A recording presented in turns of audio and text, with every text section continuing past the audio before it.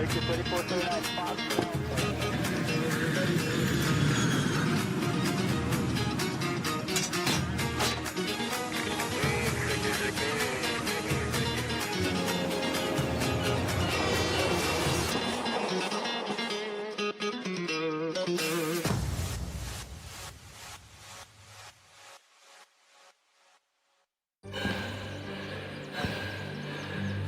Үлкен істер әр қадамы жаңа жетістікке жетелейтін марафон. Біз осы жолды сіздермен бірге 10 жылдан бері жүріп келеміз. Тимур Құлыбаевтың халық қайырымдылық қоры.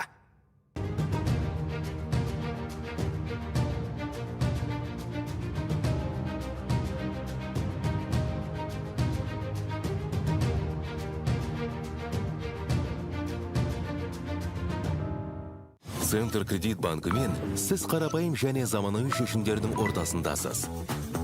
Нық сеніммен жаңа мүмкіндіктер ашып, тексерілген сапаға сеніңіз. BCC-KZ мүмкіндіктерді кеңейтіңіз.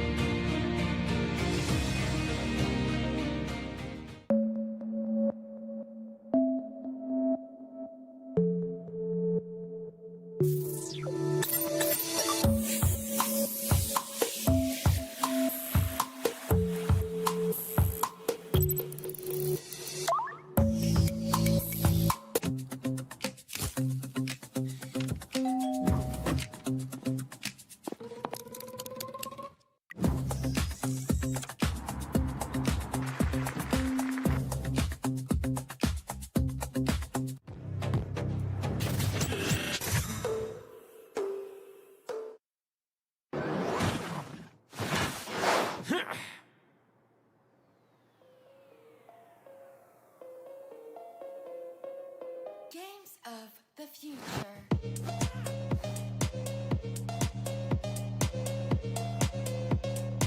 To the studio. We're here for the Digital Games of the Future, Astana 2026. Introducing some brand new disciplines today, like digital shooter and digital football, along with MLBB. A lot of amazing victories yesterday as well. Let's talk about that basketball game yesterday.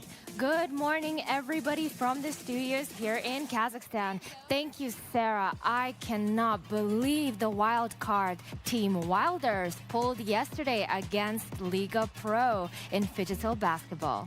That was incredible win by Wilders, who upset the defending champions LPT by a huge 10-point margin. Incredible show of physical strength there. They completely demolished those defending champions. Absolutely. Even though I was not in the studio in the evening, I was glued to my screen for those basketball finals. And what an amazing award ceremony we witnessed right after Team Wilders took the tournament. What can I say, Sholpan? We're in this beautiful country of Kazakhstan, our host nation for the games. Tell us a little more about that. Well, where better than to host the Games of the Future than Kazakhstan, because this is Kazakhstan's not first rodeo. We have hosted a numerous amount of international sporting and e-sporting events. Also, 2026 has been named the year of digitalization. With that, let's take a quick look at the highlights now and give you all that action from yesterday. Called Game of the Future. I just respect the team that are actually doing their best to with Alchemist, and they did their best. And for me, the stood out the most was Enigma pick, and I'm actually so happy to see how they managed to come back to game number 2 actually. And yeah, nonetheless, I would like to appreciate Playtime for playing and taking the team fights phenomenally. I mean, we saw the back holes, we saw the echo slams, the team fights, back and forth, the buybacks, the widths, how was he using dooms properly, how was he pressing his Eternal Blade on time, on point. and it just was not enough because of Undying. Show who was playing this Enchantress and was low-key dealing an insane amount of damage.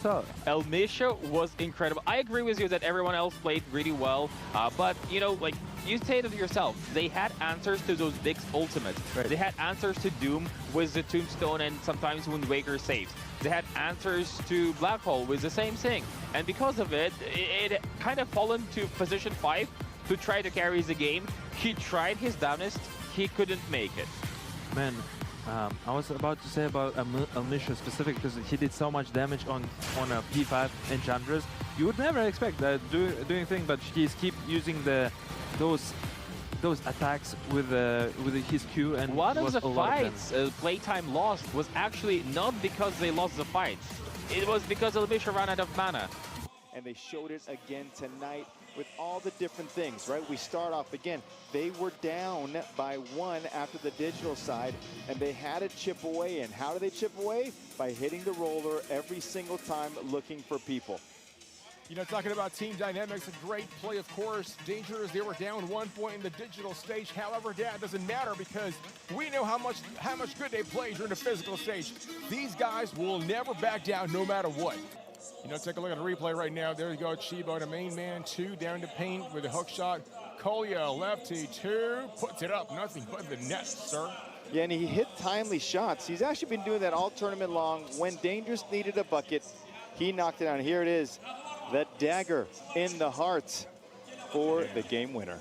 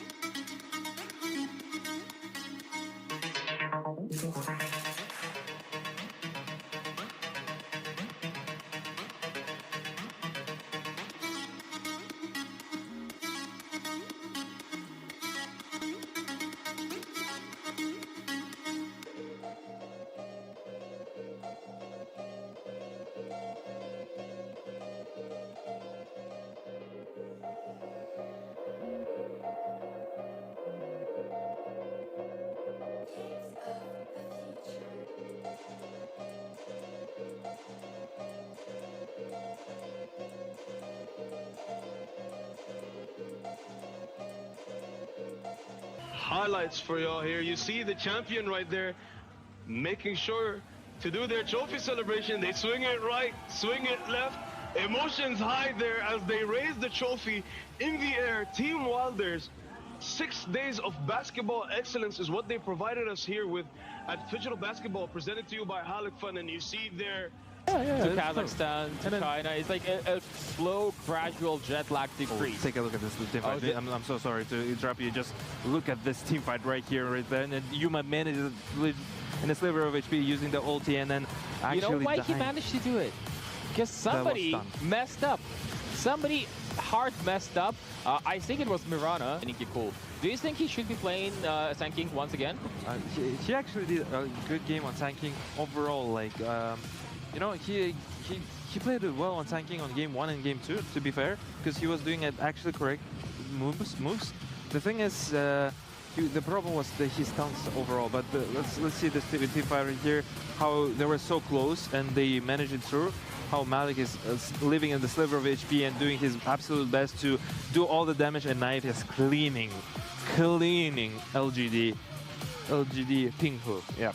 I think this whole moment started because Luna didn't press BKB in time and got picked off, and immediately Ruinators went for the Roshan, and that led to Tai Lung trying for something super scary. This moment, Malik had a mistake over there. He could have TP'd BKB earlier, but it actually worked in his hands. Yeah, it worked in his favor. This was a really meme fight, though. It's not often that you see 2 carries just standing there and hitting each other for like 10 seconds. And it looked actually funny. It looked actually funny, and it wasn't funny when you see this black hole, and actually but it just way too much from your original roster. You got 2 players from the Power Rangers, right? And you got another player that is in solo player, right? Yeah. Basically, and tell us how you guys.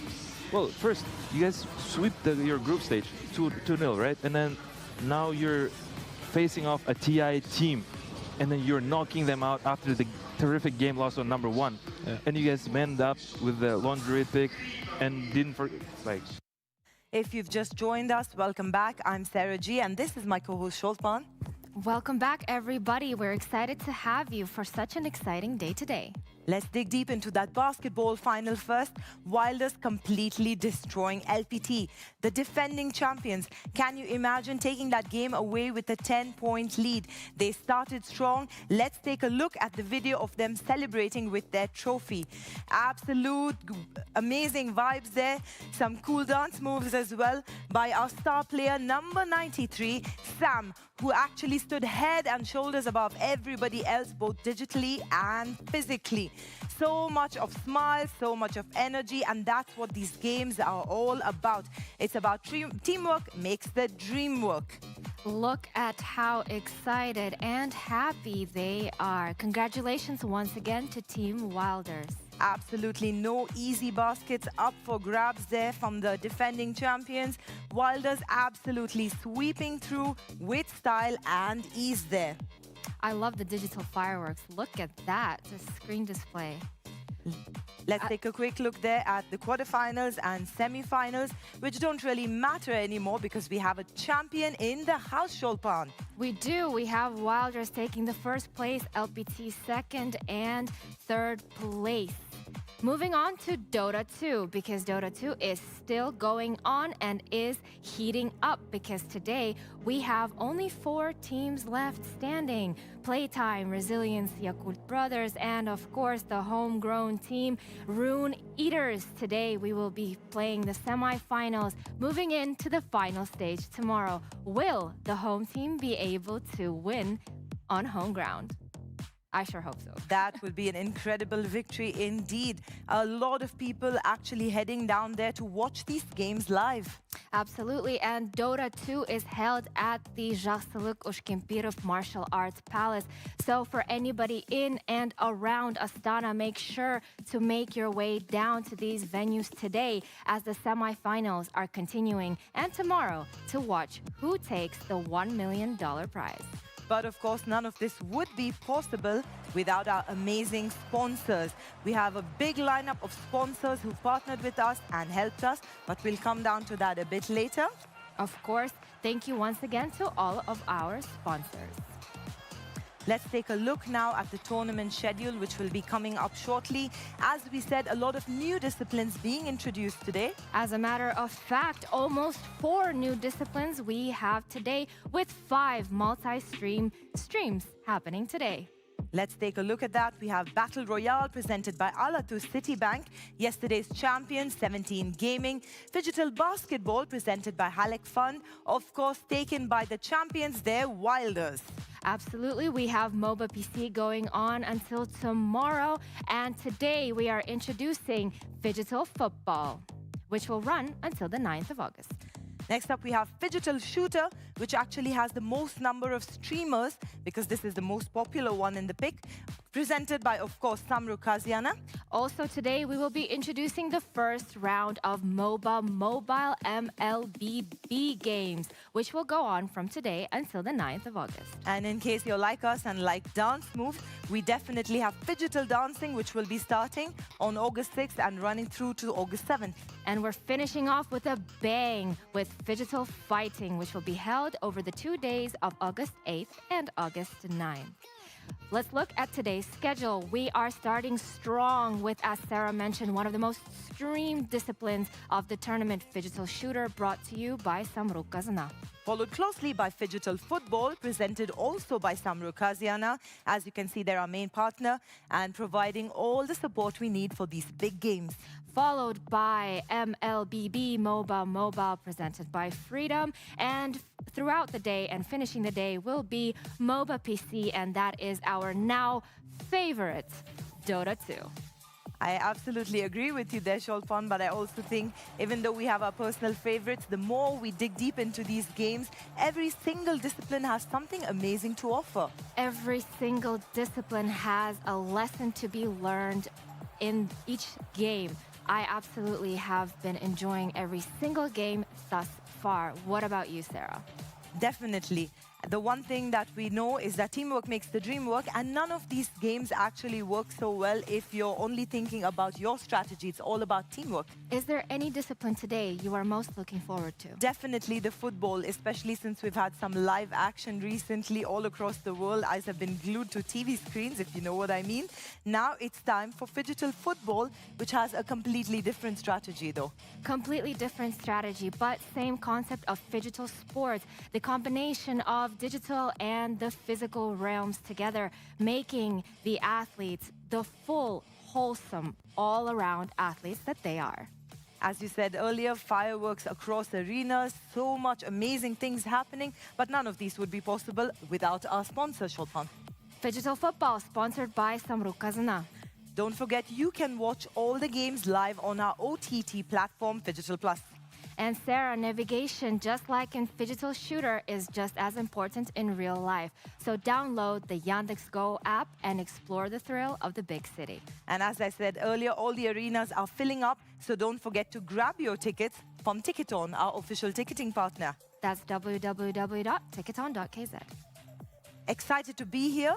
It's as the days progress, the action seems to keep heating up. We have more disciplines being introduced, different strategies, different visuals, different fireworks as well. Absolutely agree with you, Sarah. And have you noticed a trend, specifically in Dota, as the teams move along the group schedule, we are seeing more neck-to-neck maps being played.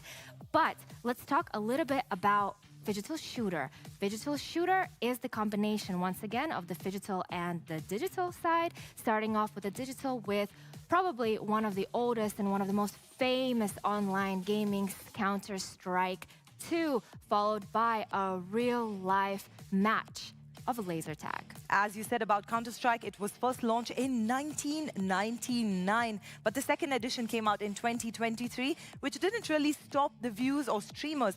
In fact, it's been exploding all across the world. Absolutely, the game has been around for more than 25 years, and the maps that they use in the game are one of the most well-known maps around the globe. Especially that discipline is all about tactical advantage. It's all about keeping your secrets close to your chest while you keep your guns up and ready. I am most excited to actually watch the physical laser tag. Can you imagine the adrenaline, how they will hide, what corners will they use? For me, that's going to be a really interesting watch. Just a reminder for our viewers, the digital will be taking place and they might be switching venues over to the laser tag. Have you ever played laser tag? I have actually, and I was not so good at it, I will be honest. I don't have good aim. As you said, though, it is a lot of fun, but behind all these games, there's big cash prizes coming up. But let's take a look at that opening ceremony there. Amazing. Look at that venue. Look at those screens and the setup. The quality of that video makes you think like you're living in I have to cyberworld. say, I'm so proud and honored to be here in this beautiful country, this host nation of Kazakhstan. You've put together such an incredible show for all of us. Thank you so much, Sarah, and the biggest welcome to you and to all of our guests joining from around the world. With that, let's cut live to our opening ceremony now.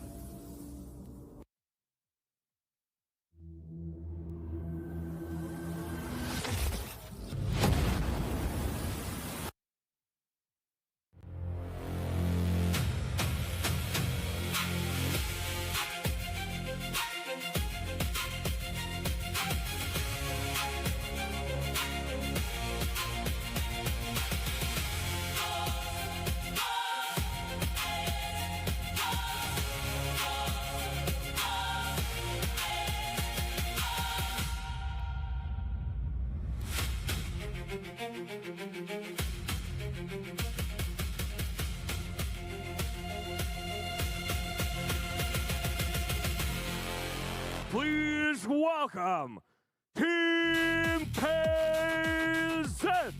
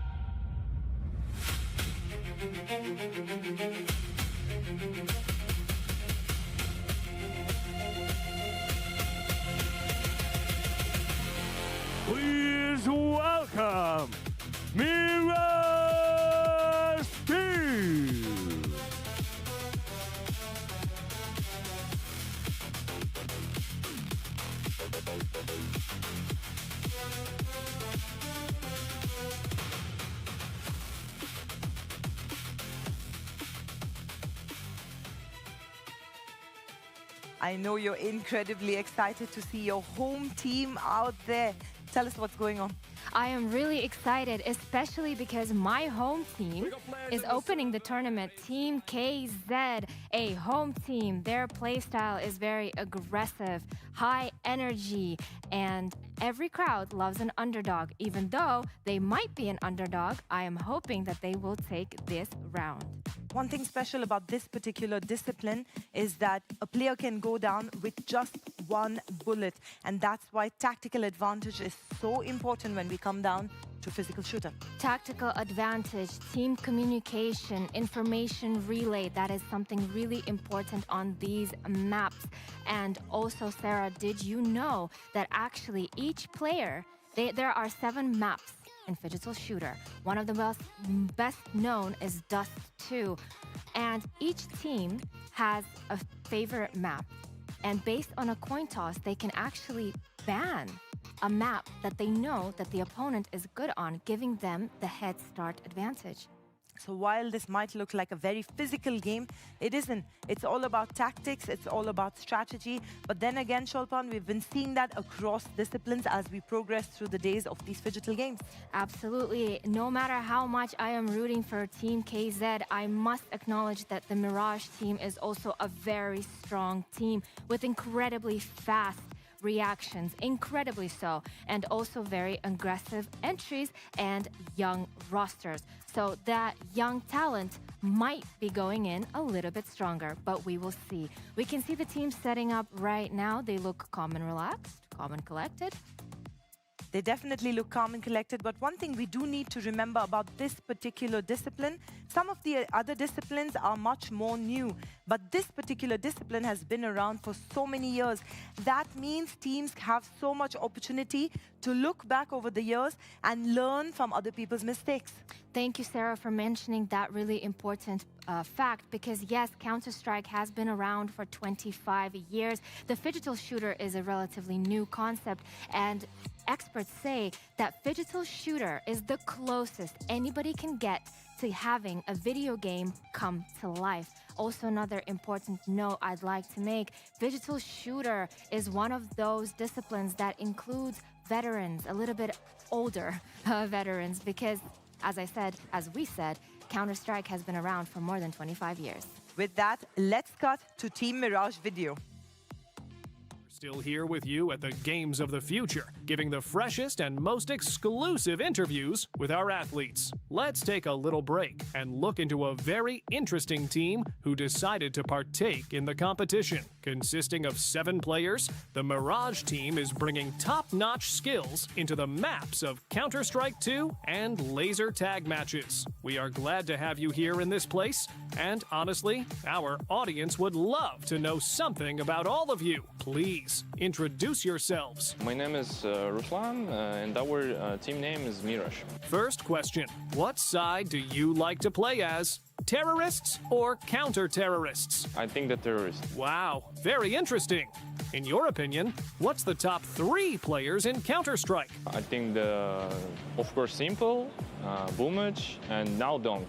The playing, it's very beautiful, and I like it. Some Counter-Strike 2 players would definitely agree with you. Could you tell us who's your personal favorite in this tournament? I think my favorite is Xeno. I'm watching his game and he play not bad. Thank you for your answer. Next question. What do the Games of the Future mean for your team? Why did you decide to participate? It's very important for our team, and we need to improve the skills, CS2 playing, shooter playing, and laser tag. This is a good reason. Tell us, how do you view your career? Is it part of who you are, your favorite hobby, or a bit of both? I think, yes, it's part of me, and my hobby is playing CS2.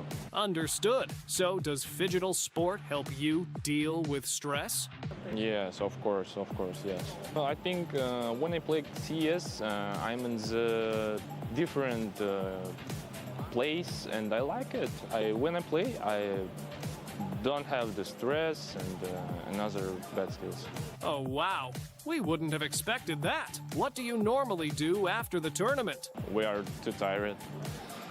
Also sleep. Thank you so much, Mirage team. We wish you good luck in the tournament. Do remember, these are not just games. This is a complete lifestyle for these players who take a deep dive to train and analyze everything about these games before they head into these arenas. Absolutely. This is one of those disciplines where professional athletes swap their player keyboards to laser rifles within seconds. And the mental conditioning that requires is truly phenomenal. With that, let's go live to our arena where we have an analyst on the ground with all the action.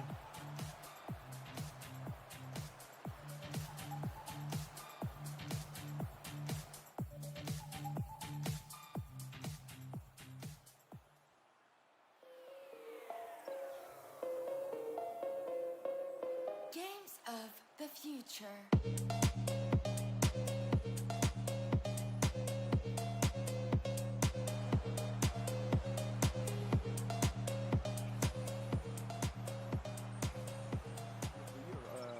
Correctly. And right, that means that the scouts are out there always keeping their eye out, and there's always potential. And with the smaller scenes in the world, like Kazakhstan, like Mongolia, right, with the Mongols in the last couple of years, you can clearly tell that the Counter-Strike ecosystem has developed so far worldwide that you never know where the best and the next best thing is going to come from. Of course, you have to keep in mind that for Games of the Future, because of the addition of the laser tag side, this is not a VRS tournament because, of course, you're not just playing Counter-Strike all the way through. And if you're wondering how this works, well, every map played is worth a point, and both groups are coming in with 4 teams each. So winning a map is not the same thing as, oh, I've won a map in a best of 3, and if I lose now 2, then that map win doesn't matter. Every single win will matter over here because losing or winning points will be very important. You have to treat all of these maps as if they're independent from each other. The other thing that you also have to consider, Waxon, is that the veto is slightly different to traditional Counter-Strike over here as well, because of course we're having 2 maps of Counter-Strike being played, not 3. So, Waxon, do you want to walk us through the veto for this one, about how this works? Yes, of course. Yeah. So, well, the changes, more or less, the best way we could describe it, we're talking about this in the pre-show, it's more similar to a best-of-1 veto than a best-of-3 veto. In Counter-Strike, we don't really get best-of-2s per se. So, effectively, every team is banning, and then they will be picking and playing maps 5 and 6. And the opposing opponent, I believe, will be choosing sides. So, for example, let's just assume, T-Time, you choose Nuke as your 5th map pick. I'm most likely going to choose CT side on Nuke. And then I pick Inferno, and you choose whatever your preferred side is. And then there's, I guess, no map number 7 because we will be changing the game mode, per se. I'm also looking at, some of these players that might have some physical traits, right? Because this is going to be one of the fun aspects of digital games that I got to bring into attention. Who do you think looks like, well, of course, we're going to go based on looks because we haven't seen them perform just yet, as they deliver best, on the 3rd map. Because, like I said, there will be multiple opportunities for players to actually win 2-0 on server and then get completely obliterated on the deciding game 3. If you're someone that, has some IRL aim, if your cardio is pretty good, you've got good spectral awareness outside of the server, that might be the make or break for your team to make it past the group stage. I think what's also going to be particularly interesting over here is because last year I was also covering the Abu Dhabi Games of the Future, and we actually got to see a couple of professional laser tag players coming in and being the 7th or the 6th player. So you have to remember there are 7 players per team. So as far as strategy is concerned, you should be bringing in 2 people who are specifically very good at laser tag. So when I'm looking at our team Kazakhstan's lineup that I have written for me, I believe that Semenyak is actually a professional laser tag player, and I think Novikov might be as well. So keep an eye out for what those guys are going to be up to. We're going to be, of course, talking more about the laser tag later on in the day as well. But I would expect that every team coming into this, because you are playing for a whole lot of money, right? $150,000 is no chump change. And if you can bring in 2 players who are going to increase your chances of just straight up getting 1 more point in the group stage every single time, why wouldn't you? No, it's a fair point. And this is why it becomes such an interesting dynamic, because you will have different teams prioritizing different aspects of the tournament. You could call it the meta, right? Because it will be a meta by the end of the tournament. Some teams will definitely show their stronger hands, and I am intrigued to see as the tournament progresses to see if the teams with the stronger IRL aimers can make it far, or the extra map advantage on Counter-Strike will actually be offsetting all of those stellar plays. Or who knows, we might just get a team that's all around amazing both on and offline, which is going to be cool to see. But it's one of those difficult things, tea time, of theorizing, because this is the debut game of the tournament, right? So it's going to be quite nice to see how the performance of these two teams will dictate what maybe the rest of the teams following them today will be trying to do. When I think about some of the greater teams of Counter-Strike history, and I look back to thinking, oh, who do I wish was sort of competing in this as well? If I had the ability to reverse time and bring back one lineup from the past to come compete in this format, do you want to take a guess about who I would bring over, Waxen? Please. I would bring over the old Virtus Pro Polish team. Because those guys were tanks, right? You've got people who are really physical. You've got a lot of, actual endurance and strength and everything as well, while being really damn good at Counter-Strike. I think across the history of Counter-Strike Global Offensive at the very least, and maybe CS2 as well, I can't think of a better team to play this particular format if we'd only been able to get them. Of course, they're all deep in their 30s now. Maybe now is not the time to have them, but if I was to reminisce, that feels like the kind of team I'd want on the server. Yeah, the Golden Five would be an absolute menace, right? I mean, we've got Pasha the man. He's been fighting cages, cycling continents, and of course the rest of the squad. They were so great, and they all had great minds for the game, right? And I think they could have come up with some funky strategy again for the offline, because the experience of being a unit, they played together for so many years, the core of them. That honestly, I think that definitely helps, because when you surround yourself with the core players that you spend so much time with on and off server, even if you just play classic Counter-Strike tournaments, you do a lot of team building exercises, you do the outgoings, and some of those activities might involve forms of paintball, so forms of air tag, right? Yeah, of course. And look, I think if I had to give them an opponent, I'm going to cheat a little bit, because I don't know if you watched it. Were you around in 2017 in the Counter-Strike scene, Waxen? Were you still watching back then? Okay, so back in 2017, I don't know if you remember this or not, but over in the ESL1 Cologne event that happened back then, we did have a small football match between the Brazilians and the Poles as well. Ooh. So we actually had SK versus Virtus Pro, and I think that was cool and everything, but it's not close enough to the actual phygital element that we have now, right? Like now, this is very much a direct translation of laser tag. You've got tactics, you've got the laser flame, which is very similar to a bomb plant as well. So there's actually a lot of interesting Counter-Strike-esque elements going into it. So if I wanted to see that strategic matchup, the idea that I can have, the Brazilians of SK, who are also all fairly physically fit, because, if you can play football for 40 minutes, I'm pretty sure you've got at least some level of physical fitness, and go take them and put them up against Virtus Pro, where you're also looking at two different styles of IGLing, two different methods of captaincy, while still having teams that have been playing together for so long. Like you said, lots of synergy there, lots of innovation. How cool would that be? I think I would like, how would I say, I would buy tickets to the in-person event to see that, because that would be excellent, right? And of course, I grew up with those players, so just having them clash one more time, even in a different format, would make it even more entertaining. So maybe there's something to be considered there for a potential show match for Games of the Future in next year. Who knows, right? I'll get on the board for their consulting team. I'm just going to drop them a DM right now on Instagram and be like, hey, guys, can I consult for you? That's how this works, right? Yeah, absolutely. Yeah.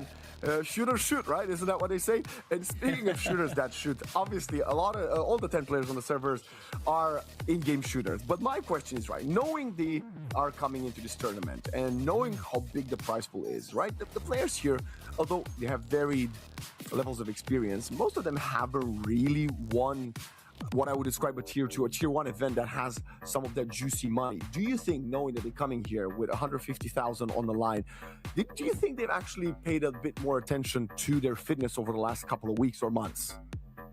Look, there's also the idea to consider that you're not suddenly going to get good at laser tag on like to a point of like a full pro level, right? But what I would expect is that if these teams, for example, we know Team Kazakhstan is bringing in 2 pro laser tag players and whatever as well.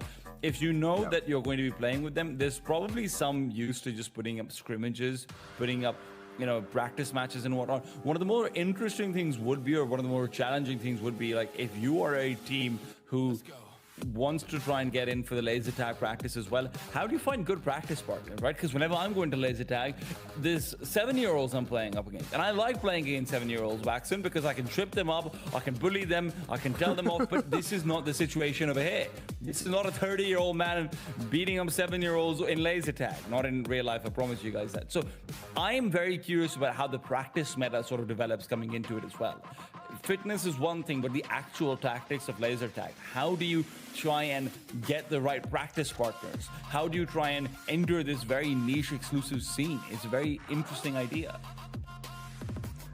And then the next step is, how many days earlier did you come to Astana, right? How many days earlier did you come to Astana? How many scrimmages did you have to do? Did you have the opportunity to do any scrims versus the other teams that have right to the venue? And do you treat it in a similar, in a similar esports fashion, that you try to avoid practicing with the teams in your group and you go with practicing the teams in the other group? Because these are all great questions, but obviously we got Team Kazakhstan, which of course are the home crowd favorites, and they are playing in their own arena, which is where they're most confident with. But are they gonna be actually maybe having that home turf advantage, or will it be more a disadvantage because the other teams have practiced in different areas?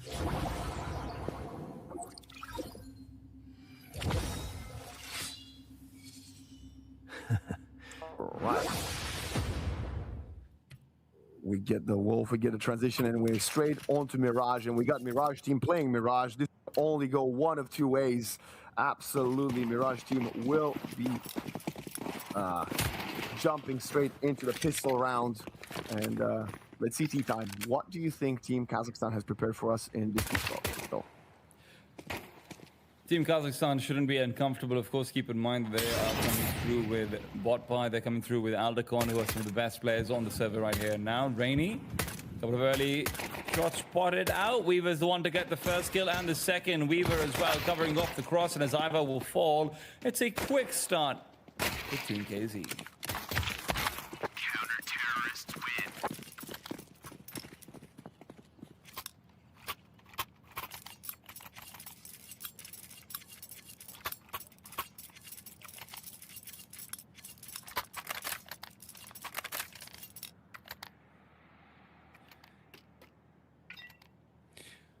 Of course, for Team KZ, they're going to be sitting on an eco over here, a couple of deagles being purchased at Waxon, and this is where I am kind of curious to see how exactly they can, perform with these. This is generally where you are expecting to see mistakes to be made, right?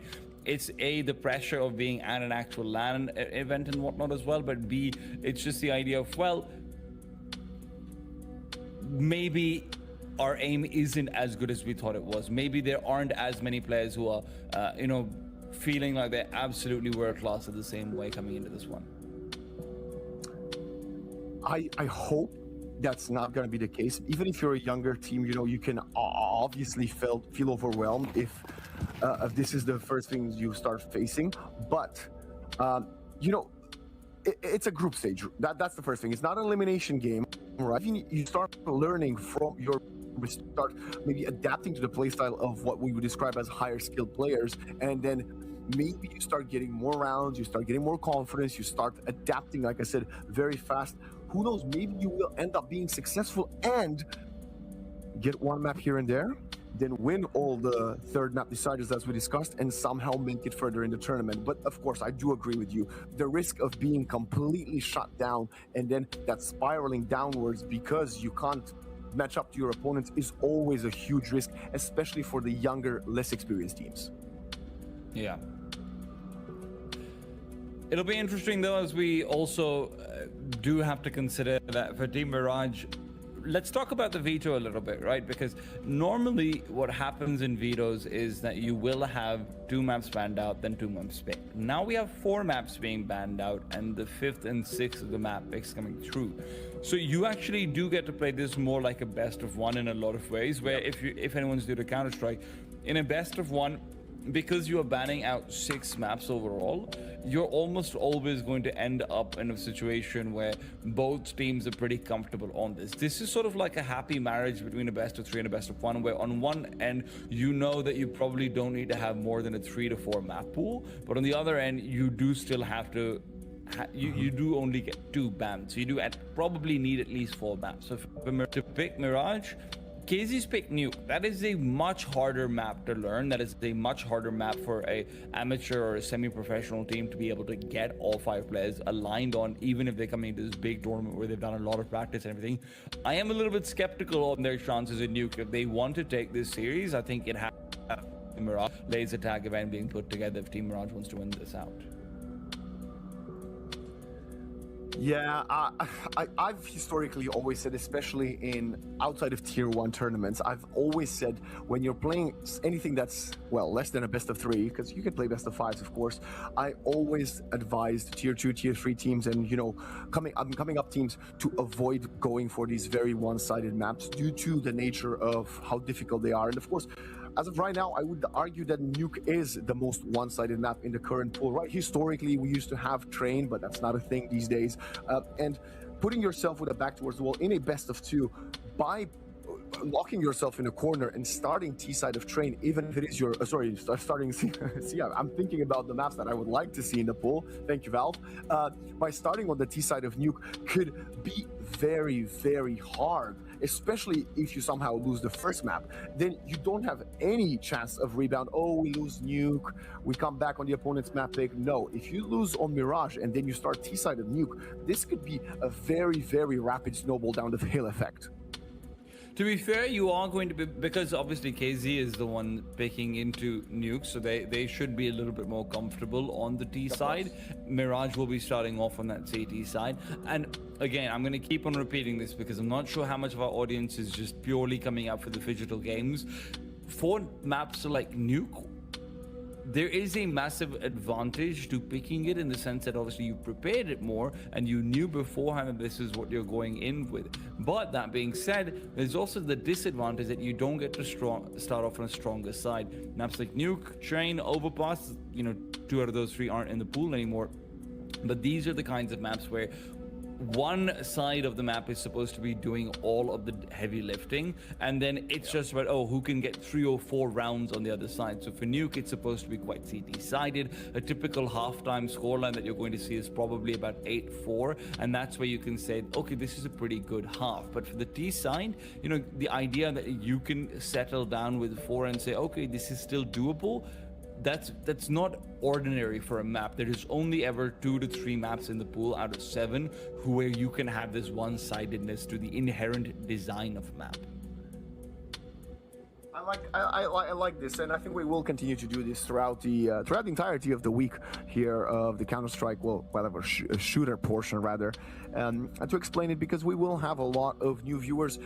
I suspect that are maybe fans of watching laser tag, and then they might get into Counter-Strike. So we will try to often keep all of you updated. As of course, I can definitely myself, to speak for myself, I can often find you know, quite a big focus on the deep macro play Counter-Strike game. So I'm glad that you started this tea time by breaking it down in more simple terms for all the viewers at home. And of course, if you are lucky to join us here live on the live stream, don't forget you can also still purchase tickets and go see all the games in Astana in person, which is so exciting, isn't it? Astana's also been having more and more, like, you know, big esports events recently. I really appreciate that the government is, from what I understand, the government is also getting a little bit involved in trying to make sure that, hey, this is becoming a cultural hub, especially when you consider, now again, this is a little bit technical to the professional side of Counter-Strike, so try and follow along if you guys can, and the back lines now. This is where if you aren't familiar, most of Counter-Strike in the world on a tier 1 level happens in Europe, right? So Europe has a Schengen zone problem, which is that no team or no one person who isn't from Europe can spend more than 90 days out of 180, so more than 3 months out of 6 in Europe. So it ends up being the case that there's a lot of teams who are, maybe they're Russian, maybe they're North American, they have to deprioritize certain events because they are worried about using up their Schengen days. So whenever there's a world championship or a major in Europe, you have to keep 3 weeks out of your calendar for that, just in case. So you're already saying 1/3 of your matchup time is basically gone. So Kazakhstan ends up being a really happy marriage where it's not too far out east where you're having to go to China, where you're having to go to Singapore. It's just close enough where flights still seem a little bit reasonable, but you can still get all of the top teams coming in without having to worry about things like Schengen days as well. So Astana, I think, over the next few years could become a little bit like a Belgrade, in the sense that Belgrade had its time for 3-4 years where it was becoming sort of this hub of Counter-Strike, Europe away from Europe in a lot of ways. Yeah, and of course, even playing online tournaments, right, as a lot of these tier 2, tier 3 players will do, the ping is not perfect, but it is much better, right, than playing well, from, as you probably know, as you probably mentioned, rather, from China or from NA onto European servers. So historically, I remember there was a huge joke, a meme back in the late 1.6, maybe even early CSGO days, about Adrian, who was fairly consistent online, but whenever he would make it to LAN, he would absolutely destroy all of the other teams, and he would be the top scorer, the best KDA in the tournament, because you know, the weights were off his ankles, sort of Rock Lee Naruto style, right? He would actually be able to play the game with real ping at the same level as his opponents. I remember, I think this was a legendary game. He had, I think it might have been a 4-mapper in a best of 5 series, and he had 100 plus, 110 maybe kills, and he was playing on 100 plus ping. So yeah, this is just one of those things that of course, with 5G and with development of the internet, people have managed to overcome, and it's much easier now.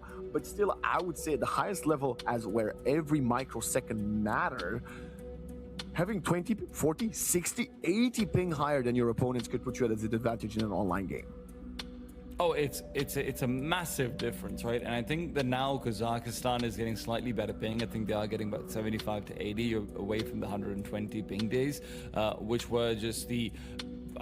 to be frank, I play on 120 ping. Sometimes it's not great. I know that a lot of North American players try and convince me, oh no, it's such an advantage to have 140, 120 ping online. You don't even see the person in the peak. Listen, that's fine and all, but like trust me, that's not why you're losing to people with 140 ping. It's not because they have an advantage over you who's sitting at home with your 15 to 25 ping because you're playing on Dallas servers with a Cowboys jersey on, right? It's a very different situation. And Kazakhstan has suffered from this infrastructural problem a little bit because, of course, you know, internet lines and everything. This is just such a big global problem. This isn't even just a single location thing that you have to consider.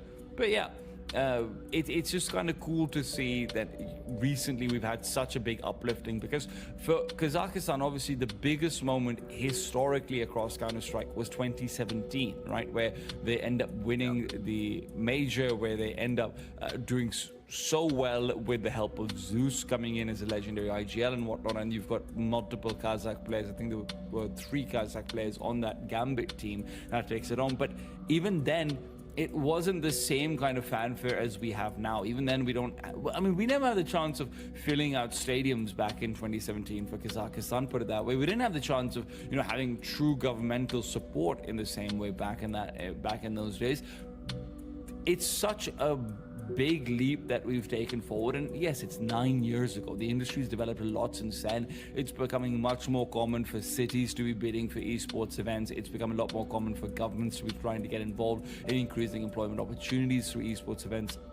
And with things like the physical games, what becomes particularly interesting is that if Astana wants to be getting involved in like a consistent level, I think there's also a lot more on the physical element for creating small business, right? Because on one end, LAN cafes and whatnot probably already exist, but if there's going to be a robust competitive laser tag scene, for example, if there's going to be a robust competitive Just Dance scene, for example, right?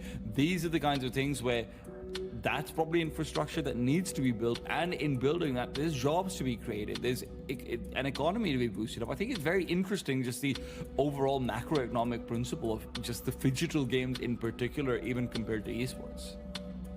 Yes, and this is one of the other reasons why these type of tournaments are actually so important to the ecosystem. A lot of people might argue, oh, we're just here to see playing CS, but you get plenty of that.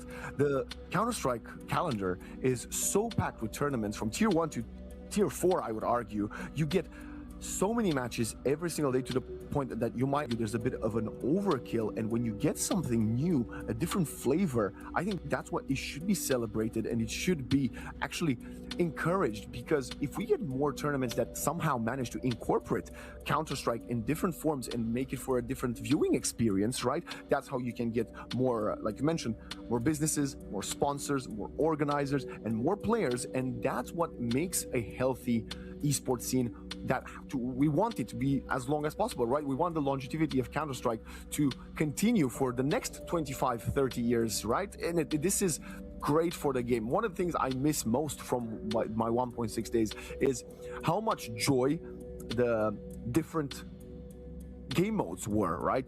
It wasn't just the classic 5v5. People were playing way more Surf, way more Death Run. People were playing Bunny Hop, KZ, HNS, and as the CSGO transition, yes, those game modes got imported. People are still making maps, and Surf is still very prevalent, but some of the others, you could argue, have dropped down a little bit. But back then, I remember there were small LAN tournaments for people that were completely horrendous at actually shooting and moving in Counter-Strike, but they, well, not moving, because I guess they would win hide-and-seek tournaments, right, which was only about movement, but they couldn't really click the mouse, and it was awful. And people were making maybe not a living out of it, but they were making some money to show for all those hours spending in the game. And if you can actually cross this barrier that esports has faced forever, for decades now, about the judgment of esport players are just maybe less fit, they're not actual athletes, and you can showcase in several tournaments like the Phygital Games at hand here that, no, that's not true.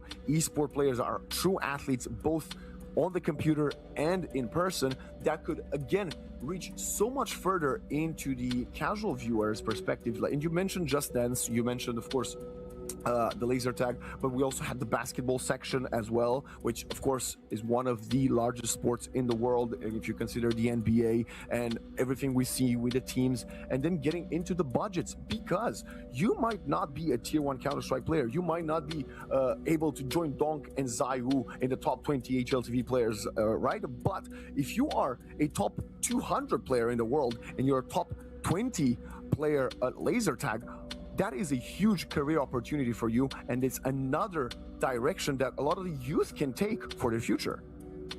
And especially when we consider Wax, and I think maybe because in Counter-Strike we're so used to talking about the professional scene, but in the rest of the world right now, community spaces and second spaces are being built. You know, we're having so much addition in that regard as well. Just having these places for the youth to go to is a huge deal. But right now, the youth is getting onto the Counter-Strike server once again. Woo. It's Team KZ who've taken the pistol down incredibly one-sidedly. Weaver, 3 kills, Aldecon 2, not losing a single member outside of Rainy, but you know what? His name is Rainy. He's going to be a little bit sad. That's how it works. It's going to be a half-buy coming out from the Mirage team, and as they move forward with their Deagles and their Tech 9s, they are going to find their money a little bit limited for the next. Oh my god, Statefly. I mean, he's a straight fly, but he felt like he was in a different state when he swung with that pistol. Of course, don't read too much into this. There is no helmets, just a pistol. Tapino will find one Tech 9 kill, and now it's going to be Grom. My favorite type of gelato brand, actually, in fun fact for all of you at home. And I don't know if your gelato's getting you out of dodge over here, though. No, he's not. He's going to be melting as Statefly wants to get in easily. It's actually Aldecon coming in from the back with a spray down. Team KZ actually losing 1. I think Botpipe might have only had a pistol or an SMG, so not too big of a loss, but oh boy, we got an AWP straight away, T-Time. Aldecon's feeling himself, gets that extra money, and why not? Now, Aldecon is one of the more talented players in the server. I think Aldecon and Botpie are probably going to be the best players across this set of 10. So I am interested to see exactly how this will be sort of shaping out in that regards. We get some aggression coming out into A main from Team KZ, and all in the meanwhile it's Aldecon and Spadafly who are ready to contest that middle.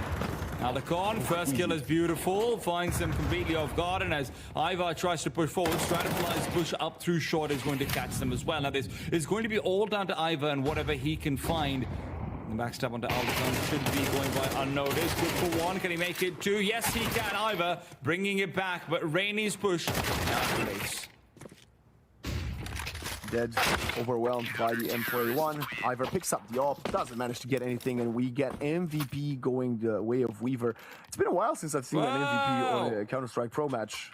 Whoa, did my computer, my screen fell off this table. Woo, I love that. Give a little bit of roller coaster situation. Because I was asking for more surf, right? And the observer was like, oh, you want some surf? I'm going to show you some free cam surfing. Of course, great push here from Weaver and Rainey. Caught dead by surprise. And then the round was pretty much done and dusted, despite Ivar's great impact. And now we'll have to see yet another, well, I guess mixed purchase, as Papino has invested fully for a Galil.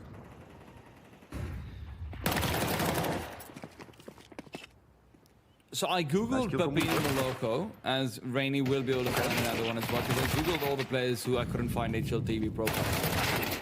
And Papino Moloko is apparently a band. It's something to do with music, so I don't think I'm gonna find anything on the SEO side. If there's also just, you know, an Instagram musician with 800,000 followers, I'm pretty sure I'm not gonna find any details about a Counter-Strike. But what if it's him? It could be. What if it's him? It could be. You never know. I mean, we're talking about sports, we're talking about esports, but how about some music, right? And Grom finds somehow another MP7 kill, which again is not a sentence you often see now. Watch the shoulder. Oh, gets dinged down to 2 HP there, and I think now that his position is known, he's actually making his way to pick up the bomb from ramp. So it will be Botpie waiting for him on top of stairs. But now with the shift going on, he's also going to get flanked. Mr. Grom has an opportunity. Botpie gives the shoulder away, but Weaver, perfect flank. Back-to-back MVPs for him. And I wanted to say this since I saw the entrance. Those glasses, I don't know what they are, but I want them. I want them. I agree with you. They look like ND filter blue light protection glasses, because the way the light is sort of shining off of them, that's how you can generally tell. Okay. I have used glasses like that, so do you wear glasses, Waxen? I had to wear them for a while, but then I actually got an intervention, so not anymore. No. Look at you, Mr. Surgery, right? It hasn't been the most successful thing, but oh, that's a conversation for a different time. But as of right now, I do not have glasses. Okay, so I have very bad astigmatism. So when I'm playing on like a computer or whatever as well, sometimes I do need glasses that are slightly similar to that. And I said, I don't look like such a baller with them on. My glasses don't go fully blue over there. I don't look like I'm over here to just, you know, ready to just absolutely destroy a Counter-Strike server. But Weaver does, and that's what matters. Yeah, actually, I see all the KZ players are dripped up. I think I saw a very fancy watch. I'm just gonna go on a limb and say that he might need to take that off for the laser tag portion. I'm just saying, right? It's very physical. It looks a good-looking watch. You don't want to. That's true. You don't want to scuff it, right? It's interesting because I wonder if the other thing is because Team Kazakhstan are obviously, you know, home ground advantage and all that as well, but you can also just bring more stuff over from your home because you don't have to worry about maybe, you know, flight limitations and this and that. Like, I always hesitate about bringing like a watch to an event or something like it because issues, in case it gets exactly. So none of that. Just imagine that every one of them is showing up with an entire for having whatever you want in the comfort of your home. Granted, of course, Kazakhstan is a pretty big country. So I don't know if all the players have the... Yeah, of course. I don't know if they all live in Astana, but I'm going to tell you actually a little secret. I'm a big geography guy. I love countries and I love traveling, I suppose. And Astana is one of the countries I've had on my bucket list since I was about year 8 and we studied Kazakhstan in school. That's cool, man. Listen, I just wanted to go to Astana because of the extra esports stuff that they've been doing. Otherwise, Almaty was sort of more where I wanted to go to city-wise in Kazakhstan. But I'd love to go to Astana for esports events and things like it as well. What is kind of cool though is just to imagine that all 5 of the Kazakhstan players just show up with every one of them bringing like a car full of stuff for themselves and say, hey, listen, I got an extra bed. I got my mattress because I like my mattress at home. I got my pillow because I like my pillow at home. What do you mean I can't use my own mattress in the hotel room? Of course I can. Drag it up there, concierge. Just shows up with, just shows up with everything possible just to make sure that, hey, I'm serious about $150,000. Don't mess with me. You joke about it, but if you think about like the highest level of athletes, right? We're talking about comparisons with professional dancers. We're talking comparison with professional basketball players. Let's not even get into football players. At the highest level, every type of these small changes can affect them. I was reading this a few years ago that I don't remember who it was. A huge couple of tennis players and football players. They were slipping on like an antiviral, antibacterial mattress that was protecting them from getting any long-term illness effectively. And I'm like, I'm so out of this fear. I didn't even know that existed.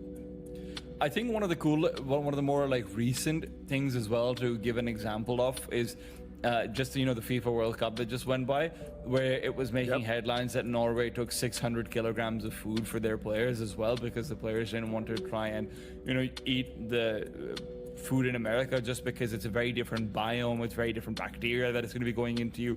And just to make sure that all you have to focus on is going to be just, you know, the ability to kick the ball, right? You don't have to think about, well, maybe if I go to this place over here, they're going to put too much sauce in the salsa. Maybe if I go over here, their fish is not going to have, you know, as much mercury as I'm used to because my oceans are more polluted. That's not true. Norway has some of the cleanest oceans. But, you know, that's sort of the situation that you have to avoid as well. So when it comes to this, so what we're establishing now, Waxen and I'm going to lead up this very serious conversation to what the metagame has to be for domestic players here at the Digital Games. We have to have them come up with an entire car full of mattresses, pillows, and food. Is that what we've established?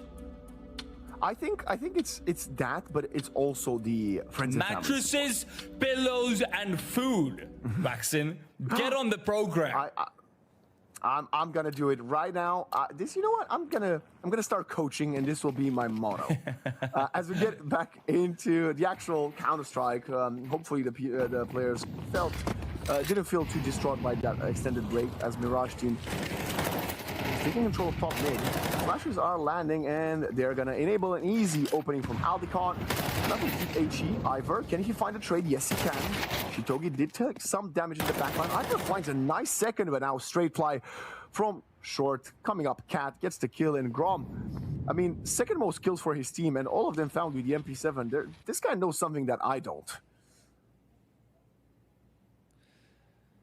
Hopefully he knows a lot of things that you don't. I wouldn't want you in this tournament. Hey, all I'm saying is that I would be a mean laser tag player.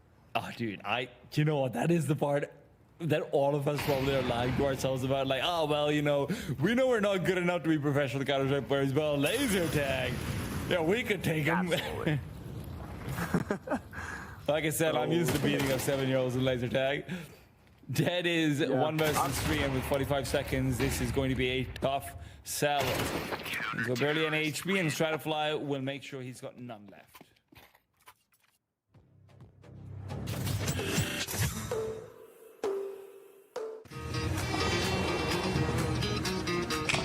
Exit 3439 Fox.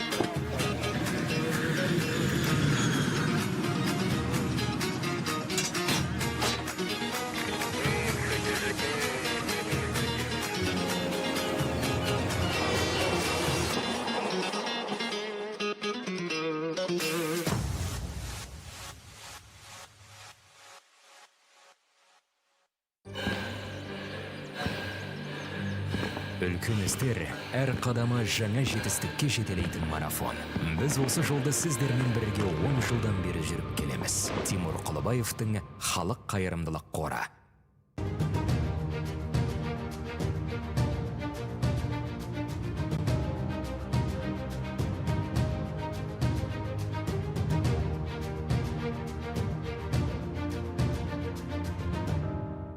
Центр кредит банкымен сіз қарапайым және заманауи шешімдердің ортасындасыз. Нық сеніммен жаңа мүмкіндіктер ашып, тексерілген сапаға сеніңіз.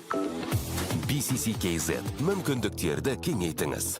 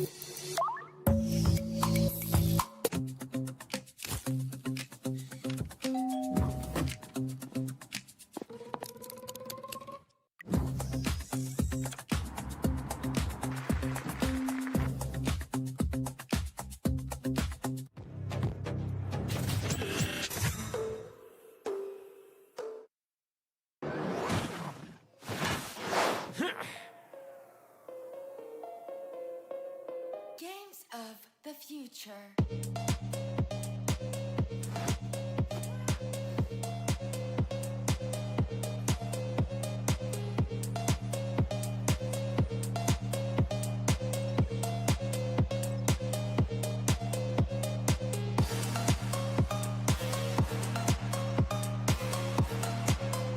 Hello everyone and welcome back to the studio here at the Phygital Games of the Future, Astana 2026.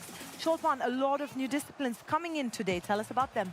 Absolutely. We're introducing 3 new disciplines today. Starting with a little bit later, we're having the grand opening ceremony of Phygital football, one of the most famous Phygital disciplines across the world, followed by MLBB, Mobile, and... But right now, we have Phygital Shooter and we have the home team up there destroying the competition. Any thoughts on that?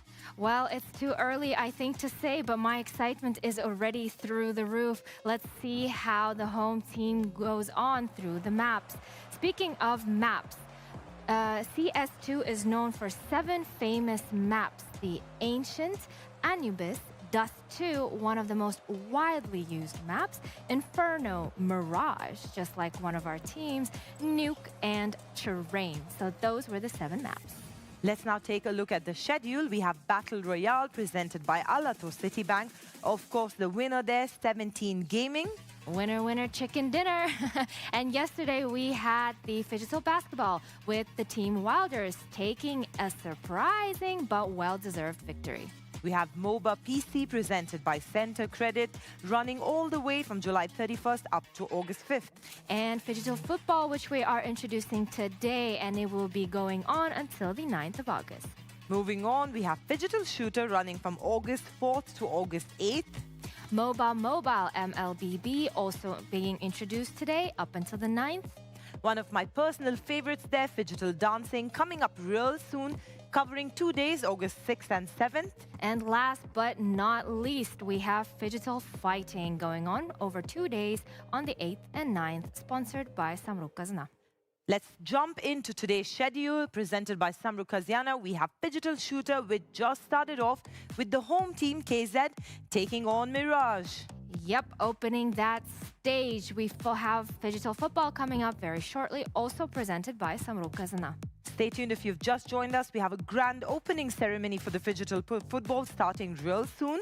Moving on, we have MOBA Mobile and MOBA PC. Taking a look there at that amazing digital layout of Astana. Absolutely. Look how beautiful and futuristic the city looks and is in real life.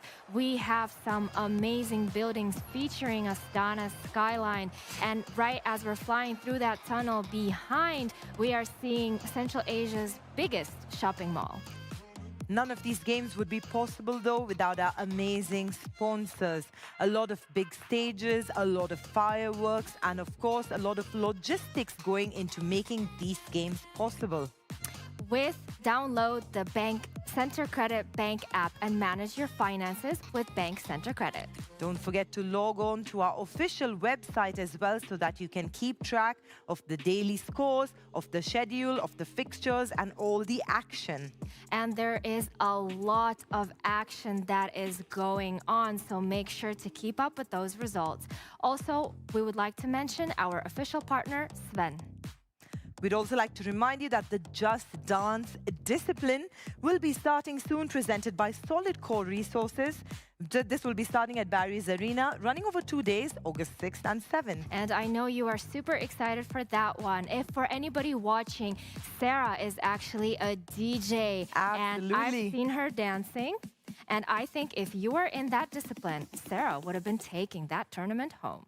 Honestly, a lot of inspiration there because all these phygital games are about teamwork, and every single team across disciplines have their special moves which they use when they enter the stage.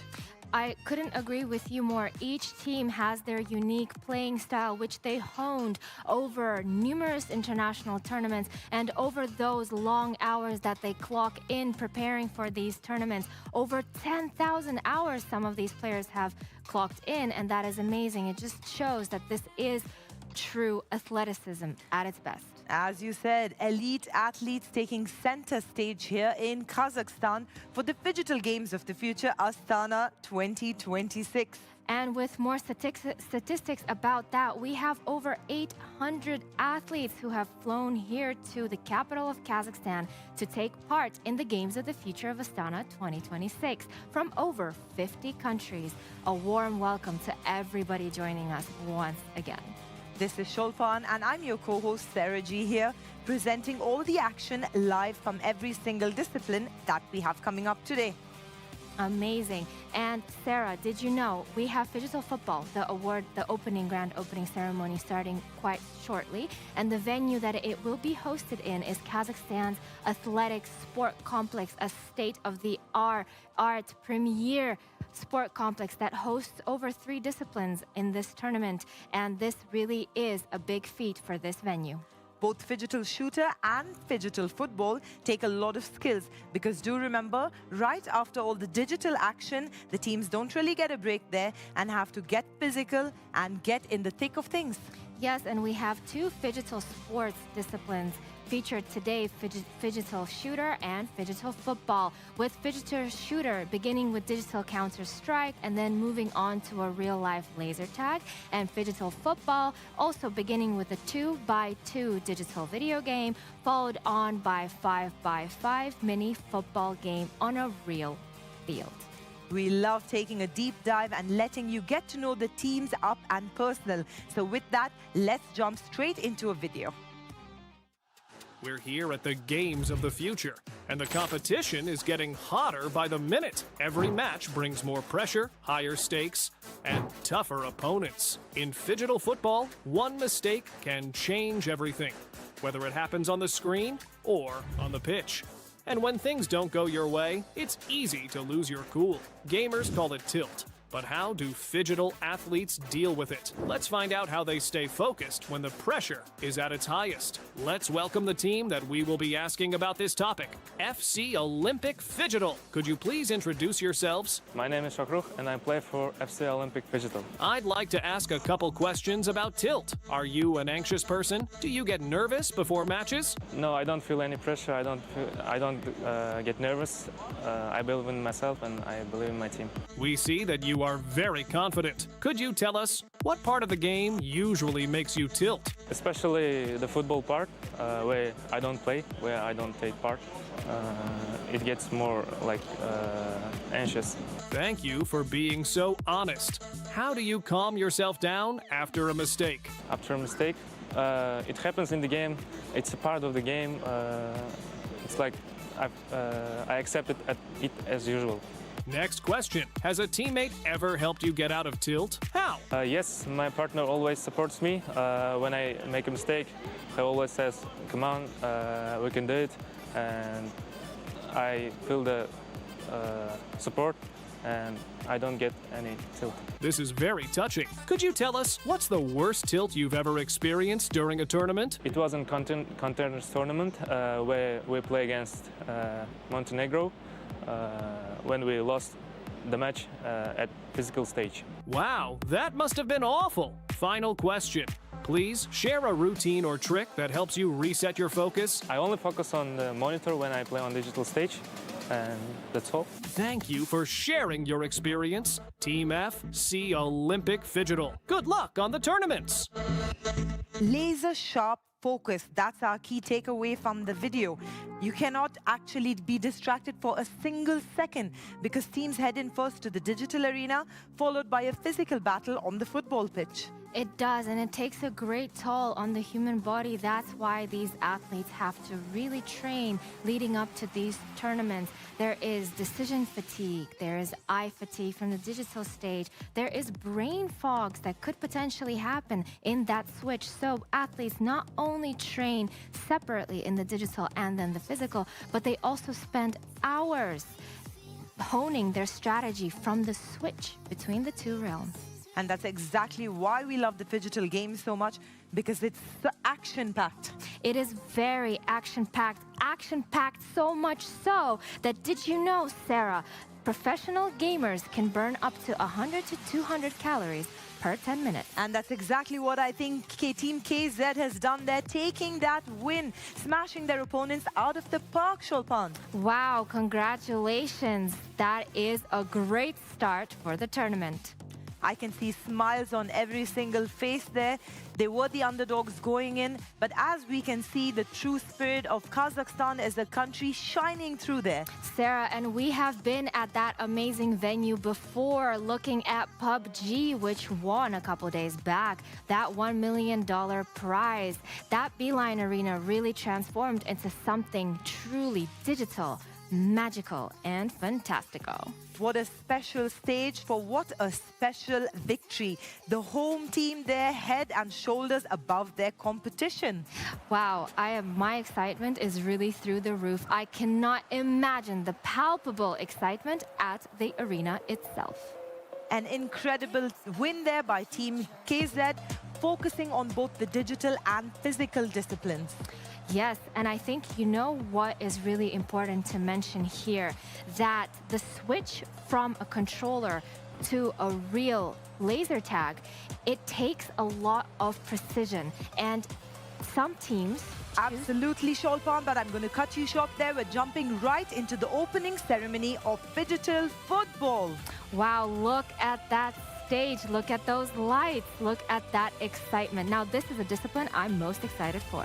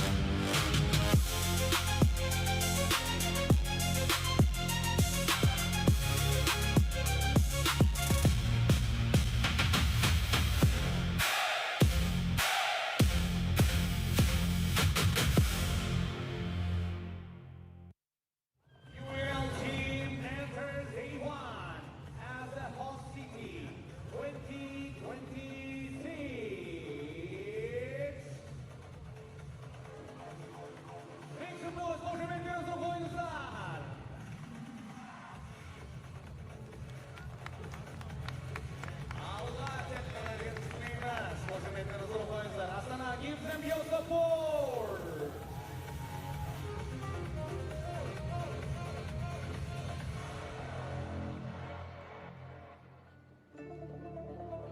Thank you, friends.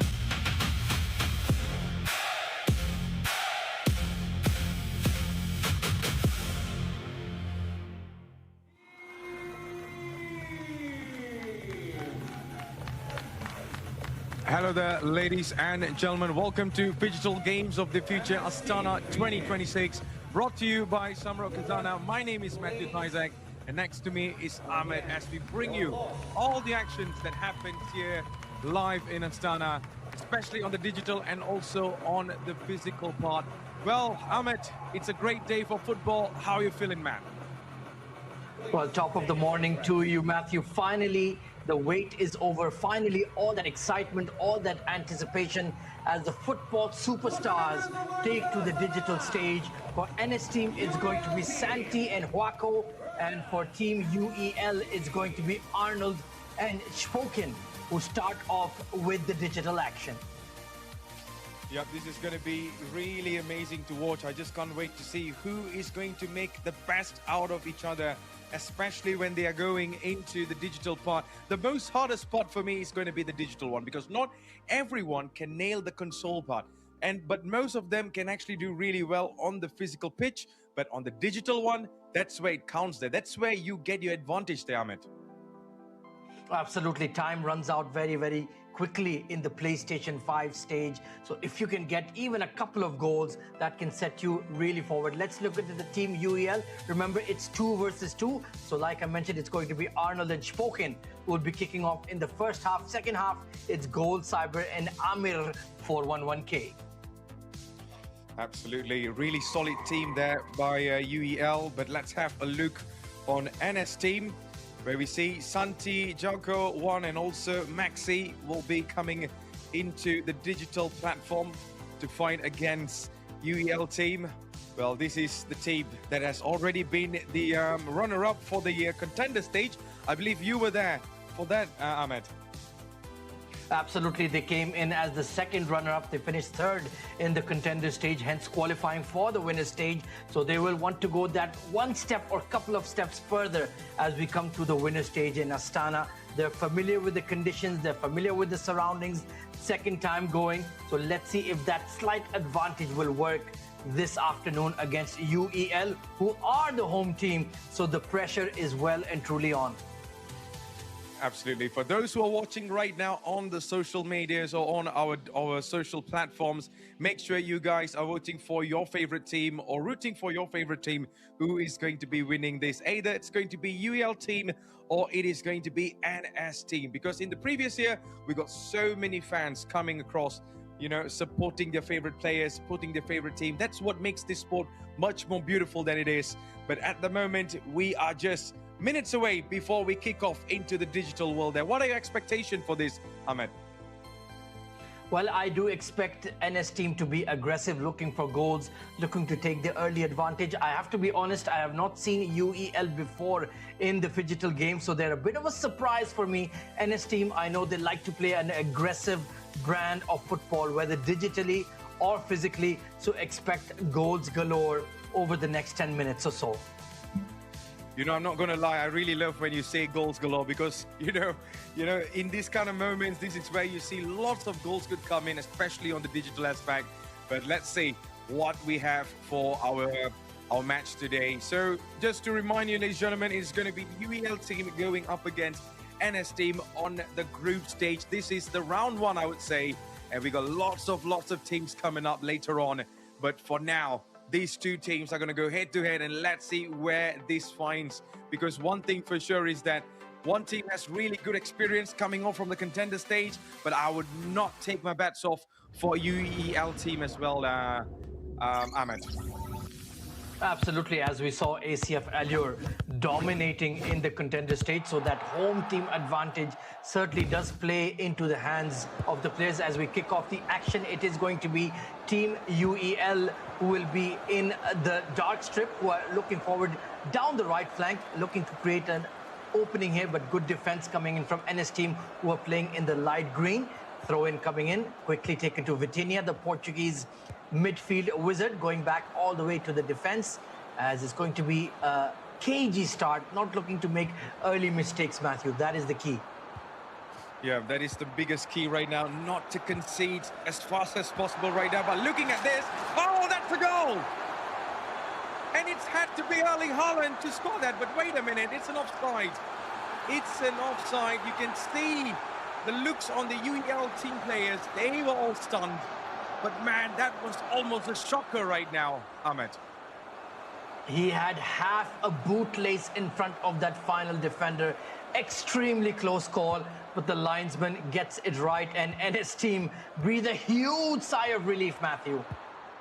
Absolutely, but I think welcome to the digital part of the game, because you know you cannot run away from offsides like that. You'll definitely be caught in 4K HD or whatever you want to say it. But at the moment, it is NS team on the attack, and let's see if they are going to be scoring this first goal or not, because the first goal determines so many things when it comes to this competition. But here they go.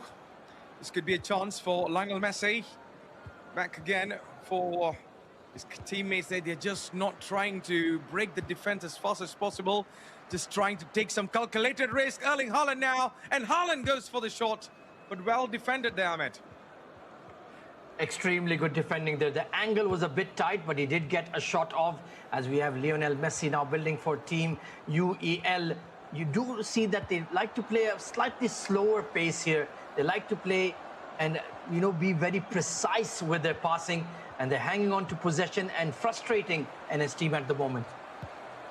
Yep, they're definitely trying to, you know, stop the momentum of the game. Just wanted to be making sure that they have in control. And let's see, from this lob up in the front, and Erling Haaland is a little bit free. The ball is loose, and the goalkeeper comes out again to save that. Man, that was a mess in the box just now, Ahmed. Unbelievable save. Goal-mouth action galore. And how have they survived? Only they know. Looking for that direct throw to Haaland into the box. And Bremer, they're the Brazilian, doing well just to clear the lines. But it is a corner for UEL. Yep, from this corner, can they get the first goal? Erling Haaland waiting in the box.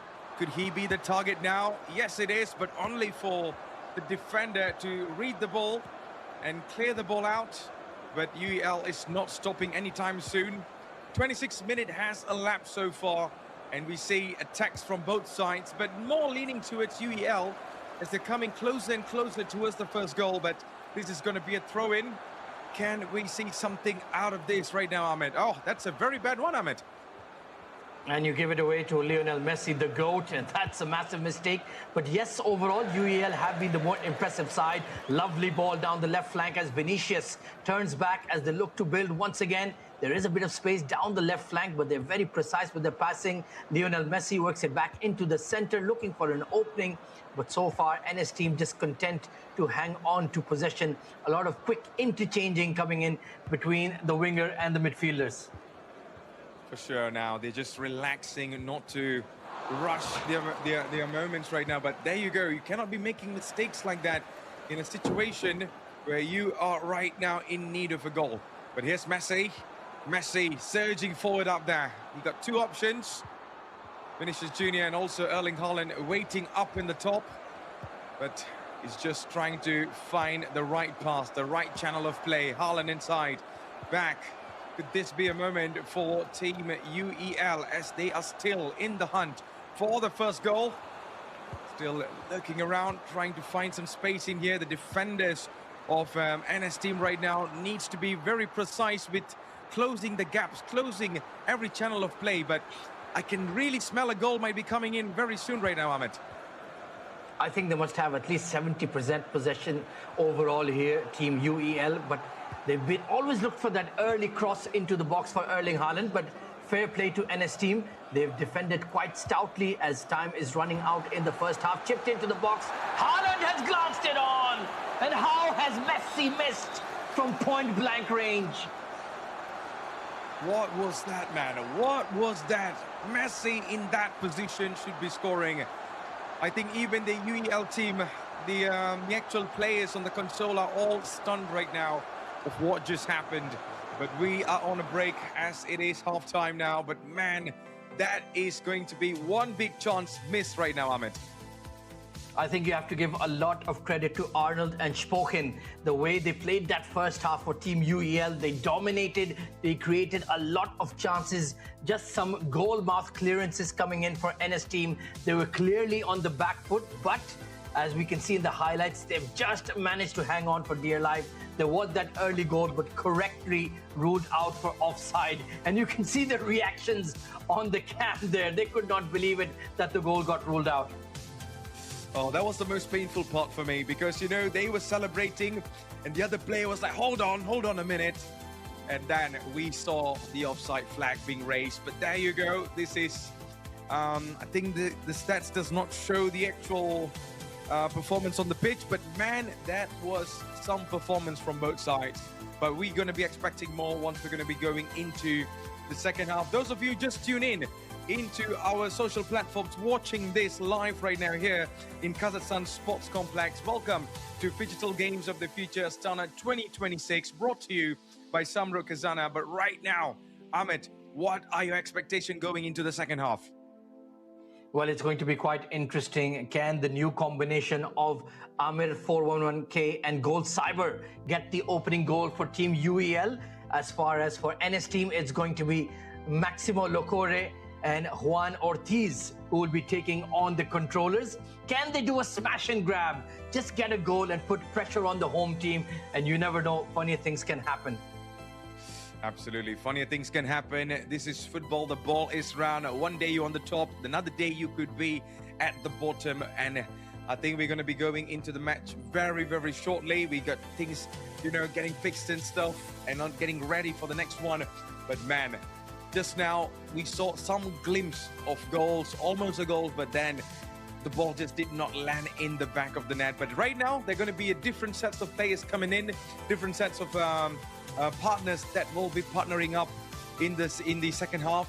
So maybe we can expect some better football, better chemistry from these players there, Ahmed.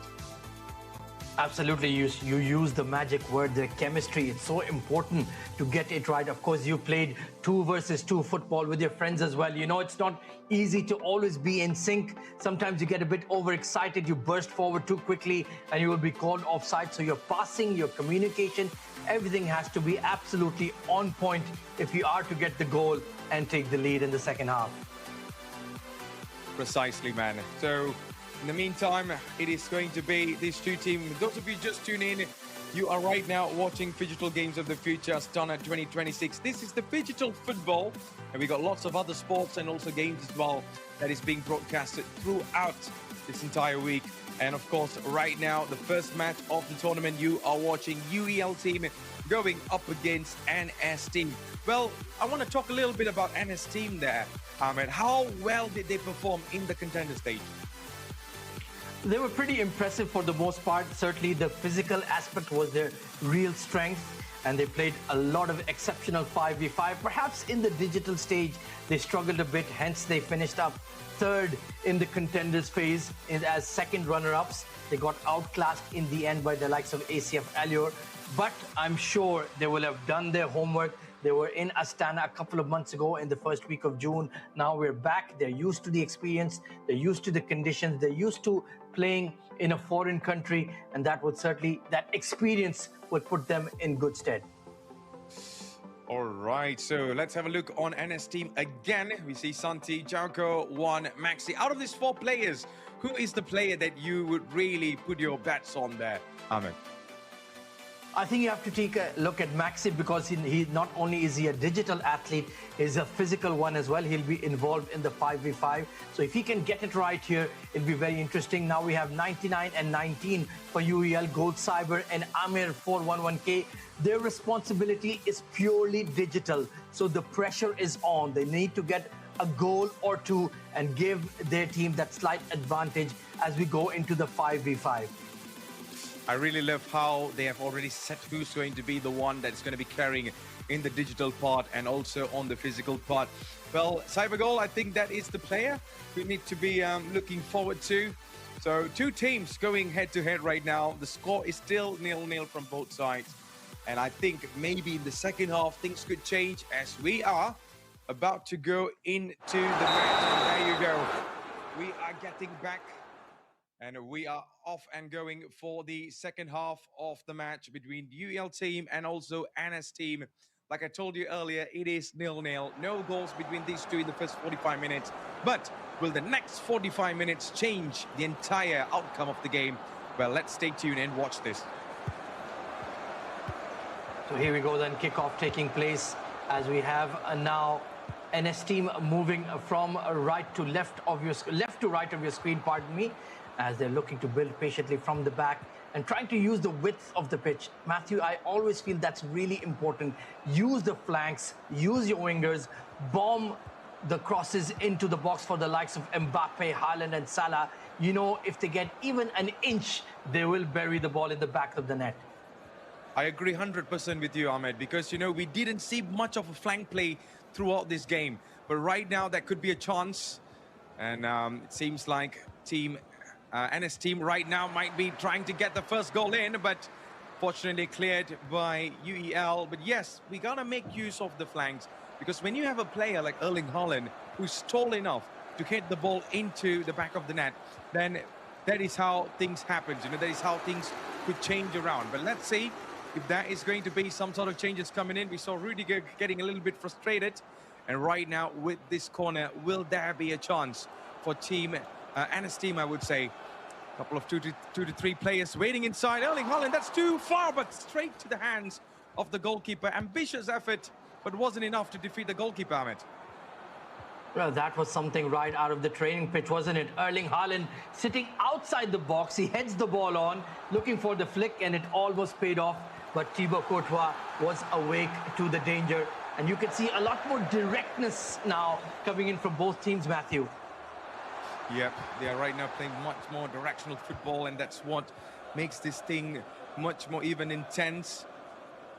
It'll be really funny if there's no goals throughout this entire digital platform going into the physical part. But right now, UEL might be trying to write things on their own.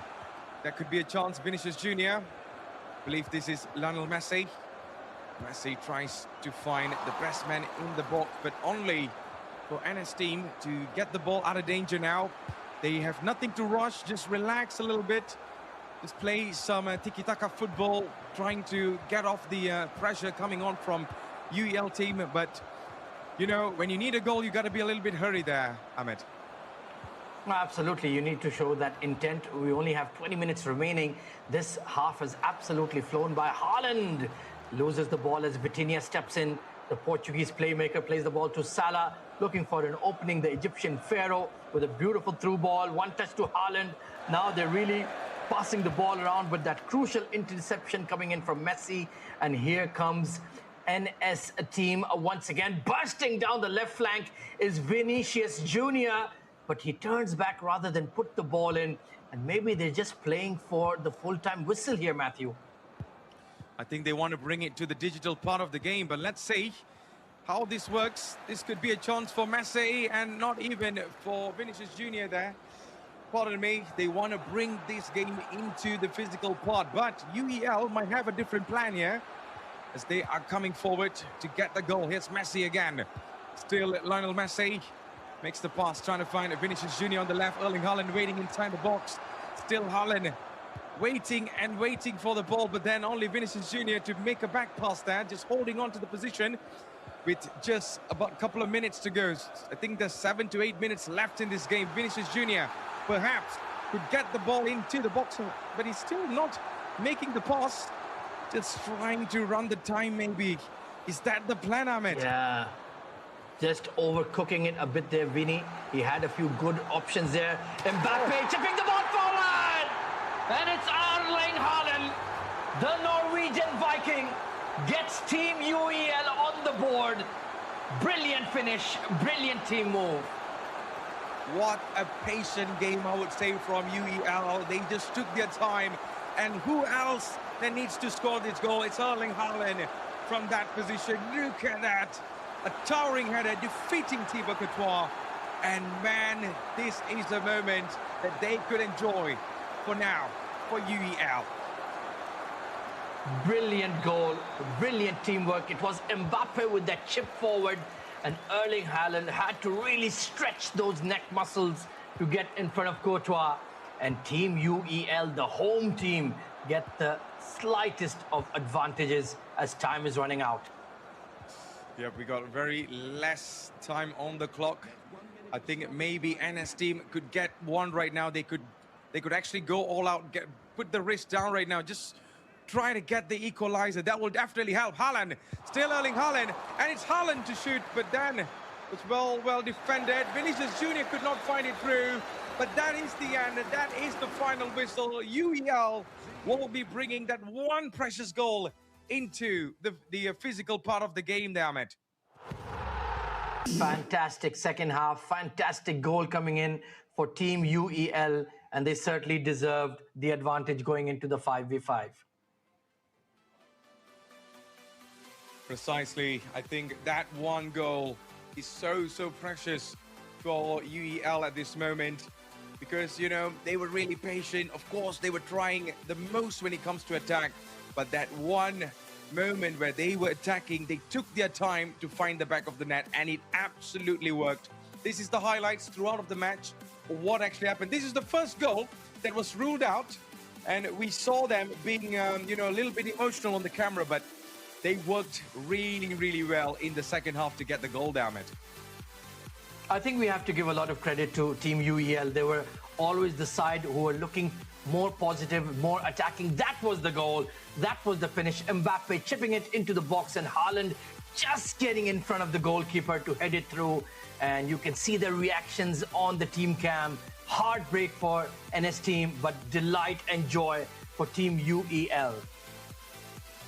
Perfectly done. What a game we have in our hands. We are done with the digital part. We're going to be jumping into the physical part of the game. If you're watching this on our live streaming platforms, welcome. This is Phygital Games of the Future Astana 2026, presented by Samruk-Kazyna. We are here in Kazakhstan Sports Complex, live in Astana, and I would tell you we are about to get into the very best part of the game, and that is going to be the physical part there, Ahmed.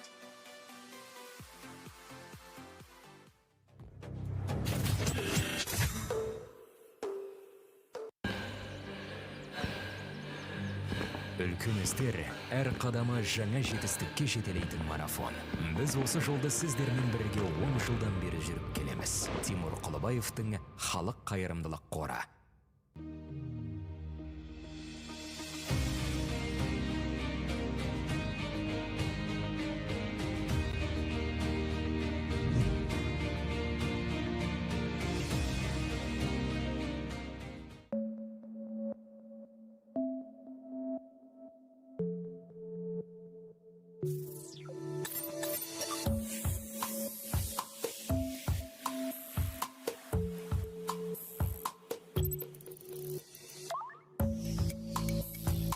Центр кредит банкымен сіз қарапайым және заманауи шешімдердің ортасындасыз. Нық сеніммен жаңа мүмкіндіктер ашып, тексерілген сапаға сеніңіз. BCC-KZ мүмкіндіктерді кеңейтіңіз.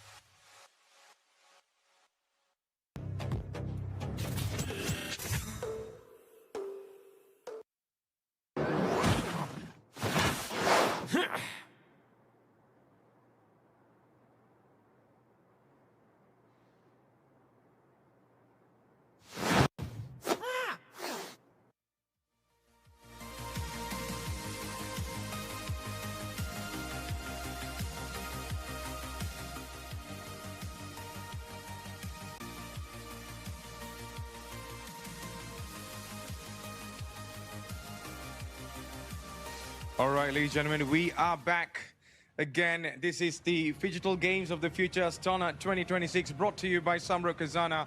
And right now, it is going to be the physical part of the game. They are all going to go onto the pitch right now and play with a 5v5. Well, my man, what are your expectations for this game?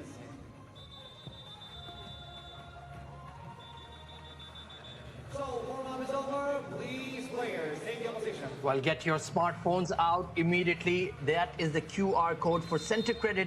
Download the bcc.kz online banking app for all your banking needs. And that will certainly put you in good stead. Maybe you can, chip in for a meal or two for Matthew and I. We don't mind a treat or two, do we? That'll be really lovely, man. That'll be absolutely lovely. But people, those who are watching right now, I think it's time to prepare. It's time to get ready for the match. Well, UEL team with that 1-goal advantage. How do you think that is going to affect this entire performance for UEL there, Ahmed? Well, honestly, Matthew, I feel it's pretty much even Stevens. I would expect NS team to say that 1-goal advantage means nothing to us. We are the better team in the 5v5. Let's equalize early and then put the home team under pressure. And take a look at the left of your screen. You've got plenty of fans in attendance supporting Team UEL. Is that an advantage? Is that extra pressure? Time will tell as we got the starting 5 in for Team UEL. Avel, watch out for number 11, both as Toby and Steve mentioned at the analyst desk. Arnold, Alisson, and of course Talget, the keeper. Yeah, we are definitely going to keep an eye on these players. They look absolutely stacked right now going into the game. But I would not put my bets off for NS team as well. They came in here as a second runner-up on the contender stage. And there you go, Chamo, Herrera, Gaston, Chalco, and also Jonma are the players that will be stepping into the pitch very, very shortly. And for me, I think it is going to be a watch for both teams there, Ahmed, because in the physical part, things could change very, very quickly. You need to watch out for number 10, Juanma Comensoli. He is their goal threat. He is their star striker. And of course, the playmaker, that is Jonathan Herrera. Number 11, the blonde bomber, the playmaker in the heart of that midfield. So that is where I feel the advantage for NS team lies. But it is Team UEL with a slim 1-goal advantage. Will it pay off? Time will tell.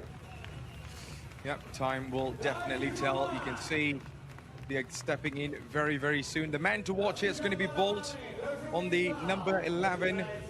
Can he bring his team to glory? Can he actually bring that game to the next level? In the meantime, we also have the NS team as well, where we're going to be having a look on Herrera as well, who has been one of the best players, in my opinion, where everyone was actually talking about. But who else we need to highlight again in this team, Ahmed? Well, watch out for number 10 right in the center of your screen. It's Comensoli, and you've got Gaston. He's a new addition. He wasn't there part of the contender stage as far as I can remember. So it looks like they have tweaked their squad for the winner stage. Will that pay off? Time will tell. Precisely. So there you go. Quick warm-ups before we get into the game. And let's see how things unfolds between these two teams. UEL will be starting on the black kit. Meanwhile, we see the one on the blue, or shall I say light blue, is NS team. Well, I think this is going to be a really, really interesting match, because remember, this is the opening match. They're going to put their amazing performance, their top performance to, get into the next round and stuff. Well, this is going to be a good day for football, my man. And it certainly does feel like a bigger pitch than we had at the contender stage. There is a lot more space to work with for the 5v5. So expect the guys with the speed, with the technical ability to really be able to express themselves this morning in Astana. Here we go, kickoff. Off we go right now into the physical game. UEL with a 1-goal advantage going in. And here they come on the attack. This could be a chance. But then he could not find the way there. Avel, who was dashing forward, but in the meantime, we saw a Bolt as well in that position. But man, I think what happened over here there, my man? Ooh. I think it might have just taken the touch of his left hand there. Hence the referee, Mr. Al-Hamadi, blowing the whistle as the sweeper keeper coming in and trying to perhaps create an opening. Talget, lovely layoff, and Bolt! Oh, where was his partner in the box? That should have been buried. That was a really close one from Bolt now. His partner was not there. I think Herrera just fell on there. And Herrera is just holding on to his head, saying, you know, I'm absolutely down at the moment. I need some assistance, but that was what actually happened. There you go. Let's have a look on the replay. I think both of them just went on each other. And the legs were on top of the UEL team players, but here they come again.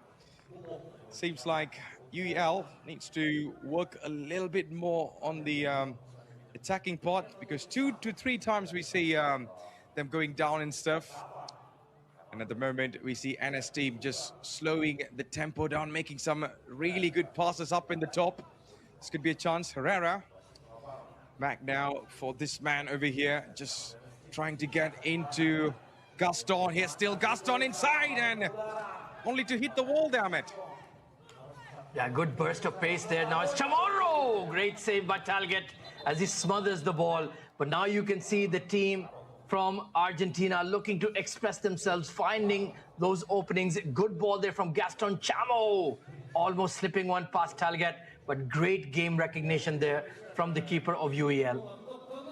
Yeah, I would really love to highlight on how fundamental the goalkeepers are for each of these teams, because even in the previous games of the future digital football, we see how important the play for the goalkeepers. You know, they sometimes step up to even score the goal and stuff, but you know, that is how, you know, you have to work your chemistry with 5 players on the pitch, not just relying on 4.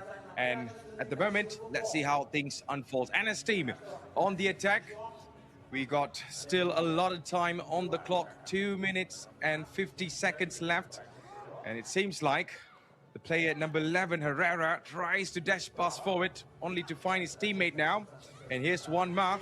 Gaston dashing forward. Gaston! Straight towards the legs of the goalkeeper, Ahmed. Stunning save by Talget once again. It should have been 1-1. It perhaps could have been 2-1 as they lose possession in their own half. But that has been blasted into the stands. Gaston, what a live wire he's been so far. The player of the game for me. Absolutely. He's just showing in some really good performance. Couple of chances missed, but we can still see how optimistic he is to get the goal and also to try from any angle that he can get. But now UEL still trying to find something out of this. It's Talget, who's putting on some really wonderful performance as a goalkeeper. He's also commanding really well towards his teammates and stuff. Where to run, where to make the pass. But that pass towards number 22 Alvel wasn't successful enough. And here comes NS team again. I think they need to get Bolt on the ball. They need to get him involved. He is their star man. And so far, he's been a bit quiet in this first half. Chipped forward, but couldn't find Chamorro. Talget now looking to get Team UEL back on the game. And here, Bolt, now in that playmaker position. That's what we want to see. Good looking through ball to that left flank.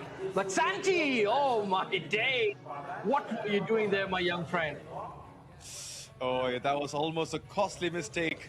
But man, he's absolutely relieved right now. Gaston now has a problem to face. Got 2 players blocking him from each side. And that pass was a little bit way too much to find the number 10. And right now it's going to be a goal kick coming in. Or are we going to go for the hydration break shortly? Yeah, it's going to be the hydration break, man. It's been a relentless action so far, but fair play to Team UEL. They have frustrated NS team. Juanma Comensoli, the number 10 for the Argentinians, has been very, very quiet. Gaston has been outstanding, and even Herrera has had his moments, but they need Juanma, number 10, the one on the left of your screen. He needs to get involved because he is a serious goal threat. I think it's being shut down at this moment because of how the teams are being positioned to not give, or also to receive the ball towards him. So they are closing down the channel of play for him. He's struggling there. We see most of the time Gaston and also Herrera surging forward, but they could not find the killer man in the box, which is this number 10. And Juanma right now needs to somehow find a way to score a goal. But only time will tell, as we are going to be going back into the match right now, Ahmed.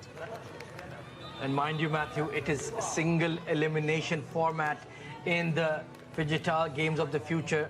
You can lose one game, you drop to the losers bracket, you lose again, your competition is over. So the pressure is well and truly on right from the first second. Yep, that's what makes this entire competition really interesting because, you know, you only got, I think, 1 or 2 chances. You know, you cannot mess up the second chance, especially when you're going into the lower bracket. And that's, oh, you cannot be making mistakes like that. And we see an immediate clearance coming off from the danger. It seems like Bolt is just waiting to bolt on to these moments. But at this moment, oh, could not get past there. I think looking at number 10, one more, it's just not his day in the office, my man. He just looks off color, doesn't he? He's looking a bit sluggish, slow on his feet. But you never know. It's all about that one opportunity. Gaston, lovely bit of skill, breaking down the left. And a save again from Talget. Chamorro could not latch onto it. I think for me, it's going to be Talget the highlight of the match because, you know, there are so many chances that the other team would have scored. But because of Talget, oh, this is the problem. And the referee calls it off for a fall down onto Allison. And Allison is down. So that's going to be a free kick, I believe. But, man, this NS team could be dangerous in this type of patch of play there, Ahmed. Look at that. Yeah, he did sweep him off his feet there, but very lucky Allison. He got whistle. Otherwise, that would have certainly been the equalizer. As we're heading to the end of the third quarter, let's say, of this contest between NS team and Team UEL. Very little to choose between the two teams. Good team move there, but straight to the keeper, Santi, who made no mistake. Yep, no mistake, but here they come again, and that's a long shot, ambitious one, but only to land in the legs of the defenders. That's timeout. That's about it, my man. We're going to be going into the second half, or shall I say, the fourth sides. But man, what a tight match we have in our hands right now, Ahmed. Well, you can see the reaction from Chamo right there. The frustration is building for NS team. They have the star power, they have the skill, they have the quality, they had the openings as well. But like you mentioned, Talget for Team UEL, the keeper in the purple top, he was outstanding, brilliant in that first half. Absolutely, any game performance, I would say. So many chances he was able to save. Look at this one. In an average day, that should be going in the back of the net, and I've seen moments like that before. But thanks to Talget, he has been putting on some crazy performance here, and that's what makes the difference right now between these two teams. 0-0, no goals yet, but UEL still has that advantage from the digital platform. And ladies and gentlemen, if you just tune in, this is the Digital Games of the Future Astana 2026. We are underway for UEL team versus NS team. As you can see on your screen, there's only one goal that separates between these two teams. It is going to be UEL having the advantage from the digital game we saw earlier on. But right now, we got another couple of minutes to go. May the best team wins. That's all I can tell right now, Ahmed. Absolutely, and there you can see it is NS team. The body language, Matthew, tells you a story. They're already out in the middle of the park. They want to get on with the game. They want to get that equalizer just to relax themselves and the team dugout. And then it could be anybody's game. We could see a surprise. Absolutely. I think it's a very Argentine thing here, I think, because even in the World Cup, we have seen those kind of moments. But could this team also replicate something like we saw in the World Cup? But man, let's have a look on the highlights again and again. So many saves from Talget. I think if this thing ends and we goes into penalties and Talget somehow saves it as well, you gotta give the man of the match to him, my man. I completely agree. He was also involved in that goal they scored in the digital phase as well. That also came in the second half. He was on the PlayStation 5 controller, so he certainly had a massive impact on this encounter already. But this is the crucial phase. Will the Argentinians get themselves back into the game, or can Team UEL perhaps do a smash and grab, get that second goal? And I think that could be the end of the contest between the two. NS team right now trying to kick things off. They need that equalizing goal right now, or else they could be dropping below. And of course, no team would want that, especially in the opening stage. But remember, it is now or never for NS team because they only got this one half right now, or else we're going to be going into penalty shoot. No, we're not going to be going into any penalty shootout because UEL is the one that's having advantage. But yes, the equalizer is important. That's what can bring them to the penalty shootouts if it stays 1-1. But that's going to be a false start, I believe. Sounds like motorsports, but man, we're going to go again. All right, so here we go. Maybe NS team with the shot. Ooh, that was ambitious one, Ahmed. Well, Gaston, he certainly has a rocket of a right foot there. And that was just swinging away from that top right upright. But that was certainly pretty close, as now you can see the tackles are really flying in, Matthew. Yes, I think the pressure is right now, burning up really high. And that's what makes this entire game much more entertaining to watch. We got less than 5 minutes in this game, I would say, on an average. But this is last 5 minutes for NS team to get the equalizer. So let's see if they're able to do it. Herrera now on to Gaston. These two are the one that is really alive throughout this entire match. One must not receiving that pass, is trying to get involved in the play. Herrera tries to find the pass up in the front, only for UEL to get the very best out of that. Allison needs to get the ball off danger right now using the walls. And that's a long, long shot flying off the goalpost there, Ahmed. I think clearing your lines in that manner is not going to help in 5v5. Ball retention, possession is the name of the game. Meanwhile, Juanma trying to dribble past Alisson. Is Tarjanov on the ball, the big striker, working it to Bolt. Alisson! And a great block coming in from Herrera. That was desperate stuff from the Argentinians. We can see a couple of chances being taken here. UEL, they still look deadly in front of goals right now. Especially, they're also physically strong to actually stop the channel of play from NS team. But they are also need to, there are a lot of things to work on when it comes to, putting the ball in the back of the net, which is they are lacking at this moment. Hence why they're trying it from afar. But this was a really good chance, but you have to give it to the number 11, Herrera, who blocks that, hits his hands a little bit, but the referee says play on, but because that was not very intentional. But man, there we go. Another hydration break, Ahmed. Well, I think it's about time, Matthew, in my opinion. They need to get an outfield player as the keeper. Sub off Santi, get another striker on, really push, take a risk. If you concede a second, it doesn't matter, because if you can't get on the score sheet, you're heading to the losers bracket. So roll the dice, play another attacker, play another outfield player, try to equalize, and then you can, of course, bring Santi back on as the rolling sub. Oh, that will be definitely one of the tactics to talk about. I really love how you're seeing this game in a very in-depth manner there, Ahmed. And let's see if they are going to be following this or not, because they surely have their own plans. But will that plan work out? Because we can see the entire thing on an overall basis here. But they came here well prepared with how they wanted to play. But one thing clearly is both teams, I would say, kind of underperforming at the moment. Because NS team, they are struggling in terms of, holding the ball for more than 1 minute and stuff. And the star player to watch, Juanma, is absolutely silent throughout this entire game. Well, as we anticipated, it is going to be Herrera as the sweeper keeper now, as he's wearing the red jersey, bursting forward. Juanma on the ball, and a great save by Talget once again. They cleared the lines, but it's all out attack from NS team now. Oh, what a goal! Oh, what a goal!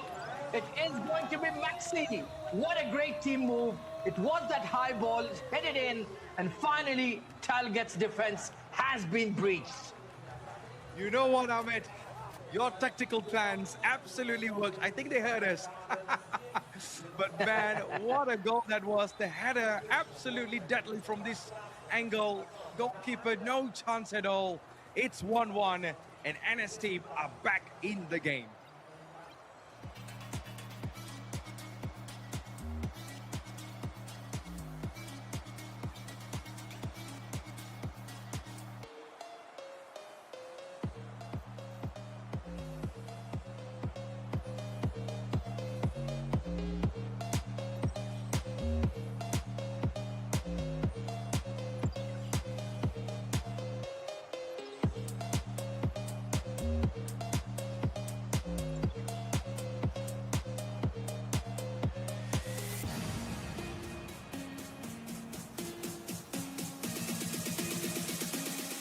The action is certainly heating up there. We've just kicked off with Phygital Football, Sholpan.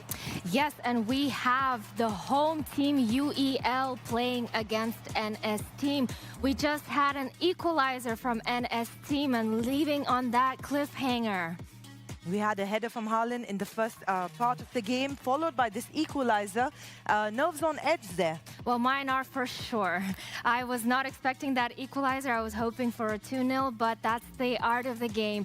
Yes, so the Kazakh team, the UEL team, had a head start in the digital space, but unfortunately, Talgat's defense has been breached for 1 goal. But it's not the end of the game, so fingers crossed for me.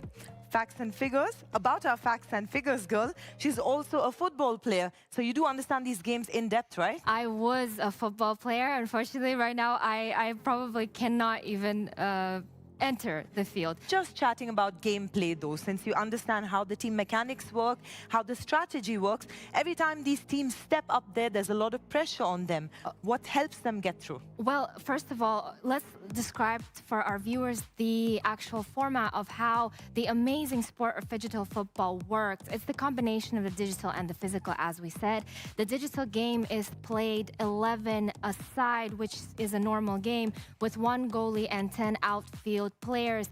The teams can choose any one which of the players they want in the digital sphere, and then they move on to a real life 5 versus 5 mini football field.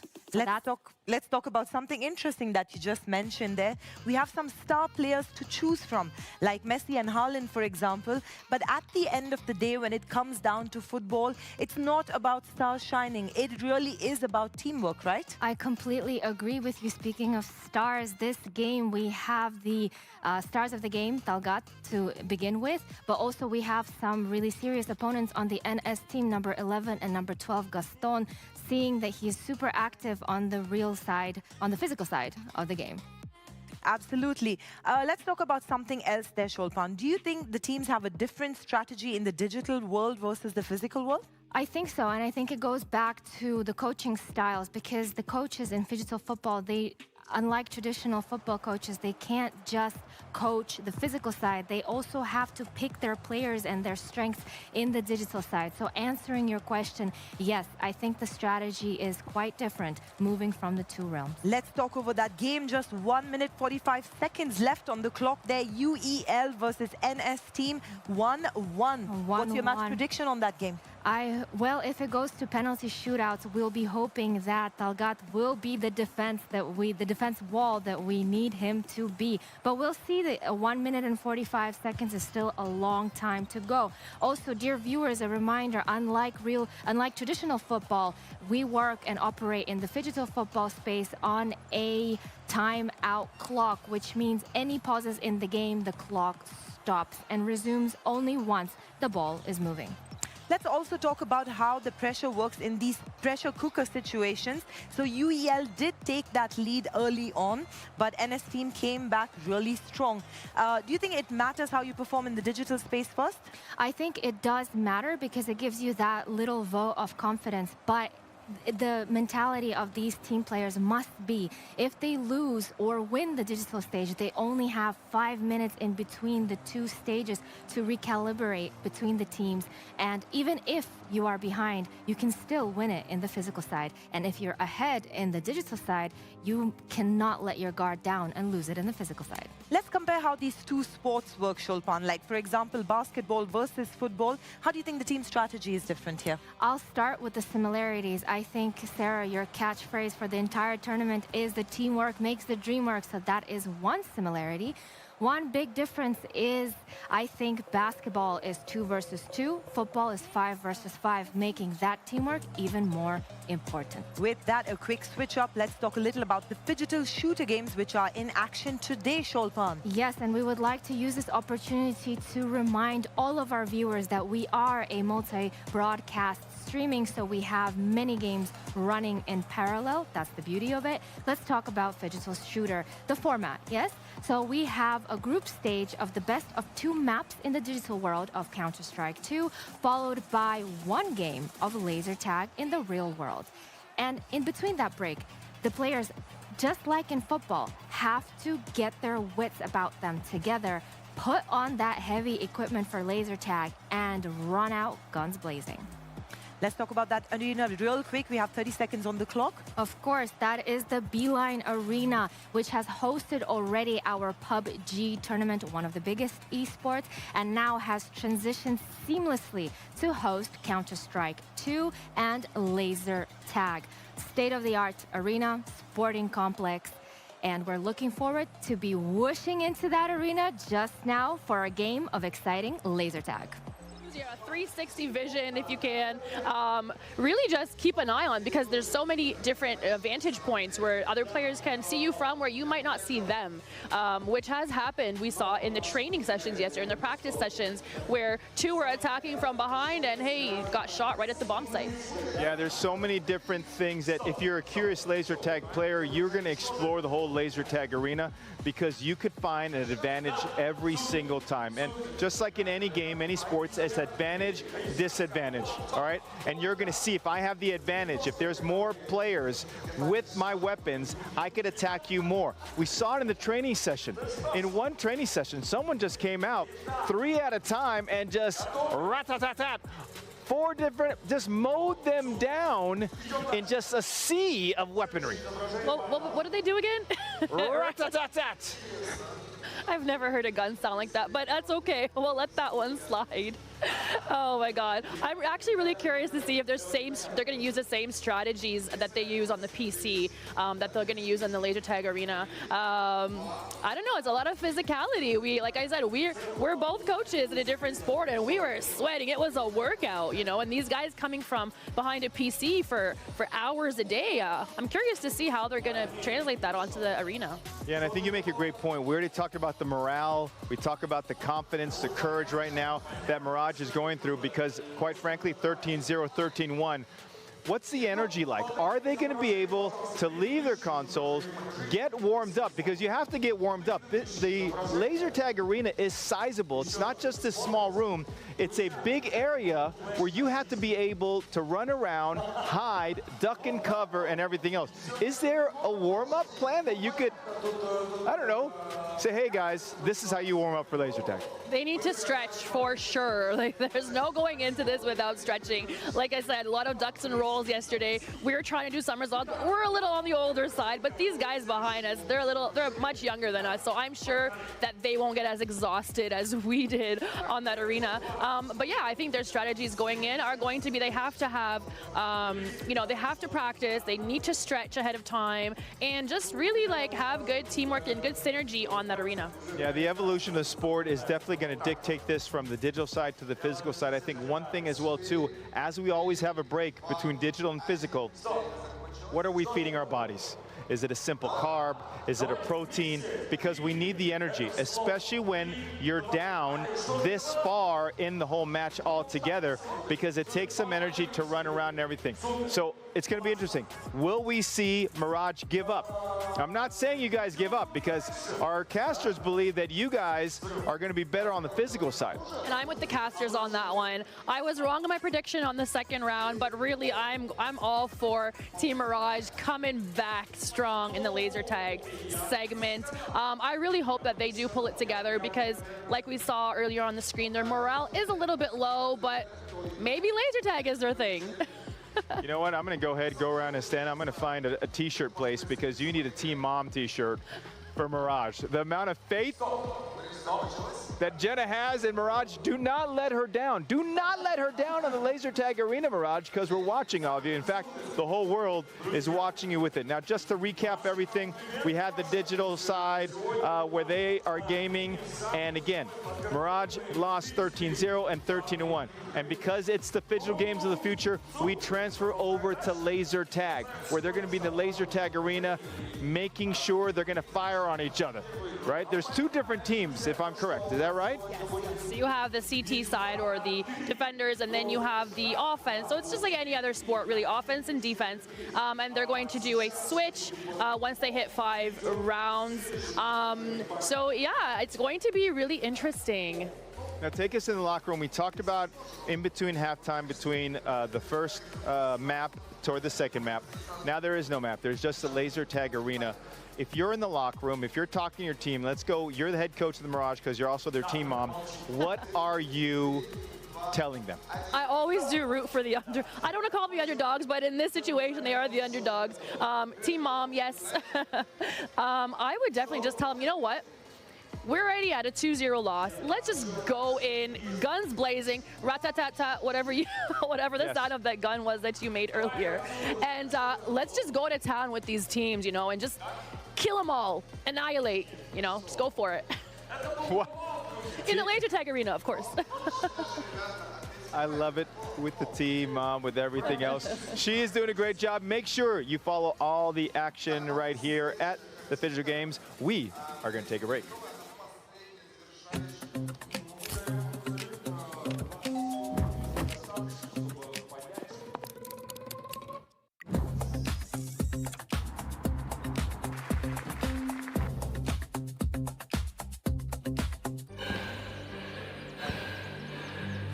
Үлкен істер әр қадамы жаңа жетістікке жетелейтін марафон. Біз осы жолды сіздермен бірге 10 жылдан бері жүріп келеміз. Тимур Құлыбаевтың халық қайырымдылық қоры.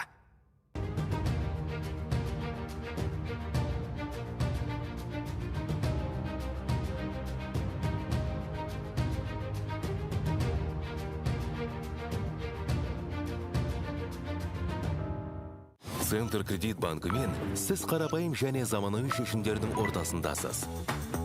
Нық сеніммен жаңа мүмкіндіктер ашып, тексерілген сапаға сеніңіз. BCC-KZ мүмкіндіктерді кеңейтіңіз.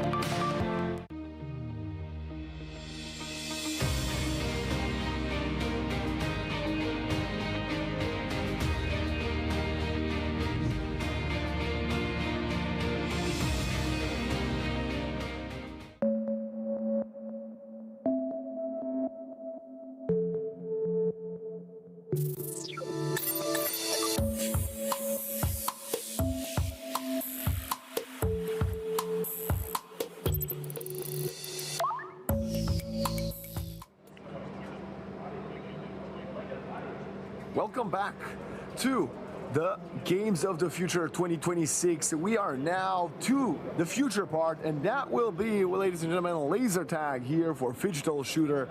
Of course, bringing you the Game 3 between Team KZ and Team Mirage. Tea time, like I said just a moment ago, the future is here, and so is the third map, where Team Mirage is going to be looking to get at least a point for their squad, as Team KZ, you can see them on your screen, has obliterated them in the online portion. Now, I do think that Team KZ will be changing their roster ever so slightly because they have 7 players registered. I think they're going to be bringing in 2 of the others. So KZ, if I'm not wrong, should be bringing in Novikov and potentially 1 more player I'm missing out on right now, but we'll see. Of course, over here for Team Mirage, Drone will be joining them as well. And I'm excited. It's Dilik. Dilik and Omitron. As well. Yes, it's going to be exciting. I'm really interested to see how the changes come forward over here. And look, on the actual site, this is a lot of weight being added. This is sick gears, by the way. They've got GoPros on everyone, or rather on 2 players, 2 of the key players. Starting off in the Silk Caravan Hub, it's going to be, I believe this is going to be Team Mirage. If I'm not wrong, they have changed their uniform, so I am getting a little bit confused because of that. We're gonna find out in just a few. Yeah, Team Mirage was the more somber one. This seems to be Team KZ. They're just looking slightly happier. And by the way, do you see their replacement like rolling that tactical weapon on his hand like a revolver, I suppose, in CS. Like a basketball. Yeah. Now, listen, I will say that. Speaking of basketball, who's that giant? I hope he's not in. He's in the laser tag. Can you imagine the Stratton laser tag? Because you can't get headshot. You just get someone who can peek over the wall and just be like, oh, there they are, and you shoot overhead. He's boosting allowed. It's boosting allowed. That's so. You know what? That would be sick. Wait, can you scooter around? I think we're cooking, and I see the scooters there. Oh my God, this is about Can you to scooter around? Oh, that would be so sick. Scooting and laser tagging. Incredible. But they do have helmets on, and that makes me wonder. And only 2 of them got GoPros on the front of their helmets. Maybe those are the best players. You give the ballers the first-person views, and none of the other ones. I can hear comms. They're definitely talking about it. Okay, the second question, right, that we actually highlighted, that's what makes both of us excited for this laser tag map, is the different maps, right? How much do you think the teams have had time to study the layout of this map or practice it? And do you think the answer is none? And will the teams that make it later on in the tournament will actually get to improve their strategies? Or do you think they've been running around and maybe given a overview at least of the map a few weeks in advance to prepare for it? I'm also kind of curious to see, because I did see that there's some numbers written on the side of the gun that were going up and down every time they shoot. Is there ammo in laser tag? Do you have to 100%. Yeah. Okay. Yes, I think so, yeah. Interesting. I don't know if you physically reload, but it's kind of like a cooldown. Plyometrics. He's getting the plyometrics in. Oh, he knows. This is all about making sure he's limber on his feet, getting those dives out. Now, from what Hernando and Jenna said, is that they did talk to some pro laser tag players over there, and the pro laser tag players think it's all about taking it very slow, not rushing into the bomb plant, anything like that, not getting to a place where all of the kills are happening before the bomb plant can even be a conversation. So I am very interested to see, when we know the layout, when we know more, how exactly is the game planning really going to look down to when it comes to things like pacing.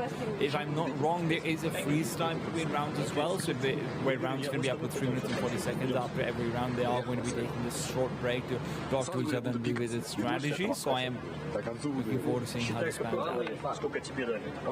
I also have to add the fact that if somehow, some way, right, this is open world, well, within the perimeters of the hull, if you plant the bombs just outside of the bomb site, which of course you can do, which you cannot do in Counter-Strike, then the round will continue, but the bomb will not be exploding, and the only ways for the attackers to win is by getting the kills on the alive defenders.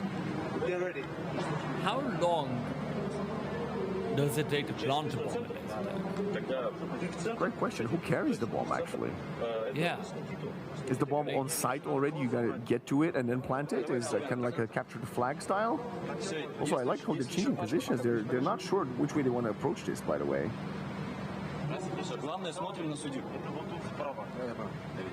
He's a very solid looking dude, I have to say. He is like locked in. Ice in the veins. Yeah. And meanwhile, his teammate in the back just smiling. He's just, oh my God, I got a gun in my hand, let's go. I mean, it is a very cool looking gun, I have to say. Oh.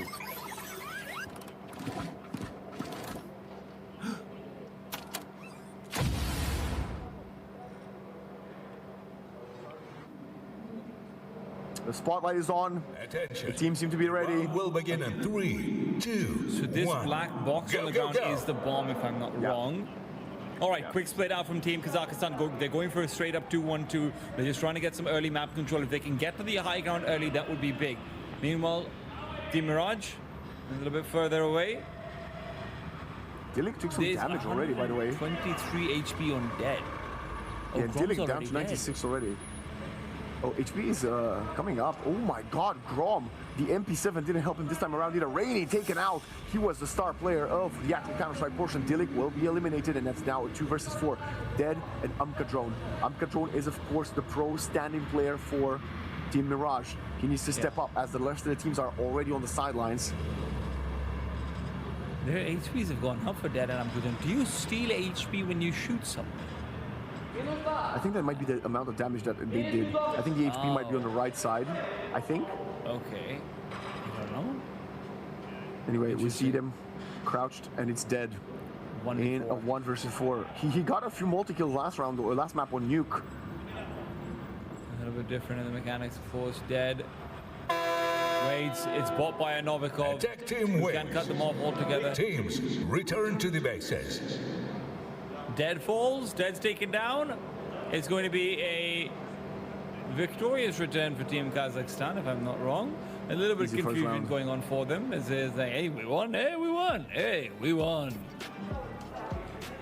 Yeah, we get to see a bit of a quick replay. It was a very quick affair, I have to say. The Team Kazakhstan boys came in swinging, actually eliminating, well, what was it, 2 or 3 players in the span of the first 10 seconds.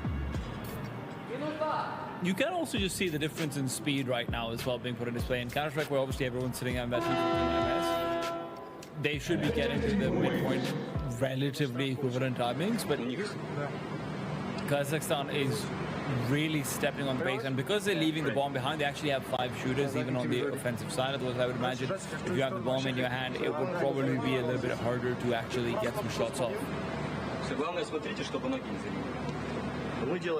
Very good hold from Kazakhstan. Already the round count will get updated in a second, I believe. The referee just quickly reminding him the rules. We see one guy stretching his wrist, wanting to be quick on the trigger. Very, very good. I'm wondering, actually, what do you think about this T-Time? Do you think the other teams are watching this particular map with extra focus to see the approach the teams are taking and try to learn from what's good, what's not? I think they should, and if they're not, then the round will begin in 3, 2, 1. 75 HP. Go, go. Interesting. All right, faster play once again, and Team Kazakhstan are rushing forward. They're not going for the 2-1-2. This is more for 3-1-1 setup, so you have to keep an eye out on the right side. That could be problematic. It is Semenyak who's left all alone. In the meanwhile, Novikov is actually staying behind in case there's going to be a flank from the side. Shitogi planning out that side flank as he's creeping forward on the bottom side of the map.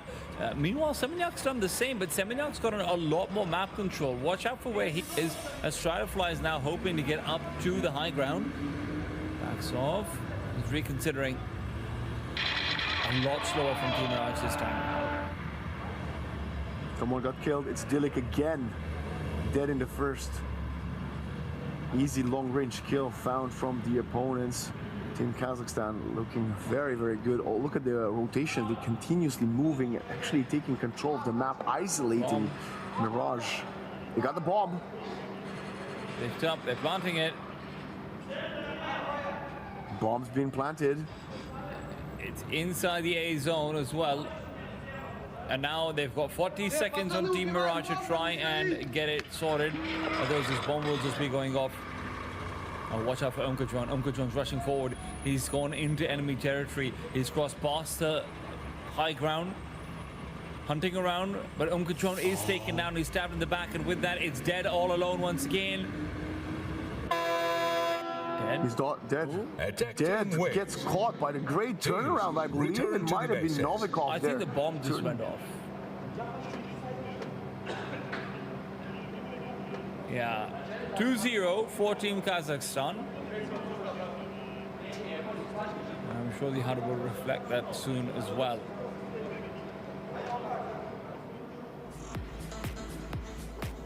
Oh, nice, yeah.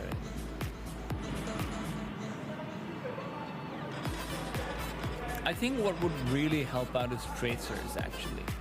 And I will say one of the cool things that we are going to see is that, you know, this flank warfare is one of the bigger ones over here. Oh.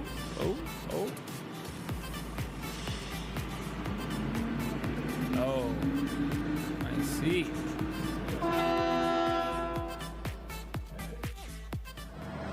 Oh, he got out of the perimeter. I think that's why we saw the POV. Right. I think the flank was working well, but obviously if you like in Counter-Strike, you know, you play vertigo, you jump off the side of the map, you're gone. Yeah. So, you know, players learning from the mistakes. Yeah, of course. All right, fist bumps all around. You see the captain, the experienced laser tag player, trying to rile up the troops. Bit of a slow start for the boys. Просто погромче говорите, если пачку вести, не слышу. Люди просто тоже по-русски понимают, понимаешь? В этом немножко проблема. Я только кол дам, они как бы тоже... It's a big deficit now for Team Raj. В целом мы их это перестреливаем. 0-2 down. How do they bring this one back? I think they have to stop focusing on the flanks. Maybe a little bit more concentrated into one position. Maybe actually death ball forward into the center and try and fight there. 2, 1, go. Okay, they disperse again. Third round begins. Slower approach from Kazakhstan this time, but look at this speed all the way up, straight into enemy territory. Team Kazakhstan has gotten so much ground. Stratifly. They're playing as a pack. Did you see that? They're all towards the bottom right side of the map. It's a slow peak, slow creep forward. Meanwhile, a player on high ground trying to play slowly. He shoots some bullets. I believe clipped Botpie and Novikov down to 25 and 50 respectively. Watch out for Semeniak though. Semeniak's also on the move. Shitogi just fell. He got taken out again. Great reposition. I believe we saw a straight fly already give up that early high ground position. We see another kill onto Dilik, who has yet to find any significant impact on laser tag. That is gone as well. Umkatron and Grom, who've just, again, been lacking impact, and this full flank that's being set up to come in from behind. How do you try and deal with this? Grom's going to be spawning out. He's got barely any HP left anyways. Stratify can just take him on head-to-head, and Grom will be falling. It is another round out for Team Kazakhstan. Teams return flawless, to the bases. impeccable. Well, not flawless. They did lose one player, but I mean, the entire performance, the movement, the rotations around the map from the boys in black is very impeccable. I have to say, they're impressing me a lot, and you can tell they're so fast on their feet. It looks really good. And they know it as well. They're having fun. I mean, can you imagine? You're already 3 rounds up on the laser tag map after you won convincing 2-0. T-Time, remember, every single map gives you a point. With a 3-0 victory in your first series, you're already one step closer to making to the playoffs. Oh, you're in a fantastic position, especially when you consider Kazakhstan. I think the other team in the group that they have to keep an eye out for is probably Pedrojas. I think that would be... actually, is Pedrojas in the group? Yes, it is. I think Pedrojas is probably the team that you have to keep an eye out for, just in case they can take a map off of Counter-Strike. They've got a lot of players who played together before on Spanish teams as well. So 3-0 start is everything. Yeah, I'm a big fan of seeing this confident, prepared team, and I've noticed this a lot over the years, especially with you know, these different type of tournaments, that a lot of the home ground teams shine way more than in Tier 1 Counter-Strike. In Tier 1 Counter-Strike, you know, you actually get the curse with a lot of teams that when they play at home, they don't even make it past the group stage to play in front of the crowd, which is quite disappointing. Whereas now we get the group stage in the arena.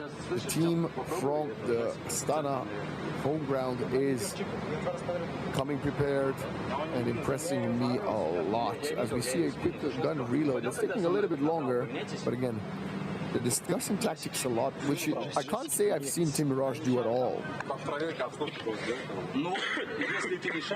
To be fair, they could also just be asking each other what they had for breakfast. We don't speak the language. But no, I'm sure this is a little bit more the tactical side. I think we do have a technical timeout on, because the referees are intervening and trying to explain like maybe a few extra things. Maybe there's some questions about going out of zone and whatnot as well, like you said.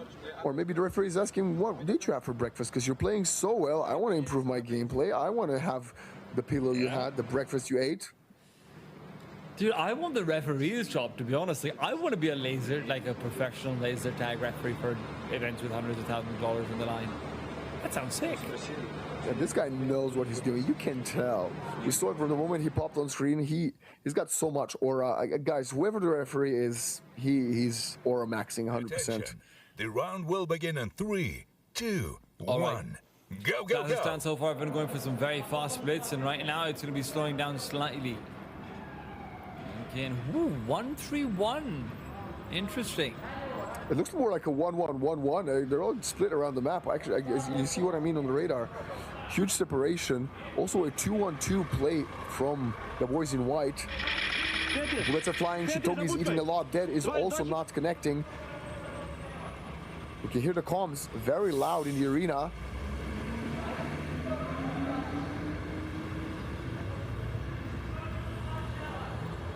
Everybody's still alive. Maybe the slowest round so far. Every bullet does do 25 damage, from what I can tell. And Popeye's lost. This is the first player advantage for Team Mirage. Oh, Shitogi will die, so will Grom. And now the tide swings again. Dead, taken out, no chance. I mean, the range at which they're finding these kills is very impressive. It's these side flanks where Novikov has consistently been shining, where Semeniak has consistently been shining. It feels like Kazakhstan's default is that Semeniak and Novikov do what they want on the flanks, and then from that point onwards, it's a different conversation entirely. It is 4-0, and it will be the last round where they are on the T side over here. Team Kazakhstan will have one more round of T side left before you switch sides and switch halves. I have to say, some of these rounds, obviously round 4 was probably the one that had the most potential for Team Mirage with that opening kill, but it feels like at least the first 3 rounds, the freeze time lasted longer than the actual game. Team Kazakhstan is running circles around the Team Mirage boys. And I gotta ask you, Titan, do you think there's a little bit of that mental, disappointment that they have from struggling and getting embarrassed in the first 2 maps on Counter-Strike?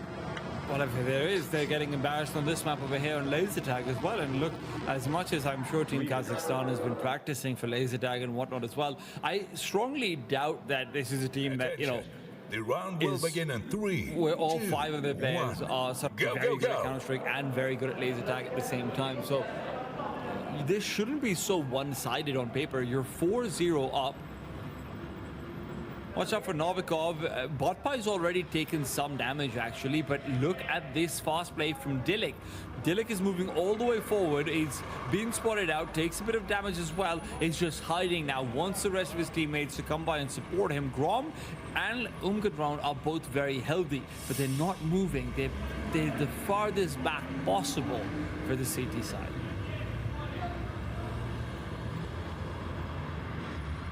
The approach continues. They're getting closer to one another. Look at this 1-2 punch combo they got created on the flank, and this is a rapid push. You gotta catch the player by surprise. No sound cue. Shitogi dies. Gun gets disabled. Dead will now follow. They need to get a trade kill somehow, some way. Umka starts taking damage over here as well.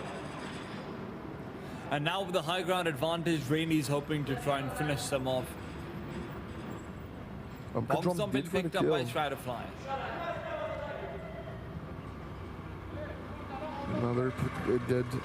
Another casualty. And now rapid reposition, but look at the player rotating all the way from behind him. They're finding him all, one after the other. Dillik is surrounded, player right behind him. Needs to go for a 180 turn, but it's not gonna happen. It's another effective find, and I believe it was Semeniak continuing his streak from Counter-Strike. Switching sides. Correct me if I'm wrong here, but Team Kazakhstan has not changed their players, have they?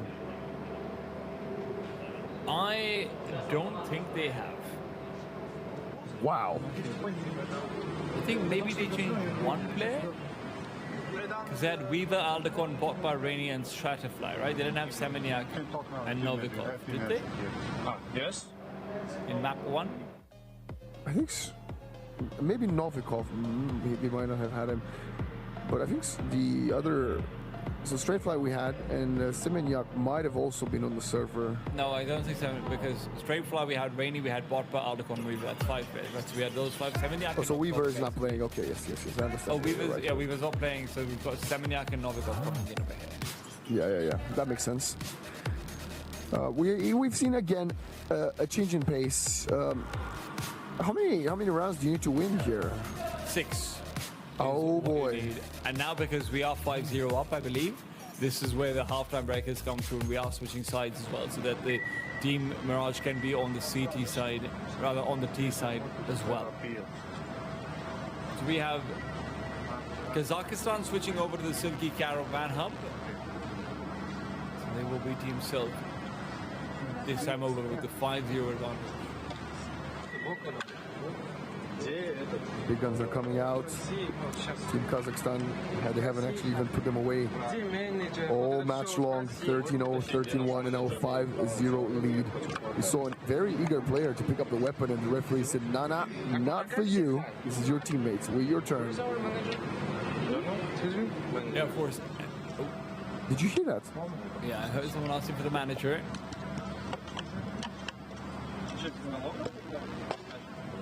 Well, the manager, at this level, the manager might be very good at, coaching, analysis. A lot of these teams might not have a full roster of staff members, so the manager might just be what is needed to kind of give them a little bit of the prep talk. All is possible.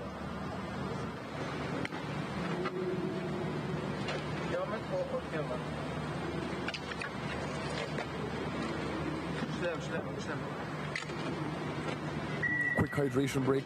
I can imagine wearing all that kit around, running around with weapons. The tension of trying to play your best could get to you. And, staying hydrated is always good.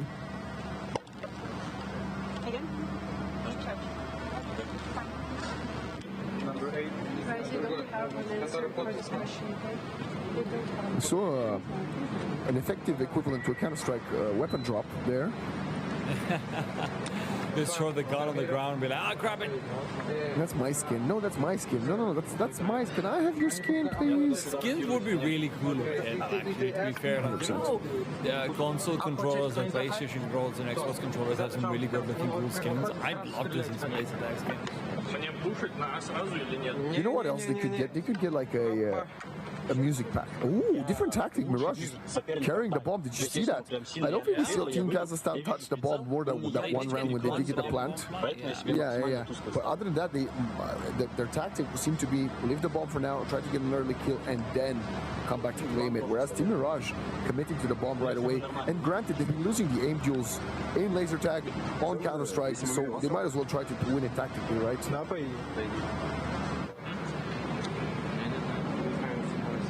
That's what you'd hope for. Everything okay? Ready, boys? Yep. Let's see.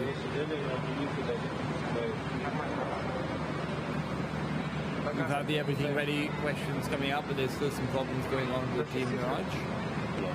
Some luscious hair there from the referee. Kind of envy it. Waxen, do you think you'd be good at laser tag? See, before covering this third game, I would have said 100%. But looking at the way Team Kazakhstan play, I think they're so methodical. And my approach would be more of like, out in the open, try to get some shots, and I'll probably get lasered off. So my confidence in myself has dropped off by a little bit. I understand. What about you? I don't think I'd do very well at it at all because I just don't have the patience. I would want to run at them. And also, this sitting down after you've died, oh God, don't even make me start about it. If I had to sit down after I died, I wouldn't even be able to play because I'd start running after people instead.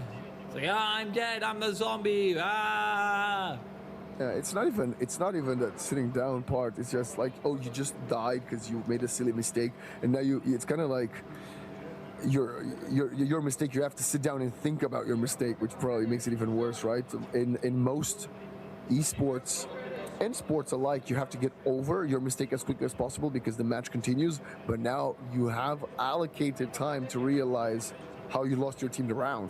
Ooh, it's probably so tough on your mental.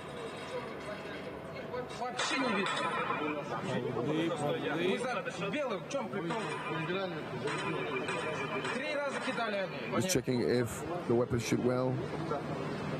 Of course, we see player 9 with the bomb. Trying to get some final last-minute indications from the coaches. Let's see if this is going to be the beginning of a monumentous comeback. I kind of like the way the bomb looks. It's cool. Yeah, it's also we did get to see actually there is like a planting process that you do need to actually dial in. Yes. Manually. So that's kind of cool as well. That can also mean that you can create like a delay just by being like, oh well, you can't press the buttons too fast, otherwise it doesn't work or something like it. I wonder if ready. I wonder if the defenders could pick up the bomb and just run away with it. That would be funny. That would be very funny. Let's just imagine the like rugby lobbing the bomb over it, be like, hey, this is a grenade now. Oh yeah, what a shot. Yeah, there we go, there we go.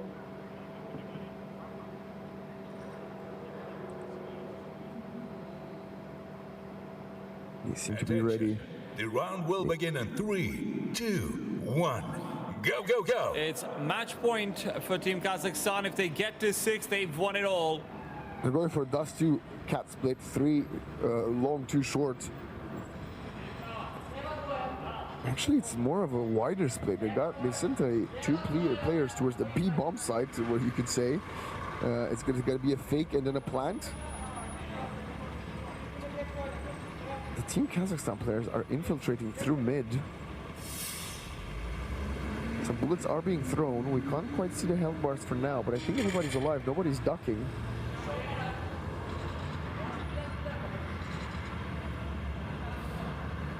They're going so slow next to Turan because Turan comes through with 2 separate doorways, and where they on those doorways, that's going to be a little bit hard to move across. Slight chance there for them to get the opening. I think they got it. No! Drone had a clean shot onto Semenyak, and Semenyak just finished him off first, and now Dead is going to follow, and now 3 players is all what it stands. It's 2 now between Mirage and Kazakhstan. And they're both playing on the north side of the map, and they're going to have to deal with Semenyak and Botbai. Botbai is pushing forward, wants to be the bait of a haste, so Semenyak can get the aim off, and Semenyak is doing a crazy good job. Shetoki is left alone. 25 HP until Team Mirage loses this one out 0-3. Defense team wins. Final connecting Team Kazakhstan return to the bases. And a round of the laser tag portion. That is the first round of the second half, and overall guaranteed a 3-pointer from their first encounter of the tournament. It must feel good.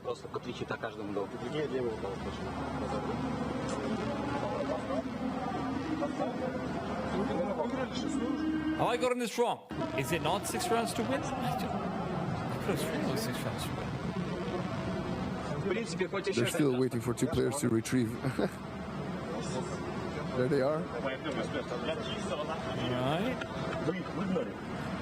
It might just be needed to play until the very end due to the point differential. Imagine if Team Kazakhstan just beats all the other teams, right? Then how you make the difference? Who comes second in the group?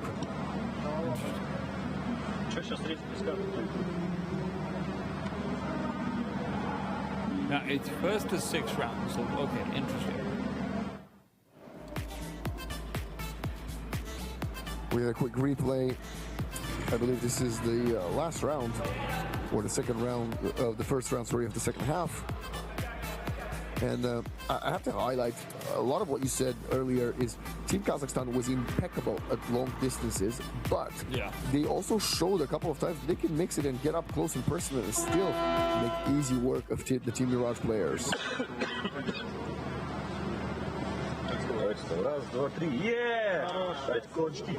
All right, we do have confirmation. They have taken away 6-0. They start off 3-0 up. Kazakhstan, what a way to get their victory on the board. Home crowd advantage and everything is one thing, but this was just pure domination. They could have been anywhere in the world and they would have still taken it. They lose 1 round across 3 whole maps. It's a 13-0, 13-1, and now a 6-0 here on Laser Tag.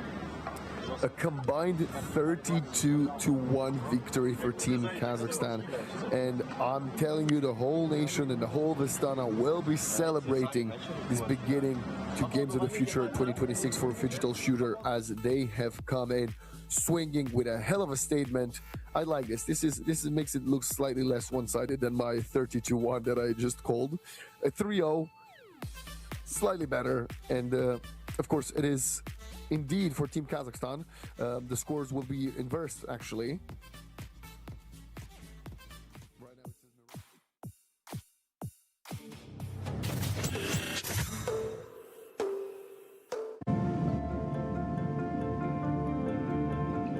Welcome aboard Air Astana. Our airplane flies into the realm of dreams.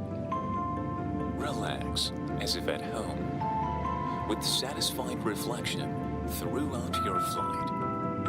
You will rest and regain curiosity for new discoveries and encounters. After all, dreams are also part of the journey.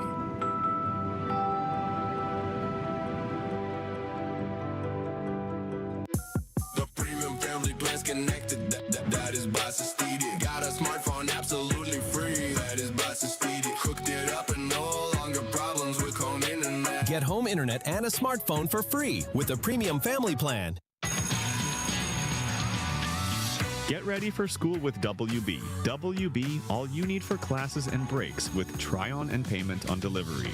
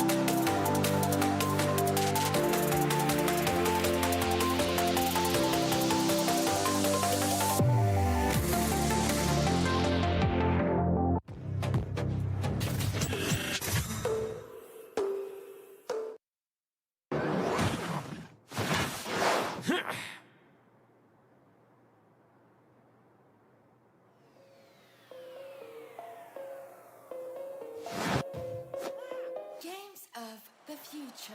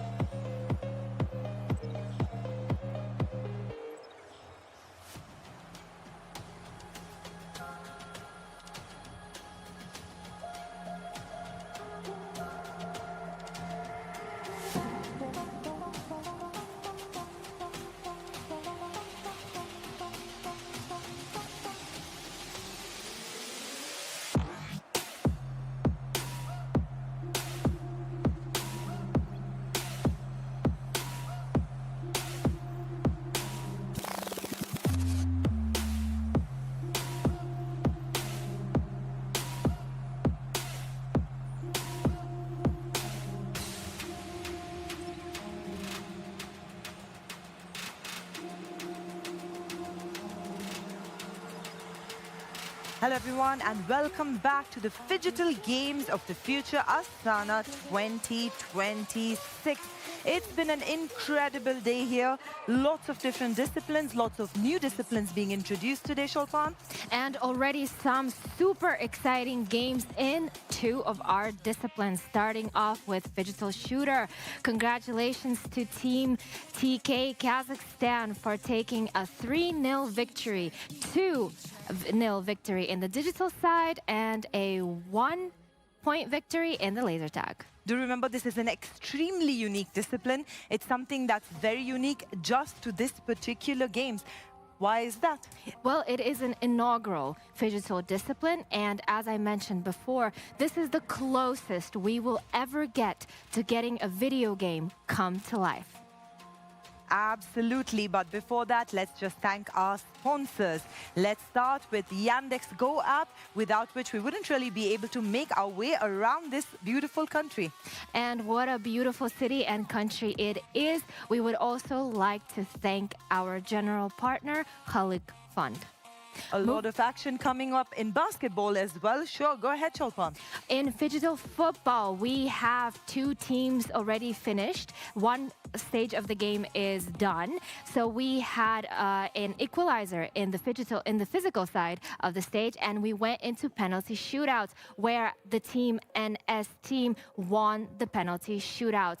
And at the same time, as a reminder, we are a multi-broadcast streaming service. Therefore, we have a couple of games playing in parallel in both Phygital football and Phygital shooter. We will be getting you all the action from Hollat versus FC10. They've completed the digital segment of the game, but right now they're battling it out on the football pitch. They will be there. I'm sure they're out there preparing how and which players are going to step onto the field with their coach, giving their last-minute tips and coaching styles.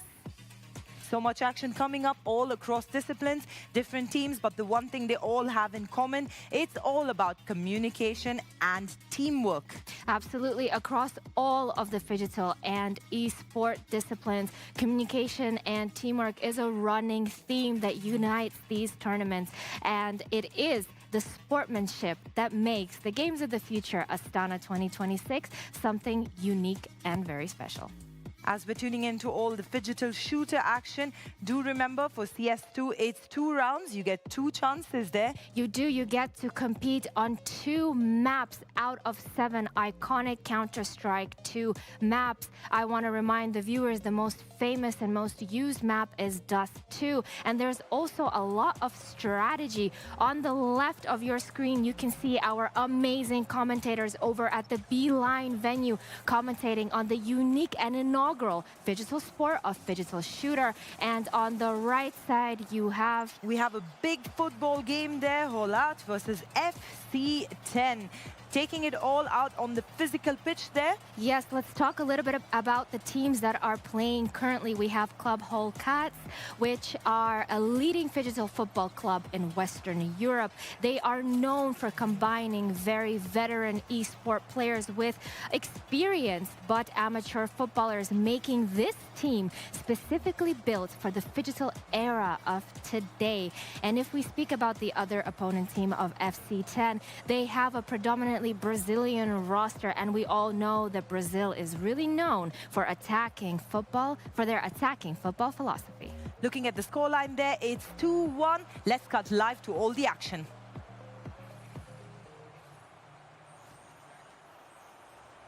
Sherskov loses the ball now, and here comes Holkatis on the attack, only to lose the ball again and again. This could be a chance for Sherskov. That's a nice pass, but could not find the final man. It seems like we see a couple of involvements by Kutuzov, who's being the engine up in the front, but that was an early chance missed there, in my opinion, there, Ahmed. Certainly, the team's getting stretched at the back here as they're really looking to press the opposition, and the gaps are opening up at the back. As a nice idea, the give and go, but in the end, FC10 read it well and are on the ball, striding forward. Samurai with an excellent tackle, and I think he's a bit unlucky to concede the free kick there to Plyev. Absolutely, look at that. Oh man, I think he's almost getting away from that as well. But here they come, especially FC10, who looks much more optimistic in getting the first goal. We see a couple of involvements, especially from Kutuzov. And here is him again. It's Kutuzov, and only for the defender to actually clear the ball away there, Ahmed. Stunning goal line clearance there. I thought that was the equalizer, but that just goes to show how well FC Holketes have read the game so far. But it's end-to-end stuff at the moment, Matthew. Very exciting game so far, even though it's goalless. 100% agree on that, man. I think we can see attacks back-to-back from both sides. But this seems like a really good run by Alve, and he drops down in there, and that's going to be a foul. Man, could this free kick change everything? There you go, just wrestling past 3 players in there. No way for him. You can see the dirty tackle coming in, and he had to drop. But from this free kick, is there an opportunity to beat this man on the goal, who is none other than Monakov? Well, that was physical with a capital P there. Raw pace shown there. He burst through that minute gap, and in the end, Plyev is lucky he didn't get booked, in my opinion. But let's see if Santana can find the back of the net here and give Holketes that precious 2-goal lead. Samurai alongside him. Oh, it's not going to be Santana taking it. It's Samurai who actually went for it, only to hit the board. Or should I say hit the wall now. So it's a restart, I guess. And here they come. So FC10 trying to still hunt for the first goal. There were a couple of attempts that was very unsuccessful, I would say. But can they do it somehow? And you can see the ball is just being skied off with 1 minute and 56 seconds left in the game before the hydration break. This is a good chance, and only for the goalkeeper to hold that really, really well, Ahmed. Good move there from FC10, finally showing some action. Santana now looking to turn on his defender, Plyev. Santana with a burst of speed and a difficult shot that goes over the crossbar. But he's got that skill, he's got that turn, he's got that ability on the ball, Santana, doesn't he? Absolutely. He's been a man to watch for me so far, but this is a chance. And that is a really brilliant save by the goalkeeper. Man, that was rolling in. Gudayev almost caught in there. It's a low-driven shot. Look at that. And the goalkeeper to land and also to tap the ball away was very, very crucial. And off we go. Holketes now trying to restart the attack. It's a goalless game so far in this first half, or shall I say third half of the game. But so far, so good for both two teams because none of them has conceded yet, Ahmed. Yeah, absolutely. I think FC10 will back themselves to get a goal here. It is just the heroics of the Holketes keeper, as Plyev was trying to find a bit of space, but in the end it ricochets into the grateful hands of the Holketes keeper. And you do feel that the next goal, either way, is going to be oh so important, Matthew. Yes, very, very much. And there's a calls for handballs in there. And here comes another huge chance for Gudayev. Still Gudayev. It's Gudayev only for the defender to actually slide that ball away. And that's going to be a foul coming in. But that was a really good opportunity for FC10 just now. The sliding tackle and also the block was very, very crucial for Holketes. And yes, I would love to point out how good the goalkeeper is for FC Holketes has been, because he has been stopping so many opportunities, but also have to give credit to the defender as well. With 26 seconds to go in this match, can we see FC10 at least getting one before we go into the next half? The wall helps now. This could be a chance for Shurosev, and could not find a way. And here comes Holketes, and this could be a chance, but the goalkeepers from both sides are putting on some brilliant attack, and maybe now, and only to hit the post, Ahmed. Oh, Plyev hitting the underside of the crossbar. What a fantastic half of physical football we've witnessed. Absolutely end-to-end stuff. And how are FC10 not on the board? So unlucky. I still cannot believe what I just saw. Back-to-back attacks. And that one opportunity we saw for FC10 did not land in the back of the net, but only to hit the post. Man, what does FC10 need to do next? What else there is? fantastic first quarter we witnessed here. It was Santana with that early strike that was flashed over the top. He should have at least hit the target there. But then you saw FC10 really growing into the game, Matthew. It was Santana who was the star man for Holcates, but so many opportunities wasted by FC10. The FC Holcates keeper was on his A game. Absolutely. The goalkeeper is the man to actually, you know, give all the credits to. The number of times he was being the influence to stop all those attacks coming from left and right. And right now we are going to be going into the second half of the game. What are your expectations for this man? Can you see FC10 scoring, or it's going to be Holcates might be breaking the hearts for the other team? I think certainly it does feel like the way the game is trending that FC10 will get the equalizer. But when you have the likes of Santana and Samurai, especially Santana, who can turn it on at any given moment for FC Holcates, that will always be the danger in the back of the mind of FC10. They need to get that equalizer early, maybe do something similar to NS team and get that outfield player wearing the goalkeeper's bib, add that extra attacker, get the equalizer, and then you can go back to plan A. Yep, definitely going to plan A right now, but let's see if that's going to be happening, because I remember in the previous match, your tactical game plan absolutely worked to get the equalizer for NS team, but can that happen again here for Holcates and also FC10, because they are on a desperate moment to get a goal, and this is the man who actually tried earlier on, but it still did not work. But the goalkeeper, you gotta give it to the goalkeeper, man. How fundamental he was, how he was influencing the attack and the defense, Ahmed. Yeah, Luis Daniel Rosales, also known as Luis Da. He has certainly been on his A game. And let me tell you, that prediction I gave in the first game was an absolute fluke.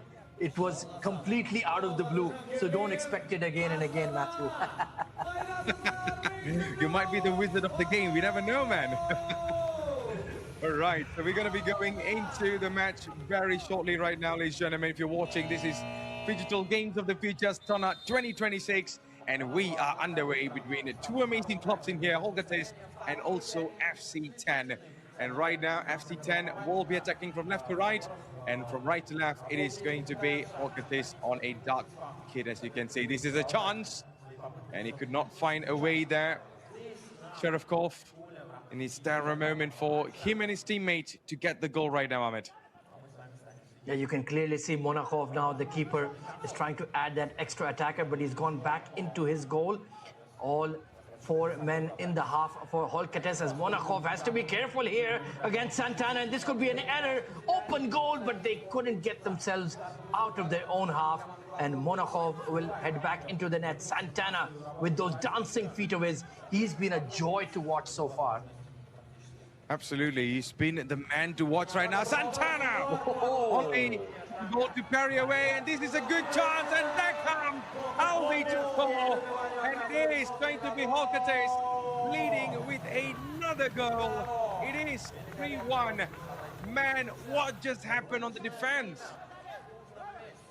Well, that was always the worry, where they're trying to do too much. Wonderful back heel from Samurai into the grateful line of Alvi. Open net, and he was never gonna miss. And that could be the dagger to FC10. My, oh my, that extends the lead for Holcates.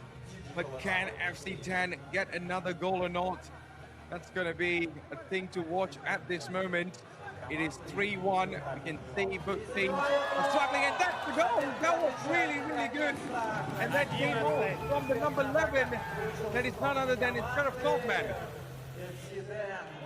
Andrei Shereshkov with the bullet on that left foot of his.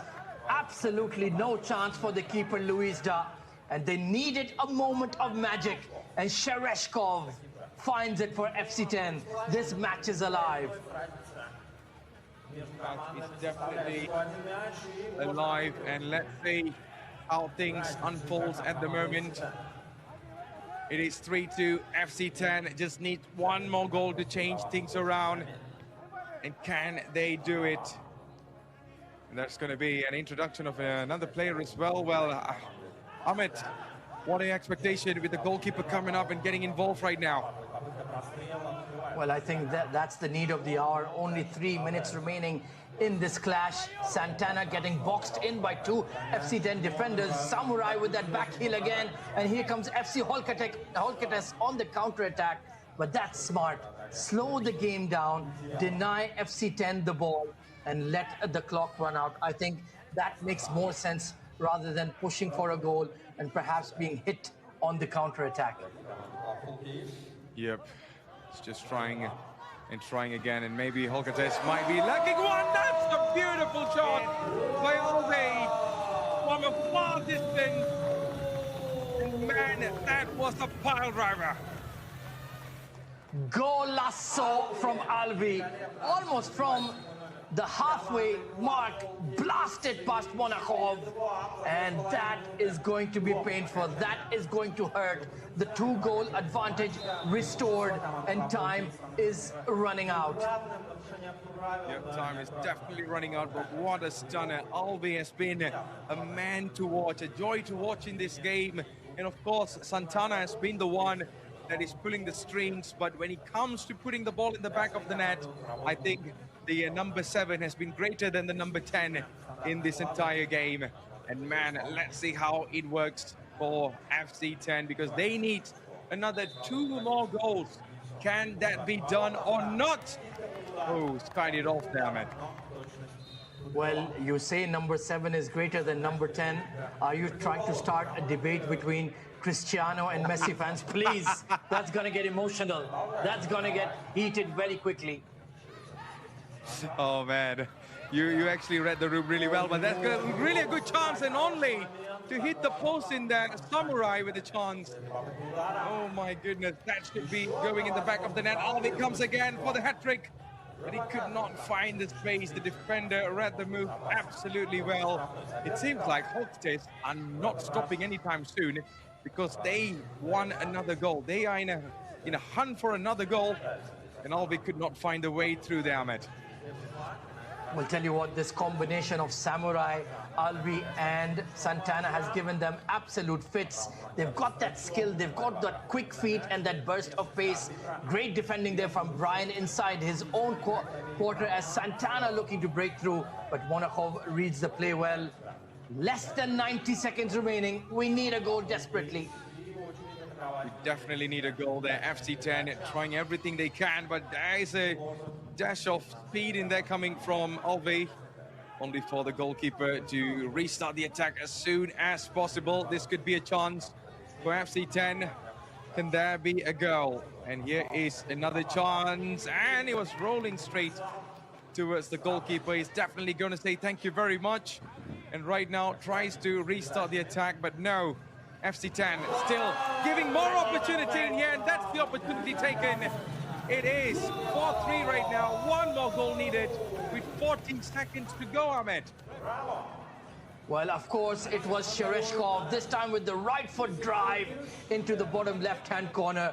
Whether it's his left foot or his right, he's a clinical finisher, and the hope is still alive. 47 seconds remaining in the game, and they have taken that hydration break. It's now or never for FC10. Shereshkov and his teammates now need to find a different way to respond to this game as fast as possible, because like what Ahmed said, time is ticking away, time is running away, and definitely not on anyone's side, but on the advantage it is going to be for Holkates, but FC10 still has that very small edge to get the equalizer done. But in my opinion, I think Holkates are going to go on full defense. Meanwhile, FC10 might be, pushing gun-ho mode right now to get the equalizer. But only time could tell, and the time is absolutely limited for this game. How many times in the past we've seen Matthew, whenever you try to park the bus, it backfires on you. So if they change their approach, it could prove to be costly. 47 seconds, that's all that remains between a spot in the next round for FC Holkates. Can they hang on for dear life? We're seeing the sweeper keeper come in, so FC10 are really rolling the dice here. Exactly what I said. I think they're going to go full gun-ho mode, all on attack with the sweeper keeper, as what you mentioned right now. Right now, FC10 needs to hold the ball. They need to be on possession right now. And this could be a chance. It's a really good pass, and only for the defender to block that ball away.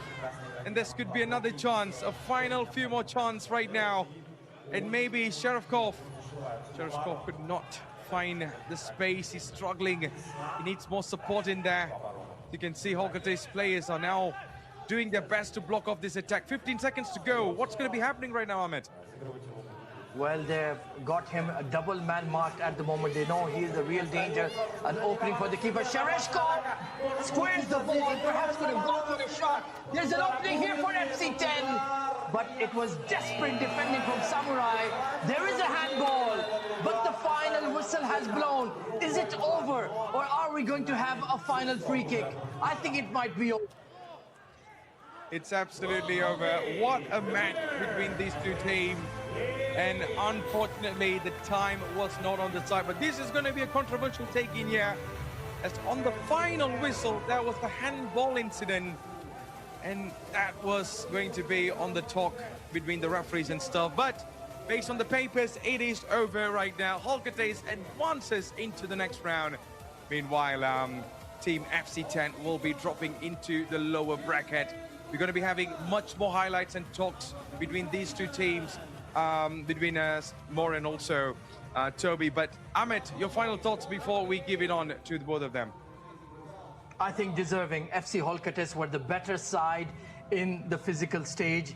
That combination of Alvi, Santana and Samurai created a lot of chances, and in the end, deserving winners. FC10 through Shereshkov fought hard, but I just felt they were lacking that spark, that creativity in the physical stage. And perhaps that is why they need to compensate when it's the 2v2 in the UFL digital stage. That is something they can work on in their next game. What a wonderful finish. That back hit from Samurai, and Alvi bursting through in the gap with an open goal at his mercy. That was a wonderful finish. And this was the goal in the first half. Brilliant goal that was. Shereshkov with that left foot finish to give FC10 some hope, and he was their superstar for sure tonight. Absolutely, we saw goals and goals. And we're going to be giving on to both of the main men up the front, and they're going to be talking much more about this match. Till then, we're going to be taking a break.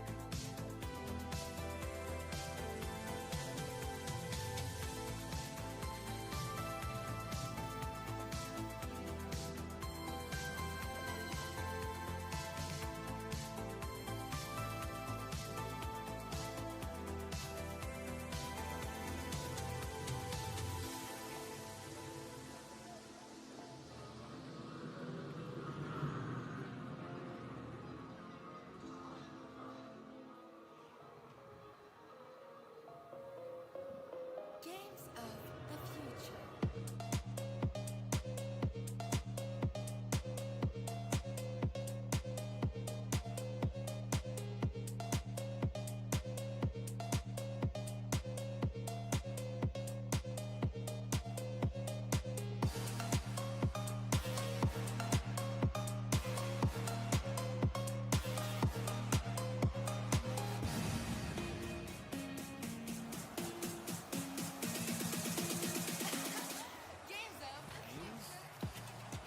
Liga Pro will be on the CT side, so I think it's safe to assume that Pedrajas has picked this map.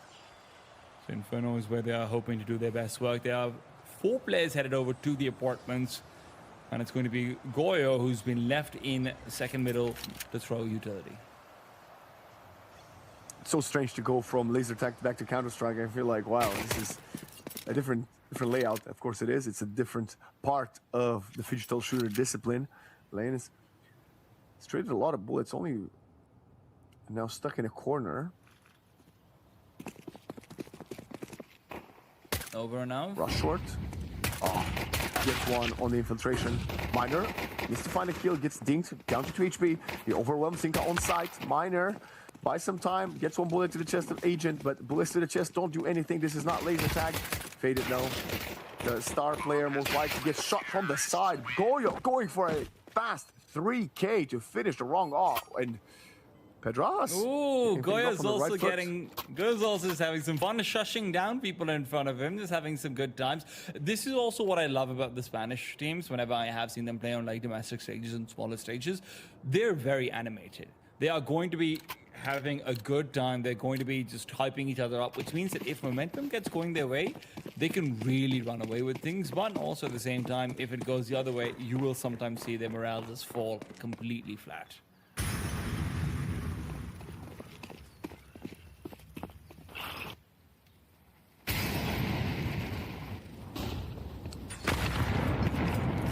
I see Chi, Agent. Oh boy. Down to 11 HP. Still not quite a kill. They will trade the Tech 9 for the Galil.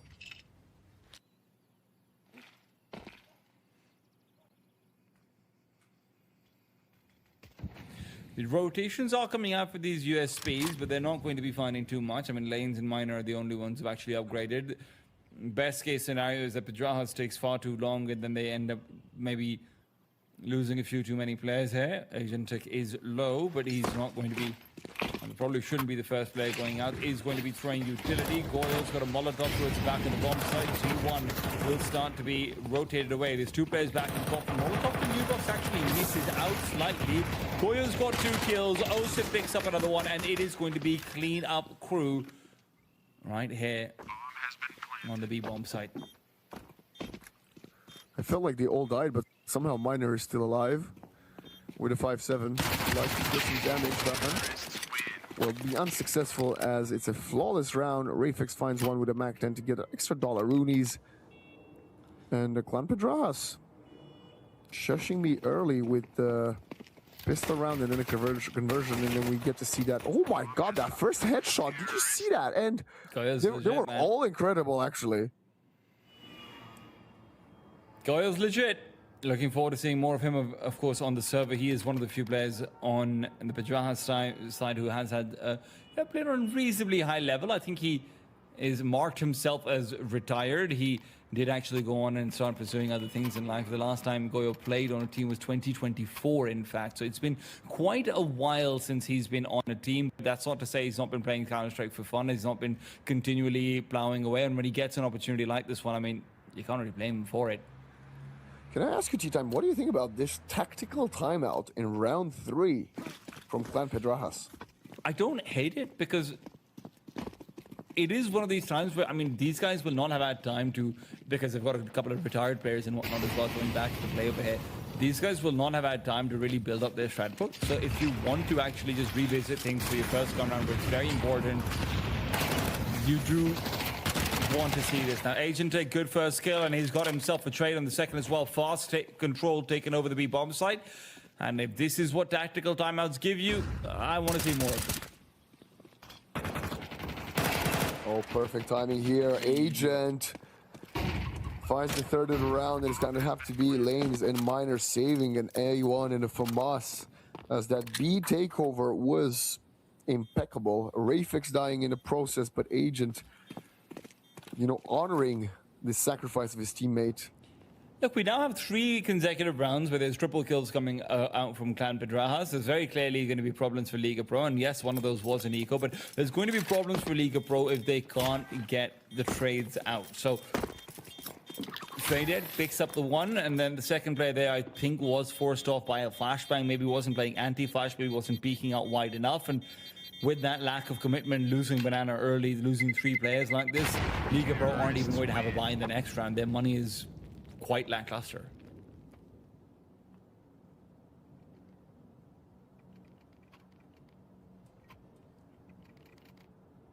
A bit of a slower freeze time for round number 4. Might be another tactical timeout this time from side of Liga Pro to decide if they want to invest or not. But we get to see another 3K, and it's been, well, 2 of the 3 rounds won by Clan Pedrajas have been on the back of a triple kill from Goyo and now Agent, respectively.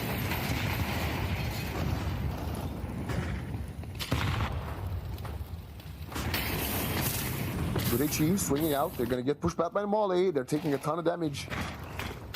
Ziwao, to not be confused with Zaiwu, will die to the Molly. problematic because we've also just fully lost banana control as well as giving over a kill. Normally CTs try and have one of those two things happen. You can't give up banana and a kill with it because that means then re-aggressing forward is a compulsion, not an option. So the flashbang miner will start to clear things out, but he knows that there's still Agent Tech or someone around the corner. T side will also regain top banana control, and Mako, if he wants to make a play, this would be the time. Boost up into the corner in the back of the bomb site. Miner will have a chance to try and take a few players down, but that's only if they make their way over to the B site. Mako's called them back into A. Util's been used. A site should be an easier clear, but they've only got one flashbang, and that's in Mako's hands, so keep that in mind.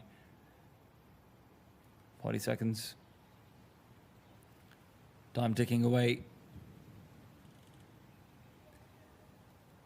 They need the go button, and soon Goyo is going around, spots out two players, asks them to commit. They know they've got numbers advantage, but Lanes, with a big triple of his own, will now leave Mako alone. 1 versus 2, 18 seconds left, retrieves the bomb, will have to plant an A, doesn't feel comfortable anywhere else. The smoke will do nothing for him, and a flashbang reveals that the bomb is not planted yet. Miner and Faded making their way back over to the site. Faster swings might be needed. It's a double swing, and Faded is there to take it home. Lanes gets given a freebie in middle for the first, but the next two are straight skill.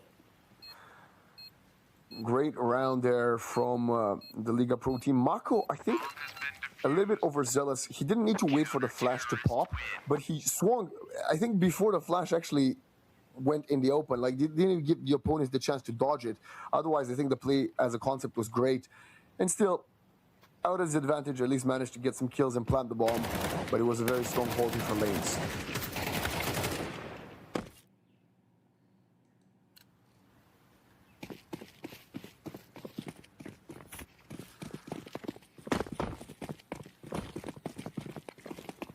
Round of 5 upon us.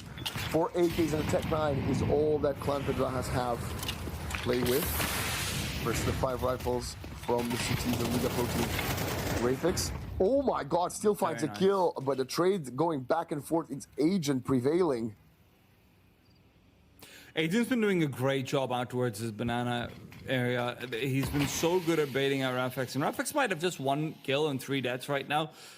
Make no mistake, he is responsible for one of those previous rounds, and should they manage to convert over here, then this is going to be a lot of patting on the back going out to Rafex in particular. Leaving Agentic behind, though, in the B bomb site is very risky. Unless he gets a backstab, they are looking to clear this out. I think Miner should have spotted him. They've got an idea where he's coming in from. They turn around. He can't finish off either one of the kills. Otherwise, Agentic could have gotten another quad kill. Lanes now needs to stand tall.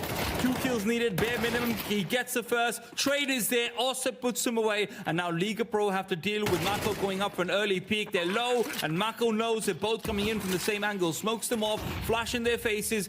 Miner turns around, looks for the 1v1. Swinging out, though, is Osip. Very nicely done. Great comms on the Spanish side.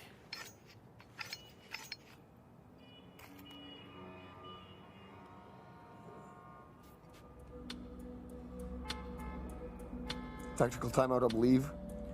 I can hear the sound ticking. I like this. Very good. Maybe we should add this as a post-round music kit in Counter-Strike. Yeah. The Games of the Future music kit would be kind of baller. Absolutely. You know it.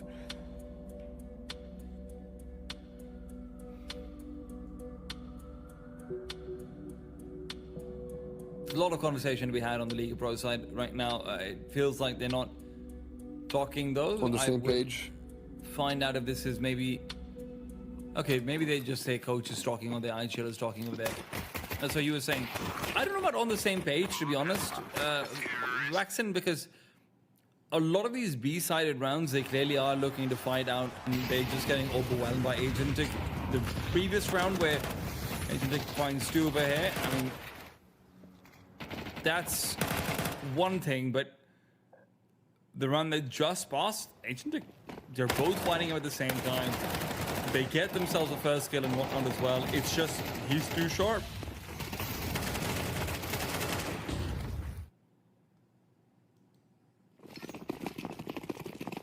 There we go. Round is now underway, and it's going to be an eco needed from Liga Pro team. There might actually be needed for two ecos, as we see Lanes and Sinka with below 2,000 gold. I'm not quite sure of the round loss bonus. Maybe it might be the third round loss bonus. If Miner managed to get a kill, they save an AK, they're probably going to force, but we shall wait and see. Goyo's been still sticking to the Tech 9, and that's a nice enabling of the Soul Rifle. You have to find OSIP.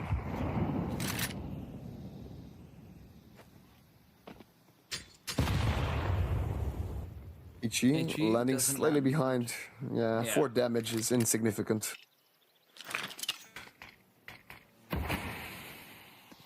There's 3 players here on the B bomb side. So this early smoke actually is really nice because Ziwao could be faking out as if he's the only player here and has to throw out utility on his own. So he's smoking out early. But with 2 players now playing back Bella, one of them goes over to Secret as well. This is a straight line that will be peaking. Your first contact should always be Ziwao, and he's good for the first kill. Now swinging through is going to be faded, but he decides to back off instead as the Molotov hasn't spread out to second oranges. He's got a crossfire to work off of. Can he get the first kill? Yes, he can. P250 strikes through, and now the T's are running out of numbers. Do they expect the last player on this side? They don't, but Goyo's still able to take him down courtesy of a mixed shot from Xenka. 2 versus 2, and Miner has an M4. This is not impossible.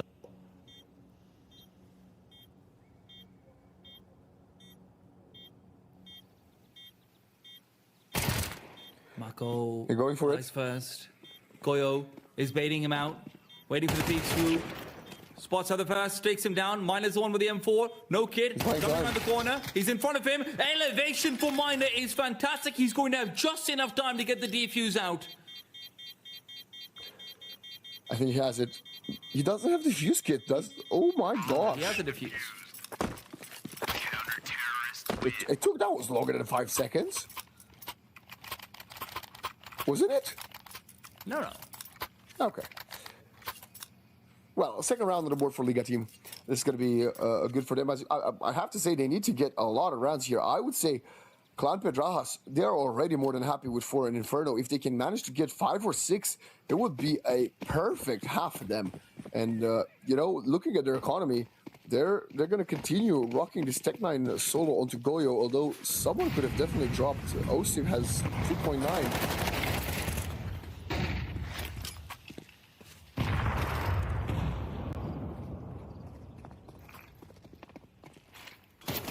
Exactly what League have been looking for. Oh, a chance to bring it back. Oh, look at Miner. Oh no, Miner's flashbanged.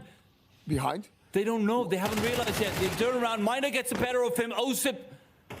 He doesn't know the opportunity. He just missed. Lanes finds Mako, turned around as well. And Goyo, the man who went 6-0, was all flash, will now be maybe left alone to die.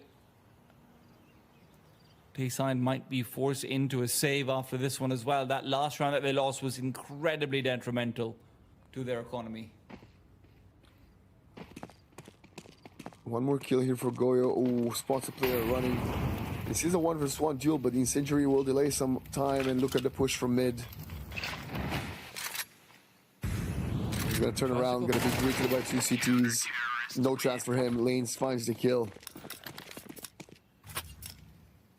Clan Pedrajas folding back-to-back rounds.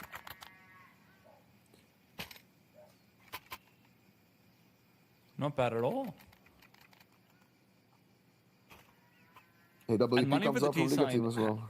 Money for the T-Sign has just been smacked silly. Where does Miner go? Miner has a pretty decent spawn. He's the second player in line, and he's gonna fight this. Holding it, and gets smoked off the angle. HE damage onto Mako, down to 51, softened up already.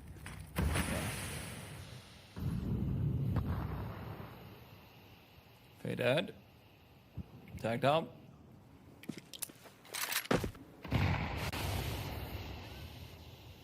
Very slow round.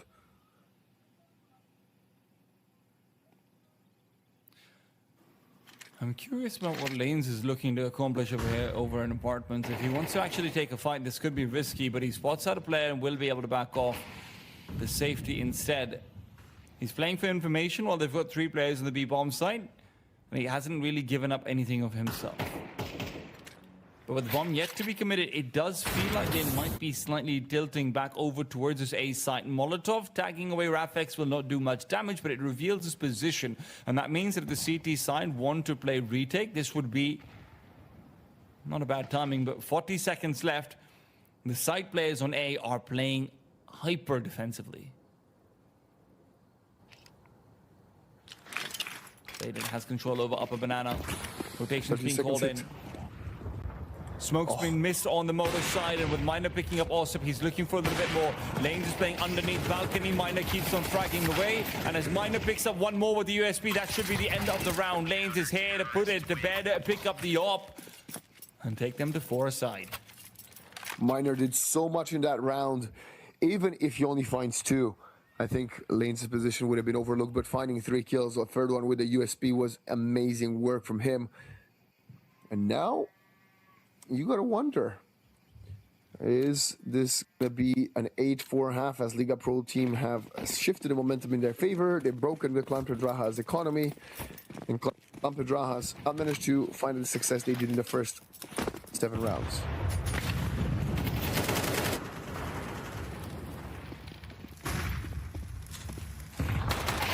Rafex might have a chance here. Tech9 gets the kill. The second one, ooh, it's not quite there. Faded will prevail. Nice wallbang headshot after spotting Agent 3K. Now Miner gets involved with the op in mid, finding Goyo.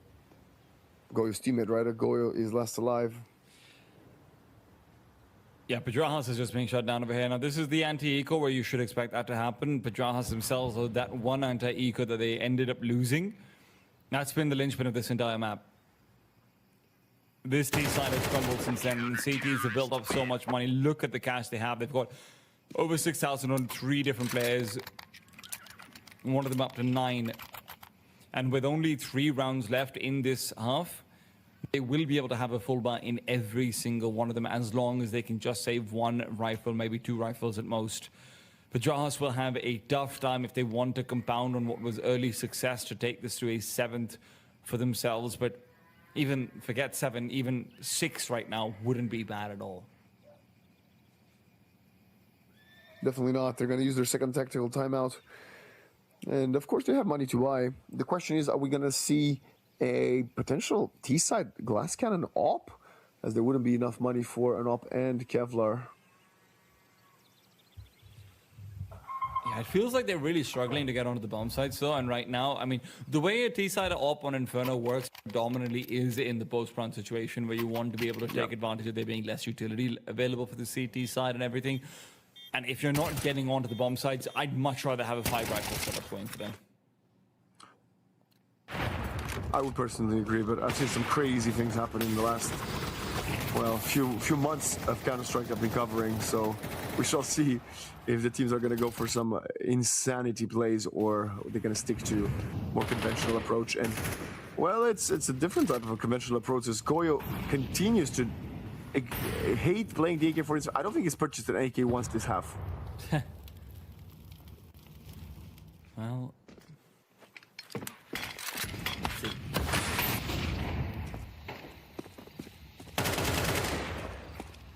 Agent K is waiting for the push through the smoke to come through. Flashbang overhead, but Rafex has taken so much damage to the HEs. Was playing on top of the wall, hoping to dodge out utility if need be. Miner doesn't need to pull the trigger. Lanes is already taken down Mako. Excellent kill to find. Poor Mako. He thought he was safe for a split second as the op missed and then get obliterated by the spray down. I mean, it's not bad over here for the T side if they want to commit right now, but I'm shocked to see them splitting up members. Agent K on the boost will be able to bear out over the smoke, get a kill, but Faded is there to trade. Faded looking for more, backs off and tries to re-peek in. The smoke over here is not going to do much to allow the bomb to cross while Faded can still spam, and as the rest of the CTs make their way through, a flashbang well-placed would be massive. Miner's still worried about a flank, so watch out for that. This is effectively a 3 versus 3. On the bomb site with the resmoke going deep into CT, and that also gives Osip some space to maneuver if he wants to move into CT spawn himself. 3 men incoming. Flashbang Goyo is finds there. one.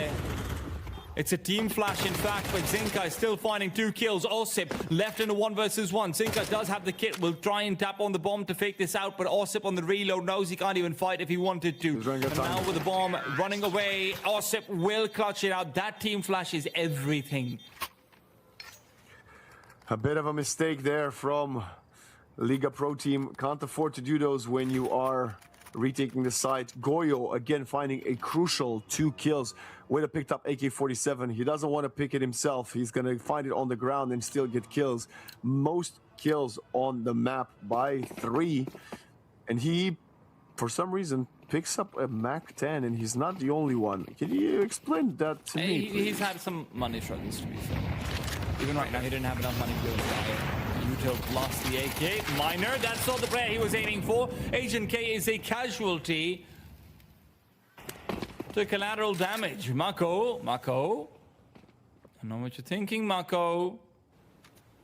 Lane has been playing under shelter so many times, but this time it's Zenka instead. Lanes is already dead. They expect a second player. It's Zenka out in the open. They need the double swing. He should not be allowed to get away with 2 kills there, but at least they trade. Bomb can be planted. 2 versus 2. 2 CTs on their tail already, but it's gonna have to be a pretty difficult easy hold, as they have another smoke and an HP advantage, but they both walk into the short. Mako, he's gonna catch the timing. It doesn't matter. Goyo spots the second after he gets the first kill and faded. He needs to clutch up. Player behind him, Mako will actually miss, but enables Goyo to find his 3rd kill of the round. And there's gonna be at least 6 rounds at the half for the T side. Wow. You know what's funny is that out of those 6 rounds, 5 of those Goyo has gotten a triple kill. No. Every single, yes. He was 3-0, 6-0, then he was on 9 kills, 12 kills, and now 15, I think. Maybe I'm miscounting 1, but Goyo's impact has been spectacular. I mean, this guy has just been giving triple kills and triple kills. And you were speaking about the economy earlier, where Liga Pro team, they have to force with everything they can. Gonna be 2 Deagles, a FAMAS, an MP9, and an M4. Graphics up close, pop flash in, there's a smoke onto the sandbags guy, but that's a nice double entry. Rayfix, Agent K, 1-2 punch, open up the site. There's 2 more actually. One of them is baiting. Surprise, jumping on top of him, finds the first, nice spray down onto the second, going for the 3rd, but Goyo MP9 up close does get the duel victory. Miner only has a Deagle. Even with an AWP, this would have been challenging. And now with the flank that Mako's trying to set up behind him, this should be the end of things. Indeed, Mako puts him away. 7-5 for Jaha's, despite the blip in the radar in the middle because of the anti-eco that they end up losing. This is still a fantastically well-executed T side. Coming to the CT side, I am very curious if Goyo can replicate this form, because we did actually have some good performances in CT, right? Miner coming out with that saved M4 the first time in the eco round that they win. The AWP as well finding good impact, and Lanes is, really good at taking advantage of the T side being slightly sloppy on their double swings. But at the end of the day, Petrajas came through with the firepower of Goyo, and I don't know if that transitions over to CT side. I kind of hope it does. Well, you'd hope it does, because it is Inferno. It is their map pick, and you can tell why. Winning T side of Inferno is not an easy task.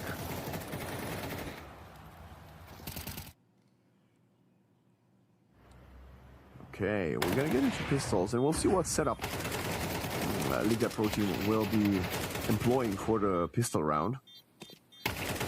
These are all some great highlights. Of course, this was another Goyo plus Osip 3-2 punch. Oh my god, I hope that was not a tooth. What? Did you not see that? Was it a tooth? I hope not. I hope not. Because I think it was, looking at the picture, I think it was Goyo standing up, shouting something at the opponents, and something of a white color and a rather small texture fell out. Maybe it's a chewing or something. I would hope so. I would hope so. Yeah. Because otherwise, Goyo is putting the physical in Phygital. Marco speaking forward, and he takes a shot to the dome for it. Rafix around the corner is hoping that maybe this time he can be the one who's getting baited for, but no one's making their way over.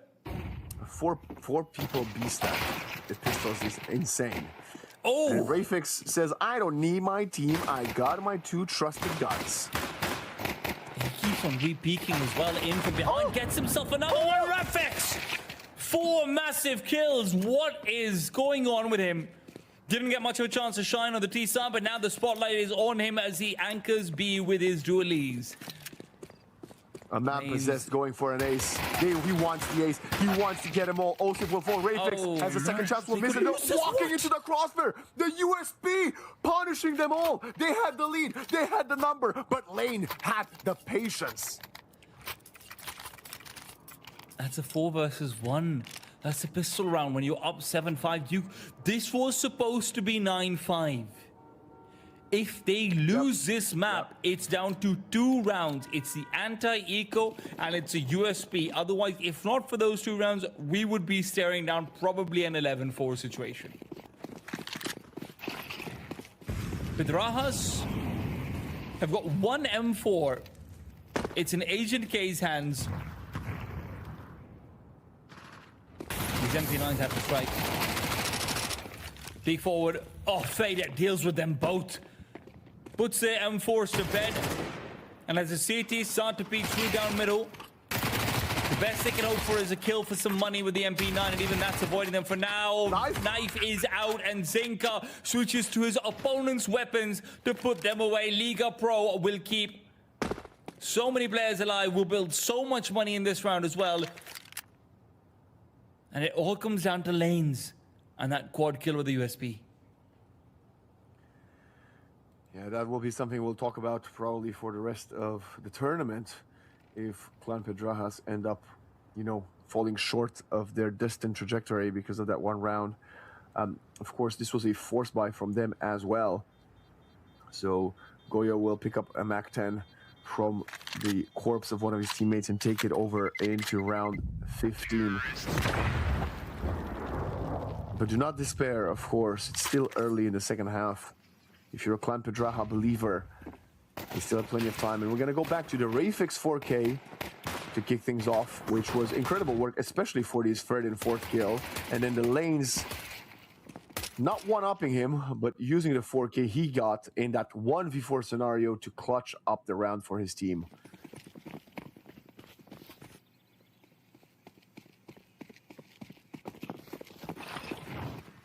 MAC-7, MAC-10, and the 5-7. All that is invested in this round, alongside a couple of pieces of utility. For all of you... Oh! Go ahead. I just want to say to all the viewers that, again, might be new here to Counter-Strike, you might be often watching players in this portion of the map that we funnily call Banana, I know. For all the non-CS players, hearing casters randomly shout "Banana" sounds kind of funny. Banana! But when you see people walking down Banana or up Banana facing the wall, it is not because they're disconnected. It's actually a simple tactic to avoid the piece of utility from the defenders called a flashbang, and that way you can continue swinging without being blinded. So yeah, don't worry. The players know what they're doing. They're not just running to the wall like bots. And if you're wondering what Banana exactly is on the map, you can just look over that little curved portion underneath the B bomb site where, as you can imagine, it kind of looks like a banana, but also I always thought it looks like a telephone. You know, one of those old school telephones and landlines? It does kind of look like that, doesn't it? The rotary landlines. Oh, God. Are you older? How old are you, Axon? Oh, gosh. I am 29. Okay, so you're not old enough to have used a rotary phone, right? I think there might have been one in my house growing up. Yeah. Okay. I wouldn't say it was like my go-to, but I think I might have like had a few phone calls on the rotary phone. Yeah. Yeah, I mean, we had a rotary phone in our house as well, and we did use it for a few years, which was just, honestly, I'm pretty sure my dad just left it there in the home because he thought it was swaggy. He was probably right. I can imagine. It looked pretty good. Absolutely. Clan Pedrajas will have to force with MP9s. Of course, Inferno gives you the luxury of playing with SMGs up close, especially if you soften up your opponents with some nades, but they're walking through smoke. Osip overwhelmed. Smoke criminals. 3 out of their 2 at the same time. Mako, Fall Flesh doesn't quite reach. Only good for 1, and it's another 3 players. That area, Goyo repositions. Agent K Oh boy, the flashes are perfect. It's team damage with the HE finding the kill. There's a slight moment, the bomb gets dropped, and it's Goyo with the MP9 inside and faded. Looking at the kill feed, wondering what the hell just happened. How are you all dead? And the answer is about 120 damage with a team HE.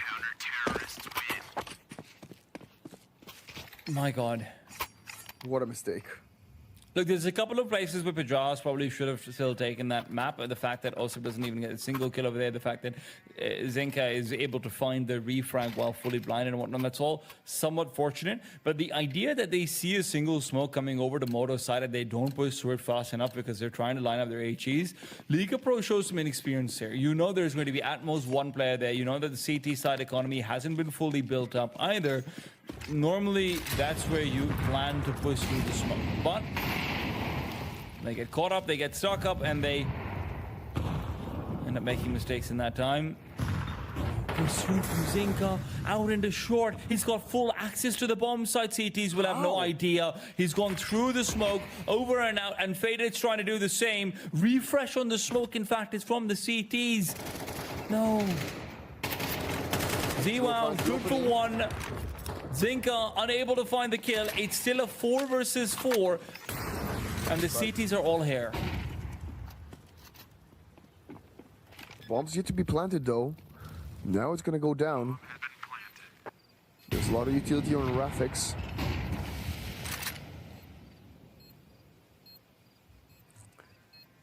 A full set of utility left over. Smoke, Molly, flashes, and an HE. Gonna go along with 3 players coming to short. As the crossfire gets flashed, Faded, reveals position, will die. Now the player picks Blaine, finding another double. Can he find another 3K? No. It has to be Miner with the clutch. Op shot connects right away. Bomb getting defused. It's only fake. The volley is perfect. The pistol comes out, and Agent K will lose the round. Picks up the AWP to save it, but it doesn't matter. Liga still on the back foot. That's a massive mistake. Agent had enough time to be able to get the defuse. He had the kid as well. He'd already started. He had a second on the defuse. He had enough HP that even with the Molotov, he could have gone all the way and then just died in the flames afterwards. He dooms his round by coming off of it completely, and there was never going to be a world where he survives there. The Jahas have made some big errors over here in this half. I don't know what's happening with them, and maybe it's again, especially with what we spoke about during the first game of the day, right? The nerves of being on stage could be getting to them, and now we see them forcing with MP9s and 5.7s. Only OCF had money for a full rifle. If they lose this round, the map might be slipping out of their fingers. And now see Mako finding 1 kill, but will trade it. Mako finding the second. Where is he getting all these kills with the MP9? Is it in mid? It might be. Finally gets punished for his insolence. Osip has yet to reveal though, and he's not played on short yet. But is this a Archer's wraparound? They have to walk into Agent if that's going to be the case. It feels like that's what they want to do. I don't know if it's the correct. Oh, there's a gap in the smoke. Osip tries to exploit it. We'll give it up though. And now they're retreating towards the ramp. I think it might just be... No, they're not certain. They're going to throw utility deep in a bracket, but they're waiting for a mistake. They're waiting for a rotation. They're waiting for someone to give them an inch. And as it's not happening, they will be heading back to the A bomb site. Osip is alone, but he does have the Soul rifle. He needs to step up big time.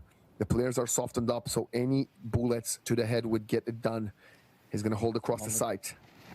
Molotov for Miner, and with 20 seconds, this is going to be the difference maker. Osip, can he pick up a double kill? No, he can't, but he does manage to stay alive, even with the Molotov next to him. His own incendiary will be used. How will they get the bomb plant in? They have to work around it. Z-Wow looking for the plant, will be able to deploy it, and Osip staying alive this long is massive. Spots out Z-Wow, gets another kill, and the double swing on short means that Osip's efforts are going to be enough, but Draha's equalized 9-9. Great work there from Osip. I think the molly was also maybe thrown a little bit too far to the left. You saw him after getting the first kill. He still had a few inches where he could hide behind the wall without the molly reaching him, which is, well, usually impossible if you throw the molly perfectly. So, you know, we spoke about the big mistakes from Clan Pedrajas. It's about small things as well. Liga Pro Team could have done better there to completely annihilate OSIPs and, you know, didn't play it in a 2 versus 2. It wasn't quite meant to be. And now their economy is in shambles and they are forced to go for a small buy, mostly in eco, actually.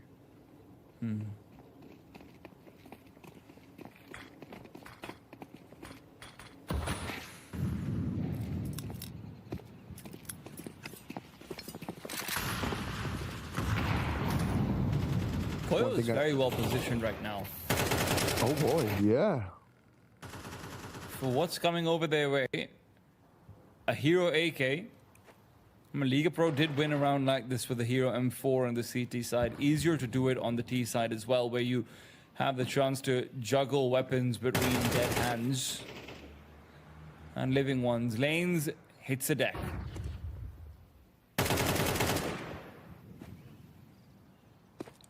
One quick thing I wanted to bring up is I love the way the smokes look.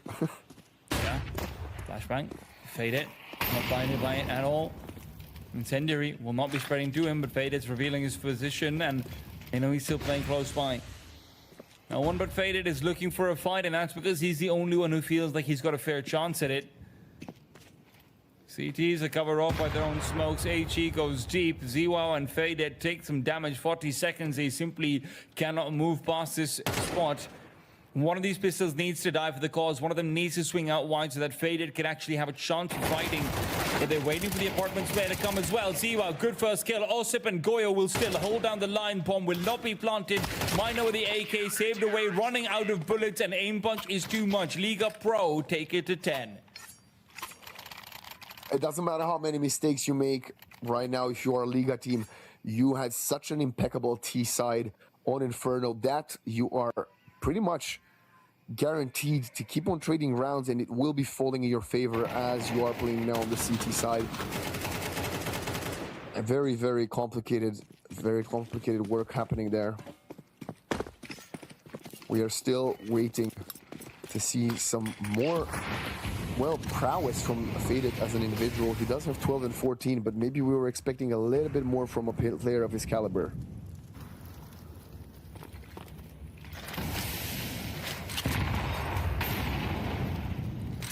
Mako has to be careful. They could just spam him down because they know where the utility is coming in from, but Zinka doesn't want to reveal position. That's what Marco's banking onto. Marco's pushing, oh, never mind, not through the smoke, past the smoke, back into his own territory. Well, the CTs are fully turtled into the B-bomb site.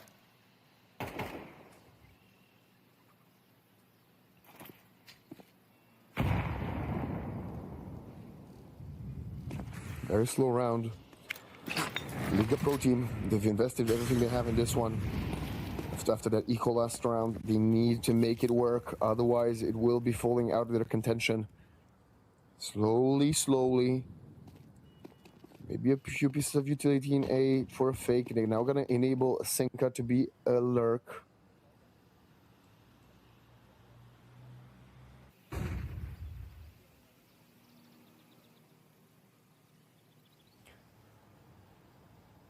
They're going to go for the B hit. Senka would love to find a stray dog here. Smokes. Pushing agent off the angle. 20 seconds to go. Rapids. Nice HE. They get the kill on the traveler. Wanting to travel to site will not be allowed with the first player. Galil of Sinka in CT will lose the blue versus goal. It is a player advantage for the Clan Pedrajas guys. Mako cleans up the banana player. Ziwao and Lanes 2v4. Can they do it 2 time? No. Unfortunately, they can't.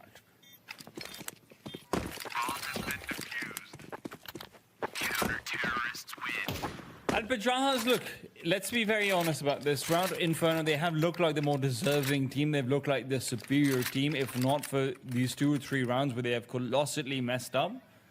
Yep. Can you think of what the score would be like if they wouldn't have messed up those rounds? I mean, the game would already be over. Yeah, exactly. And when we consider the firepower that they're showing up with on the Spanish side, Dust2 is coming up after this one. I mean, that's going to be a very rough showing. We need a serious step up, even over here on Inferno, to transition that second map forward more comfortably for the Russian side. I think this might have been a tactical timeout, and if it was called by Liga Pro Team, they had to make a big decision if they want to play for a victory and force with scraps or play for OT, and it seems to be the second option. They are just going to buy some pistols and try for the best, but if it doesn't work out, they at least have money to play for overtime. Perfect. I don't First know kill what is Mino was good. cooking. He was really hoping for a better flashbang where Rafix would be completely called out, but yeah.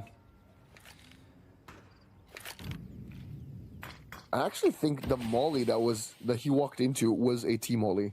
Oh, maybe actually. Because I think he purchased 2 smokes. Wow. A molly and a flash also tonight hit. Of course, don't read too much into this round, ladies and gentlemen. Liga Pro Team going back for the eco. The chances of them converting are fairly slim, especially with 2 players down now.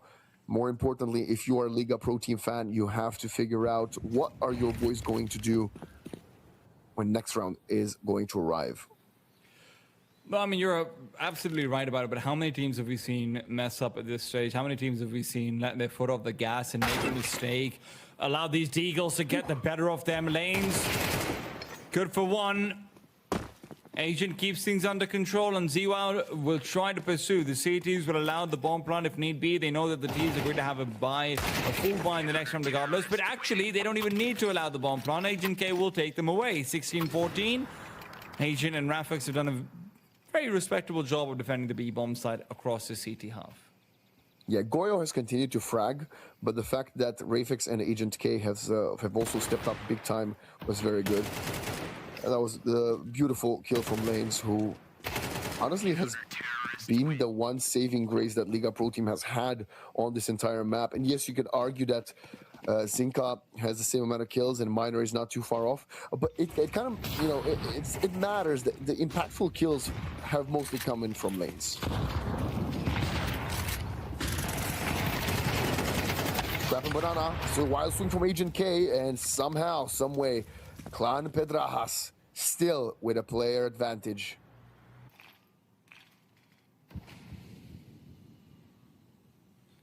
That bottle's looking mighty lonely.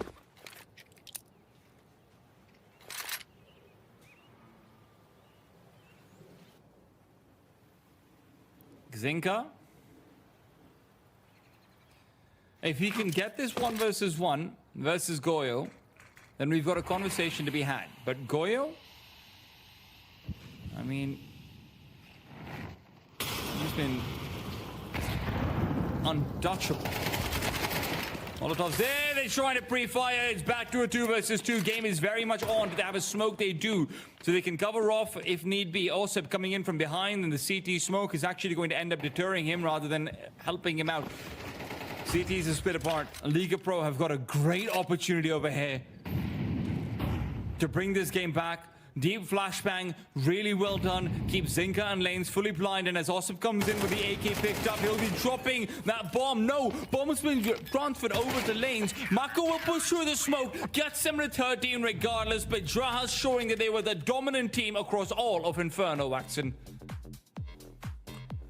Start to finish, the only hiccups they had were two, well, mistakes they did. It was never Liga team that forced them to lose crucial rounds, and it's great to see another team actually taking out one of my contenders. Well, not taking them out, taking one map away from the contenders, picking Inferno and picking it and playing it with style. And I'm excited to see them perform already. Hopefully Liga team can wake up, because they didn't look like the normal selves. But we shall quickly send it to the analyst to break down what they saw happen on Inferno and what we can expect from Dust 2.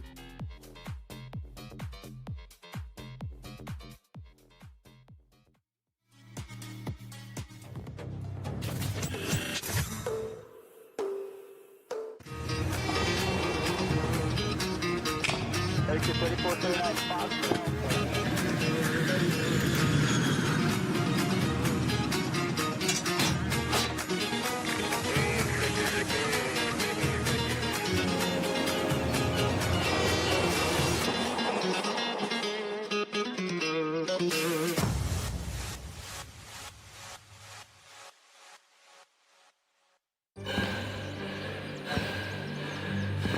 Үлкен әр қадамы жаңа жетістікке жетелейтін марафон.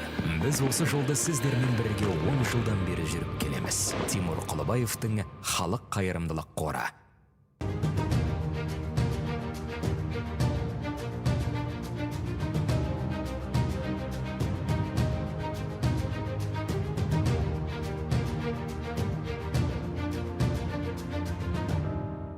Центр кредит банкымен сіз қарапайым және заманауи шешімдердің ортасындасыз. Нық сеніммен жаңа мүмкіндіктер ашып, тексерілген сапаға сеніңіз. BCC-KZ мүмкіндіктерді кеңейтіңіз.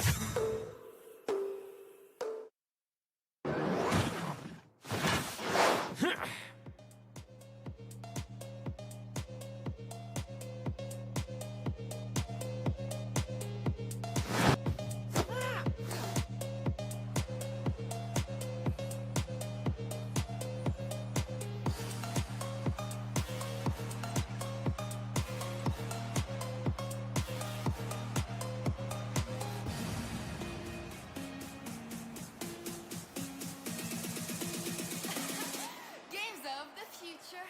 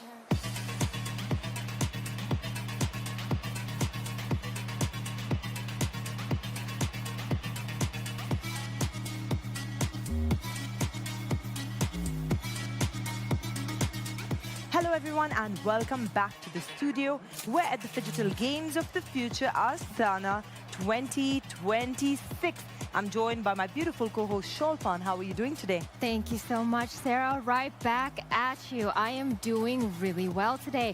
We have a jam-packed schedule with the general schedule beginning. We finished off with our grand final at PUBG with 17 Gaming taking the tournament, followed by Digital Basketball, one of my personal favorites, presented by Halik Fun. Our winners there, Wilders, racing to victory, crushing their opponents. And in the fantasy world of Dota PC, the tournament is still up for grabs between 4 of our remaining teams. Moving on, today we introduced Digital Football. A brand new sport, all eyes on the pitch there, presented by Samruk-Kazyna. And we began today as well with an inaugural discipline of Digital Shooter, and it will be going on until August 8th. The action there is already heating up, a lot of big upsets.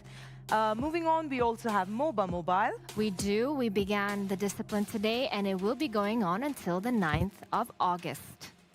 We also have Phygital Dancing. Even if you're not into these games, Phygital Dancing is really easy to follow. That will be running for 2 days, August 6th and 7th. And we will be finishing off strong with Phygital Fighting, held between the 2 days of August 8th and 9th.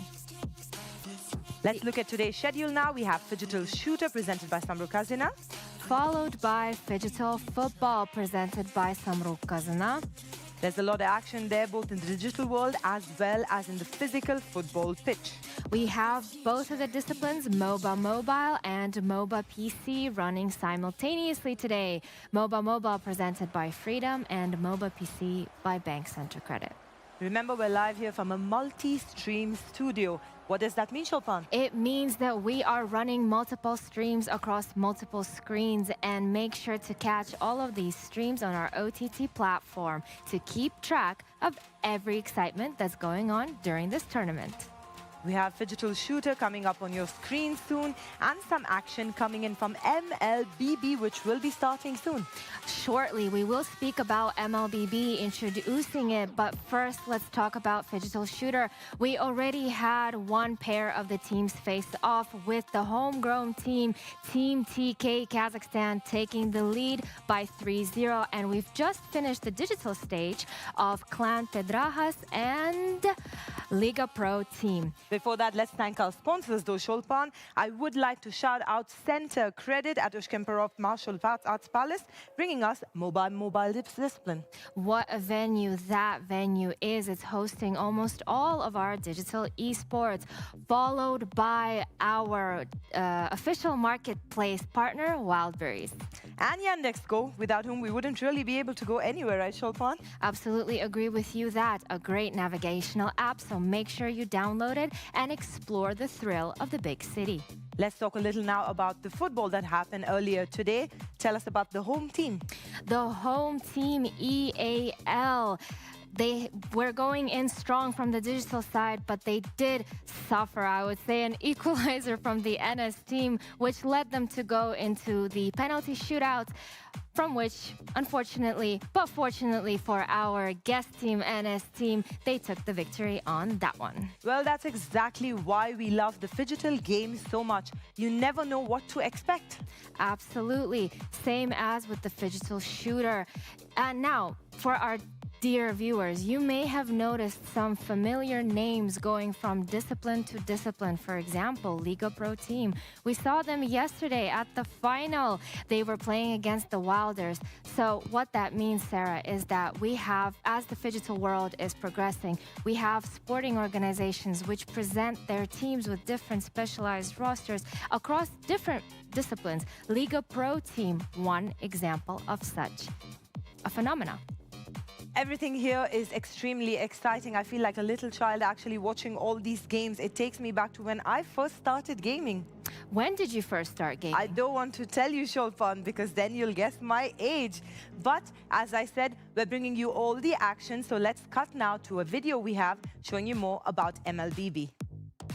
Mobile is an esports discipline based on Mobile Legends Bang Bang and consists of a digital stage only. 16 teams compete in 5v5 matches played in a best-of-3 format. Throughout the tournament, all matches are played as best-of-3 series, with the first team to win 2 games claiming the series. The first game begins with a physical coin toss. The winning team chooses either its side of the map or first pick in the hero draft. In the second game, the choice automatically passes to the opposing team. If a third and deciding game is required, the right to choose is once again determined by a physical coin toss. Teams earn tournament points for each series victory in accordance with the tournament bracket. Well, we're back here in the studio at the Phygital Games of the Future, Astana 2026. Let's talk a little now about what it takes across these different disciplines. We have 8 completely different disciplines, but there are some common threads we're seeing, Shulpan. What do you see in common and what do you see different about each of these disciplines? Well, the first thing that stands out to me is the professionalism of all the athletes that we have competing across the digital and physical stages.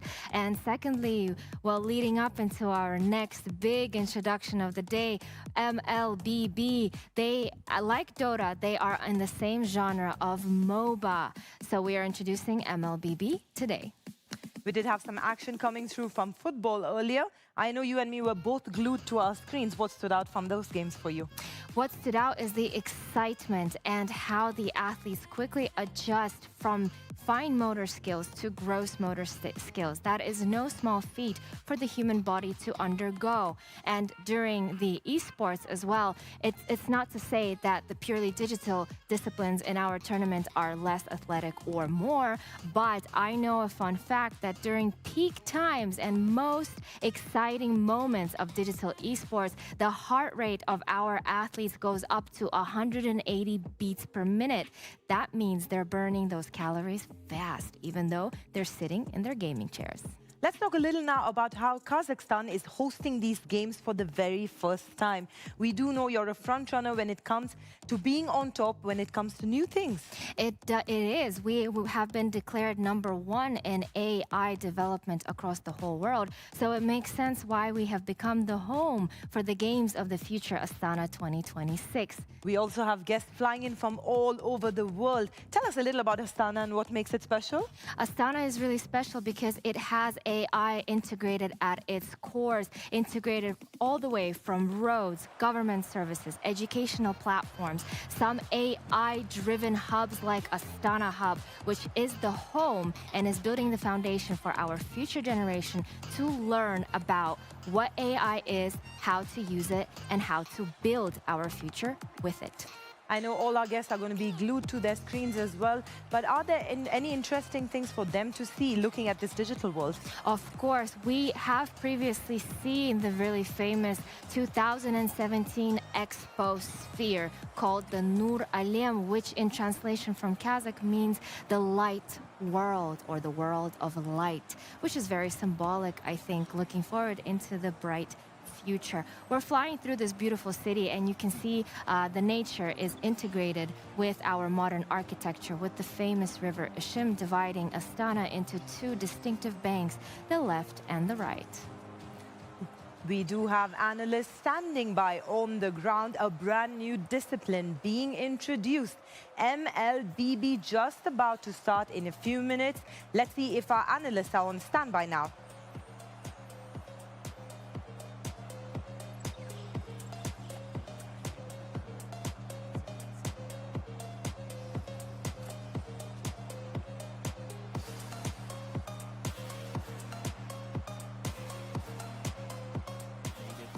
Into the tournament because of how strong their group stage run was, but eventually they have been exposed, and I feel like in this particular tournament this is where they can actually show what they're really worth. Maybe when they were defeated and they got eliminated from MSC, maybe they're just not in the not in the right headspace because they weren't doing what they were doing in the first part of MSC.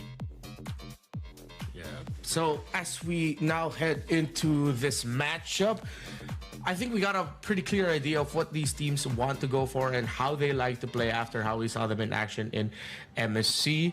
Of course, if I'm not mistaken, for Vamos, there might have been a few... No, I have to correct myself. There is pretty much going to be the exact lineup that we saw from Vamos compared to MSC. I will double check that. There's been so many names of MLBB that we had to follow for the past 3 weeks. But of course, more MLBB action is always so great to watch. I think it's time to talk about the elephant in the room, and not us being robot avatars, but the meta itself. Do you think there's still room for innovation, or have we really just settled that what we saw, especially in the grand finals, is pretty much the best way to tackle with the metagame? Yeah. I really feel like teams, especially because of how close we were in the most recent tournament. There was another tournament that I casted thereafter, and it's still the same. Unfortunately, Renmar, this metagame is what I would call the snowball fight, where both teams will just try to draft the most snowbally kind of the hero composition that they can have. They will play accordingly, and if they play it correctly, whoever wins in the early game will easily take over the entire game. And that was so evident during the grand finals where just the first few fights, you already know who's clearly winning. And I feel like it's because of the presence of some really busted heroes in the metagame. You have heroes like the Paquito, heroes like the Freya, Hirara even. But even though Hirara, as great as a hero as he is, she's not as busted as a snowball composition that has heroes like a Barretts. It's so confusing, and I feel like I agree with you. The snowball meta is a great way to put it, but the different pieces that you can build around it make it all the more very difficult for coaching staffs and players. Yeah, because teams are starting to get innovative. I even saw usage of Clint versus Melissa that eventually we see in the earlier stages, actually, piloted by none other than Eman. Melissa, how many games have they won with that hero? How many times have they been a problem to their opponents because of that Melissa pick? And then all of a sudden, teams have started to identify some answers to it, like the Clint coming out from Team Falcons. They were able to use it against that Melissa. And then there was that big fight between Hirara as well as the Link that eventually Hirara just, teams have just decided Hirara is just way better. Let's scrap this Ling and just focus on Nolan, which is another snowball hero, right? So it's like it's like the bigger snowball that you can find will trump the other side's snowball, and you eventually will take over. So now, with that knowledge, we know that players are just going to be looking one thing to win early. It feels like in a really funny way, despite how complex drafting for this metagame is, it sort of feels like the game has just been somewhat distilled to its rawest form of whoever deals more damage and gets more kills and gets their items faster win the game. Yeah. And that's essentially Hirara. That's essentially Barretts. In a game where there's so much burst damage, heroes like Beleric and Atlas and Barretts just thrive because they have so many tools to mitigate the damage, and even when they eventually get taken out, they've done their job by utilizing their ultimates, like how Atlas would be happy just to proc one Frigid Breath and then Fatal Links, and they're gonna be okay, they're gonna win the fights. That's also true with Beleric, as long as you initiate with Wrath of the Dryad, return some damage with your natural your passive as well as your taunt, and also with Barretts just taking a good initiation with Daytona's Welcome. They already did their job. I think that's the idea why these heroes really thrive in this metagame, because all they have to do really is to make sure that they throw away all their skills in important heroes against the opponent, and big -1 from a team fight already wins them the whole team fight. So let's see if that will definitely continue today. Most likely it will, especially for Vitality and Vamos as two teams who have been able to go through the ringer and understood, all right, that this is what it takes.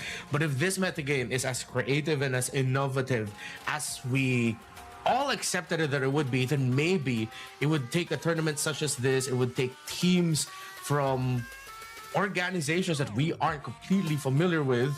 There are a couple of them over here who weren't able to compete in the previous tournament. Maybe there is just a little bit more room for innovation. We're going to be seeing the draft in just a bit. As you can already see, the process has begun. And one thing that we have to point out, I did get to confirm that it is Sizka who is going to be playing here for today, whereas back in MSC, it was Sepat that we saw more of in the EXP lane. So we got to see now at least a slightly different approach, maybe, through the EXP lane for Vamos, unless they're just going to be playing all the same way. Here are the bans: Atlas, Paquito, Freya, Juicin. Okay, yeah, it's pretty much the same. It's pretty much the same. We were very close from the previous tournament we've seen. Maybe there will be just tech picks along the way. Honestly, I wouldn't say that Selena is a tech pick because it's still a big meta pick, but that means that it might be opened up, and the nature of the heroes right now that are getting banned, I'm sure they will eventually consider the Marcel And that Marcel and the Selena combination is always a nasty combo that teams would love to get their hands on. And of course, no Marcel here. Oh, interestingly enough, if I'm not mistaken, that's a blue side Marcel ban. So instead of leaving it as a potential option for themselves, they're giving Bigatron by Vitality, I feel like, a slightly more difficult choice in terms of what to ban out. But usually most blue side teams would want to see Marcel in their hands. Yeah. So maybe they want to first pick Hirara, actually. It's probably why they're doing it. Yeah. That makes sense. Yeah. Of course, best jungler in the game today. Multiple iframes, lots of damage, even has an immobilize. Totally not broken as a concept. Totally not. Totally not. It will be the Valentina as the ban, so if it's not gonna be the Hirara, I don't know what other hero has that equivalent in the jungle role actually that would be worthy to be picked. Well, they say it's Fanny. Gonna be the ban. Gonna be the pick for Vamos.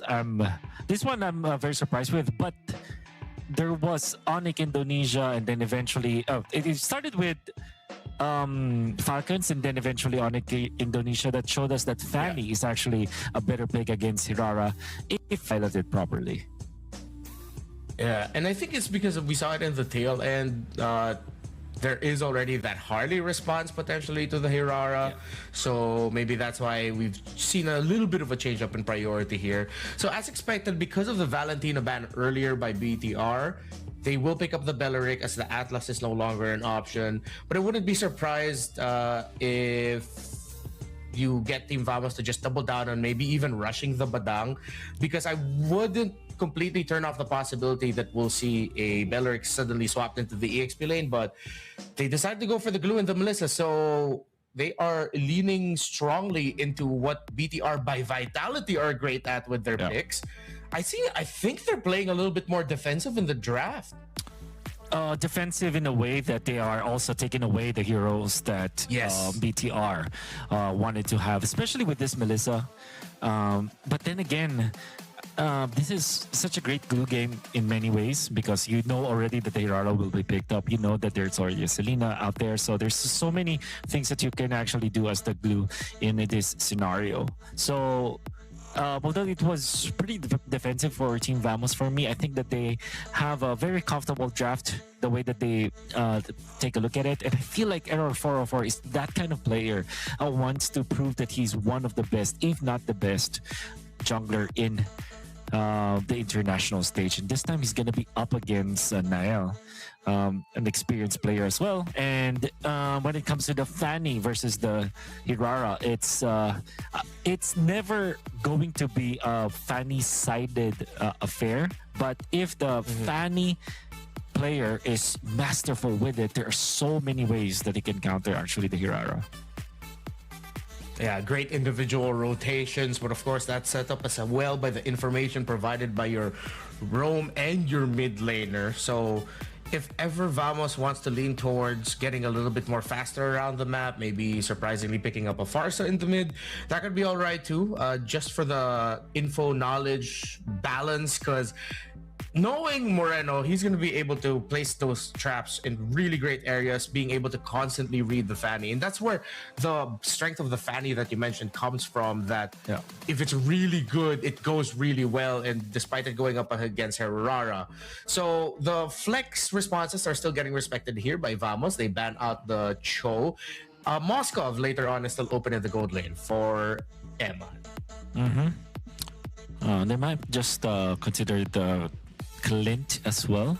But the Paquito is not open, so they will not have that option. So they might just deprioritize that one. But there is a world where they pick up the Badang actually here for Bigatron Vitality. And the reason why I say that is because of the Fanny, but also once you cycle out the go away from the Melissa, then you have another way to approach the teammates. So it's going to be the Moscow, which is one of the typical answers to this Fanny. So instead of utilizing a gold laner to counter the Melissa, they use their gold laner against the jungler. So this will be a very slow approach from BTR. And let's see if they can be successful with it. This Moscow plus the Hirara, it's very demanding when it comes to the farm.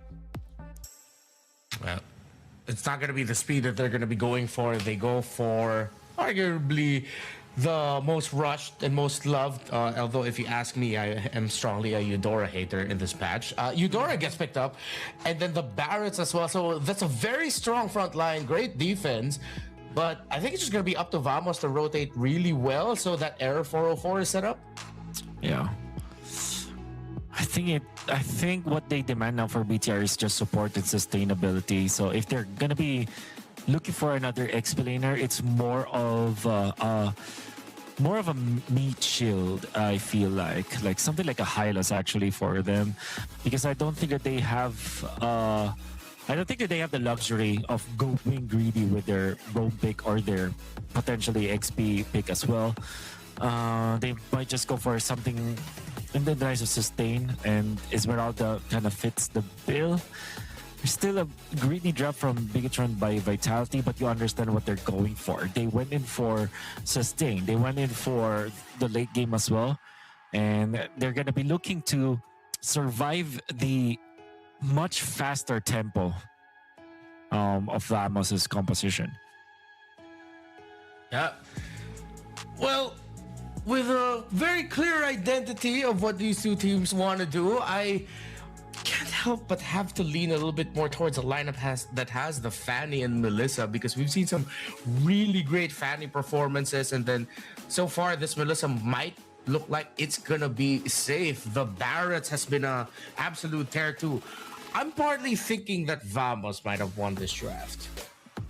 Yeah, and the reason why I would agree with that heavily, in fact, is because of what I said. This is a snowball fight metagame. This is a win early. Hopefully do not mess up your push and end the game as soon as possible. They have the tools to get to that. This Barretts in combination with a strong mid duo of a Eudora with the glue is such a scary combination that BTR might not be able to survive. Fortunately for them, they have a way to kind of speed up the Hirara because of this typical season hunter Selena. So if they utilize this Hirara much faster, maybe there's a way for BTR to actually equalize in the early stages, but I feel like Team Vamos has got a super duper strong early game composition. Speaking about speed though, and early, you might have cursed it just a little bit. Arrow 404 now has to swing around and dance to get back for the kill towards Zeke, but BTR by Vitality started off hot through Moreno's Abyssal Arrow. Klokun and Zeke now seek to regain control in the river, and this is why I said what I said, and we agreed upon it as well. It's really up to how the composition with the Fanny through the roam and mid handle the center of the map. Now when you're up against someone like Moreno, who is known for being very brave with just tossing out those arrows, and the team will capitalize if he gets a good stun, well, that's what you get at the early game. But that was only one. There's still a chance Vamos will be able to prove that their lineup much earlier is way better in the turtle fight. I think my post-it note got blown away, and that post-it note was never doubt Moreno, the maestro. I think it got blown away somewhere. I can find it in my desk right now. But remind me, Renmar, to please never doubt Moreno, the maestro, once again, all right? Because this guy is amazing. This guy is very dependable, and you saw how much mileage Bigator by Vitality were able to achieve because of this player. Can the Maestro do it again? Make Team Vamos dance to BDR by Vitality's tune. And so far, they're going to be the ones holding priority for this turtle. But the entry with a death and a welcome plus the flicker. Nile is going to be able to secure this turtle. BDR by Vit get more kills. Nile gets traded out. That's a kill for Error 404. But the members of Vamos now have to back off as Moreno, the Maestro, is making them dance to his tune. Klokun could be up next, but they're not going to risk the dive. Unless I might have spoken too soon. The arrow hits. No way that gets led into a kill. It won't be a kill, but that's just a quick heat check from the Maestro. 2-0 and 2 for the Selena. Gets a double in that turtle fight, and that closing arrow actually almost prompted BTR to dive. But then again, I think the idea here for BTR is to just punish this blue. In the early stages, as a roam blue, you don't have your ultimate, so even when you have the split, you're still very much vulnerable to any kind of chain stun. And that's exactly what BTR was able to achieve. And I'm actually surprised that Arrow 404 still went in and committed to the fight. They could have just split pushed after the initial death of Zaykeef.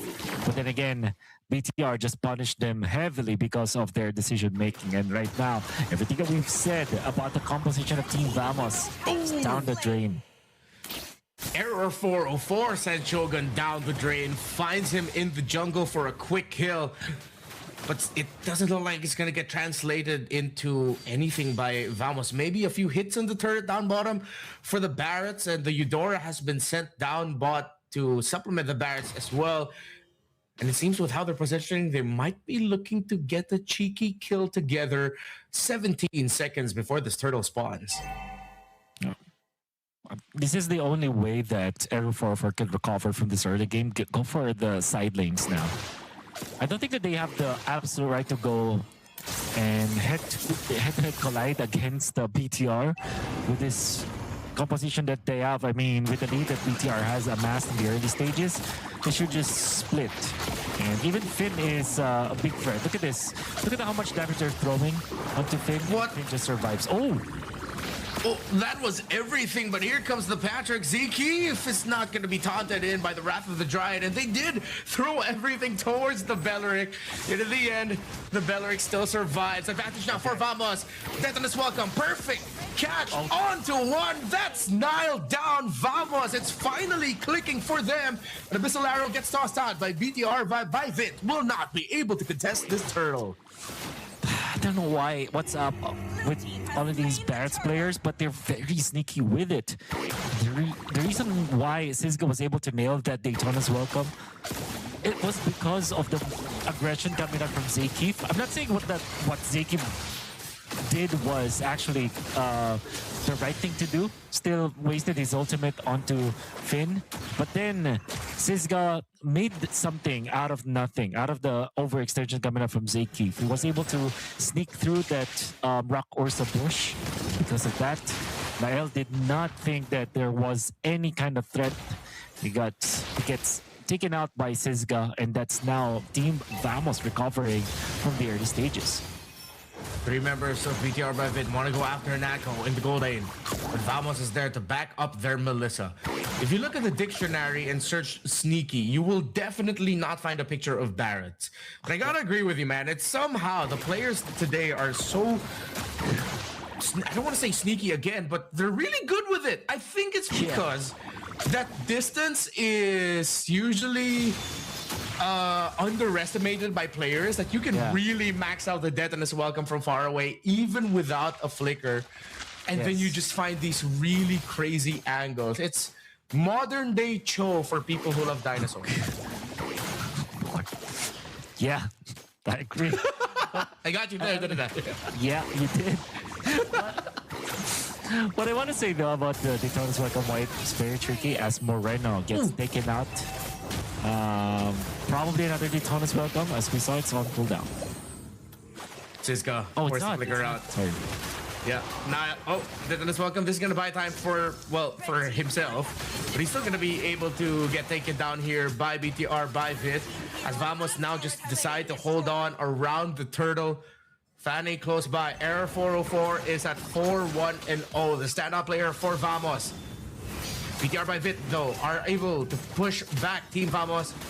Looks good for both. Arrows not landing. They all Finn with the initiation. Right now, they caught the Fanny as well. Oh, what a mistake around Team Vamos. And the shutdown was there. Finn, oh my goodness. What an initiation coming out from the Wrath of the Dryad. And of course, the Flicker. And they caught the Fanny with it as well. The damage coming out from there was just too much. And look at this, Zaykeef. Unfortunately, when he popped that ultimate, that was actually his death sentence. And now BTR have won the team fight once again. It's like you could hear the song playing in the background, pop that ulti like this, playing for Finn. and it was perfect. Perfect entry, perfect timing, and now BTR will have the lead into this. Air 404 wants to get his purple buff.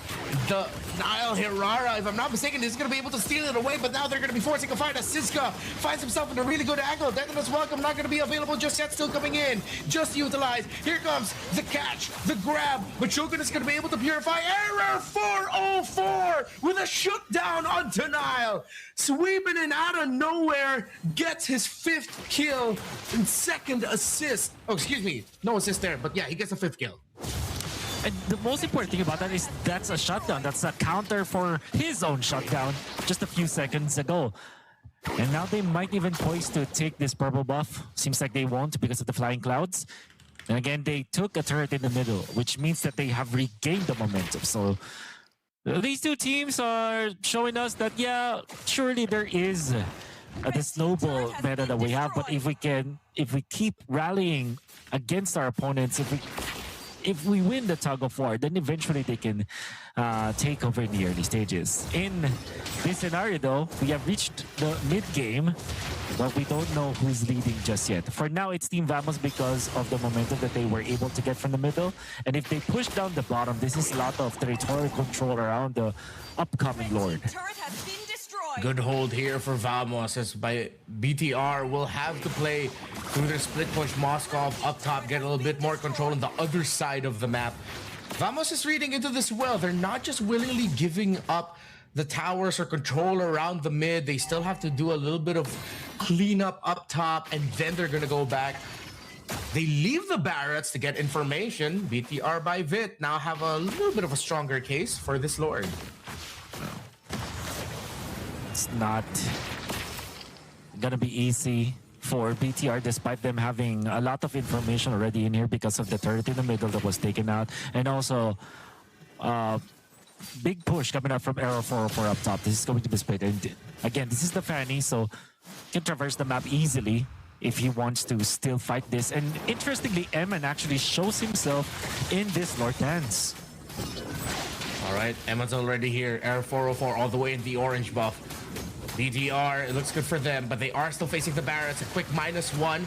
Reno lands an arrow. They're bringing the Barretts down low. Charges up the Detonus Welcome. Already CC Music Eve goes in, and it finds the Belleric. Here comes Arrow 404 with the sweeps, with the dance. Zekif gets left behind. Nile, though, gets caught out as BTR by Vit gets pushed back. Nile decided to go forward, and he gets punished. No more juggler here for Big Tron as Vamos look to get this Lord, but BTR are not going down with our fight. They are stretching this out to see what they can get. That's the perfect entry again by Finn, and Eman is free with the free hits, but Error 404 is still alive, and with a Fanny up, Vamos gets the Lord. Eman wants more, and he gets another one. Make that 2, and it lands the Abyssal Arrow plus the Spear of Destruction. That could have been worse for Vamos, but BTR by Vit made magic. They got as much as they could. A lot of important moments out there, Redmar. The start was pretty bad for BTR as they got zoned out. Even Nael, who popped these 2 iframes very early in the fight when we saw that Zekif showed himself, Siska as well showed himself out there. And that meant that when Nael dove, which was so weird for me to see, Team Vamos was able to collect that kill, but BTR with the shot calling, I think it was from Eman because Eman was even leading afterwards, and then that flicker Wrath of the Drive from Finn was so nasty that it caught an important member of Vamos, allowing for Eman to get a big momentum shift in favor of BTR. Still, the retribution on the Lord favors Team Vamos, that's why they got it, but then Eman secures 2 kills, even outplaying Natko in that regard. Spirit of Destruction will land again. Eman takes it, but Vamos are already retreating. Maybe it will boil down to that, just a moment of magic from individual players, as this has already gone against the grain of what we've expected from previous games, especially the grand finals of MSC. It hasn't been snowball. It's just been a slow, as you mentioned it, tug of war. And there's another tug of war where Reno, he wanted to start things off with the Abyssal Arrow, but he gets punished. The tug of war did not favor them there. They pulled at the wrong time, and he gets punished by the Barretts of Siska. game is just so chaotic. It's very, very full of tension, a lot of friction between two teams. It's so hectic in a way that even just the slight overextension will get punished by your opponent. And your opponent can also be taken out easily because of that. Now they take the purple buff. And an important real estate lead for Team Vamos in the next minute. Because this is the purple buff that will align when the Lord comes. Which means that Nael will not have as much resources compared to a Fanny. And already the Fanny can just go for the split push. Actually goes in for the fight. What? What? Okay. Oh. You could see the vision potentially if Eman found it, or if Error 404 didn't do that quick little hezzy and he was still on the way, that Spear of Destruction probably would have landed. But in the end, Error 404 does not lose his life, but I feel like that was just a quick little heat check from him. Knowing him, he'll probably try that again, but maybe with a little bit more backup from the rest of his team. He does try it again, but he gets spotted out.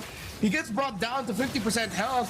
BTR by Vit are playing really well with the knowledge that the Fanny could just come out of nowhere. Siska already getting poked down. They're trying to force out the death and as welcome anything so they can build advantage. The Abyssal Arrow will not land to anyone. They force out the Flicker. Shogun and Emma go forward, but it's the needles from Muddles and Melissa that's sending them back. Emma is desperately trying to stay alive, and he does. The free hits and the collapse by the rest of the team around him keep him safe. Glocken gets brought low. BTR by Vitality, just like that. Have advantage for this Lord Wolf.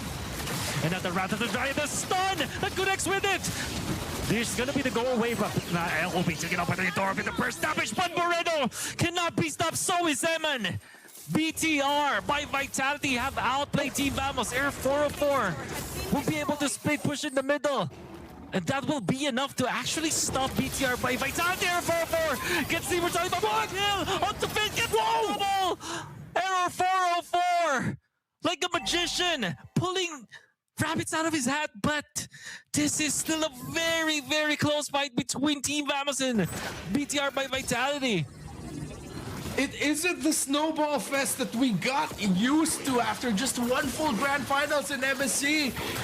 It's tension, it's a push and pull, and it's a little bit of magic from both sides as Error 404, from fighting to split push to eventually getting the Lord with the rest of his team. At a moment there, I was wondering why it looked like Vamos were desperate and they could have just backed. Even I myself missed that little split push that Error was doing. That's what led to 3 kills by BTR by Vit. There is a word that I want to use for these teams, but more so for Team Vamos. They're primal. Team Vamos, there's really not much system in what they're trying to do, but they're winning because of what Error 404 is trying to do. Renmar. Now here comes Quick, who potentially be the final fight. Error 404 fights it again, but he gets stunned, speared into the wall. A shutdown for Nile. Vamos still has their Melissa, and they are doing everything they can to build around this lead. It's just going to be a slow retreat before they go again for the re-engage. They still have the detonous welcome of the Barretts, but they decide to play it slow. They will usher in their minion waves through the bottom lane, and maybe they'll be able to get another one through this. Detonous welcome getting charged up. He will not commit it.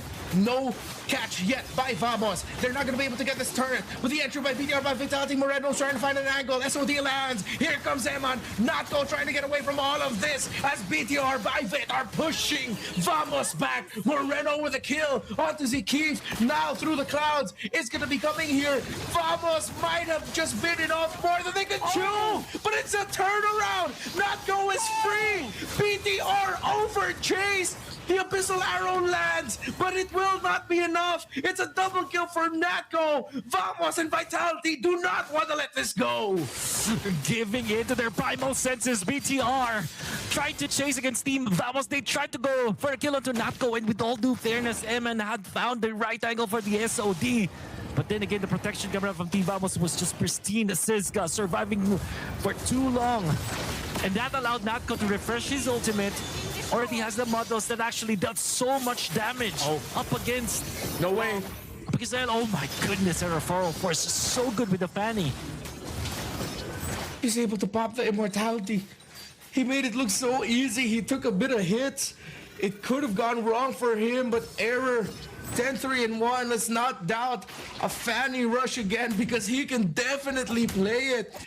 And I don't think it's really just Zekeef and Klokun. Yes, they're able to supplement him, but you gotta admit, when you're seeing a generational Fanny user in your screen, you have to acknowledge. Oh, we have to acknowledge, definitely, Error 404, showing us how it's done.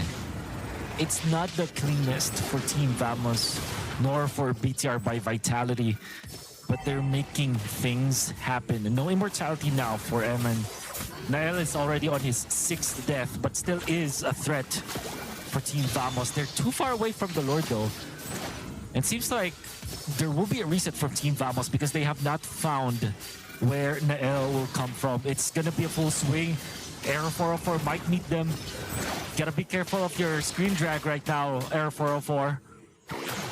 He sees him in the mid lane.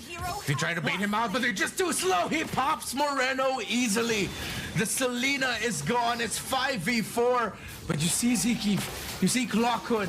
They've got him behind enemy lines. They've broken the formation to start off onto Eman. Here comes Zekeef, a perfect entry. Plus the Deathless welcome as well. The taunt by Finn to keep BTR by Vitality alive, but they might have just delayed it. Eman is getting blasted by this Melissa. Air 404 could not find the angle to pop him.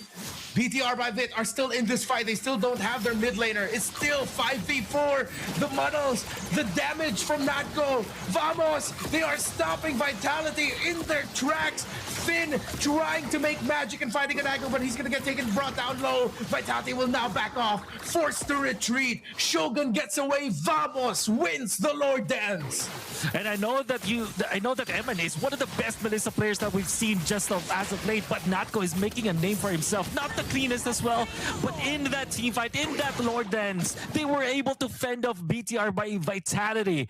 And that was started again by this Fanny, taking out the Maestro in the middle, surviving against the flank that BTR wanted to do. Zekeef himself went in for the flank in combination with the stun coming out from Klokun that was enough to reposition the members of BTR. With just that war of attrition, the tug of war, they have won the Lord Dance.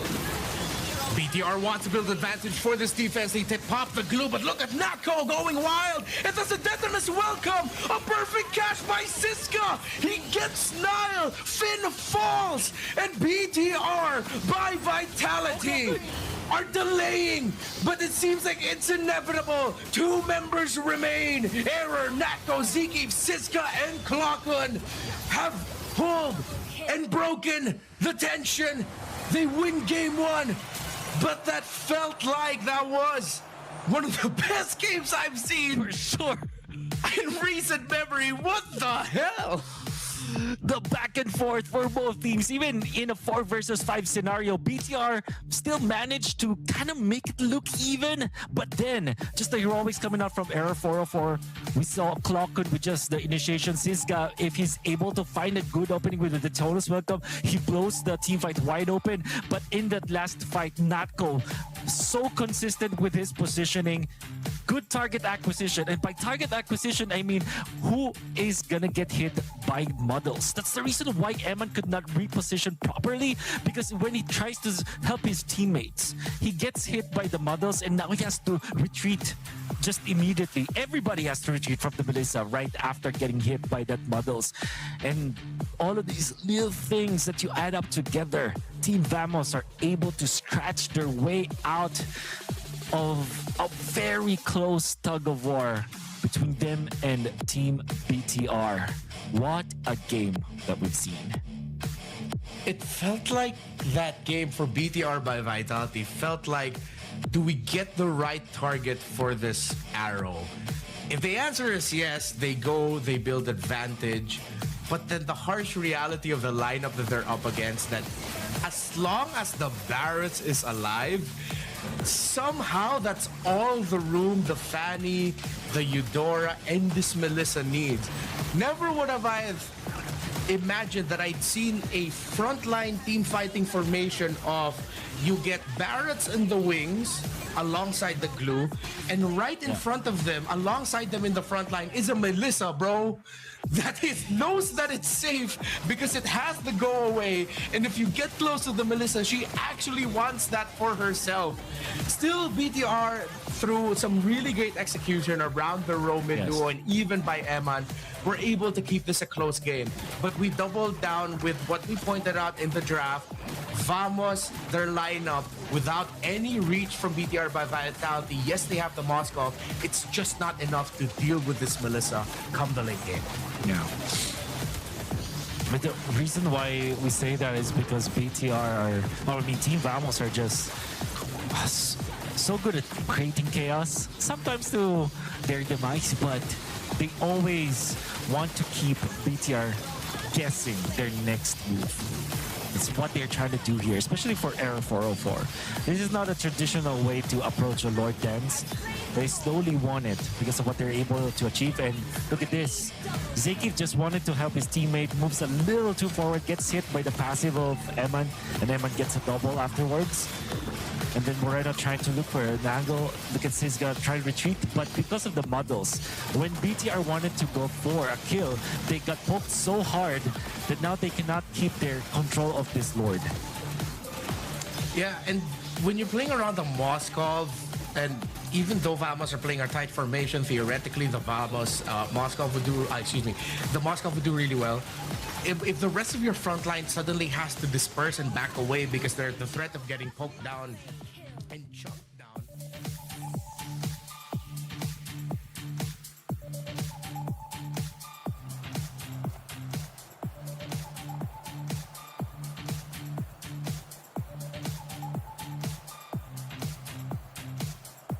Hello everyone and welcome back to the Digital Games of the Future Astana 2026. Don't forget, we're a multi-stream platform, so we're screening all those games at the same time because we know you're avid gamers and you love catching all the action at the same time. The first MLBB game just finished, but don't worry, we have a lot of action lined up for you today across disciplines, from digital shooter and football as well, and more action from MLBB as well. Do stay tuned on our OTT platform, Digital Plus. Don't worry, we're going to be back soon with MLBB and that second map. Heroes in a split second. But when now the models comes back, all that Natco had to do was to pop maybe 3-5 attacks, and everybody from BTR had to scramble. And eventually they couldn't close down on a kill. They get poked out, they have to back down, and that destroys their formation. Then Era 404 comes out of nowhere, lands a kill. You see Clocken with a flicker and then a stun afterwards. It's just so nasty how they're able to play around this Melissa. And I think that this Melissa, you know what? I will not be surprised if this will be a priority pick for both teams. It could even be a first pick, given how good it was in the previous game. Well, it did show up very early in the draft here for Vamos, and now let's see if that will end up becoming a thing for BTR by Vit, or maybe even Vamos. If ever there is going to be a side switch, are we really just going to be seeing the Melissa get rushed by these two in the first phase? Will we see a bit of a deprioritization on the Selena, of course, as we got to see that, yes, as great as BTR by Vit were able to play around their Selena, come the late game, they just did not have that reach that they really wanted. Yeah. And it seems like dealing with the potential gamble of will the arrow land and will it actually lead into something good for us, maybe they're gonna start looking away from that. Yeah, especially because when we look at the hero composition of BTR, you would think that it's a late game comp because of the Rara, you also have the Moskov, and the reason the nature of these heroes will mean that you can get into the late game and you will be able to win. But then again, there's still plenty of things to do, Renmar, and we still have plenty of more MLBB action. They will go away as the Games of the Future MLBB will be back after this break.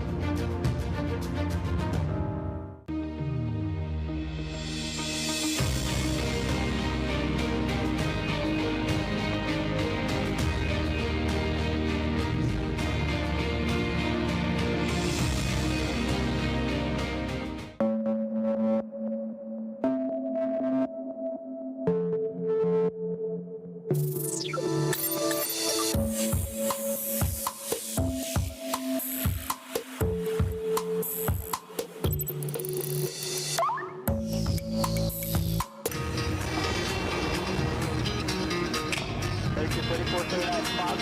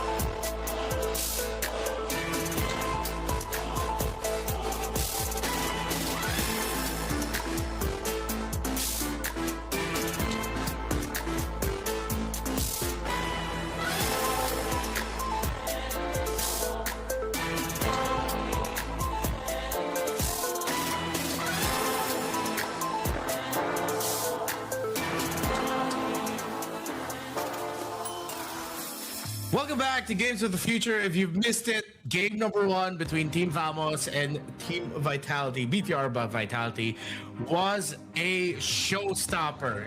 Definitely brought a lot of life back into this arena. And yes, well, we are basing it as if we are actually the robot avatars that you get to see from time to time. Renwar and Wolf still here to call the action. If you could sum up game number one for those who didn't get to catch it, how would you sum it up, Wolf? Wow. I'll tell you one word, which is primal. And I think the two teams are just giving in to their primal instincts. The way that you played Mobile Legends when you started, you want to get kills, you want to chase down people, you want to go for a split push, you want to win the Lord fights. It's very primal. They are just gonna be basing off their instincts, and because of that, Team Vamos was able to win it. Not go as well as Aero 404's primal instincts were just way too good in that previous game. It was raw, animalistic. For those who really love MLBB, probably even sensual at some points. But that was definitely a game to be appreciated. It's gonna be a side switch.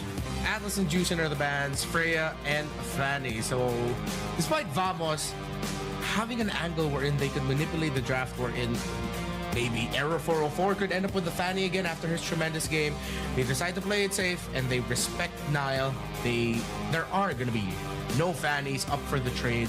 We might end up going back to Hirara, Nolan, and heroes like that for the potential main trade, and the Harley, of course. Yeah.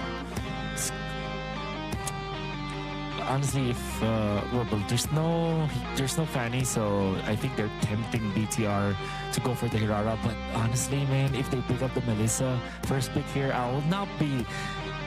I'm gonna accept it. I'm gonna allow it if that happens. I know it's a crazy pick. I know that Hirara still is the top priority to get picked in here. Even a hero like a Belleric or a Valentina or a Barats might take precedence, but given as what my gut tells me that Eman wants to play that hero too after that game. Yeah, and like the Melissa will end up with them. If this ends up becoming a Eudora rush for Vamos, they might end up just facing the same problem, right? Wherein they won't have enough reach to deal with the Melissa. So I'm pretty sure it's on the back of their heads that now for Vamos, I'm going to be the one encouraging, if I'm not mistaken, this is Coach Pacbet still with the team? No. Just go ahead and pick it up. Oh. They had to snatch this Valentina because they don't want the Wrath of the Dryad to be given to BTR. That's going to be the Uranus. Way better hero, and then the Melissa, there as we go. mentioned. Honestly, because of this Harley now, it is different. But I would have said that the Valentina is not the best hero to kind of answer this Melissa. In fact, the Valentina is not good versus the 3 heroes that we have right now for BTR. But it's more of a necessary pickup coming up from Team Vamos is what I feel like. They don't want to give away the Wrath of the Dryad free. Already BTR by Vitality are in a very comfortable spot in this draft. Yeah, it's pretty much going to be up to Vamos to react more to everything that happened in that first phase. They will not have reach unless it's going to be through their gold laner. But they're at the risk of going up against a Uranus in the XP and then another tanky roamer. So you're going to need some shred. But with the Melissa around, I wouldn't be surprised if BTR by Vid even just go ahead and ban out something like the Clint and then get Vamos to scramble. Still, there's one pick that we saw, courtesy of Falcons, and the Hanabi for Super Marco, where there could be a light of hope in the gold lane for Team Vamos. Yeah. Not sure if they are willing to do it. But then again, many things happen in the Malaysian region. They probably have picked up the Hanabi before and might have been successful with it. Good ban though on the Barretts here for BTR. I think the Barretts was also instrumental to Team Vamos' win in the previous game, and it's overall just a great pick up against the Melissa. Because of the Telenos World Cup, you're immune to crowd control, so you're going to be easily initiating onto a Melissa in case. So that's a great ban. I'm actually interested why the Gadot catch-up was banned here for Team Vamos. It doesn't seem like the top priority for BTR. Yeah, there's a bunch of other roamers that you could go for much later once you get to see what the 4th pick is. I think a little bit of a panic ban there, unless Vamos are setting it up for something, but doesn't look like it. Even if, like, let's say it is the Hanabi that they want to pick up, AOG isn't going to do much. Yeah, you get to the Hanabi, but you're putting yourself more in danger. They'll end up picking the Claude with it too. Were they just really thinking because of the more close to mid-range nature of their composition that they're going to end up with, that they just wanted to make sure that they're not going to get taunted? It felt like that's the case. Yeah, typically you pick the Uranus against the Claude. This time the Claude is picked after the Uranus. So there's already a lot of questions with this Claude. That's why I also share your sentiments, Renmar. So we'll see. The BTR, the response typically to this is get another hero that has a knock-up, or maybe a glue that generally is okay against this Claude, but most importantly, it's good versus the Belleric as well as the Harley. And you also don't give a big ultimate to the Valentina. You're gonna settle with the Eudora, also a hero that the Valentina does not love to copy. So overall, they are so anti-Valentina here for BTR. And I wonder how Team Vamos will close out their draft. They're gonna be looking for either their XP laner or their roamer. If they want to flex this Belleric up against the Uranus. I think they're stuck with Esmeralda in this scenario. Yeah, and it might have been a slow creeping realization for Vamos that it really might just have to be go next for them. But let's see. It doesn't look like they have any more room to pull out any surprises. They get the Lapu-Lapu, an offensive tool that is burst damage. Lots of burst coming in from Vamos, but they have a lineup that deals with burst incredibly well. And they still have the problem of, can they annoy this Melissa enough? More than anything, I feel like this is up to the Lapu-Lapu, Belleric, and the Harley to actually make something work from not a lot of anything in their draft. I'm sure that our co-casters, Gideon and Lafel, would have a lot more knowledge about this, but I feel like when you think Lapu-Lapu for Vamos, Lapu-Lapu is. You mentioned how important the combination of the Belleric, Harley, and this Lapu-Lapu can mitigate the early game for Team Vamos, and with that kind of argument, it just strengthens the value of how good you should be as a Lapu-Lapu player in this game. So there's a lot of tasks here that's going to be given to Sizga. And let's see if Team Vamos can pull off a 2-0 up against BTR. What can they do? And how will they do it with this last pick, Lapu? It's a major question right now for Vamos. We enter this game. Gonna be a slow start for both. When it comes to the emblems, nothing in particular stands out. Except you do get the double boost for Finn, so you're going to be expecting this glue to be able to roam a lot. Alongside Shogun as well, getting the agility for that extra movement speed boost. Okay. Kill? Moreno? No. That was weird, but the taunt was masterful now. Go for the dive. Actually survives, so not for long. Arrow 4 is ready. TR, a very questionable movement overall for their trio mid, and because of that, they give away 2 kills to Team Vamos, 1 kill for the rogue for the jungler, and a big lead in the early stages. Yeah, I'm scratching my head. I feel like they still could not let go of their more primal animalistic instincts from game number 1, because that didn't need to happen this early on. You all ended up getting a kill out of that Harley. Nile is not even going to be able to hit level 4 just yet. Maybe Thruzo with the Beetle, but math-wise, I can't remember if the Beetle should be able to make him hit level 4. He didn't get the Golem. He didn't. He's going to be lacking in levels. Arrow... Oh, wait, no. There it is. He's fine. He'll be able to hit level 4. Yeah. Although, Vamos are holding into closer his purple buff. Deadly Magic has popped off. They're not going to be able to take down Moreno. Nile will not have a lot of help unless he's confident the glue and the Uranus will be able to do enough to provide space for him to be able to retrieve this in a 4v3 scenario.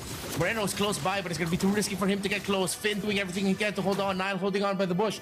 Vamos being very disciplined with it. They're not dealing any damage to the turtle whatsoever because they know that might help Nile's cause in getting it. Klokun gets found out. Nile gets a kill. Here comes Sizka with the damage. He gets the start off and he finds Nile. It's the jungler of BTR by Vid, and we pose questions for the Lapu-Lapu, and Ziska answers. Whew, Ziska, masterful with it, with the flicker as well committed. And Team Vamos are now controlling this early game, this turtle dance. They're going to be very happy to trade more levels for Air 4, especially because they have already taken out Nail. And the BTR, there's really no way for them to get the turtle.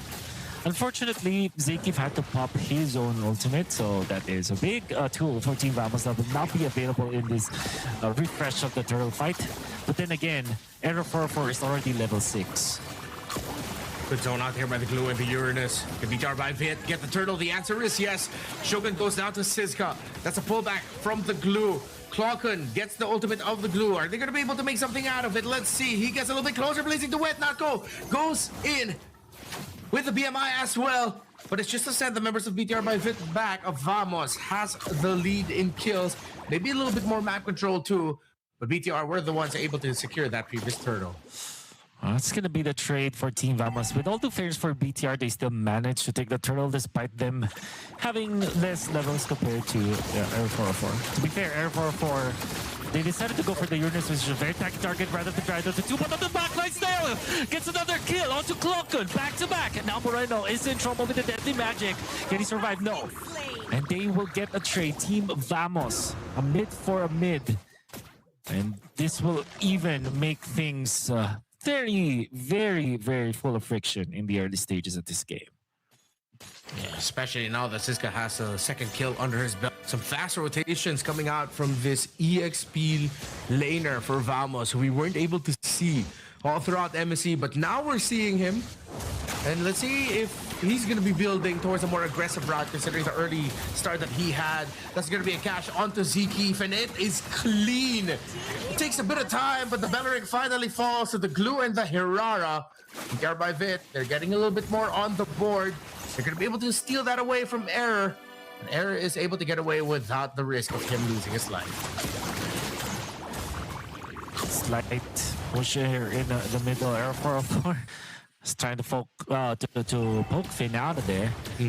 But then again, for Team Vamos, this is the tempo that they want to play in, so BTR are countering them with it. So I would say that this is a great reaction coming up from BTR by Vitality. To counter out the Harley, you have to be faster.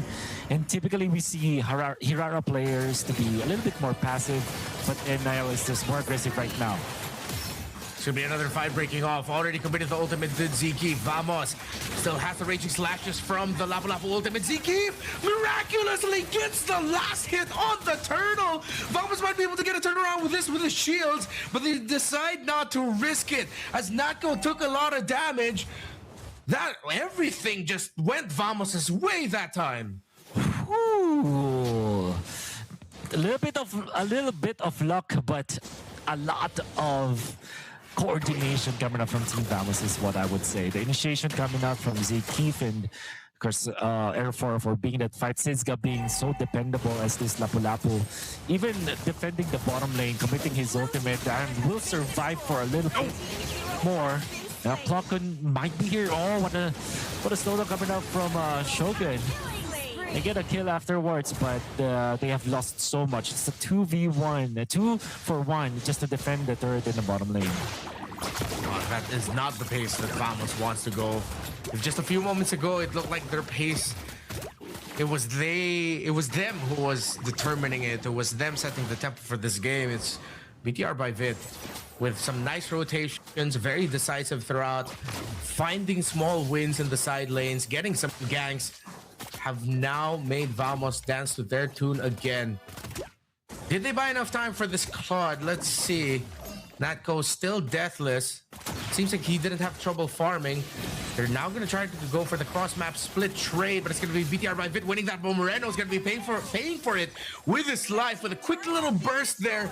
Slight disrespect coming in from Moreno, but that opens up the map for BTR in the bottom lane. Natko and Zeke cannot do it against this Uranus. No. Defense, but the push up top is so important for BTR. Now it's going to be another turtle fight. Niall is level 10, and so is Arrow 404. But there is the Lightning Truncheon, the second item now for the Harley. Gonna be answered by the War Axe now for Niall. So this is a pretty even fight between two junglers. Well, there's a War Axe as well for Emma. So Melissa Niall gets spotted and blasted out. Vamos, they were the ones more decisive this time around, but here comes Emma. Oh, but Siska! He lands the stun! And the Raging slashes onto Emma, forces the Melissa back. Forces to go away already, but the combo from Moreno is enough to take the Lapu Lapu down. Emma is able to survive. Arrow 404 gets that turtle. BTR by Vit are going to go in for the chase towards this Belleric. Zeke has the movement speed, and he'll be able to get out. So BTR by Vit, despite some magic there for Vamos, eventually, again, it's their turn to realize the reality of going up against a Melissa comp. Team Vamos had a great initiation to take out Nail. When we talked about, I just said that it will be free, but now Arrow 404 getting taken out. Finn, an amazing initiation, and of course Moreno being ever so dependable. They want to go for the Eman kill right now, but Eman has already went out of there with the flicker to the side to kind of outplay Natko. Team Vamos, like you said, they are now experiencing what they did to BTR essentially. With this Eman and Melissa being so good in the team fights now. This is again not a perfect game for him. 3 deaths already, but time and time again he's doing a lot of good stuff for the team. Oh, Siska takes a lot. He wanted to do everything he could to protect the purple buff of Vamos for their Harley. But BTR by Vitality walks away with it. It's a ticking time bomb again that Vamos has to work through. This Melissa, used by them earlier. Now they're getting a taste of their own medicine. I have to point out, our item pickups here are a little bit wonky, so take it with a grain of salt. For a moment, I thought Eman had a War Axe, but he did not. I think we're just doing a little bit of housekeeping with our item pickups at this moment. It was Nael who had the War Axe. I think it's all mixed up, but yeah, at least what they show right now is accurate. So that's the Malefic War they picked up by this Hirara. 5-man push here going for Team Vamos in the middle. It's so interesting. I think they just want to group up together, then split when the Lord is about to spawn. But that means that Zeke will be taken out, or will he? Oh, he had a flicker. He's able to get away. Clock on his Sisgar here. Natko with a blazing duet right after Eman. Can he finally take him down? He's going to be able to get away just in time. Natko got a kill there onto now, but it's this Melissa that's still standing with the Uranus and Glue. Even Vamos are looking at it thinking, oh, we don't need to deal with that. We can't. We don't have the reach. We don't have the damage. And this Uranus, Glue, Melissa trio are bullying Vamos towards their side of the jungle. To be fair, Emma just played it so well. Natko just overspeeding a little bit. They want to still fight this. They don't have yield for the error 404, and without that, they just don't have enough to force Eman out of position. And even then, Eman has the flicker. And you're right. With two tanky dudes in front of the Melissa, there's nothing the Team Vamos could do. In fact, the Lord could be blitzed now by BTR. It's because save play utilized by both. Just so Sugar get a position. Nile gets spotted out. Deadly Magics. Does he have the iframe? Yes, he does. He's going to be able to survive it. And now being ETR by Vitality. They look like they're going to be able to punish Vamos. That's another blazing with entry by Natko. Can he actually survive it this time? But the question is, can he actually get anyone? He gets no one. BTR by Vit are too chunky. They're too solid. Arrow 404 gets spotted out. And he's forced to go back. And this means that BTR can just go back to what they were doing. They can blitz the Lord now. There's nothing the Team Vamos could do. It looked very promising for that concealed play coming out from Team Vamos to be able to eliminate Nael. But Nael survives the iframes of the Hirara. They wanted to go in against Eman once again, but they failed. They might not have lost anyone in that exchange, but now they will. Error taken out. Moreno with the stun, and now they push the turret. Now they can go for the push. Now they can go for the dive. They want to go for Siska this time, and the Hirara dives back. A double kill coming out from Moreno. The Maestro with the Eudora. They get 2 turrets and 2 kills, and they want to go for more. Vamos got greedy. They thought they had the jump onto Eman, a jump onto Nile, but no, it was a quick stun from the Eudora and a combo to change it all around. How's that for a Melissa game? A taste of your own medicine, courtesy of Bigatron by Vitality, delivered onto Team Vamos. We're going to a game 3. Oh, Moreno, so good with it. He's also the reason why they were able to get Error 404 in the middle part of the map. A quick stun from the Eudora allowed them to take out the jungler so easily. Then they went in for the push. And then for that last part, up against Natko, again another initiation coming from the Eudora. But let's not forget the star of the show. Eman's Melissa was way too good. There was even a time where we saw that Natko tried to go for the Blazing Duet play, and Natko just overstepped just a pixel too far. He gets pushed back by the go away. That meant that there's a little bit of a stutter step and a mini stun if you think about it. That was enough for BTR to eventually take out the Claude. Small things like that matters in this very close fight that we're seeing between two teams, and it seems like Melissa is at the center of it all. Melissa, who would have thought at some point will something break for whoever's going to be drafting on the red side of how they're going to be dealing with this Melissa? Do they rush it? Are they willing to give up either the Belleric or the Valentina? Does that mean they have to ban out the Belleric after maybe seeing the ban on the Atlas? But then that's usually hard to do on the last ban on the red side, considering how it's been manipulated by blue. Just when we thought we've seen enough, we're seeing a little bit more innovation coming out of the drafts, with Melissa now becoming a centerpiece of the trading between the two. A lot of the early game skirmishes and fights that you saw could have gone Vamos' way. There were a lot of trades, but the problem is if they cannot end it quick enough or cannot get a surmountable lead by the time the Melissa has items, there's no chance for them to win. Besides BTR by Vitality Air. So good with it as well. Also, this was it, I feel like. Oh, no, it's not. I think it's going to be the next team fight after. Remember, Team Vamos have already taken out 2 members of BTR at this point. But because of Eman, as well as the 2 tank heroes from BTR, it seemed like an impossible task for them afterwards. Still Aero 4 gets the retribution. But then you're already feeling the strength of both the Eudora as well as the Melissa just 8 minutes into this game. Eman was just a beast. Look at this, not go away, and another one of that not go, just get bounced back and forth. It was enough for him to be taken out by the members of BTR. A little bit too. Gotta agree with you. He might have pressed his foot on the gas pedal a little bit too early there. I think in these scenarios, you really need the Claude and the Lapu-Lapu, both side laners, on the Melissa, because that's your only chance of actually being able to take it outside of Error 404, finding a crazy angle, and then you get a follow-up. But in the 2 big fights where you saw Natko go with the Blazing Duet and Siska go in with the Raging Slashes of his ultimate, they weren't completely in sync with jumping on the Melissa. 0, 0, and 8 for Eman.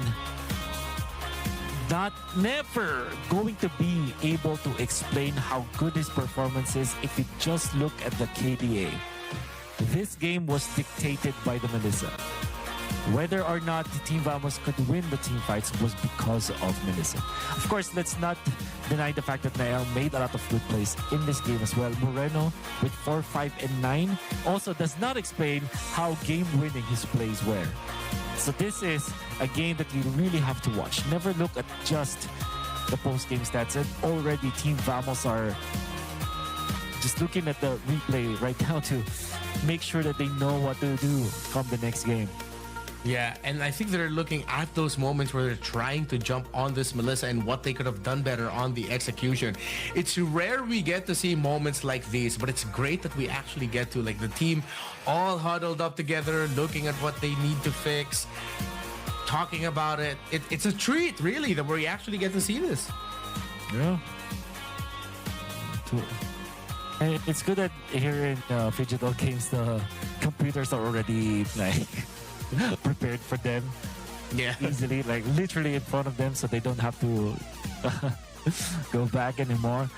But then again, that's game number 2. If we head into game number 3, already opened up a topic of whether or not Red Side should answer the Melissa, and I completely agree with that. I feel like that's going to be the approach for both teams. In fact, again, I will not be surprised if there could even be a first pick Melissa in the next game.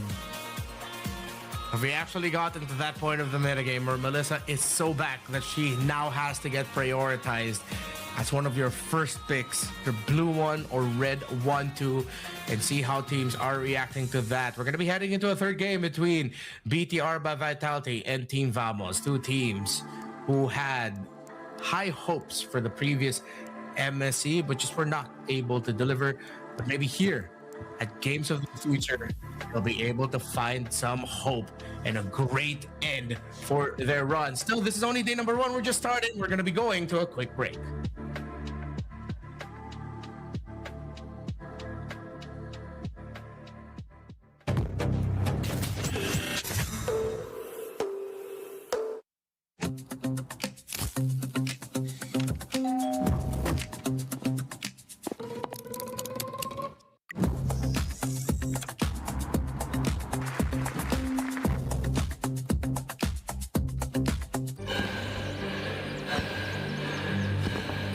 Үлкен әр қадамы жаңа жетістікке жетелейтін марафон.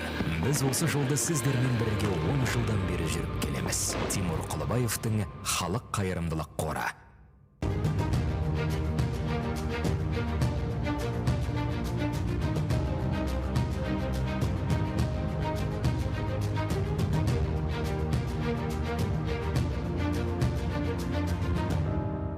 Центр кредит банкымен сіз қарапайым және заманауи шешімдердің ортасындасыз. Нық сеніммен жаңа мүмкіндіктер ашып, тексерілген сапаға сеніңіз. BCC-KZ мүмкіндіктерді кеңейтіңіз. Thank you, 24-39 spot.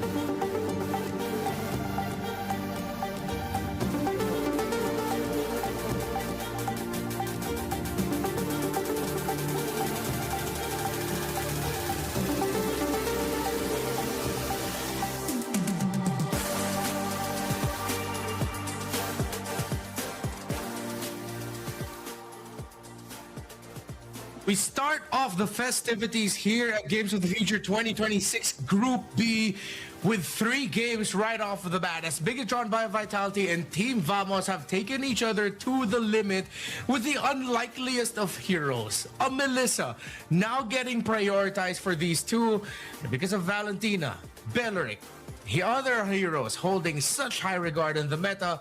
No one can build enough poke and reach to mess up this Melissa pick. And I think that the idea for Vitality is to open up the Valentina once again so that Vamos will be tempted to take that out. And yes, that will mean that the Melissa will have a way better positioning, way easy time in the team fights because it won't have to worry about the pokes. Hirara still is a strong hero, and I think that teams are still very primal about their approach with this hero. And I think that for Vitality, they're going to expose that. They're going to go and pick up the Hirara once again, prioritize that, ban out the Fanny so that Vamos will be forced to pick up this Harley. If anything, there could be an overreaction coming out from Team Vamos that they might just end up picking up the Nolan instead of the Harley. We'll see. Still, at the center of all of the things that we talked about, it still is the Hirara that I feel like is the hero that teams should be looking at. Sorry, the Melissa. Yeah, the trade and the chase for the Melissa. And you can't blame Vamos for, we pointed it out in the previous draft, picking up the Valentina and the Belleric as a priority because you have a clear idea into it. Technically, maybe they even already expected that the Melissa was going to fall into the hands of BTR because if you think about it, if your team is thinking about packing dive through side laners such as Lapu-Lapu and Claude as a means to reach and potentially take out the Melissa, then you don't want to go up against a Belleric because the moment you go in, you get taunted. It makes sense why the Valentina and Belleric were the priorities here for BTR for Team Vamos. So then you have to find the balance again. I have to agree with you. Maybe a letting go of the Valentina. If you still want the Belleric, that's fine. But then maybe save up your mid lane pick for later. Accept that the ultimate of the Belleric will get taken away from you, but then you pick up poke, so you have a little bit more of a buffer to work with to be able to take down that Melissa. No.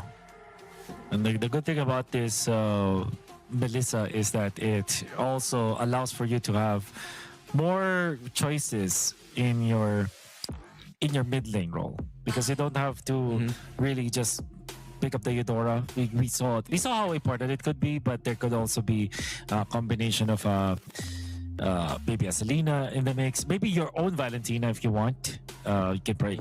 You will have an option to pick that up as well, because the Melissa is self-sustaining. It's not like a hero that you have to really protect anymore, although there was a time where it has to be protected so much. But now all you have to do is to make sure that you have enough front lines. You don't have to really stick with the Melissa. If you're zoning out your opponents as the tanky dudes, then it's already enough for that Melissa to position herself well in the team fights. Yeah, it's not even like sticking close information. I mean, that's what Go Away is there for. But we pointed out a lot in the previous game that the Uranus and Glue were just dudes. Literally, they were just dudes. They were just there. It's like, hey, our Melissa's going to take care of you. Yeah. In the previous game, if I'm not mistaken, it was a Glue and Barretts that they had to deal with. So now let's see if Melissa will continue to have so much influence in this draft and in this game, as the Paquito and Atlas get banned out by Vamos and the Fanny gets banned out by BTR. Yeah. It's going to be the same approach for BTR. And I think this is the game. This is the game that we're going to see it. I feel like. Oh, they ban it. Oh, come on. Come on now. I mean, sometimes you just need the simple solution. If you don't want to draft against it, just ban it straight up. Am I sad? I am sad that Melissa gets banned. Because I feel like they want to go for Hirara first pick, and then eventually BTR will take that Melissa. That's why I feel like the path is for them. So BTR just straight up banned this Hirara. Now that opens up to Marcel, and I wonder if Team Vamos actually puts that in their priority, because the Valentina is still available, so that means that the golden hour can be stolen. But overall, Marcel just achieves so much in the team fights. Okay, then the Marcel is open.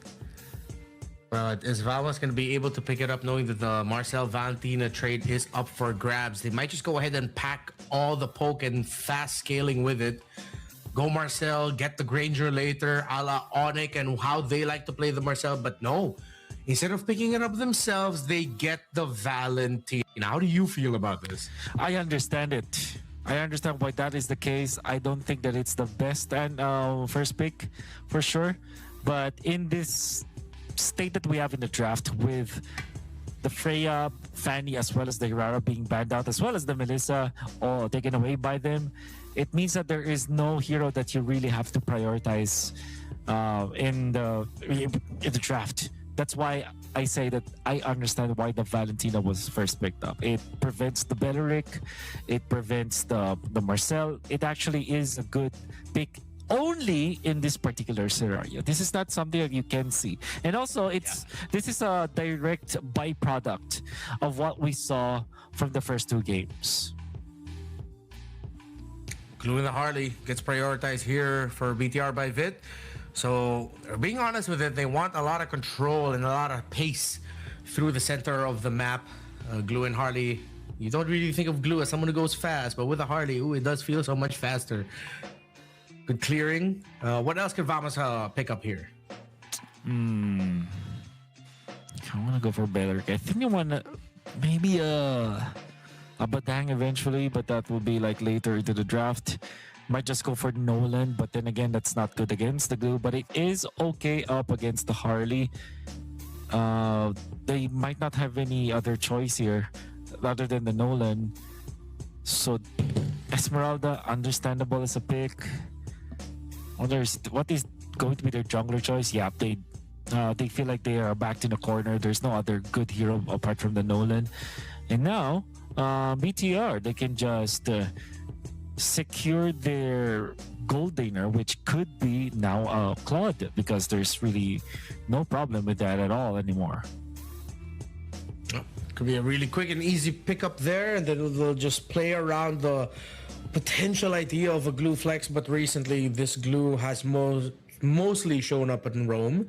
With all the dashes present for Team Vamos, might not also be too far-fetched for a surprise Phovis to show up there in the end, despite, yes, it going up against an Esmeralda. We've seen a few games in MSC where even the Esmeralda or a Phovis won't really care anymore. A Brody is the pickup here for BTR by Vit. So again, holding on to the same idea that there is no poke on the side of Vamos, but they have a lot of dive, and especially strong burst dive to deal with this.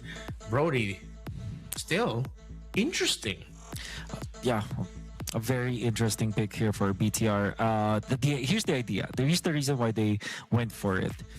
They want to make sure that this Harley is at the center of it all. They're going to be playing around Nail. And when you play it like this, you want strong side laners. The Brody is, right now, without the Melissa, the strongest that you can think of when it comes to marksman choices. There's no really good answer to it lane to lane. Maybe a Clint, but in a skills matchup setup, maybe a Bruno at a certain point. But yeah, Brody just wins you that lane. And even when Team Vamos decides to go for a fighter gold laner, maybe somewhere along the lines of well, there's no Paquito, there's no Freya, so maybe there are no other good fighter gold laners out there.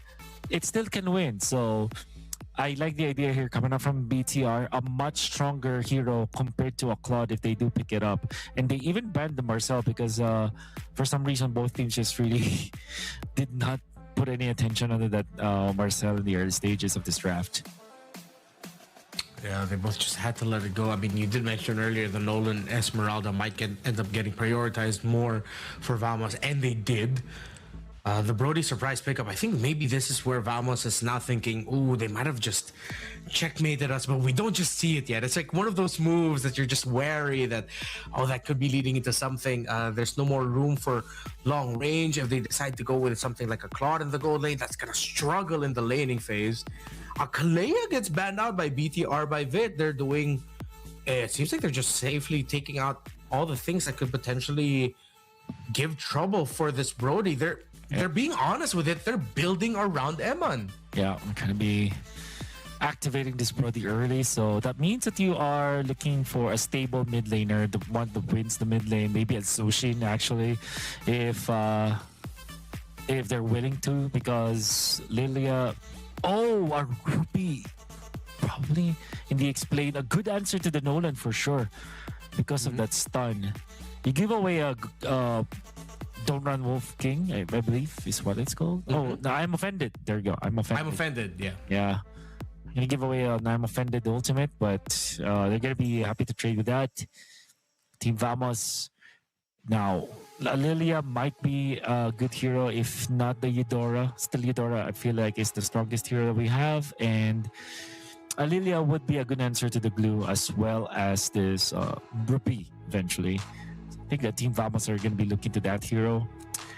And then when it comes to the Rome, they already have the Valentina. Sorry about that. Okay. There we go. I see the vision. Okay. See the vision, and I like it. But in the mid, they can still play for pokes though. I think they get a mid laner with long range pokes. But the bombs, like let's say if it's something like a Farsa or something like an Eve, the shield, and then you're gonna be giving those to the Valentina too. Oh, a tough choice by PTR by Vid. This is what got them. This is what got them in MSC. So I think it's just Eudora, or even like a random Valera there actually, for a lot of poke. But yeah, Eudora is the safest. I feel like they still went for the Farsa.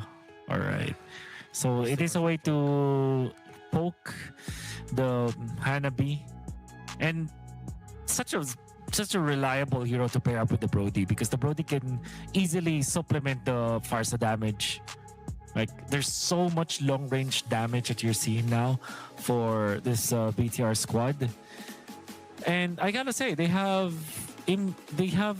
significant amount of tools to deal with the Hanabi. Let's see. It wasn't like before, where the last time they faced the Hanabi, it really looked like they just did not have anything to deal with it. Now they do. Will history repeat itself, and will BTR by Vitality lose to a Hanabi pickup? Or will the ghosts of the past no longer haunt them and prove that, oh yeah, we finally learned from that one little game that just eliminated us from the biggest tournament of the year so far? Hopefully. Let's see. Game number 3, it's Vamos and BTR by Vitality. Yes, you did mention BTR might have enough hope, but real quick, who got the lineup? Who got the better one for you? I think it's BTR. I feel like, and I'm saying that because of ease of execution. I think their composition's really solid. Team Vamos will have to really weave their way through the glue as well as the ruby and make it so that this Hanabi will be healthy enough to approach a team fights. Because if you think about it, Harley can go for a deadly magic poke that could be followed up by a Farsa ult, and then the torn apart memory can just destroy the formation of Team Vamos. There's just a lot of immediate damage coming out from BTR. It kind of feels like when they fight in the second turtle, or when it's a 5v5 in the 8-minute mark. I think it's easier for BTR to win the team fights. Yeah, it's instant gratification. You know, you don't need to delay it. It's what we like these days. We just want to see the results of the fruits of our labor right away. Niall, is that going to be? Yes, it is a purple buff steal accomplished by BTR by Vitality, and if we're going to be talking about instant gratification, that is going to be felt immediately. Though Error 404 will still be able to hit level 4, he is not going to have a purple buff heading into turtle number 1. So he's going to try to get kills. That's Finn on the glue. He's not going to be able to get that. It's their turn to try and get a bit of a clapback, but now they're going to be forced to get back out of there. But the burst by Error is enough. BTR might have just over-defended their side of the jungle.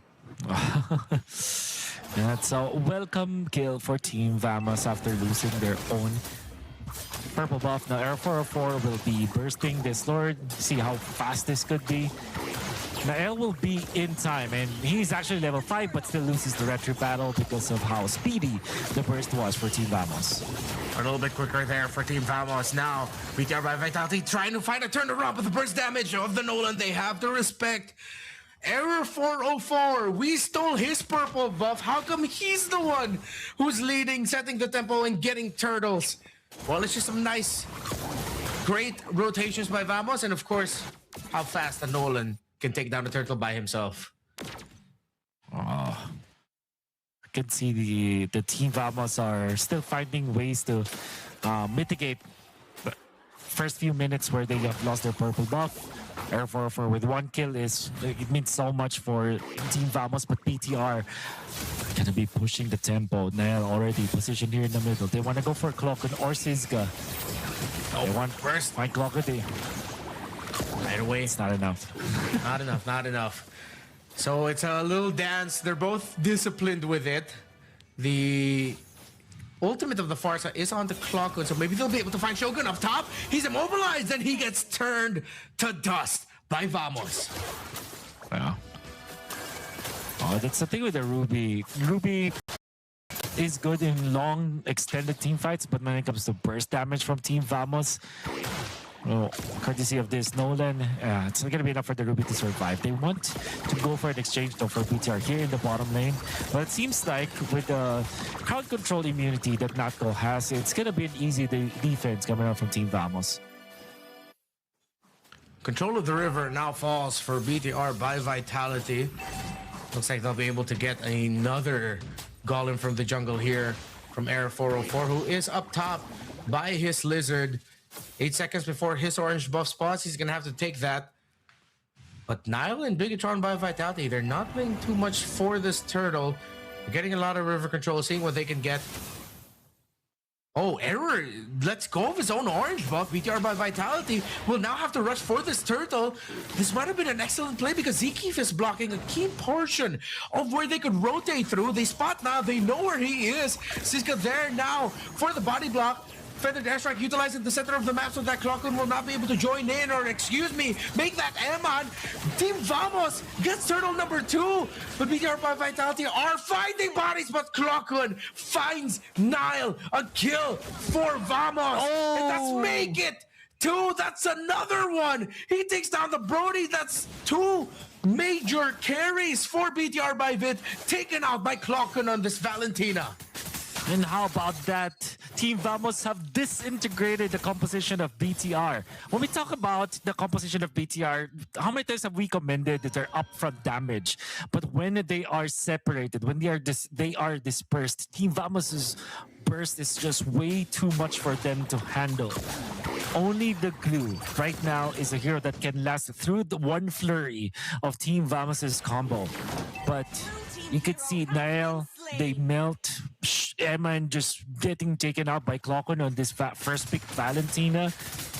And even Shogun has to back out very early into these team fights because Team Vamos's damage output is just way too good when it comes to burst. Oh no, not again.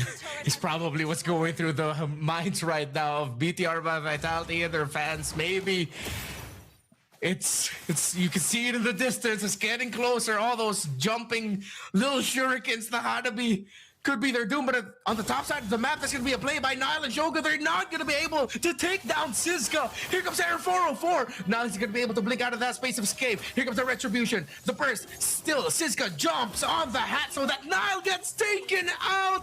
They tried to make a play, but they get punished for it.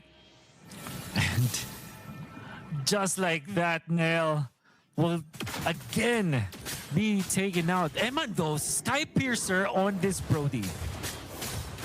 And he's picked it up. He's gonna recall for now. I think he wants to use it in the upcoming team fight as soon as possible.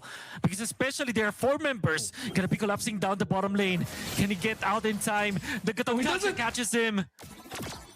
And Emandol returns damage in kind. They just want to secure the turtle. This time, Team Vamos are successful in doing that. That's going to be the pull and the burst. Big round by Vitality looking for something, a small win, anything.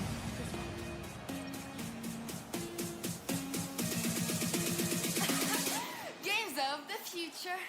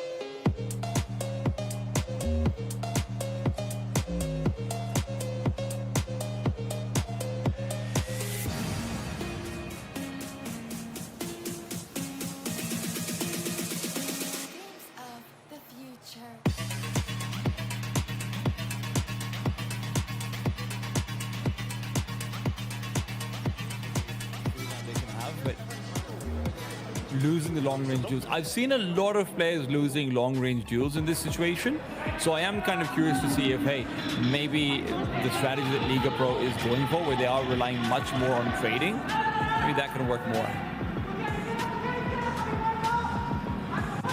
Yeah, I think this is one of the most fun duels, right? We saw back-to-back kills, trying to trade for one another, exactly like you said. But of course, Hey guys, are you ready? Yes. Still can't understand what the players are saying. Hopefully, we'll hear like an English-speaking team sooner rather than later, because I would love to hear what's actually this one.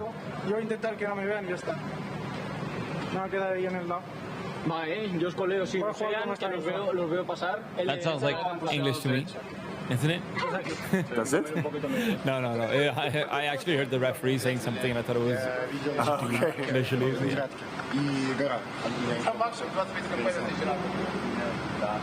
That guy looks jacked, by the way. He looks like an actual paratrooper. Should we The pay vest attention is to, very like, fitting there's him. an injury right there. Ooh. It's getting serious. This guy's also very focused. The round will begin in 3, 2, 1. Imagine if you could like switch into MMA in there. Alright. Game plan of leaving the bomb behind is interesting because you can actually take the bomb much further ahead as well. Rafik started around with half HP, just got randomly sprayed down upon spawning. There's no wall banking in this, just to be clear. Lasers don't go through walls. It's creep and crawl. Oh. Coming through on the side. That's Mr. Injury. Playing on the straight. They've got a 3-man flank plan now. Good win, Zio out. One more. Coming over. Minor. Oh, this is so big. This is the full wraparound. The CTs are getting so aggressive. They're almost in the T-side spawn at this point. But look at the flag. I think that's Mako. Mako coming in between. My catch come over. So look at this. Oh, he got caught. Good cover Drop in down. center. That's so well played. That late center presence gives them a 5 versus 4. But Goodwin lost a lot of HP there. I think he's down to only 25. Oh, someone else got caught. I don't know how that kill happened. Oh, look at the wide swing. We'll get punished for it. And I think we're actually looking at a 3 versus 2. They're running him down. Defense team wins. That is Vamos. fantastic. Absolute masterclass. Wait, they're saying Vamos. Is Pedrojas the black team? That's Pedrojas was the white team. Well, maybe they're saying Vamos to taunt them. Fair enough. You know what? That kind of makes sense too. We will find out. We'll look at this split. Rapid there, 2-3. Nice reveal, but in the end it wasn't enough as they ended up getting punished by that great ancient takeover coming in from Temple. That was the play I thought might turn around, and it wasn't quite meant to be. You see the overview and look at the run. Oh, perfect. Fast on his feet, quiet, catching the opponent by surprise. This is a combination of rapid action and stealth.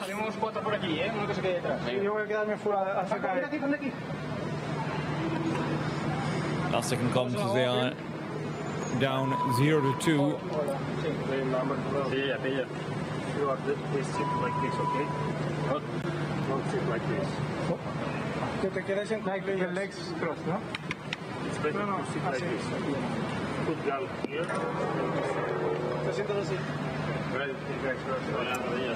The referee might be giving them a penalty. Actually, I can hear something about dropping down with legs crossed. Of course, there's a lot of set of important rules they need to follow. Otherwise, you start with a penalty.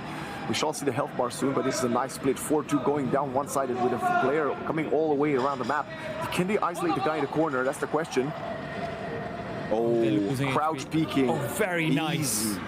That's a rainbow 6-speed coming out over there. Can they go for another one? Oh, good tag through. He's done at least 3 points of damage to the second player as well. The Drojas will be allowed to reset back in, but they still want this flank around Turan Garden to work out for them. Vincent, he needs to take KK out. He's on a sliver of HP. That would bring it back to an even 4-4. Oh my God, look at the defensive run. It's a panic run, I would say. Peeking through. Spots the long range play. Look at the player behind the double crate. Oh. And now one swinging in a second. It's going to be Vincent finding a kill. Can they find a player behind the double crate? Oh, beautiful. No, that's such a good bait as well around the Turan Gardens. That's so well played. Teams, return to the bases. And similar to Counter-Strike, right? We often look at the Counter-Strike radar when teams are running a default and they're placing themselves in a straight line across the map. This is kind of what we got to see this time from the team in black. Yeah, Liga Pro have just been manhandling them. 3-0 right now. Are we going to have another full sweep? It's because we jinxed them, that's why. I agree. You had to make me ask. This is all your fault. I think this was a bit of a weak play here, coming in from the two players of Pendejo. I think they could have actually played it together. It was a bit of a bait around the corner, if you saw that. We're going to see the replay right now. I love the hopping as well, by the way. It's insanely, it's like, it looks kind of weird. This is very reminiscent of Counter-Strike's old like spam crouch movement and everything that used to be there too. I mean, that's the one. That's the big bait that they're able to set up for. That's fantastic. What, we're 3-0 up now, if I'm not wrong, right? That's if my math serves me right, yes. Don't forget, this is just day one of Phygital Shooter here at Games of the Future 2026. Only second match of the tournament.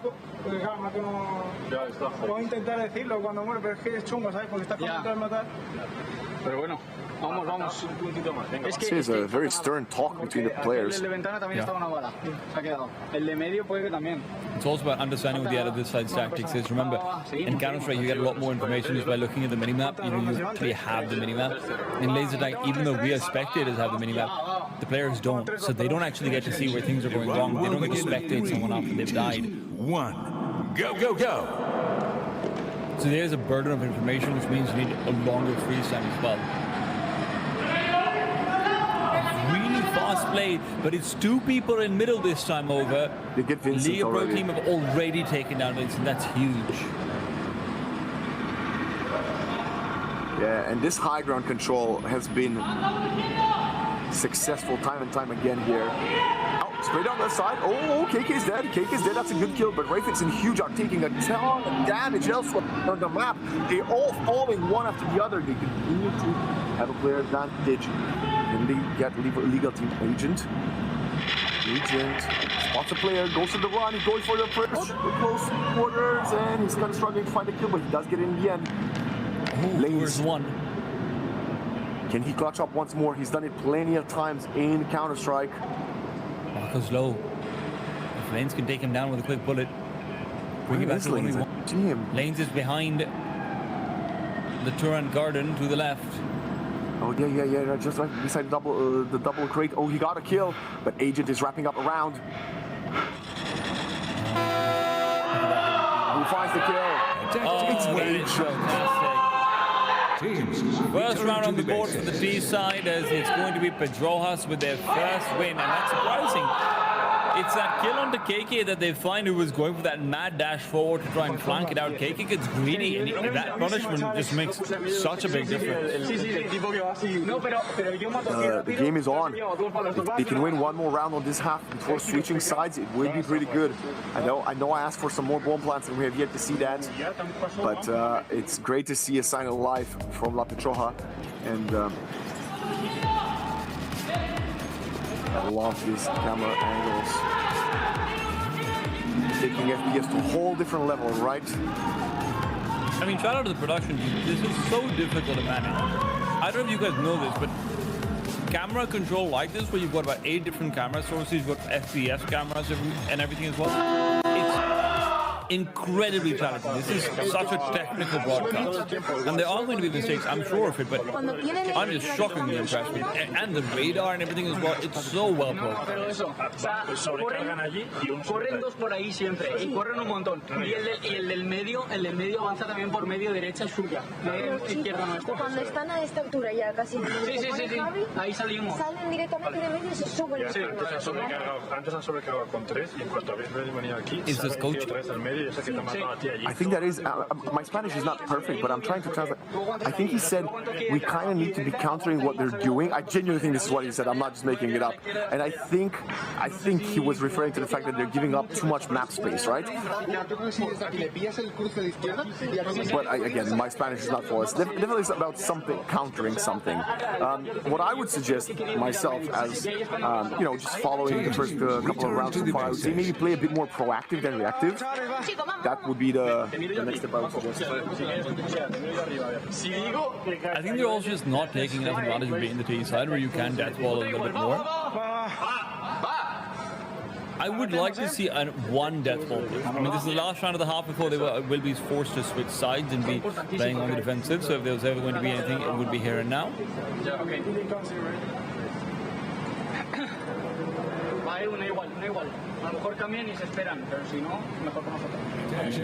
The round will begin in lock again. 2, 1, go, go, go. Okay, they changed the split up. They're going down the other side. They're going towards Ancient. This is what I mean by the death ball. So Rayfix and Mach already taking some collateral damage, I believe. One of them is just walking in the open. That's a bit of a mistake there. It's Vincent taking another bullet to the chest. Down to half HP. This change of plays is definitely not working out for them. I mean, they're staying in the blue zone even now while full green control has been given over to the CT side. Not being able to break out of the blue zone is very, very challenging for them right now. Goodwin is now creeping forward. He gets first control over the center of the map as well. So with this, center is challenged. 2 players coming through for Liga Pro. A little bit more damage out on the Agent. And now, T-Side is playing incredibly defensively. Yeah, they're being sandwiched in. Rayfix gets punished. This is a disaster this round T-Time, I have to say. I don't know what this play is, but they're not even dealing any damage. They're all falling. Mako and Hugh already down to 25 HP each. And Liga team unhappy with losing a round. They're going to come back and destroy Teams this return to final the round attempt of the first half. Switching sides. It's 4-1. Bases. The Liga Pro team have continually established green control early in 3 of their round wins. And they're relying so much on that. They're not looking for anything back towards red. The only round they lose is where they try and make a sprint for a blue flank.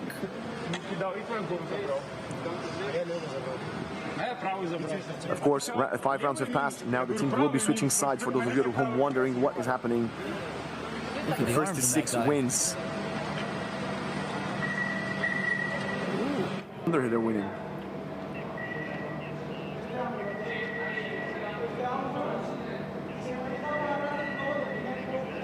It was a very cool way for the referee to be picking up the weapons, gotta say. Oh, our bots are trying to find out. Blackport, why are you feeling so strangely unhappy about this? You're winning. Come on.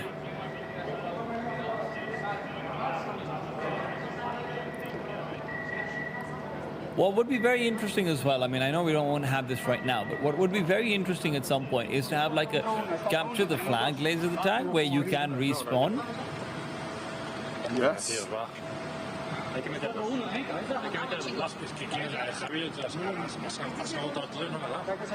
Of course, there's a longer freeze time between the 2 halves as the teams need to, of course, take the weapons back as we saw, and then go get the new weapons and speak about the new tactics.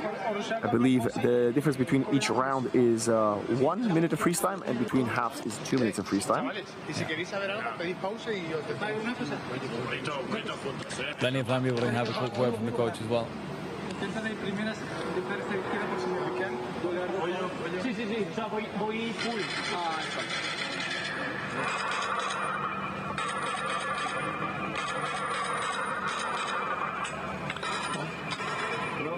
You see the practicing, to checking to see if the weapons are fully usable. We don't want to have any technical issues. That would be a disaster, especially if you're the one team winning 4-1.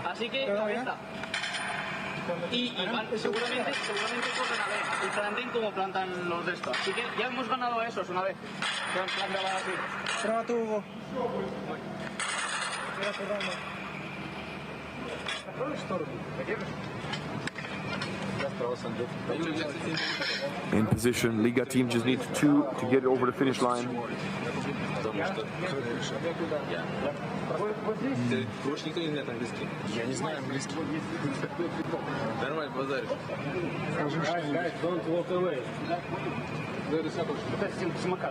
I do wonder if there is a CT advantage. I do wonder if that's a thing at all. I don't think there should be one. But as we'll switch things over, maybe Pedroja still have a chance to try and make this work out on the defensive side of things. It makes me wonder if playing 5v5 might be what makes it difficult. As opposed to like 3v3? Yeah. Interesting. How come?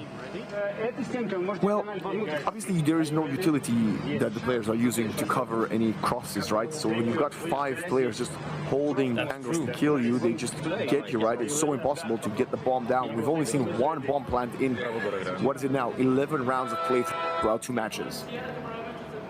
That's also why I think, something like capture the flag and stuff would be very interesting too, because, it does feel like if you want to have people who are able to sort of sprint past and everything, oh God, I would be scared of going up against him. That's all I have to say, dude. There are people I would follow into battle, but not face down against in battle.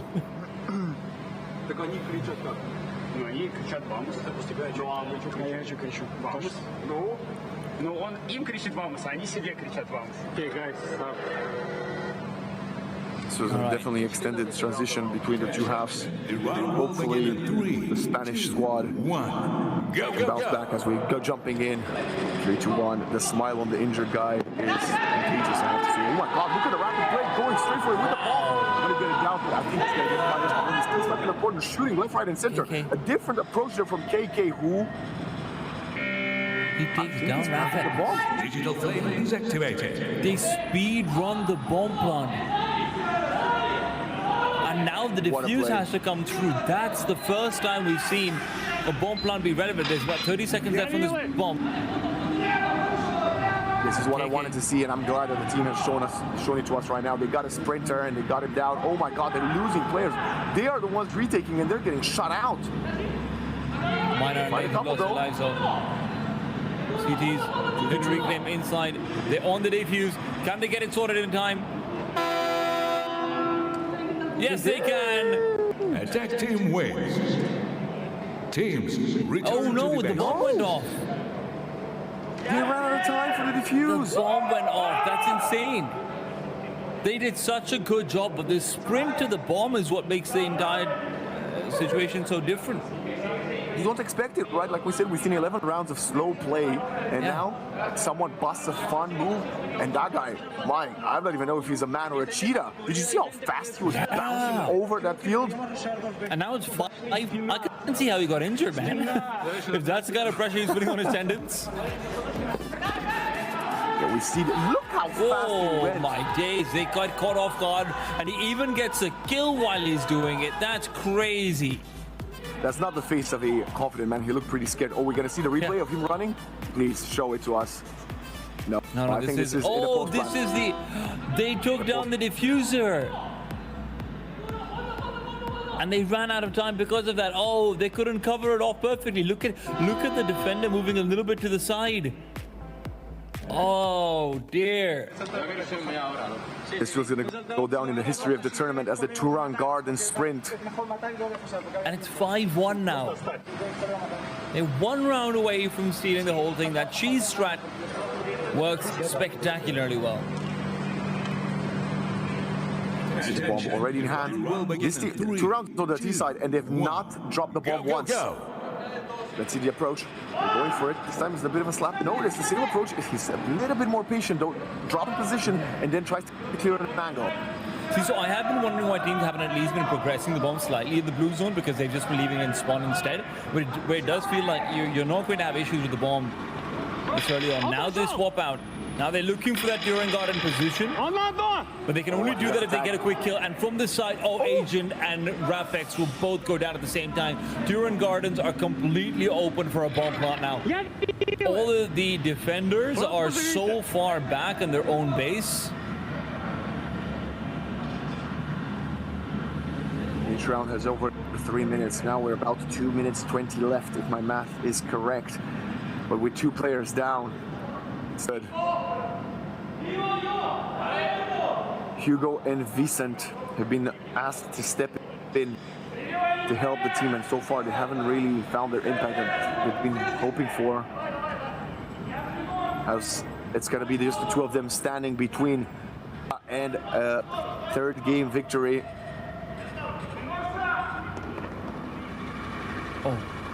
They're planting it down in the Sunkeeper Cliffs. This is the temple that has granted them a lot of the areas. The flame is now activated. What can they do when it's retake 2 versus 4 tea time? They both have only 1 point of HP as well. Oh, Hugo loses it. Vicento, he knows he's a dead man, but he might as well try and make a heroic effort.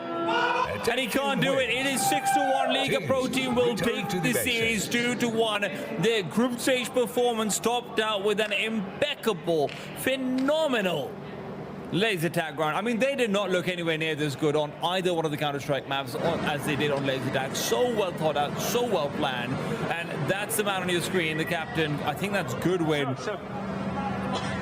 So well done. Honestly, well, Liga team, if they can keep playing like this for the rest of the tournament, all they need to focus on is win 1 Counter-Strike map. Because I'm going to be honest with you here, T-Time, I don't think anybody's going to be able to beat them when it comes to laser tag.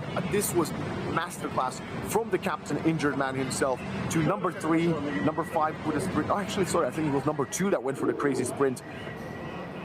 And I have a feeling, just a slight feeling, that this team has way more things up in their bag for the matches to come when it comes to laser tag. We always in Counter-Strike talk about the home map advantage, where you have Astralis had Nuke, where Vitality obviously also had, well, Vitality had every map basically. But the point of the home map advantage is this is going to be a 3-map affair every single time. This, if laser tag can be your 1-map advantage, if you can consistently do 1, then sure, in the group stage you might be losing some points, but if you get to the playoffs, that's such a big deal.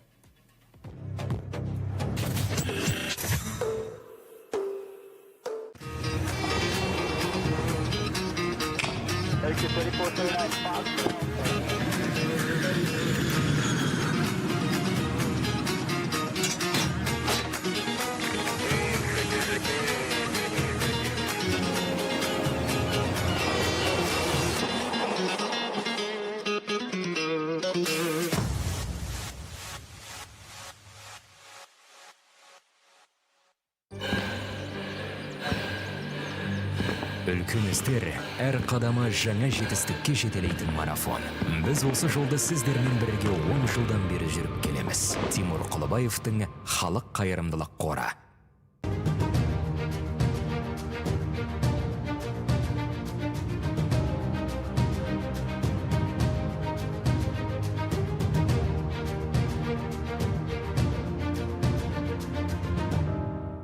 Центр кредит банкымен сіз қарапайым және заманауи шешімдердің ортасындасыз.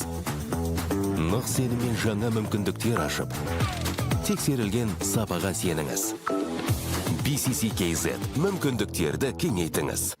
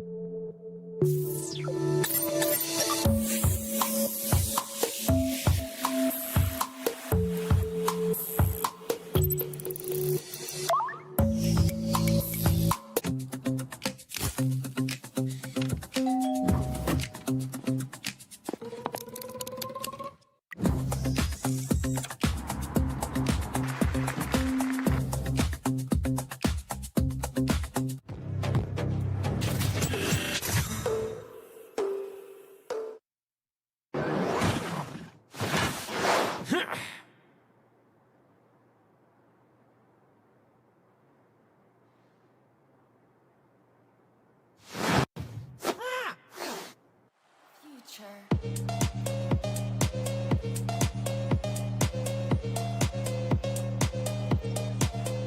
everyone and welcome back to the Phygital Games of the Future Astana 2026. Welcome back, ladies and gentlemen. We are really excited because this whole day we have a lot happening simultaneously. We're just tuning in from Phygital Shooter, which we introduced today. And another discipline that we introduced today is MOBA Mobile, presented by Freedom, and has already started at the Ushkimpirov Martial Arts Palace and will run from the 6th until the 9th of August. Moving on now, we have some results coming in. We had laser tag, which just finished.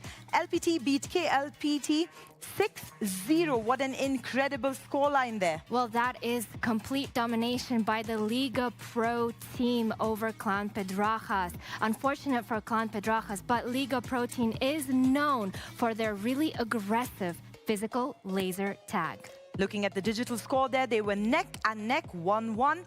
But when it came to the physical side, they took it away. Liga took it away. And look at that decoration at the B-Line Arena. I would want to play laser tag there myself. Did you notice the different national themes and stations for the players? Wow, what absolute work on that decoration. Absolutely. Something else that's really special about laser tag is it's unique just to these particular games. So we're seeing it in action for the first time ever. I've been saying it the whole day. This is an inaugural discipline, and this is the closest we'll ever come to having a video game come to life.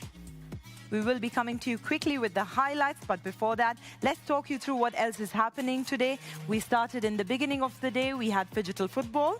We started, yes, with the opening ceremony, which was amazing, and we already had 2, and I believe the 3rd pair of teams playing in parallel for Phygital football. Then we moved on to Phygital Shooter. We introduced the players and that amazing B-Line Arena, which transferred into a real-life video game. And then we moved on to our esports for MOBA Mobile, MLBB. And remember, we're in the host country of Kazakhstan, and none of this would be possible without our sponsors. Let me repeat one of our sponsors once again. MOBA Mobile, MLBB, has already started at the Zhaksaluk Ushkimpirov Martial Arts Palace and will be on from the 6th until the 9th, presented by Freedom. Also, don't forget to grab your tickets on from our official site, ticketon.com. Amazing. And I would want to actually come back to Phygital Shooter, because to me, that is such an amazing discipline. Can you imagine how hard it is for these athletes to go from fine motor skills to immediately getting dressed into their laser guns and then shooting real life? I mean, wow. Absolutely. I don't know if we could do that. I don't think if I could never do that. I have really horrible aim. Also, it's not just one round, but it's the best of 2 rounds when it comes to CS2 followed by laser tag. And Counter-Strike, we touched upon this a little bit earlier today, one of the most legendary online games for over 25 years. And this is one of those disciplines that features a little bit more seasoned veterans because of the age of the game. Absolutely. Like you said, Counter-Strike first came out in the 90s, but they revamped it with a second version that came out in 2023. Amazing, and they've updated some maps. We currently, in this tournament, have 7 major maps. And dear viewers and dear Counter-Strike fans, you may know this, but Dust 2 is the main map of the tournament. And it's time now to head into some highlights. Check it all out.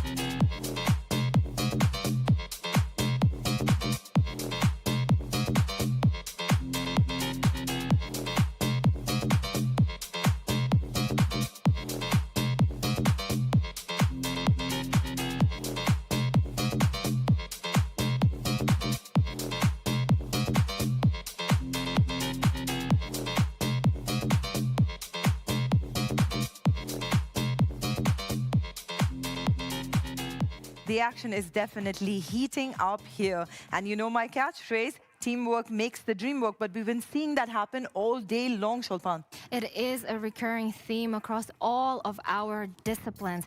Digital shooter, that is definitely a discipline for teamwork because like in Counter-Strike, all the other players can hear the other players disarming their rifles or even dismantling a grenade. And the same thing happens in real-life laser tag. I mean, we were hearing the commentary from the venue. You could hear the teams communicate between each other. And I even question, is that an advantage or could that be a disadvantage for the teams?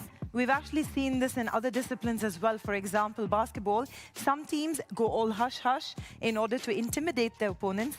But on the other hand, some teams go all out because they do want to use that to dominate play. Amazing. And I really enjoyed watching laser tag because I find them look so intimidating with all of their armor on. Don't you, Sarah? With that, we're going to head down as we are a multi-stream platform. As you can see in front of you, we have a 4-way split screen. That means 4 times the action. Yes, and on the bottom left, you can see Dota 2 beginning to set up. Team Resilience, I can see, playing with Playtime. That's coming up really soon because, ladies and gentlemen, please remember that Dota 2 is still ongoing. On the top left, we have our amazing colleagues over at the Beeline Arena covering Digital Shooter. And we're back to our studio. Shulpan, honestly, I'm so proud of your country. This is such a beautiful space with so many arenas across the disciplines. Which one is your favorite arena? I think I must say my favorite arena is the Jasulukush Kempirov. Why? Because of its architectural design. It is designed as a soaring gold eagle, the Kazakhstan's Berkut, symbolizing the courage, independence, and freedom. Also, it is named after one of our Olympic legends in boxing. Considering we have so much action happening side to side, please log into our OTT platform, Digital Plus, so you don't miss any of the scores from any of these big games happening here. I completely second you with that, Sarah. With that, we're going to cut live to Dota 2 now. The action is definitely heating up. The players have their eyes on their screens, but we don't know what's going on in their minds. We don't know, but we do know that their drafting stage is about to begin. As a reminder to all of our viewers, the drafting stage is often called the first battle because who the players pick as their heroes can decide, make it or break it. With that, you said it perfectly. Let's cut live to the game.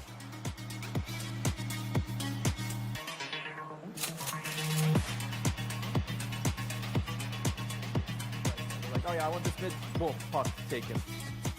Yeah, it's fascinating to me because again, this is something that was completely redeveloped in the Esports World Cup. We did not get as many like first pick pucks, first pick storms than I was expecting coming in from say regional qualifiers for TI and for the Esports World Cup. But it circles back.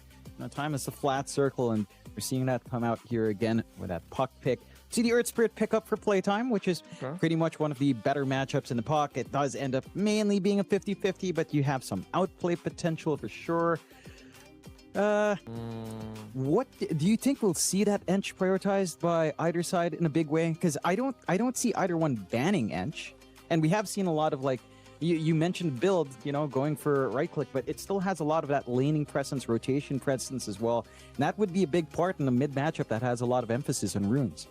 Playtime could consider, I know Misho likes the Enchantress a lot, but without an Ags, her route is kind of, you know, she doesn't have a way to control the puck. And I've seen this puck be like ignored in the draft. They have like one stun yesterday when they were playing against it. I forgot who's the opponent of Resilience, and Extreme, I believe.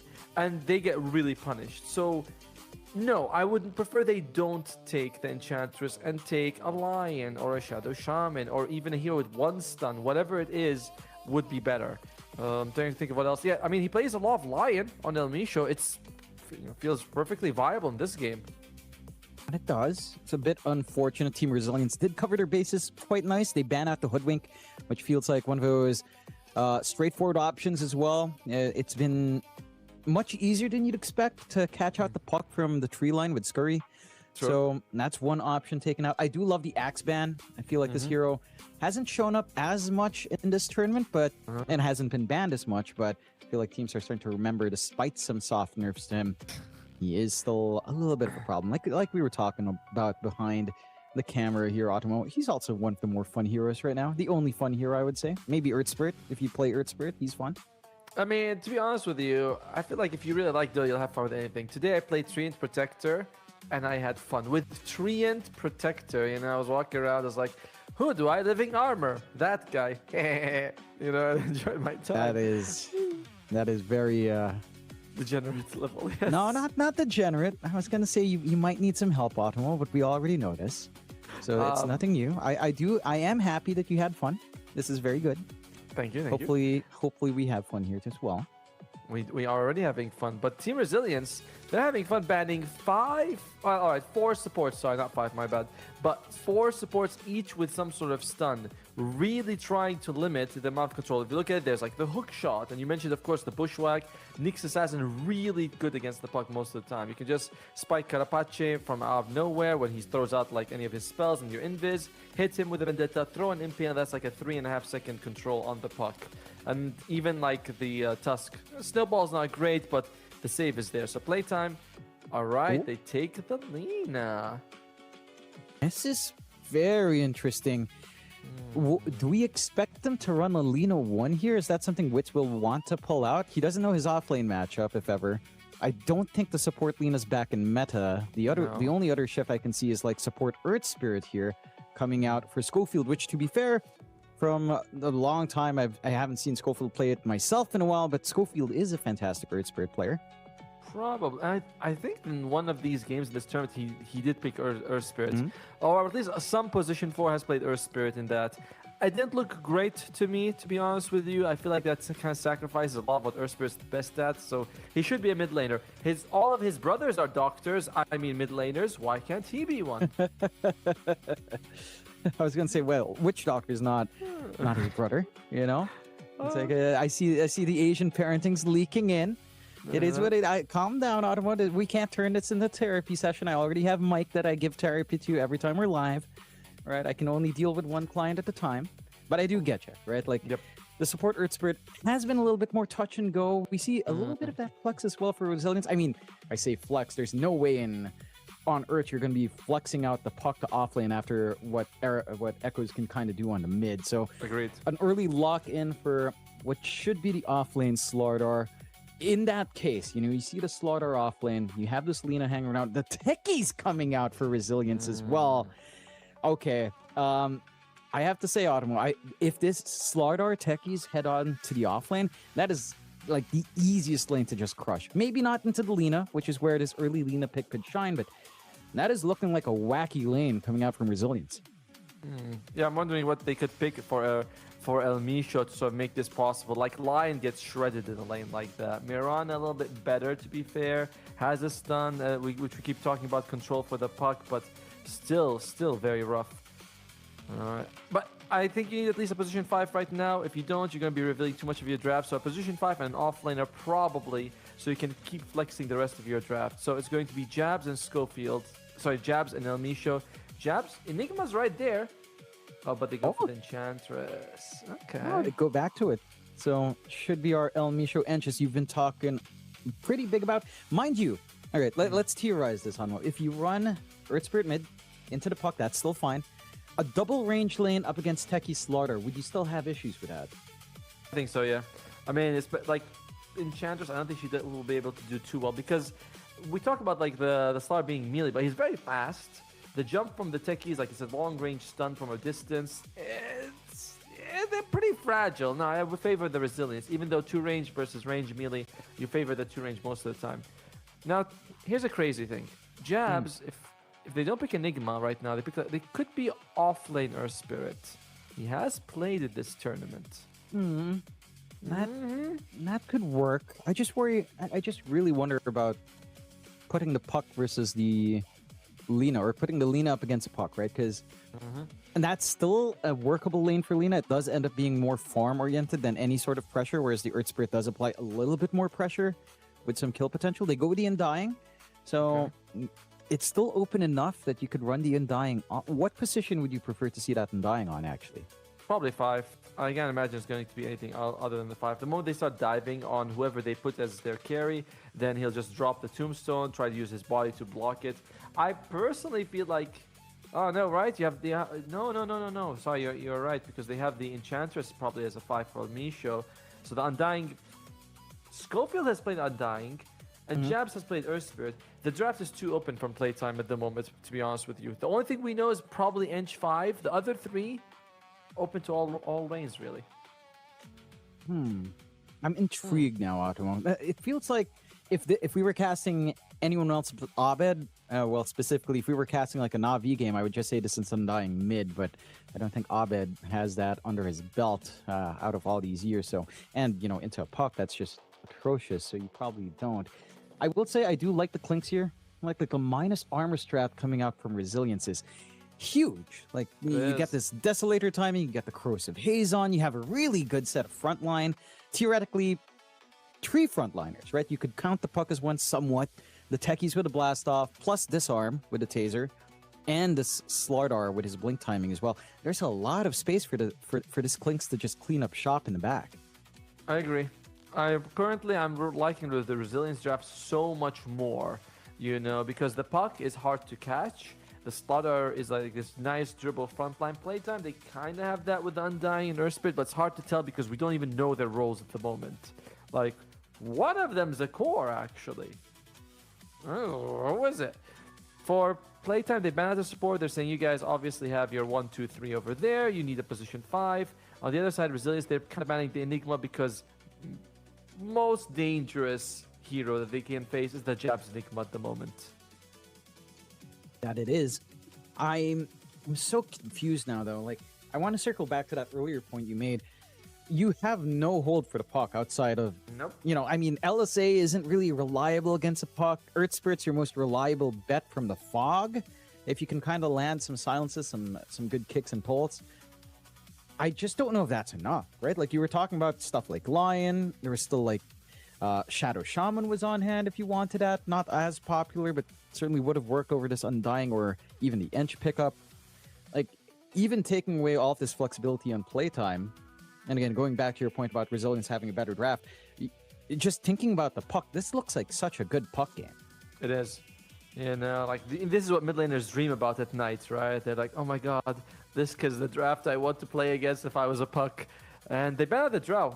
So at Resilience, they are just banning out what they think are scary heroes. They're not 100% sure what's the last pick for playtime right now. And I don't blame them, because this is a very open draft from playtime. And I don't know what is going to stitch it all together at the end to make it perfect. I want something this time. Okay, they ban out the Phoenix. Now it's just going to be ZZQs here at the end. Could take something like, I want to say Witch Doctor, but... yeah, Witch Doctor wouldn't be so bad, I suppose. No. I do like it. Honestly, it doesn't feel like there's anything really missing. They go with a Marana. Sure. So now I'm guessing you kind of actually want to run Techies 5, Marana 4. You've got a nice Crush Arrow combo. And again, you just have so many ways of playing this. Mind you, you know, there's always like a quirky thing you could say where you already have an Invis hero. When like Shadow just means you get more efficiency for every Dust and Sentry you buy. Sure. That can make it more annoying for the Clinks to hunt. But it doesn't feel like this is a game where you're under pressure to hunt, right? Because you want to kind of play with your team somewhat here as the Clinks. I also like that Miran and Techies both usually build Guardian Greaves on one of them. Oh! Okay, I'm going to assume that that's a Wicked Naga Siren. Let's see who's going to be what. Because the playtime draft is very... Okay, so it's going to be the 4 Undying, which we mentioned. The Wicked Naga Siren. So mid is going to be, yes, the Lina. Off lane, Earth Spirit. And 5 Enchantress. Okay. I kind of like the Naga for the split push. But I'm 100% leaning on Resilience overall in the draft, and I think they're going to be taking this game. It just feels too lopsided for me. I agree. I think the one thing the Naga brings here is that, for one, you know, the mines aren't going to be as effective from ZZQ as the game goes on, so any sort of mine build-up, you've got the illusion spam to kind of deal with it. Beyond that on this Naga, though, like, yes, Song Reset's nice. The end snare is quite nice as well for at least holding one hero down. It's certainly not enough for something like Puck, Plus, you're worrying about Puck, you're worrying about Clinks, you're worrying about Slardar running away, you're worrying about Murana running away as well. Like, all of these heroes have ways to disengage quite nicely. I'm curious to see what Playtime's idea is, because, again, at the closing of that draft, Abed was smiling. Abed seemed pretty pleased at himself, at his team. Say, all right, we'll do this, you know? He had a big smile on his face, and frankly, you know, when I think about Abed, I think about his time spent, not so much in Virtus Pro, but, you know, his time in, like, Shopify, his time in the Americas. Every time the draft would close, I would never see a reaction from that guy. You know, he would not be smiling after getting his first pick Storm and, you know, just having the worst game of his life sometimes. So the fact that he's smiling here, Playtime must be cooking something up. And this is something it's funny to me as well here, Automo, because this is something I say with every team Jabs is on. He always ends up being in a position where he's drafting. He's working very closely with his coach. Normally that's Sunby, but even here we saw him talking very closely with Playtime's coach and just kind of working things together there. And he's just kind of temporary, right? He's working closely with Luan. They're talking about the draft. And again, it seems like Playtime's kind of tied it together to it. All right, so we're in agreement that Resilience has the better draft, but what does Playtime have to do to make their draft work here? They could play maybe a little faster. I mean, you have the Undying, who's really good. It's a position 4 Undying, so he scales a bit better. Earth Spirit as well as a powerhouse early games, an offlane Earth Spirit. Lina, great burst damage once you get the Agam Scepter, which doesn't take like too long to get, right? Boots of Travel, Agam Scepter, you can walk around bursting anyone. So I do think they have great pick-off potential on that, and so significantly, you know, not better, but significant early game presence as well. So there is good stuff. And if they delay the game long enough, you've seen, do you remember the old days? Naya, Siren, Radiance, one illusion every lane. Good times, we call them. Good times, in fact. Yeah, that's a description for that gameplay that I would not personally subscribe to. But if that's what you're into, Automo, for sure. If that's your idea of a good time, I wouldn't want to see what a bad time is. Let's just say. It's when I play Trained Protector. That's a bad time right there. Now, Trained Protector is all right. What do you mean? You just said you had fun with Trained Protector. I was lying. What do you mean? Well, yeah, okay, I had fun because we won. If you lose, it's going But Abed, he is like making sure all his settings are going very well for them. And yeah, he does seem very relaxed in this tournament in general. Like, I'm seeing so many games where he walks in smiling. Even when they lose that game 1, he walks around smiling. I'm like, man, you're really happy out of this one. And to put people at wondering, what's at stake here? Firstly, if you win, you're guaranteed top 2. And you go from 70,000 to 160. That's a 90,000 USD match on the line here. So, and of course, you have a chance to go all the way and win it. If you lose, your best thing is to play for 3rd place. So at least you're not out of the tournament. I kept describing yesterday as the most stressful day of the event. But today, even if you lose, you still have a chance to get something more. So, you know, maybe a little more chill, maybe? Yeah. We'll see just how chill this game will be. And it does feel like Playtime is going to have to try to pull out some high action going on here, and let's see if that's something they pull off. So we are in the game, looking at some no smoke action right now. We did see at least Schofield popping his smoke to check for wards. The ward was dropped a little bit late, and see if there's any scuffling around, because playing into the Undying could be relatively annoying, but Schofield's just running right in. Tombstone drops early on the cliff. They get the kick. Can they find ZZQ? Does he have? He did not level blast off. He just went for the bomb. For that mine, so doesn't have a way out. Free, easy first blood coming out there for El Misho. And that's a decent enough start here to get things going for Playtime. Good move by Schofield. Wonderful placement of the Tombstone. It causes 2 zombies to come out, and as you mentioned, it's like I'm just gonna be losing my life here on ZZQ. Yeah, I actually look at this. Who is going to be playing the Miran? I'm seeing it's going to be the green one. The green one usually position 4. It's probably Planet. I like how a lot of teams will arrange their players 1, 2, 3, 4, 5. You know, that's very nice. They're not doing that on Playtime though. No, some teams do, and I do agree. I think it tends to be the Chinese teams. We'll see how much they can get out. Again, there's some potential with, say, Crush Arrow. You can also just always snipe some camps later on. get some free EXP. The mid matchup is where things are pretty stable. It's very high skill in terms of a matchup. Echoes is going to have to be on point with, say, phase shifts later on. If Abed can even just land one Dragon Slave, he's going to feel really good. And with that higher cooldown on phase shift, of course, you've got a lot of window to right click. You do have the range advantage there for the Lino. We're seeing Jabs. I was going to say JT, but Jabs already having a bit of a rough start. I mean, it's to be expected. It's a melee matchup into the Clinks. You do have ways to play for sure, but there's a lot of damage in that lane as well. Check out Schofield. Look at where he is. He's really diving. I mean, imagine he's dragging a big creep wave, and he's going to try and drag a bit more. Can we look at the Undying, the yellow guy? That's Jabs. I mean, he's kind of yellow, I suppose. That's all right. But yeah, I think he is able to drag a very, very big creep wave. I'm seeing red dots following him. Very, very small red dots. They are. So it should be starting to build up that EXP. Always a little bit surprising when you have to play a little bit more passive on the Undying. But when you do go for that Tombstone level 1, you don't really have as much to try to threaten with, say, in comparison to the Decay level 1. So it's going to be a little bit slower just because of that first blood attempt. We are witnessing bot lane as well, where again, so far for Wits, not a lot of pressure. You don't really have the capability just yet to try to angle out, and this is the one complication for Planet, right? We were talking about the potential of Crush Arrow, but there are illusions that can easily block that off as well if Wits just positions them carefully, which he has been doing for the most part here. That's a fair point. One of the strengths of Playtime that they definitely have over Team Resilience is, I would say, Playtime is significantly more durable, right? Like, you have Undying, who's very tanky, Urspit very tanky. It's very hard to bring down the Naga Siren, and if you don't, you jump on your dodge, she sleeps, heals herself and other allies. Team Resilience is only on you. That's a lot of pressure to put on one fishman. Arrow lands, by the way. Arrow does actually connect right in front. They do manage to snipe Schofield up top, while they're fighting for that Lotus as well. You end up securing the Lotus down bot. But getting that bonus kill up top, again, it's just going to make things a little bit rougher there for Jabs, who's already set for a little bit of a slower lane. Both offlaners kind of having a slower start. 12-3 here for New, and 10-1 for Jabs. And both safe lanes just kind of running away with it so far early on. Look at what's happening mid. Abed is crushing Echoes so far. 22-8 to the 12-1. And I know you're saying Jabs is having a rough time, and he is, but he did get like a big injection of creeps just now. He went from like 3 to CS to New.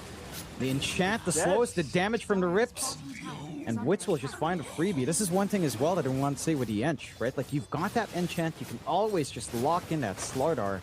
Got a pretty solid Dispel to play with. And Wits is just so tanky at early levels. Double Slippers of Agility, 1 Circlet, not even a full Wraith Bandit with 7 armor. Not easy to deal with the pokes here from Planet and from our off-lane Slaughter. So, nice little pickup there. Pretty much almost solo. Jabs? Blast Stop connects. Do they have enough damage on Erica to roll away? Not blocked off. Tombstone drop now. Decay. They've got some mana in Schofield. Not enough HP on that Tombstone though, but maybe one more Decay can find a counter kill on ZZQ.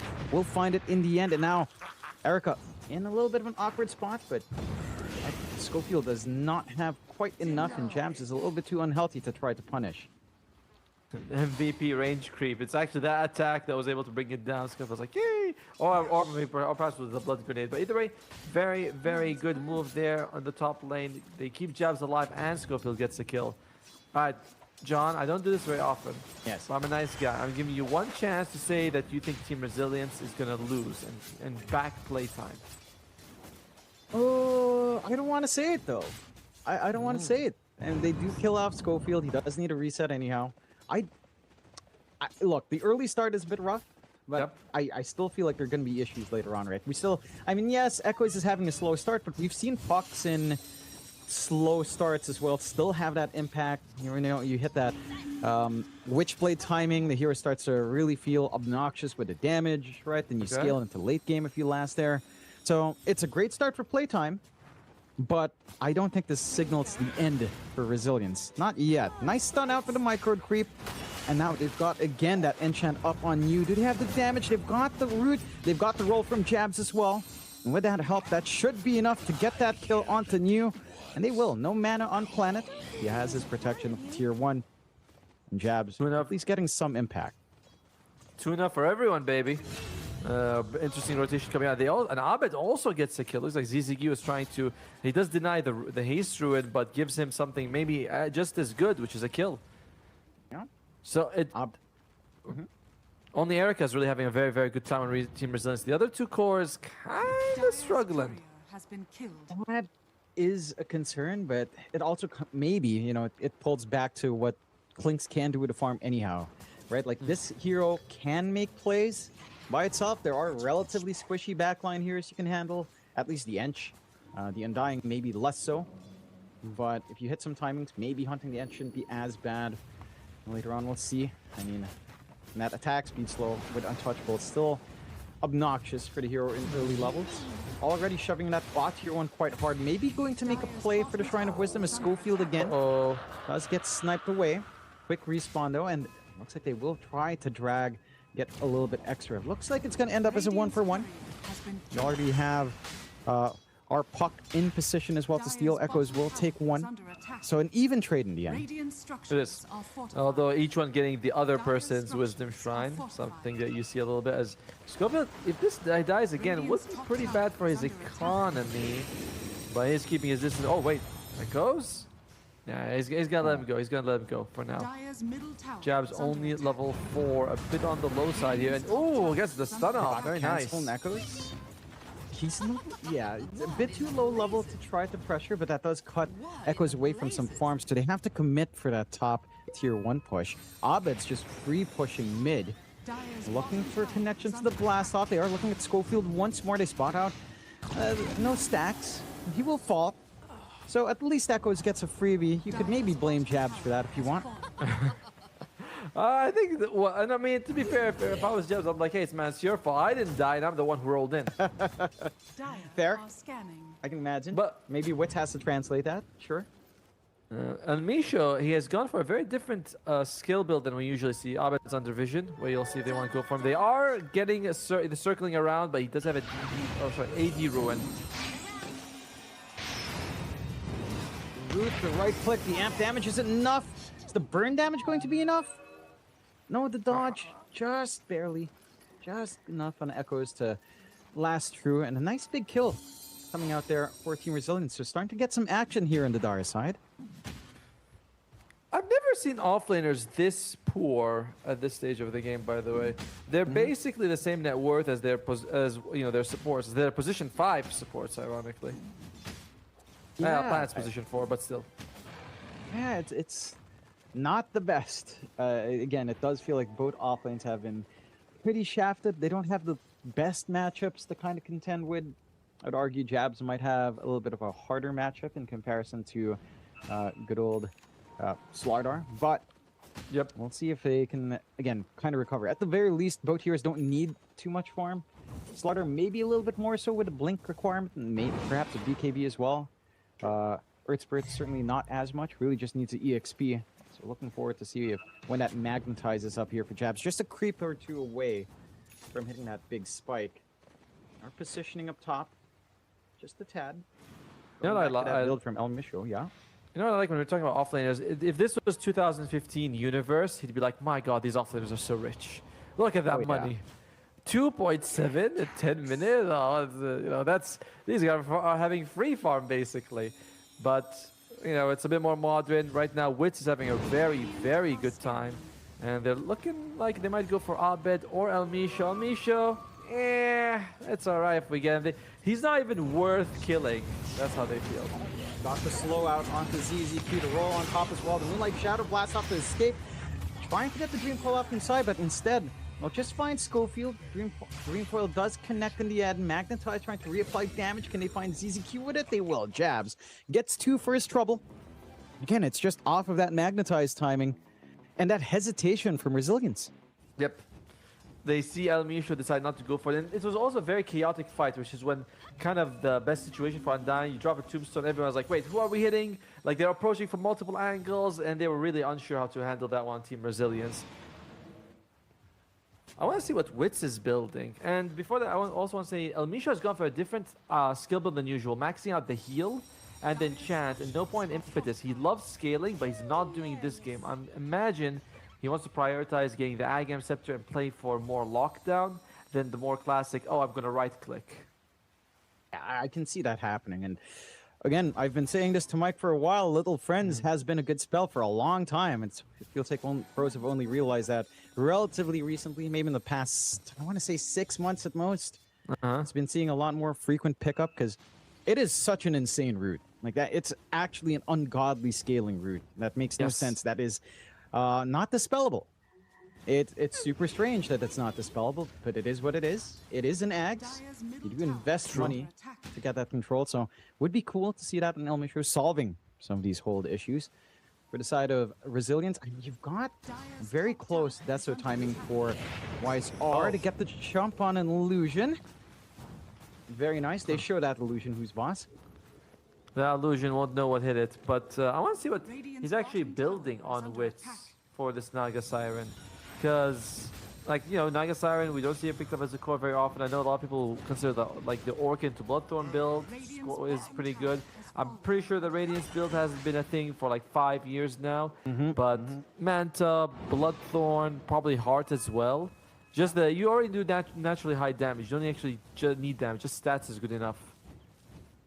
And it is an insane amount of stacks coming out here for Ovid to clear out thanks to El Misho. So a good chunk of farm. The Ag's not too far off for Lina now as well. So a lot of Spell Amp, some flying vision as well to help hunt down.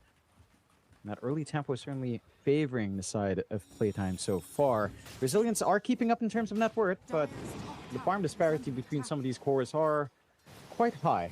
So we'll have to see. The investment on Erica hasn't felt like it's fully paid off just yet. Wits just hanging around the side. We still haven't clicked on him somehow. So we still can't quite see what his priority is. Top. Schofield. Ruby and Schofield. Nice little take. They get the route out onto our Mirana. Planet does have some leap charges. One more left. So Wits might not be able to find this one. We'll get a couple of right clicks. Should leap. Okay. Wow. If he had one more right click from that illusion, would have been killed. They take ZZQ in top. Did he find something? Yeah. Well done for them overall, I'd say. Planet's the one who's going to go for the Guardian Greaves. I didn't mention both of these supports could build it. It's a very nice item. Techies now could consider going for like a Yule Scepter or an Aghanim Scepter just for the massive damage. You will probably expect a lot of movement in fights from Playtime, you know, especially from the Earth Spirit. So having that Aghanim Scepter, it does so much damage. Every time I'm stuck in the minefield and I walk around like, what is this? Is it like...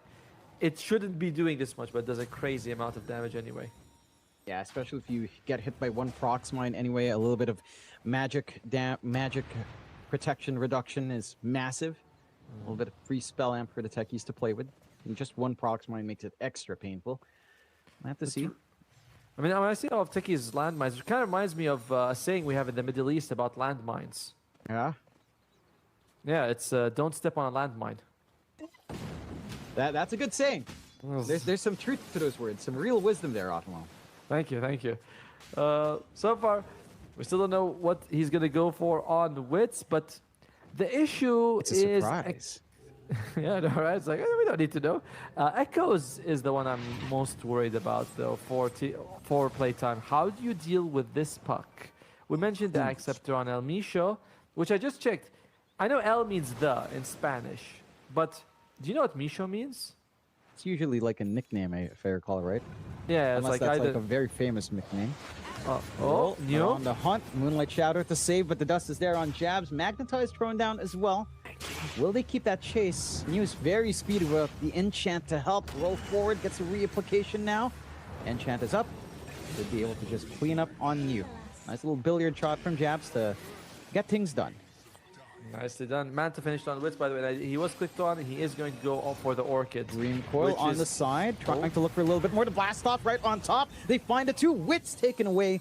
El Misho pumped down as well, and they'll find Jabs. A nice little puck movement out with the silence. Do they have the damage? Yes, Abed all by himself now. Who does have a lot of output, does not have the Ags yet. He's not going to be able to try to clean up. Schofield couldn't TP into that fight. You see that there's no tower down there, either mid or bottom, and he's going to go for the shard first. Very, very expected. The new build from Undying in this turn has been shard, blink, Aetherlands Wind Waker.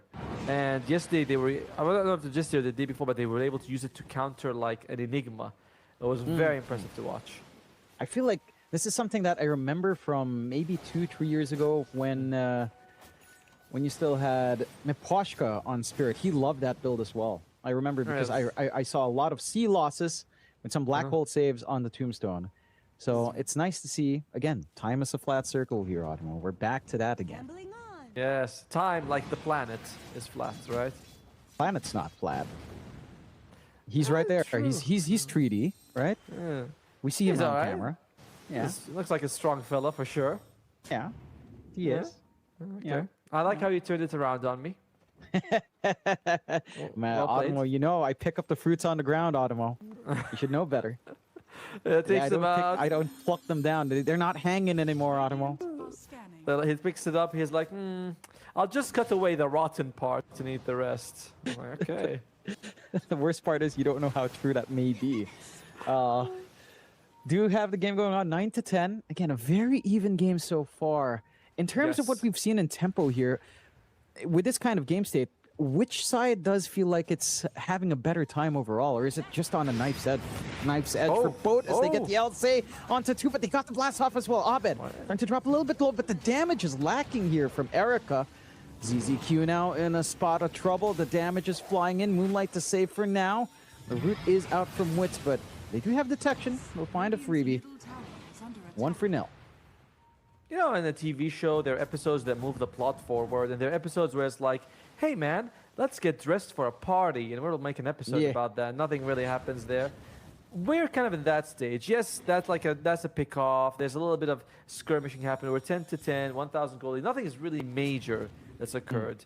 And if you're gonna ask me who does that favor, I'm gonna go with Resilience. Unless there's an answer to this puck, which I'm not seeing, I believe Resilience is winning at the moment. And that's fair. Echo has fully recovered, right? Like he's got the blink up. He's starting to be a nuisance on this puck. He's been setting up some of these counter plays for the team. You've got Erico, who has the Deso. There's a ton of damage, and that was the connection without Mew on the Slaughter. So you didn't have Corrosive Haze. If you had that +1, chances are Abed would just be dead. No two ways about it. Yep. And you look at also, like, sure. Oh, wait, Planet. That was a crazy move across. Gets the ensnare in the channel, but does not manage to block away the arrow. Planet should still have one more leap. No, to roll forward. They got the silence to crush in from you to stall this out, magnetize, but the chase looks a little bit optimistic. Jabs will keep going. He's stuck in the high ground. They snipe. Echoes on the side with ZZQ. While that happens, Abed cleans house on mid as Jabs is stuck in the high. The song, the roll forward, no mana left here on Planet. A slow chipping away with illusions is now new. Does use the speed of the river, the power of the water to push him forward. Can blink away, blinks into Jabs, finds the kill with Erica. So they do manage to get a trade somewhere, but that's a 3-for-1 across the map. They're not done yet. Tombstone down as well. They're trying to get the control. Do they have the damage for Erica? The crush, a good dodge from Wits. They clean up one. Schofield will sacrifice for that. New should be able to get away, but he is being tracked by a zombie. Abed does not manage to get the LSA. So they will bail out, but they lose another big one. They take jabs, but they lose that tempo and the clinks. What? That was incredible moves by Playtime all over the map. I think they got, what, 4 for 2 in the end of the day, right? They did lose jabs at the top lane, but that was very, very impressive. And Abed was able to get a double kill by himself, basically. Well, not by himself, but he was able to get at least a double kill for him on Echoes, in one of them. So Playtime, you know, we're talking about filler episodes. Turns out it's the season finale. It's a good stuff happening. I do appreciate just how well they're playing aggression. And again, you kind of see this difference. Jabs at a 2k deficit compared to New. Still doing work. The smoke out, the Moonlight Shadow as well. Jump forward, they take Schofield. So Undying's gone, the blast off connects onto El Micho. The support's getting pounded, but the healing here on El Micho is making this tough. The attack speed slow as well. Trying to get the mines down. Will they have enough? One more, couple more hits. Eventually New finds it. So 2 supports for nil. They were setting up for that Roche change. There were some mines to break, but doesn't look like they'll be gunning for that anytime soon. There's a big problem that just happened with that fight. Unfortunately, that was Schofield just buying the gem. And now Planet's carrying. You even see, I love this new icon where you can tell who you dropped it. So that is going to be Schofield's gem. And he's like, no, Planet, you're using it against me. But very unfortunate time to die. The badge of shame on the gem. You love to see it. We need that on glyphs next. Whoever presses glyph, it should show a little icon which hero did it, you know? Yes. We need it. You know, would solve a lot of issues in pubs where someone's like just presses the glyph, like, who did it? Who did it? And you're like, not me, not me, not me, not me. You're like, oh yeah, really? We all did it, press glyph. Could lead to some funny stuff in some pro games as well. We'll see. For sure. Smoke out now from playtime. Jab set to go with his supports freshly respawned. No forward vision to scout out, but they didn't have forward vision on resilience either. Scan does not quite connect onto anyone up top. Resilience have taken it's still on cooldown for a little bit longer, so not able to try to combine. They did use that in the last gank. They are hanging by the gate, but does look like playtime will miss out. They will get themselves a Tormentor in resilience. You get a nice freebie out for Planet, so a little bit extra coming out there for the Mirana. Roshan, though, is the play for playtime. With that take, can they clear this fast enough, though? They're not the fastest, man. Like, I think they'll clear it up just because Team Resilience is not going to contest them. If Team Resilience was around, I'd be like, man, this is going to be risky.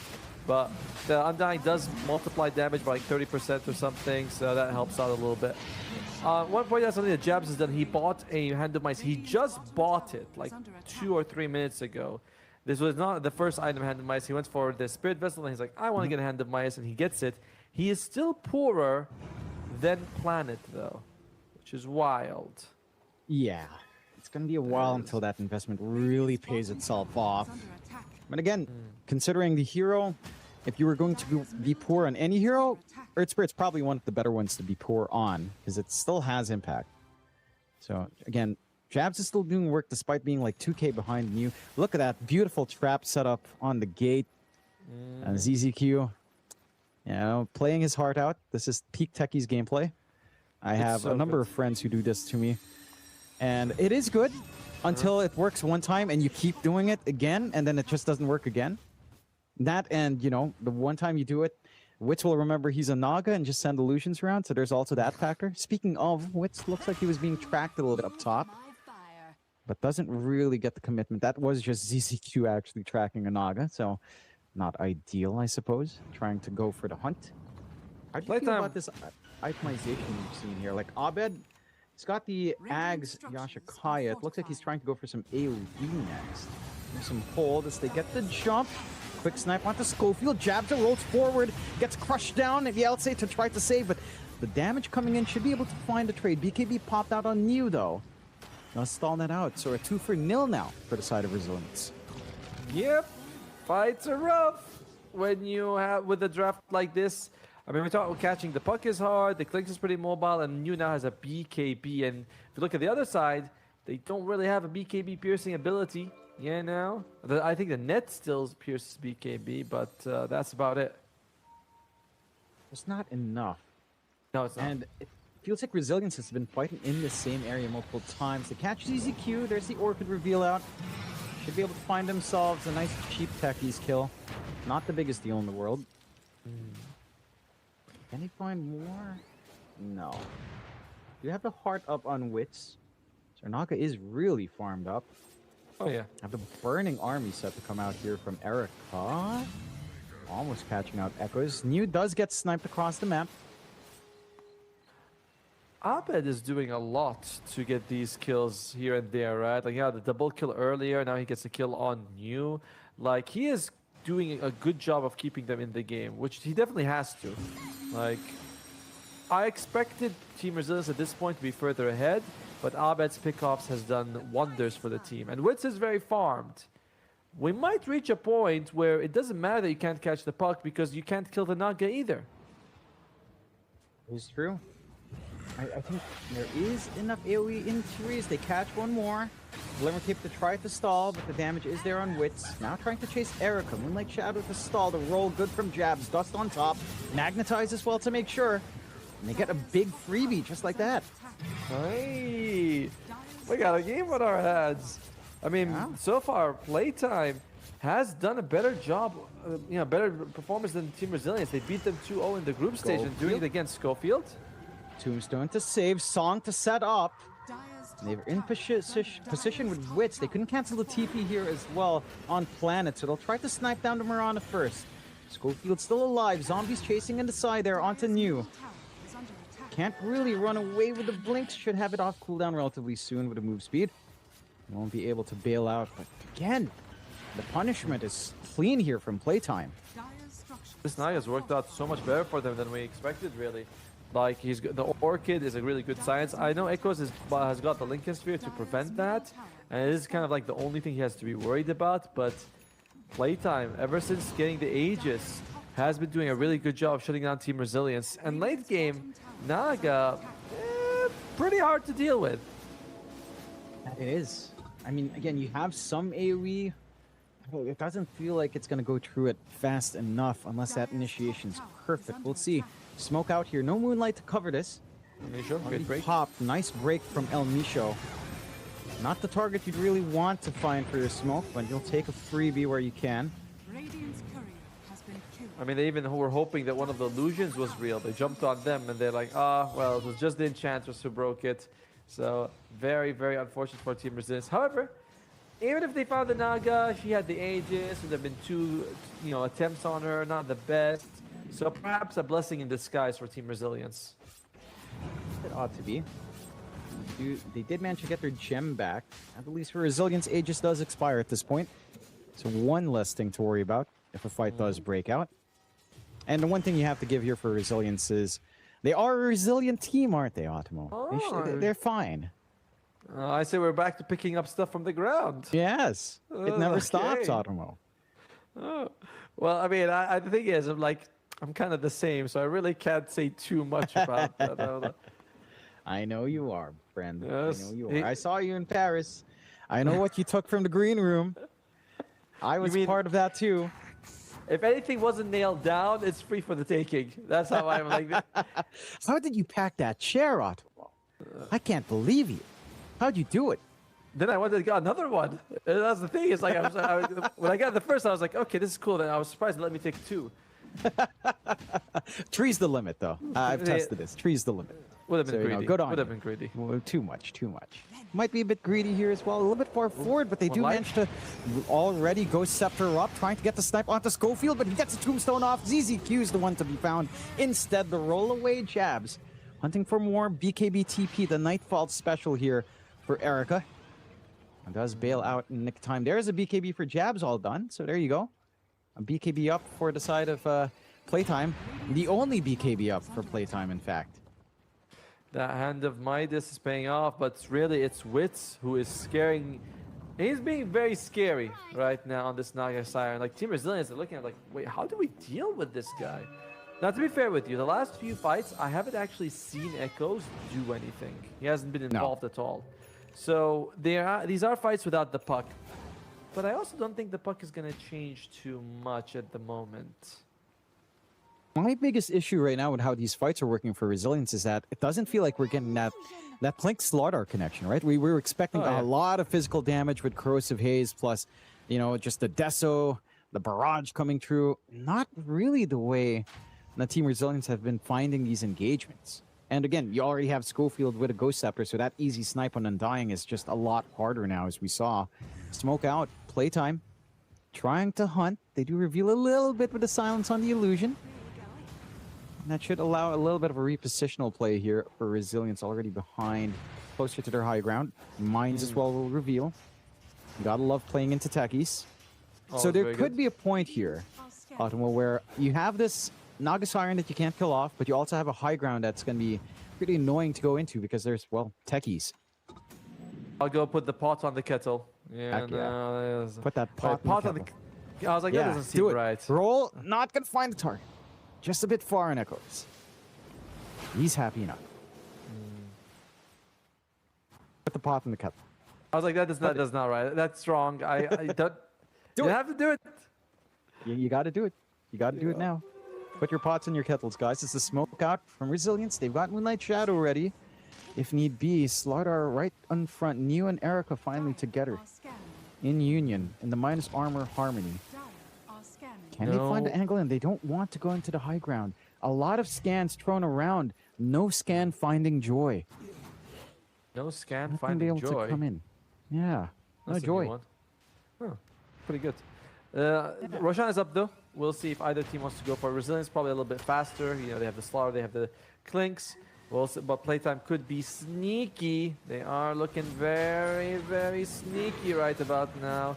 And yeah, I think they're going to be getting this one for potentially free. Resilience kind of making their way there.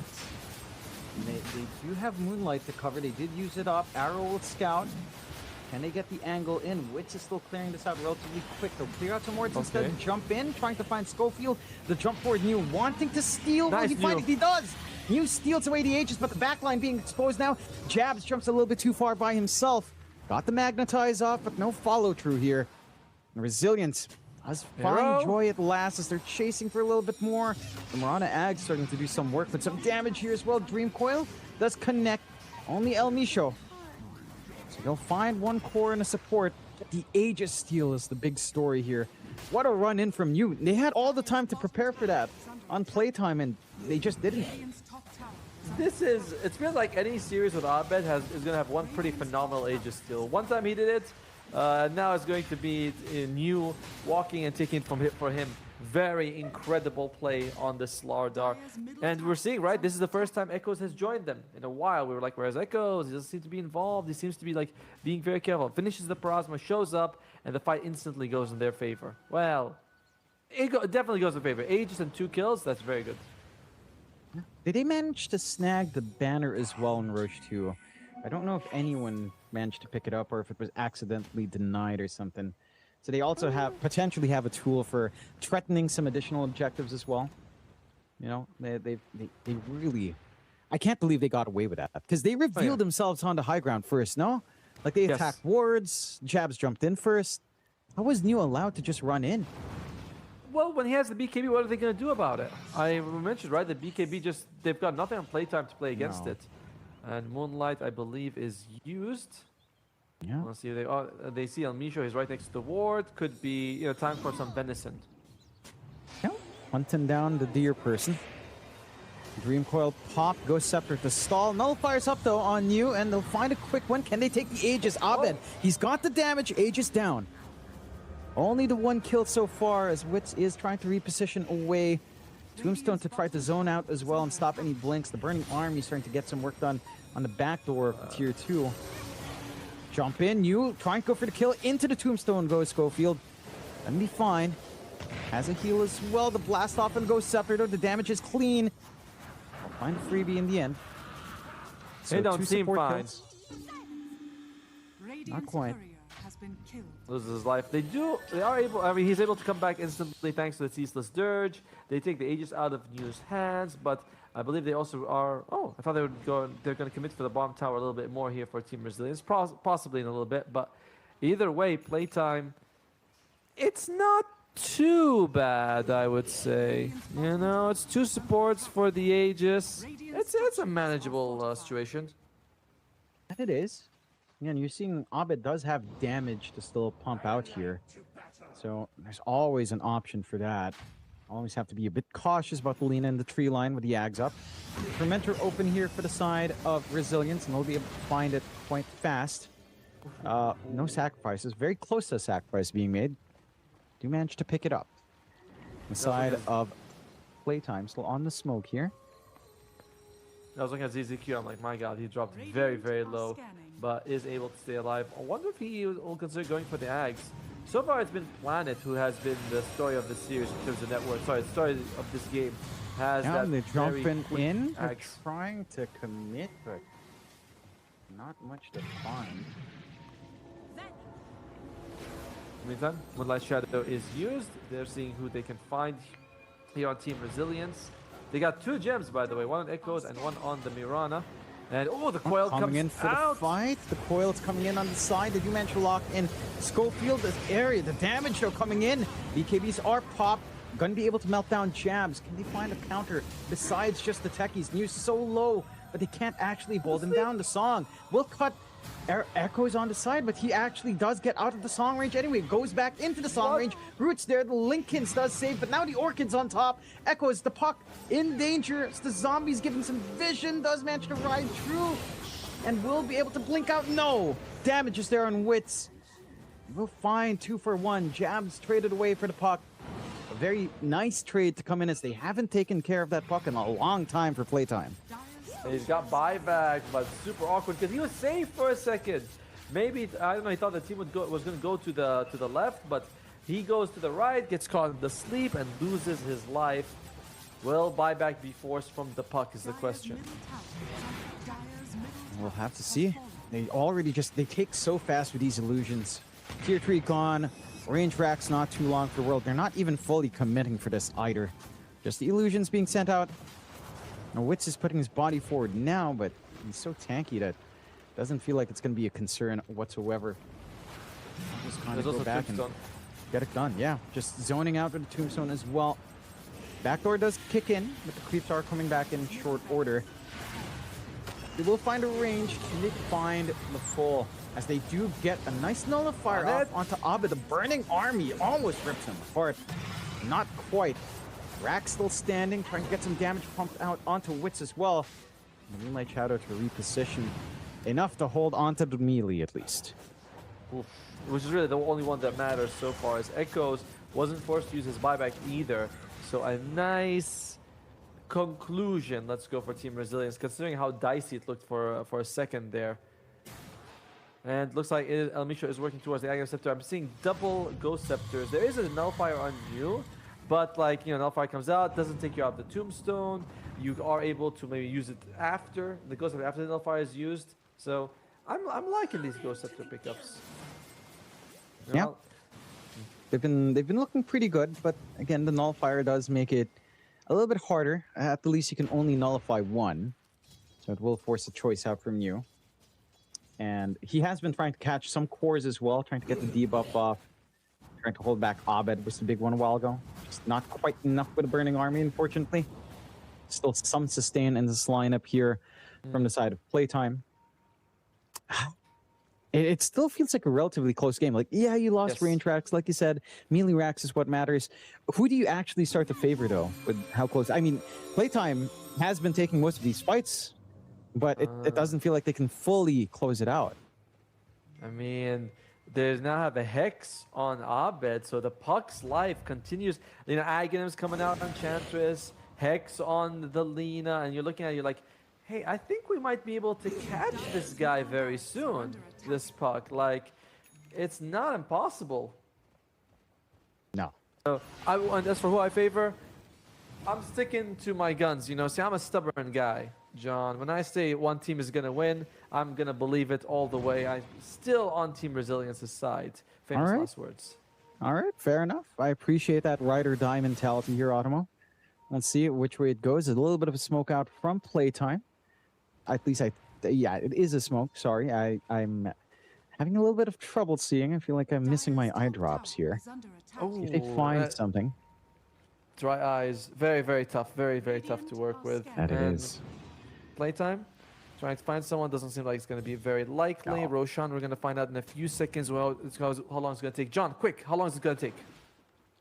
For Roshan, a minute. Let's hedge our bets. A minute. That was the longest, 2:59. I don't think I've ever seen a flat 3 minutes, but that was 2:59. Damn, that's like as far as 3 minutes as possible. Yeah, that's pretty cursed. Minefield clearing here. Wits, not using illusions, just using himself. He has the heart, he can afford to. That's fair enough. As we are at the point where you are out. Okay. That's scary. That was scary. Not quite enough as well. You can see how ridiculously tanky Wits is after clearing all those mines. I can read your mind, and I think I know what you're going to say. We are approaching the point where the Naga can't get more items. Yes. Excellent, Hotmo. Tell me what must happen now.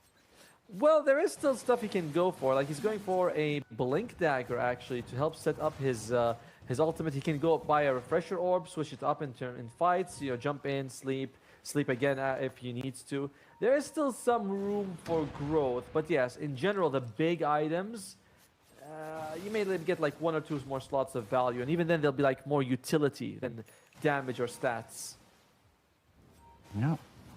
And we'll see if that utility starts to come into play. You get the catch out. ZZQ does at least have a Hurricane Viper, a Force Staff to try to get away, trying to get the damage off. Will not actually fully commit. They played a lot safer with a Burning Army down. Not going to find much for their trouble. Magnetized was committed. Mid and half for Rosh, and it's going to be a top lane Roshan. Well, top river Roshan, we can say. Favors playtime a little bit because they'll have that nice access point with their teleport thanks to the outpost. And that's why they're not like committing too much. They're saying, it's okay. We know it's going to show up. You know, maximum time, it's still going to be top lane Roshan as, oh, new. Misho. New. They find one nice simple Enchantress kill. Moonlight Shadow was popped. Can they find anyone else from playtime? Doesn't look like. Do reposition themselves quite far away. Maybe to find Schofield. You get the silence off. Those Peppers are protected. Get control onto the puck. Do they have enough damage though? No. Phase shift away. Can they actually chase? They will eventually find him with a long roll out from Jabs and try to find a bonus. Will end up losing Jabs in the end. Tombstone dropped in high ground. Can they make this work out? Buyback from Echoes, looking for the cleanup. Will start to make things happen as a lot of damage flying through across. The LSA is starting to connect just a little bit. But the cleanups happening in favor of Resilience, it looks like, as they do get a little bit extra for their trouble. And that should clear the path perhaps towards Roche. A lot of commitment from both sides. A gem on the ground should eventually get picked up. Yep. 2 buybacks being used on Resilience. 1 only, which is the Jabs one on playtime. They were trying to bring him down, but he has the Agam Scepter and just rolls away to safety. And Roshan is up now. Whoever can secure the fight secures the Roshan. And playtime, they're smoking up. Pretty brave. Yeah. Running through the mines, though, reveals that smoke just a bit. They're ready to fight on Resilience. They get the control. They're trying to find a nice simple kill, but the jumps away is there for Planet. Instead, they lose their own. With Abed just getting blown apart. Does buy back, trying to rejoin this fight. Planet as well buying back, but you've already lost 2. Jabs down again. It's a dieback coming out for him. And now Resilience looking like they're going to have the better time as they're still looking for a little bit extra wits. On edge, does hold on. Just enough healing coming through. Barely a sliver of HP. Resilience. They're making these buybacks work out way better. Jab's just gone for such a long time now. Planet had to buy back, and so did Abed. And the arrow lands on Wits, but they didn't expect. I mean, maybe they thought it was too far or whatever, or they thought it was an illusion. Either way, they didn't go for Wits, who was stunned for 5, the maximum stun duration. Very, very risky here, but Playtime says we can go for Roshan. We are going to have Schofield up, and, you know, it's going to be 4 versus 5. They're not going to use a buyback on you to contest this. No. They've got good damage coming out from Wits to get this done. They are hedging their bets. They're a little bit further behind. Arrow is scouting out just a bit. They get the control. The jump in from Echoes gets a Dream Coil off.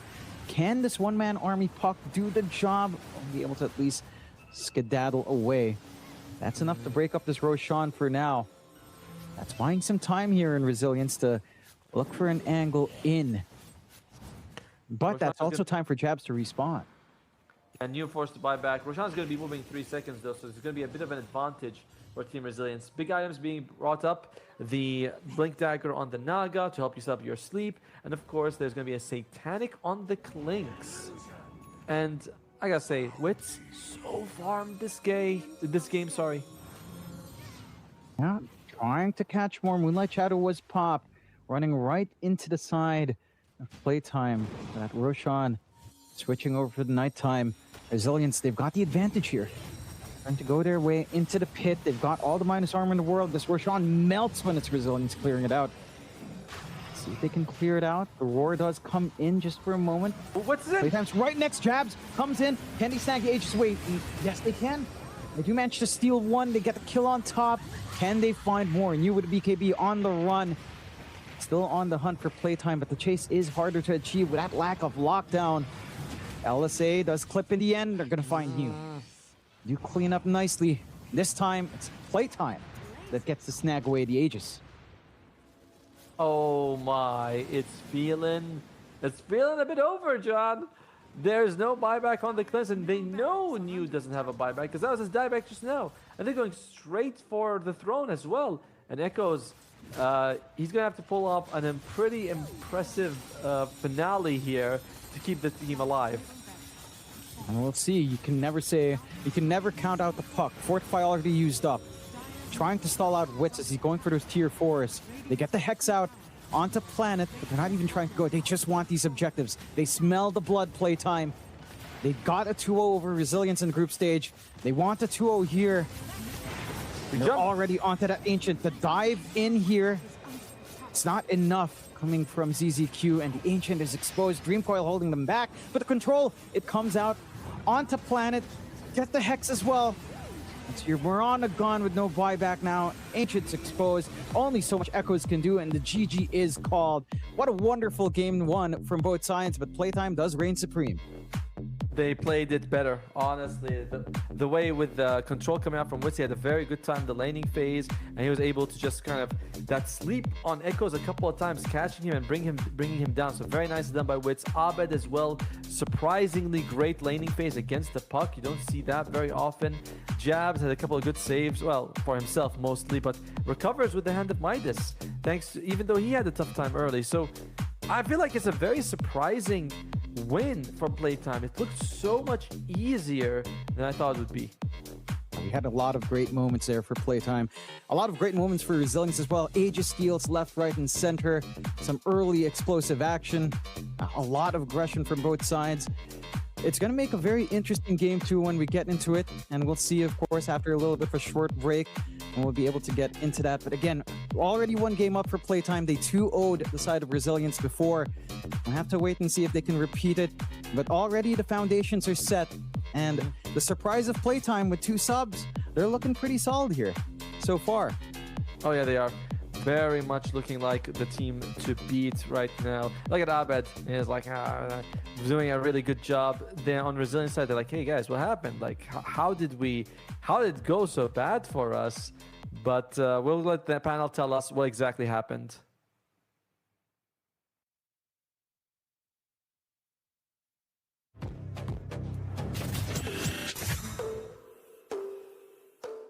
Центр кредит банкымен сіз қарапайым және заманауи шешімдердің ортасындасыз. Нық сеніммен жаңа мүмкіндіктер ашып, тексерілген сапаға сеніңіз. BCC-KZ мүмкіндіктерді кеңейтіңіз.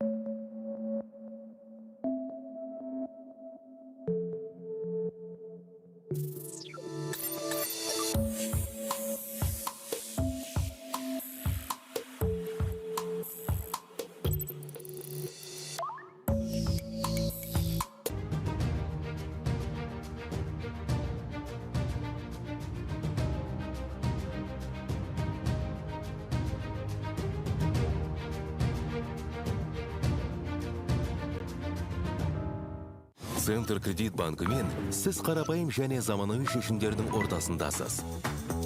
Нық сеніммен жаңа мүмкіндіктер ашып, тексерілген сапаға сеніңіз. BCC-KZ мүмкіндіктерді кеңейтіңіз.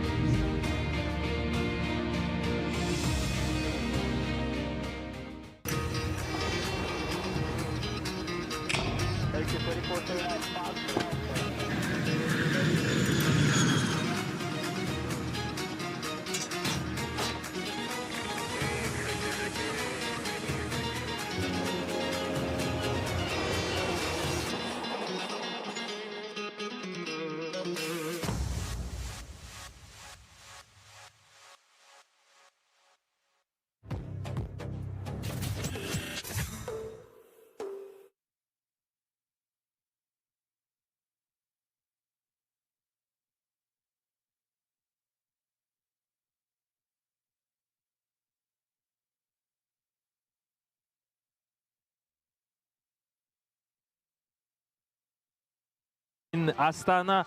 1-0, 1-0 from playtime. Thank you very much, beloved caster, from casting this game, and we're here at the panel's desk. What do you think what happened on game number one? I feel like it was a bit of an outclass, to be honest, because it looked like it was an even game. From my experience, it felt like it was a complete domination by playtime for a really long time, despite the economy not being in anyone's favor. The economy was dead even, but Naga was growing, and she was growing really fast, too fast for Resilience to deal with. Interesting your take, I do respect that. However, that was not an outclass in my take, because that was actually convincing draft from the team resides of the Resilience.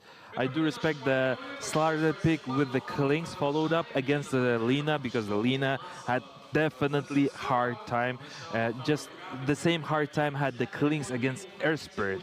The Earth Spirit, I was annoying, and about the Naga was also annoying. I mean, what happened to the game number one, guys? I will tell you that. The game would have been over for the side of playtime if they finished the game before minute 45 because of Naga.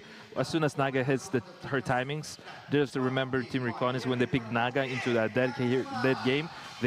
After 45-minute mark, Naga gets strong. She has all the slots she needs. She can have a buyback. The ultis from Wits to sleep people over and taking that Aegis over.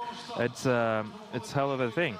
But before that, I would like to mention our sponsor and thanking them for them. So basically, we'd like to remind you about the Phygital football discipline that represented by Samruk-Kazyna, and we'd like to thank them. And it's actually from today until the 9th of August. What have you actually watched any soccer yourself? No, not really. I'm not a big fan of soccer. I'm a really big fan of Dota, though. And for me, this game felt, you know, like I have a really different take to you from you. Because for me, it felt like because this Naga was so big, because Schofield was creating so much space for this Naga by dying repeatedly, but dying with a purpose. He was creating space for Naga. Unless Neo stalls that Aegis at around, I believe it was like minute 20, 22 or something, the second Aegis, once it was stolen, the game stalled. That was the only reason Team Resilience were in it for so long, because Naga was massive. She had heart, she had everything.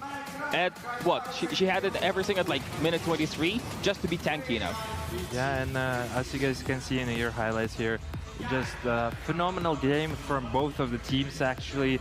I do really like the Kling's itemization. The Kling's itemization was actually so really well bought, and he bought a Titanic with a Hydra with a new item that came out recently per se. And I mean, you were asking me here how is the Naga does against the Klings. The Klings is actually solid hero against Naga per se because of the too many skeletons are attacking everybody, especially when the Slaughter gets on top of people and then uses Slither and Crush on top of the players. And I mean, it's actually a really good point, because you know what Playtime were trying to do, they sometimes use Naga Sleep, they place down the Tombstone and they say you're gonna wake up, you're gonna have a lot of zombies around you, they're gonna slow you down, and we're gonna kill you.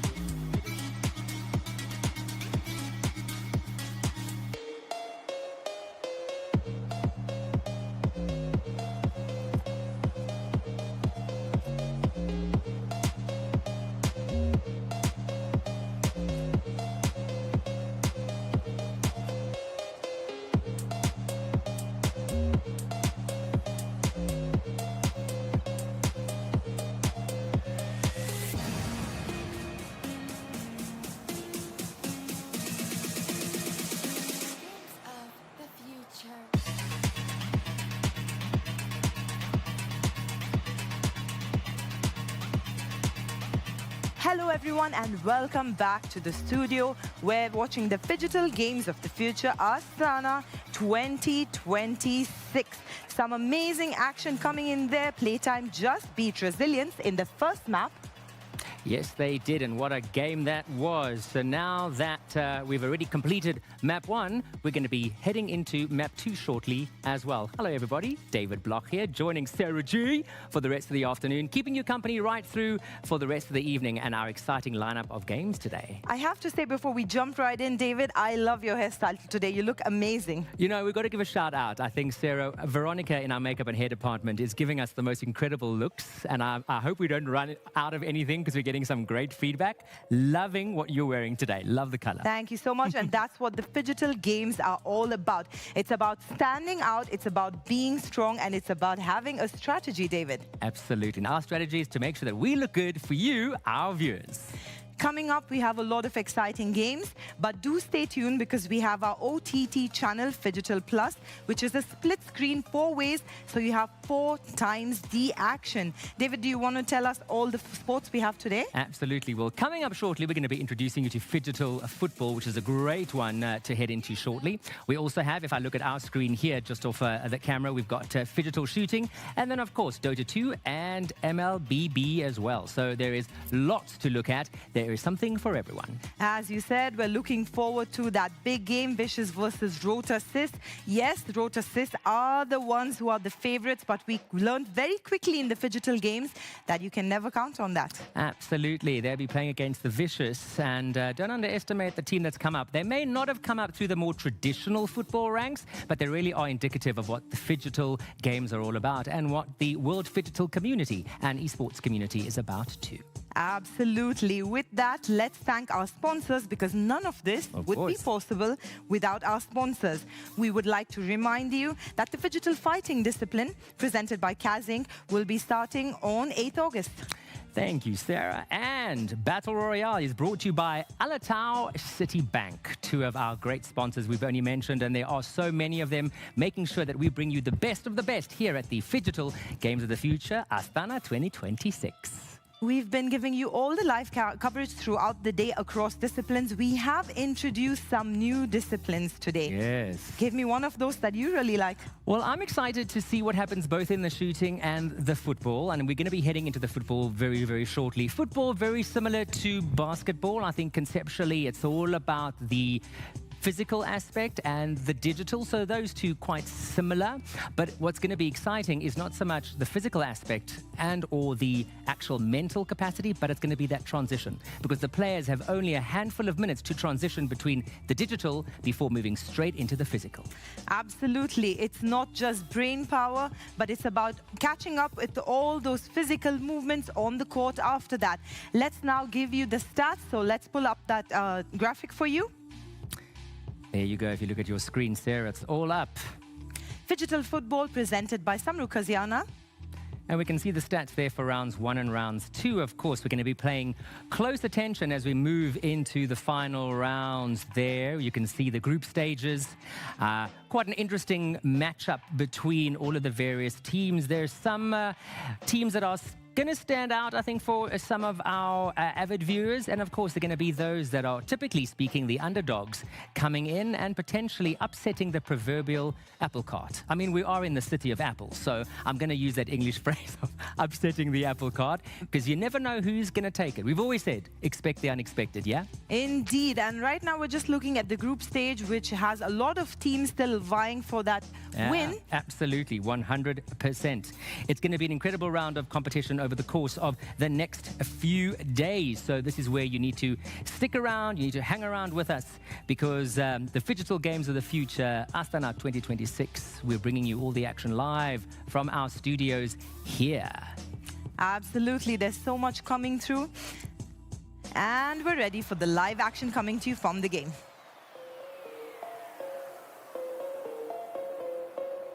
Games of the Future.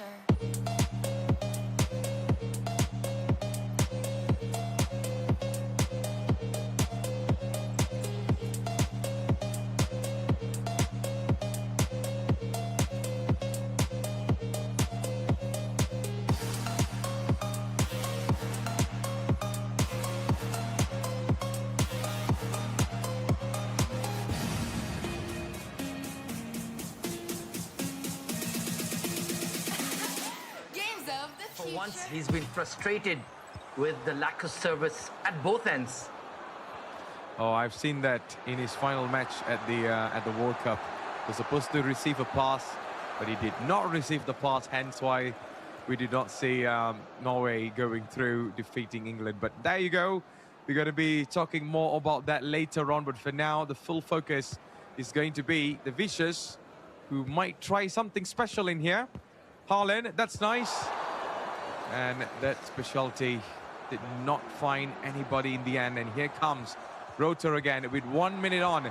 Could this be the last attack? They got to take the risk. Maybe from here, Haaland to continue the attack in the box. Still Haaland. And the back pass not finding anyone. And that's about it. We are going to be going into the physical pitch. It seems like they want to settle it on the physical pitch, Ahmed. Honors even at the end. A very defensive, cagey sort of game. And in the end, both sides were very well matched in the digital phase. Not a lot of attacks being created by either of them. A 0-0. Going to be fascinating to watch the 5v5, Matthew. It's going to be definitely one to watch. The 5v5 is where things really brews into a whole different level. We saw that with a couple of teams today performing in the group stage of the Digital Games of the Future. So absolutely, we're going to be going into the match very shortly. And in the meantime, I just can't wait to see how things goes on. But we're going to go for a short commercial break. And after that, we're going to be kicking off straight into the physical match.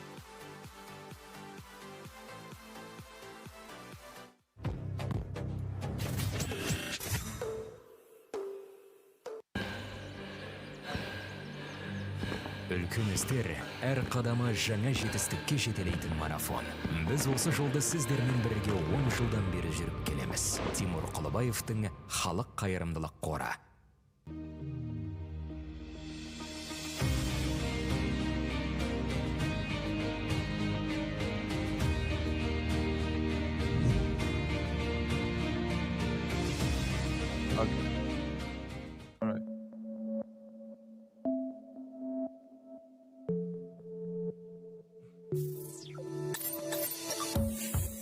Ahmed, are you on the line?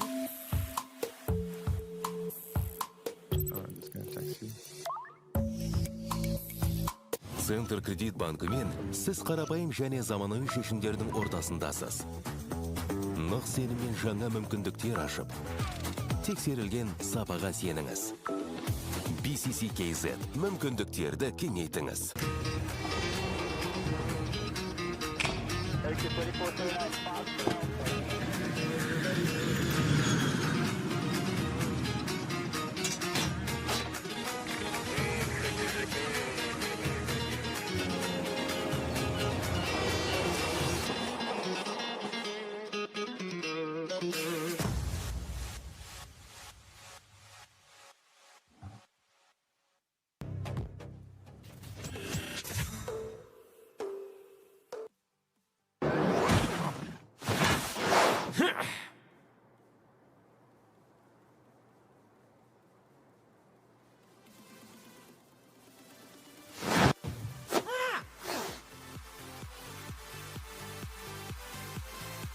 Well, hello there, ladies and gentlemen. We are back for more digital football action. You are watching Digital Games of the Future, Astana 2026. Alongside with me, Matthews, and also Ahmed, as we bring you all the action that happens on and off the pitch, especially on the digital and the phygital and the physical, I would say.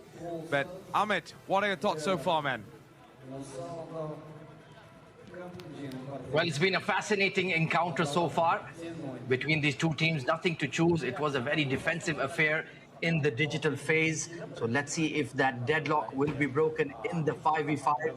And a reminder to download the Yandex Go app and experience the thrill of the big city. The QR code is right there for you. So get your smartphones out ASAP and get on the Yandex Go app. For all kinds of ride shares and food orders, Yandex Go is the way to go.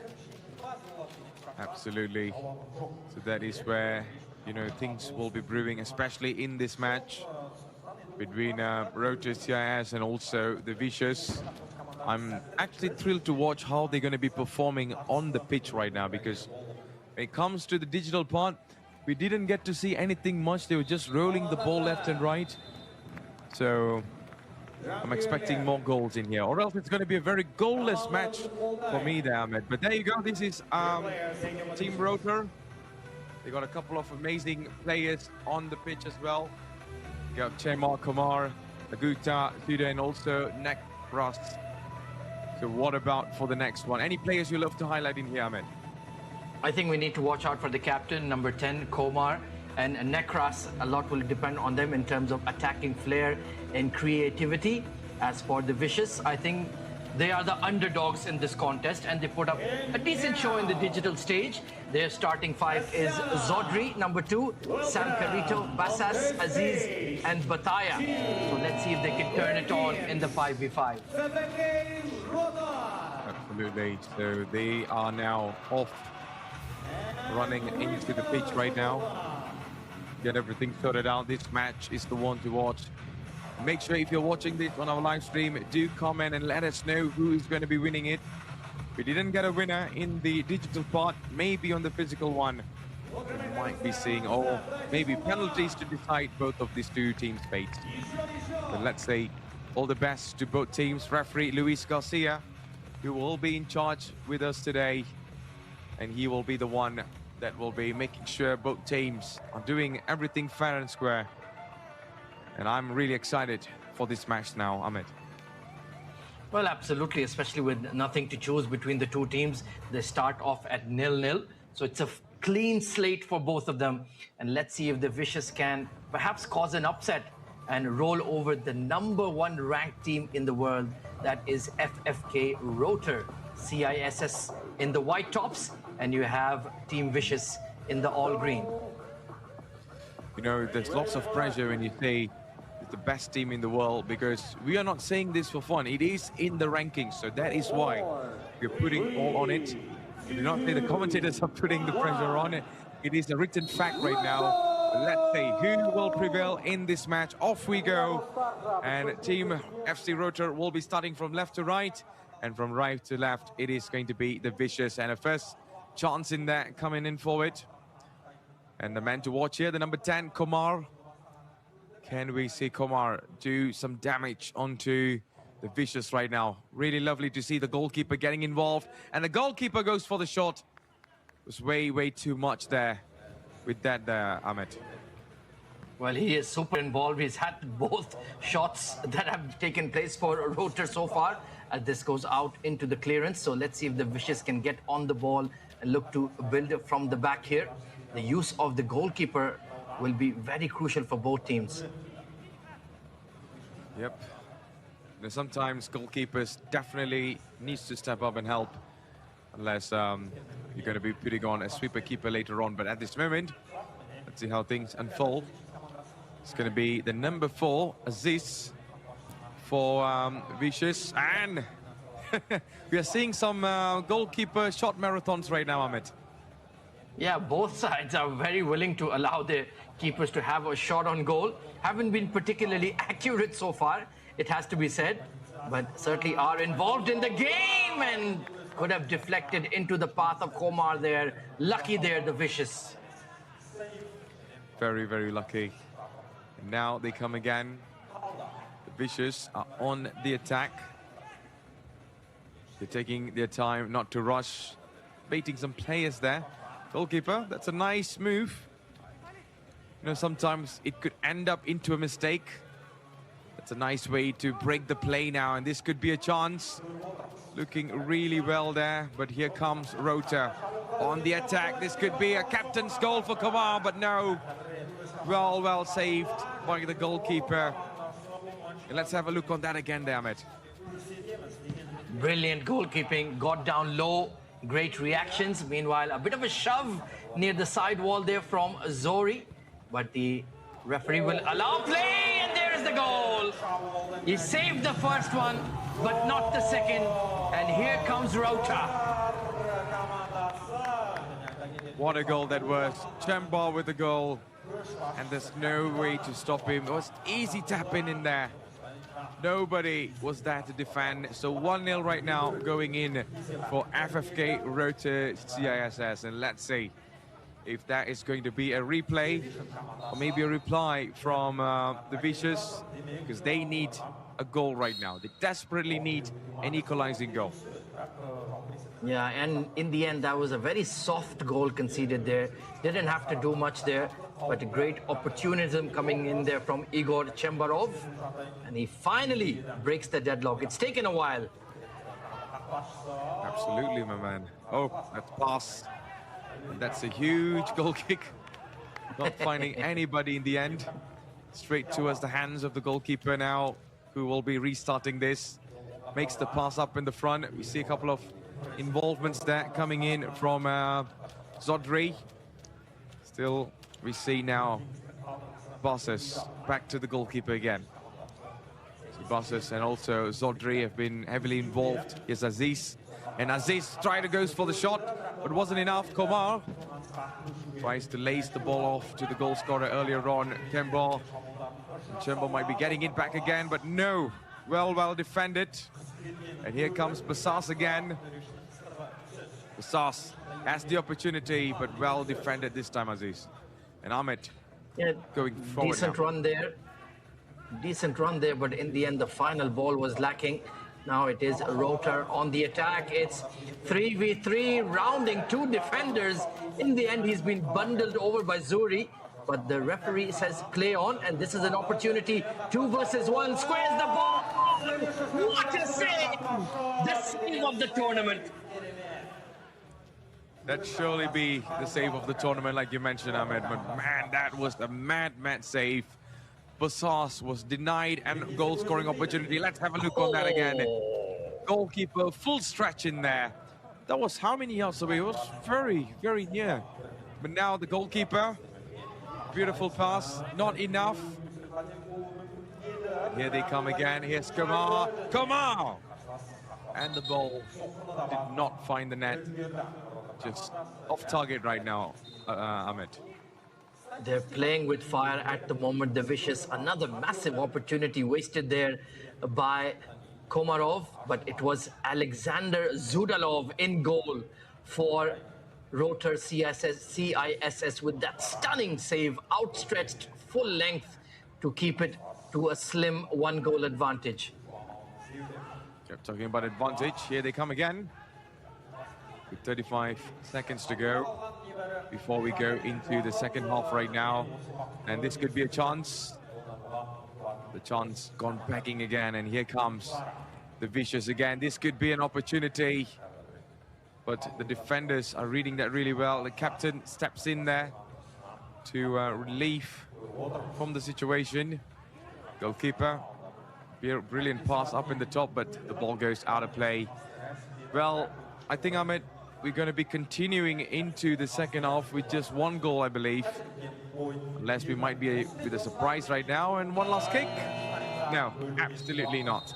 So 1 goal that changes and differentiates between these two teams. What are your thoughts right now, Ahmed? What should the Vicious needs to do? Well, I just feel that both teams are not playing with a lot of tempo, not playing with a lot of pace. They're not trying to force the issue. So that is one thing that perhaps the Vicious can do.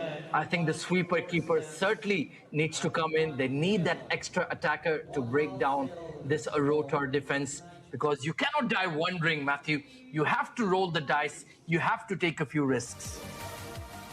Absolutely. So talking about risk, we saw a couple of moments in here in the highlights.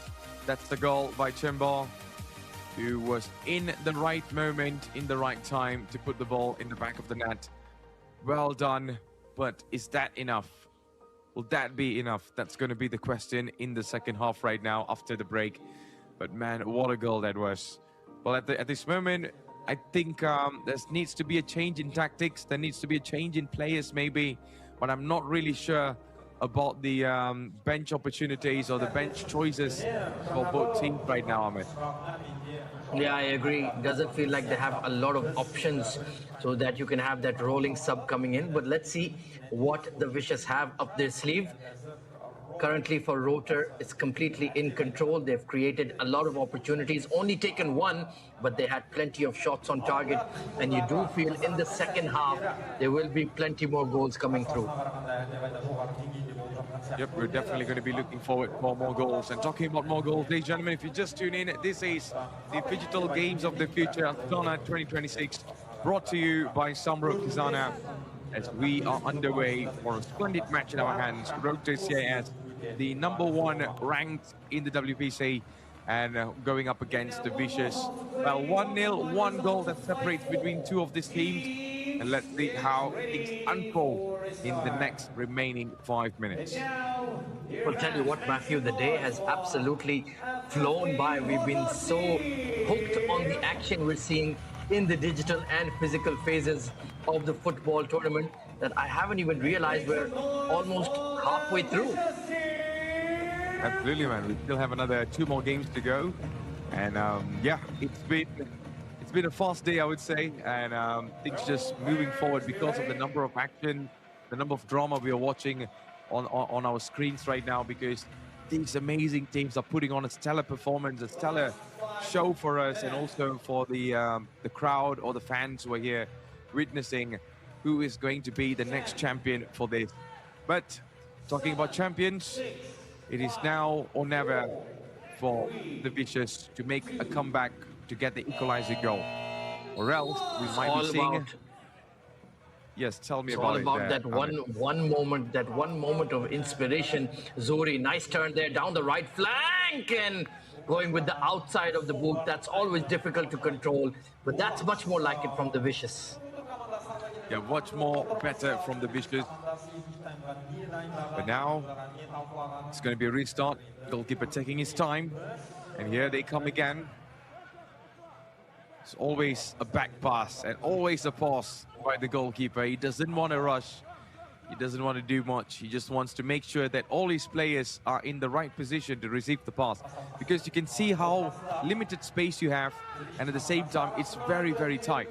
So you got to be careful. The goalkeeper needs to be careful in here, especially when you're being the outfield player coming out. Vicious. Massive risk taken there. Thankfully, Sam Carito recovered in time. Otherwise, it would have been a 2v2 and an empty net. This time he strides forward into the opposition's half. Zuri on the ball trying to turn his marker, but there's precious little space. And in the end, he is being double marked and brought down. So it'll be a free kick. Yep, a free kick from a super tight angle.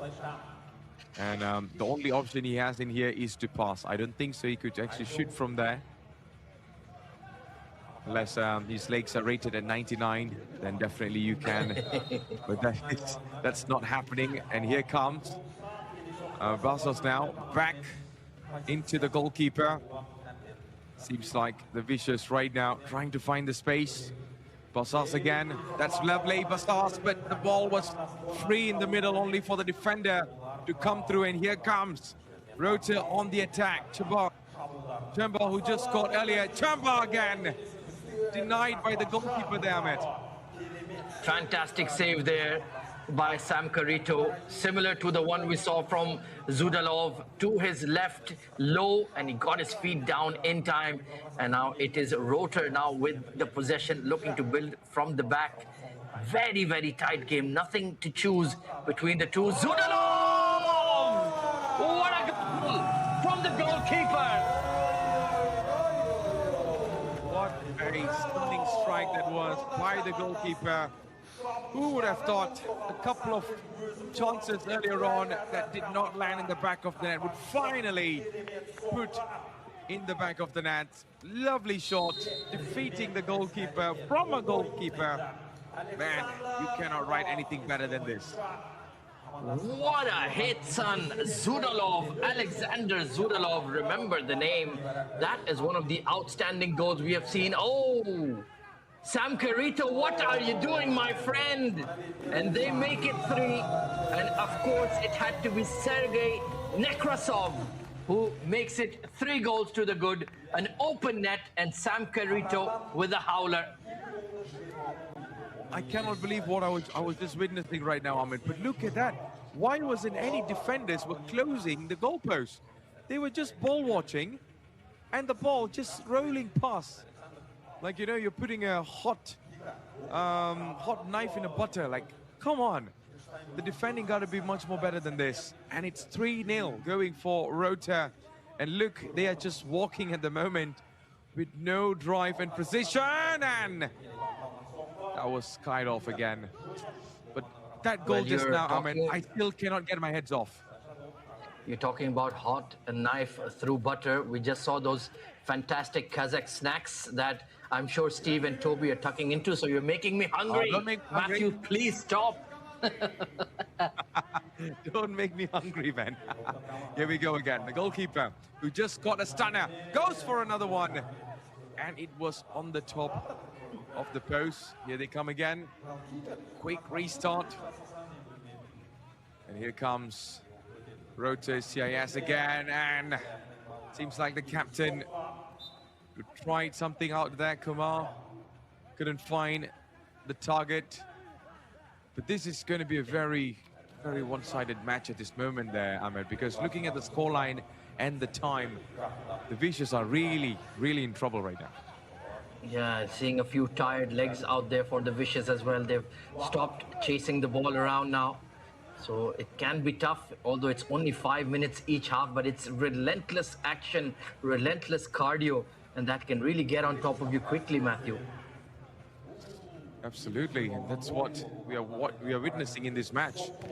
Maybe for a goal right now, but the defender was just right there. That's a beautiful move. And here comes Koma! And that should be another one. And that shot was not finding anybody in the end.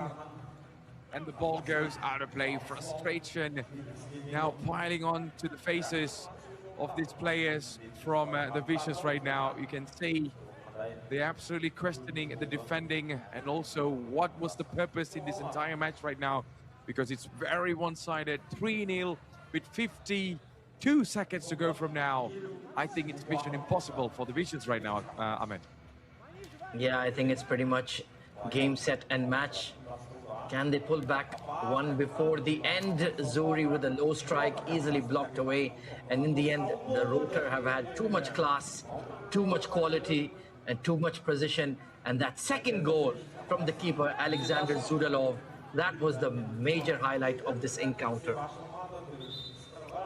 For me, I think this is one of the most slowest match throughout the day, because we see more players walking compared to running. There was no sense of urgency, and it has been looking really difficult for one side, especially the Vicious. But the team that has the best ranking in the world, they are doing their job, they are getting the result. But I expected a little bit of a fight from the Vicious down. Completely agree. It'll be interesting to see how Rotor progress if they want to play with this play style as the matches come through to the knockout stage, the quarterfinals and the semifinals, so on and so forth. Because I do feel you need to play with a bit more pace. Maybe not against the Vicious, but certainly down the line against the more athletic sides, they will push you to the limit. Certainly there. So right now, after this hydration break, we're going to be going into the match shortly with very little time for the Vicious to do something about it. But I think the belief around the atmosphere, the fans, they're all thinking it is done. What Ahmed said, it game and match. And brilliant result for this team right now. If they put their heart onto it, despite we did not see very aggressive attacking football, more for walking football, I would say. But the results are absolutely one-sided right now. And it is Rotor that will be going through with what you're seeing on the screens. I think clinical is the word to describe their performance. They didn't exert themselves too much, but they did enough. And in the end, without conceding a goal, either in the digital or physical phase, having a clean sheet in both disciplines, I think they'll be very pleased with that. I think that's about it. That is the end of the match. A tremendous performance from both sides. Very underwhelming in my opinion. Tremendous in terms of, not seeing the very best out of these two. But Rotor, the best team in the world so far, based on the rankings, they are the one who will be going forward for the next round. Meanwhile, Vicious will be dropping down to the lower bracket. Well, I think this match is pretty much not the way we want it to be there, Ahmed. But what do you think so far that the Vicious need to improve if they want to, make a comeback from the lower bracket? It certainly was pretty one-sided. I feel the Vicious need to do a lot more in the digital stage. They need to take the advantage into the physical, and perhaps that way they will have a lot more chances and opportunities against the opposition down the line. But this match was all about Team FFK Rotor CISS through and through. 3-0 to the good, and they did it quite comfortably. They did absolutely really well. We're going to be having much more topics to talk with our main host up in the front there later. They will be breaking us down with a couple of interviews and stuff. But at the moment, let's have a look on the highlights on what actually happened. I'm sorry to say this, but it is one of the most boring matches in my opinion there, Ahmed. Yeah, it certainly was not a lot of goal-mouth action. The keepers were on top form, and they certainly kept out any shots. They were few and far between, but take a look at this one. This cannonball of a shot from Zudalov into the top right corner. Absolute rocket, and I'm certainly going to be replaying that one time and again. Absolutely. That's a couple of goals were really questionable, especially, I think this one. Yeah, this is the one. How can you be ball watching with 3 players in there? And that is something that I don't think so would be pleasing the coach or the team or management, whoever he is. That is definitely going to be back to the whiteboards to talk about tactics and awareness. But I think that's about it on the highlights. We're going to be having a look on the final result before we throw to our main host, Steve, and also Toby. But there you go, 3-0, very one-sided match. Rota wins this, and they will be going on to the next one. We're going to be talking more with our main host up at the front. On to you guys.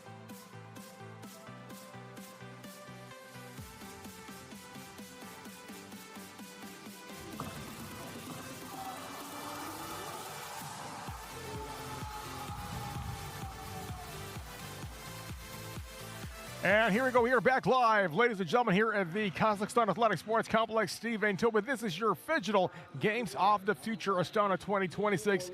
T, we've seen a total domination, 3-0 for Rotor International. Well, we definitely did not expect that, did we? 3-0 clear domination, and that is the second of the day after Orlando Pirates did it earlier. But nonetheless, a great performance from Rotor International, and now FC Vicious have a lot of pressure on their back as they go into the losers bracket. It's not over yet, but they need to change something fast. You know, one thing I've noticed about Rotor International is that these guys, they play really aggressive and hard, but at the same time, they're having fun down the pitch, and that is very important because as a team, chemistry moves on to the next stage. You need to have fun. You need to enjoy what you're doing, whether it's digital or physical. As much as you're putting a lot of efforts down the pitch, you got to make sure that you guys as a team collectively are having a good time there. Exactly. You know, we've traveled all the way to Astana. The least you can do is have some fun, have a smile on your face in this beautiful arena and this beautiful city.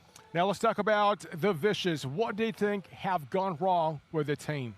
Well, quite frankly, no pun intended, but they were quite weak today. They had no anger behind their eyes, and they just looked like they were here to play a little bit of Sunday League football, where Rotor International hit the ground running. They came strong. They started in the digital aspect strong, like they wanted to be here and like they deserved to be here, where for FC Vicious, that needs to change in tomorrow's fixture, where they are in Group C. So they are in the loser stage now because that is the last Group C game. We've had A, B, and C as we move on to the Ds. Now going into Rotor International with player number 10, Komar. He's the offensive juggernaut. This guy has been doing a lot of great things for the team, doing some assists, a lot of defensive plays. So what are your thoughts about him? Yeah, you know, he was dangerous. He really was dangerous. A juggernaut is an exceptional way of putting it, is that if there's one man you don't want to go against in that match, it would have been him, and that's exactly why we say it, because he was an incredible threat in that match we just saw. Also, don't forget, the man with the defensive line in there, of course, manning the goal, the stonewall of the team, Abel, number 1. Man, this guy is just phenomenal. He's an amazing, I would probably say, not just a player, but an athlete as a whole. Yeah, you know, I said this earlier today, a lot of teams didn't bring 2 goalkeepers, and this is one of the teams that only brought 1. And to have one goalkeeper you can rely on, you can trust, and that's exactly what you need, and that's exactly what Abel produced in that match. Now, let's talk about the Vicious now. Like what you said, they weren't as vicious as their name suggests, but how do you think they're going to be bouncing back on their game too? Look, yeah, there's definitely some positives that they can take. You know, they had some exploration ideas we could commence on. However, they just didn't execute them. The vision was there, the execution was not, if I'm trying to say, but a lot can change and a lot needs to change. I cannot stress that enough. You know, today was your only today was your first chance. Tomorrow is the second chance. If you don't use your second chance to maximum capacity, then either Titograd or the Vicious will be going home in that knockout fixture in Group C. Well, now let's talk about, of course, Solid Core Resources. Thank you very much. Did you know, T, that on August 6th and 7th, we're going to have your Just Dance discipline-free digital games, and that's going to happen at Barry's Arena. So don't forget, again, 6th and 7th of August, presented to you by Solid Core Resources. Thank you very much. We can't wait to dance ourselves. But the bigger question is, how will Vicious dance their way back into the win column? Look, they need to understand, and they had to have watched that last game between Quetzales Armadillos and Titograd, because Titograd were so close until the very end. It's very important to understand what your opponent's weakness is, but also their strength, so that you are not the team going home tomorrow. Well, now let's take a look at some highlights of the match. Let's all check it out. All right, T, so what are we looking at? Yeah, well, we started with the digital, but now here are some physical highlights between what happened in that affair, as there was not much to comment on in the digital, but when we came to the physical pitch, it was goals galore. As Ahmed Zulfikar said, it was quite a slow start, but when the goals started, they did not stop, and it became a mighty 3-0. There was one of the goals, and now moving on, a massive save there. I was on the edge of my seat for that one. I thought that one was destined for the back of the net. All right, now here's some more highlights, of course. Take a look at that. Great defensive play. You know, we're seeing goalkeeper action going almost mid-court. Look at that save in there, T. We're talking about great play and just, I would probably say, a very accurate presence of mind when it comes to ball direction. Yeah, you know, people underestimate the goalkeepers in this tournament, but they truly are the heroes of the tournament and what brings it all together. A lot of the goalkeepers are the captains of the team. They lead it all. They pull the strings together, and it's like they're made of glue. And today, Rota International relied heavily on their goalkeeper, and they kept the clean sheet. That is the most important aspect. Not letting any goals in the back of the net means a good offense is equally as good as a good defense. Now, see, let's talk about your mental power, of course. When you come from a loss, how do you bounce back mentally from this? Look, you know, it's one of the harder things to do in football, going from that losing position to want to turn it around into a winning position. But someone has to do it tomorrow in all of the losers brackets. It's not impossible, it's just extremely difficult. Well, now joining us on the desk, please welcome Daniil, of course, from Rota International. And by the way, don't forget to watch all the games live on Phygital-Plus.com, because all the action happens right there for you. First of all, congratulations. What a great victory. What is going on through your head right now? Была очень хорошая победа. Тройной удар. Что ты чувствуешь? Чувствую счастье, потому что первая игра у нас самая сложная на турнире. Я невероятно рад, что мы ее выиграли, чувствуем себя дальше уверенно. I feel happy. That's the first game, and we're glad to win that game. So we'll see will be in the future. You know, as a goalkeeper, you get to see the entire pitch in front of you. How important is that with your commanding skills and your teamwork skills? Как вратарь ты сохранил очень много позиций. Насколько это было важно с тобой и как было работать с командой? Ну, командой я просто горжусь. Моя заслуга в этом минимальная. Наши футболисты одни из самых лучших на турнире. Я в них прям очень сильно верю. I'm proud of my team, and I do believe in our players and my team members. Now, let's talk about your opponent, the Vicious. They haven't made any goal at all. Were you surprised this happened? Наши соперники не забили ни одного гола. Ты удивлен этому? Если честно, удивлен, потому что у них очень сильная диджитал-часть. Я знаю там много хороших игроков, они все мои друзья, и мы вместе с ними участвовали на самых лучших соревнованиях по международному, по представительному международному уровню. To be honest, I do.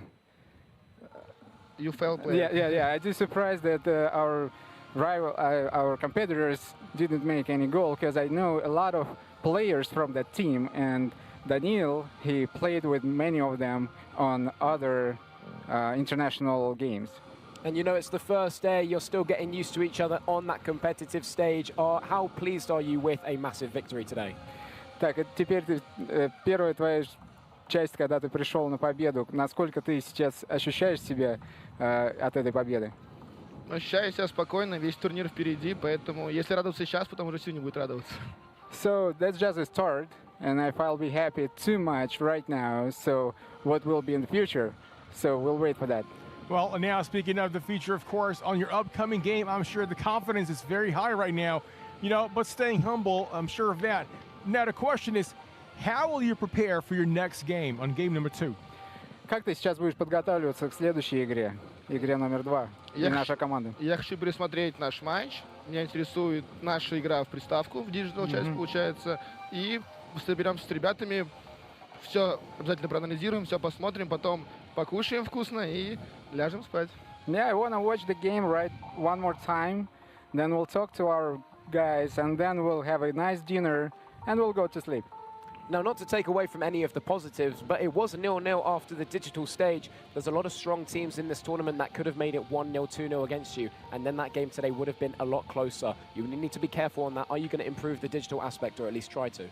Сейчас у нас очень много соперников, особенно в диджитал части. Ты готов к этому? Конечно, готов. Мы будем разбирать нашего каждого соперника. Сегодня было много матчей, получается, в диджитал части. Мы их все посмотрим, потому что много команд играет очень интересно. Мы посмотрим что-нибудь у них, добавим что-нибудь свое и будем с каждой игрой только становиться лучше и лучше. Of course, we'll be preparing for the next games, and we'll be looking forward for our competitors and review their games, and then make some conclusions what to do the next. Now let's talk about one of the team members, of course, number 10, Komar. He's known as an offensive juggernaut. What are your thoughts about him, and what does he bring to the table for the team? У нас есть Комар, наш прекрасный игрок. Как ты считаешь, что он принес нашей команде? Все, что можно в плане футбола и за футболом. So he brought to our team everything what involves into the football, on the game, on the field, and out of the field. Beautiful. Well, yeah, it was exceptionally done on the pitch, but is it well off the pitch as well? You know, the team, do you feel that they're gelling together in the hotel? What are the vibes like? How has your exploration of the city been going? Because what you do on the pitch is just a reflection of off the pitch. Смотри, у нас все было здорово здесь, на игре. Но что касается, что будет за игрой, как тебе, как обстановка в отеле, как тебе нравится город? Очень дружелюбный город. Я второй раз в Астане. Сейчас я уже тут подольше, чем был первый раз. Очень прям красивый город. Мне тут все очень нравится. Отель супер, организация супер. Все большой играм будущего за это. И меня просто все устраивает. И команда у меня, коллектив просто супер. Атмосфера топ. So everything is so great. So that's the second time in Astana, and I love that city very, very much. And the hotel, the organization, the people around us are super great people. So thanks to organizers. Now, speaking of very happy and amazing organization too, I'm sure you have a lot of happy friends, fans, and family watching now. Do you want to say hello to them? Скажи привет всем, кому ты хочешь, друзьям, семье. Hello, all my fans. Well, there you have it, ladies and gentlemen. A man of a few words. Congratulations once again to Rotor International. Thank you, Daniil. Now we're going to be pausing for a break. Please do not go away because we got some more digital football action coming up right after this.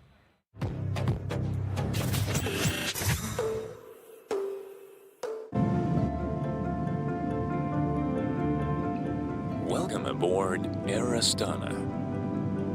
Our airplane flies into the realm of dreams. Relax as if at home, with satisfied reflection throughout your flight. You will rest and regain curiosity for new discoveries and encounters. After all, dreams are also part of the journey.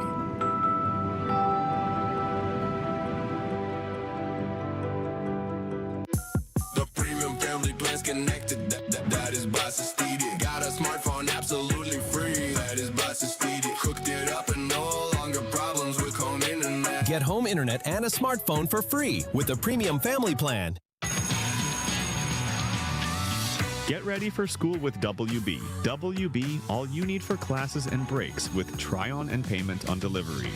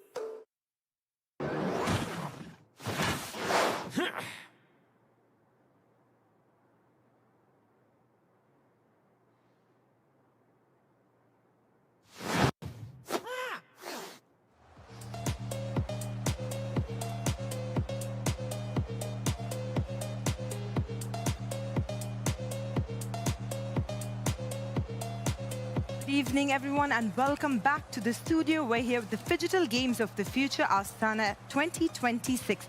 I'm Sarah G, and I'm joined by...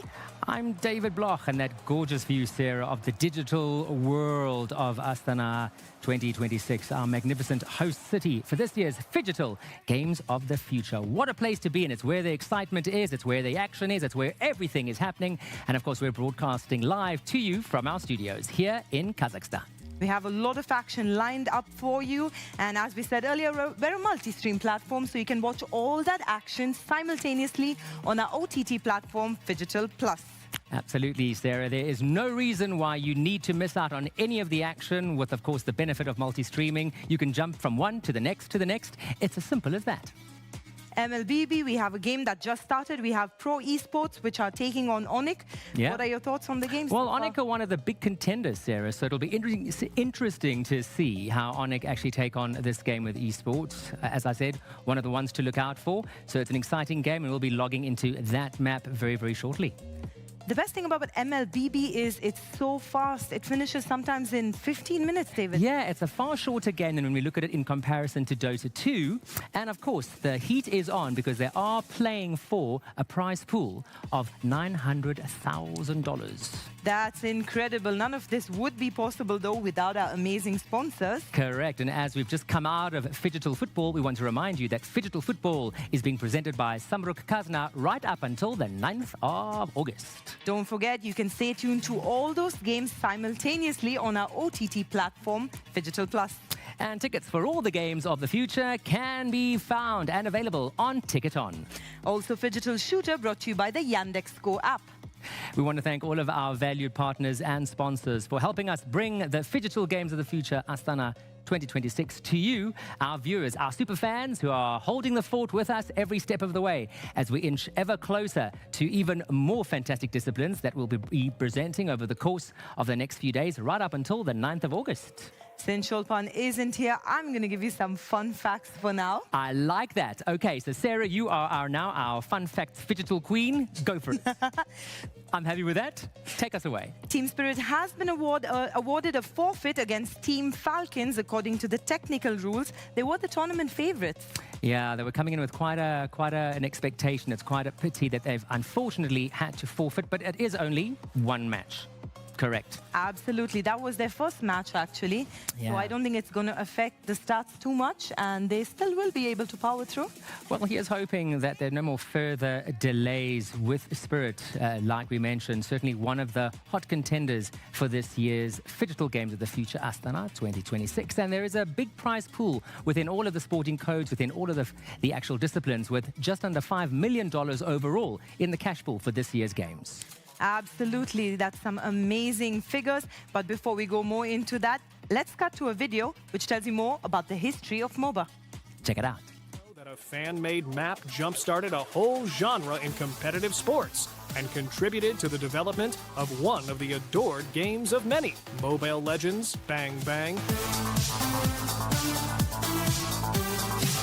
Multiplayer Online Battle Arena, abbreviated as MOBA, is a subgenre of strategical games which started out just as a game called Aeon of Strife. Though it was far less developed than the typical games in the genre, since the characters didn't have any abilities, but the principle for the gameplay was established quite clearly. Players controlled a single hero unit fighting on 3 lanes, which were protected by defensive towers. Might be unusual to hear for us now, since the MOBA genre is so popular, but it was not true at all for the first 6 years of the genre's existence. Dota, League of Legends, Smite, Heroes of the Storm popularized the genre and eventually led to the creation of Mobile Legends. Released in 2016, Mobile Legends was designed to appeal to a broad audience, and appeal it did. The free-to-play business model, along with captivating heroes, were enough to win over the hearts of many gamers. Now, Mobile Legends Bang Bang has a rich international presence, attracting many players from Southeast Asia and South America. Do games bridge the gap between our understanding of the languages? Some think that they do because so many gamer slang words made their way into other languages.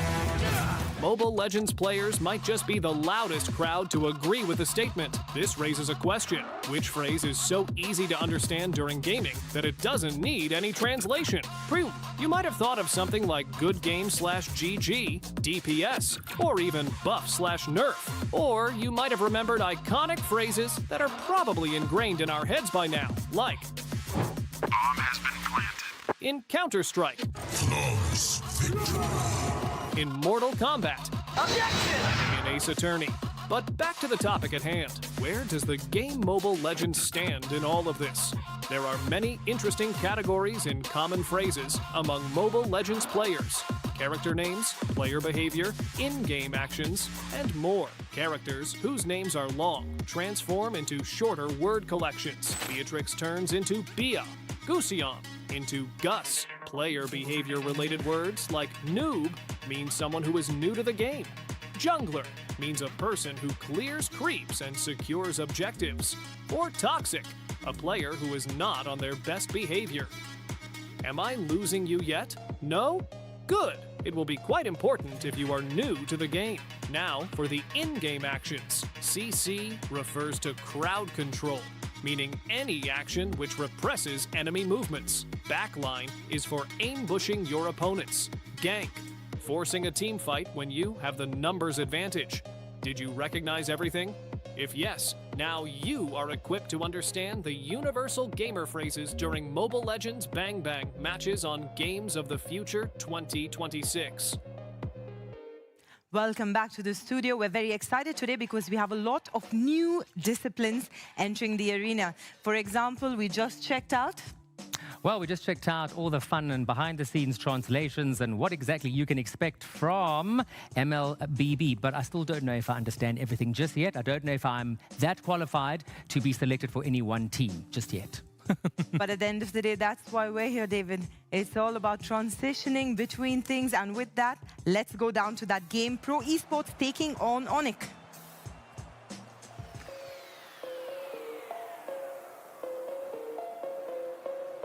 Games of the future.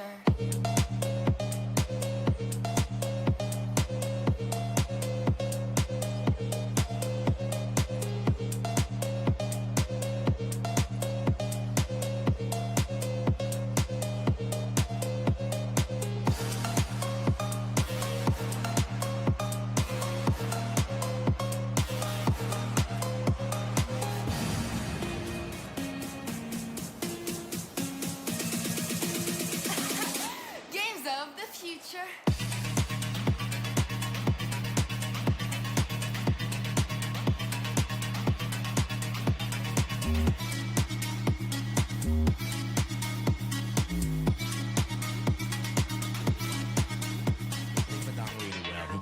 He has shown that, of course, we know it's Kiboe with his. I was supposed to say it's Kiboe, but I don't know why it came out sassier. But yeah, Kiboe and his show, show and Badam, and I mean it's a good sense as well for Onyx, considering that the first ban of Pro Esports is the Atlas.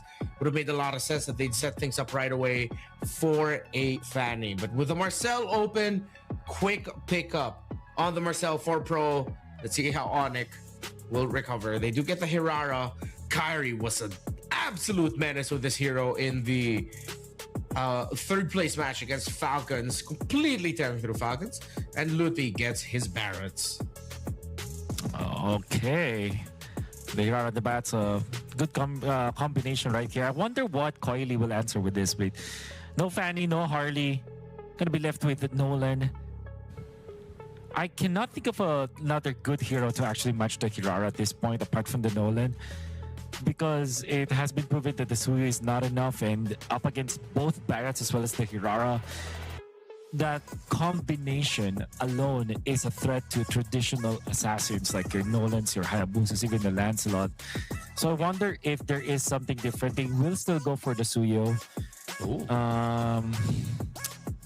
And this time with the Valentina, I feel like this is a weaker combination, actually. The trio mid for Pro Esports will, now the Matilda being picked up. I think, honestly, Renmar, this trio from Pro Esports is not built against the trio mid of Onyx. Well, not a trio mid, but yeah. Yeah, not at all. Even if Pro Esports decides to ban out the Esmeralda, of course they'd love for the Esmeralda to end up with them, but excuse me. Even if Pro Esports ends up with the Esmeralda, is what I wanted to say, with all the shields getting distributed by the Matilda, then nah, it's still gonna be way too fast. Unless Onyx completely dropped the ball in execution, and you get players such as PP getting to fire off and dropping the Marcel ult really well. Still, it's like a big what if, right? Meanwhile, Onyx, they have the more absolute outcome, which is that Matilda, the Barretts, even though that's not going to be a Barretts in the jungle, there's a good chance it still goes to the XP. You're just going to be way too fast with it. Yeah. Okay, now Selena being banned by Pro Esports, good ban, but I think they eventually can consider the Rafaela. I know that Rafaela plus the Matilda is such an overkill, but eventually the Rafaela will become a damage dealer. And the Rafaela has good synergy with Barretts as well as the Irara overall, so still have to really respect that. There is going to be the Eudora. So Onyx right now can look to their gold lane option or their mid lane option. Actually, a Gord will not be bad for Onyx, as it has the good matchup against the Valentina, up against the Marcel. There is a way because of the stunts that you can get your overall long range. And so you hate playing up against big burst long range mages. So maybe a Gord could be a consideration. However, the safest, I guess, is perhaps a Parsa actually for Suns. We'll see. Keep it simple with the burst and rotations. Essentially, you have a crow and an eagle flying around. But this turned out really well for Onyx with the Vexana pickup. Of course, one of the sleeper hits of the metagame. With all the dive, close mid-range, you are going to give up the ultimate to the Valentina, but at this point, your lineup doesn't care. You have a lot of shields. Yeah. As long as you keep yourself hidden from your opponents, you're going to be fine.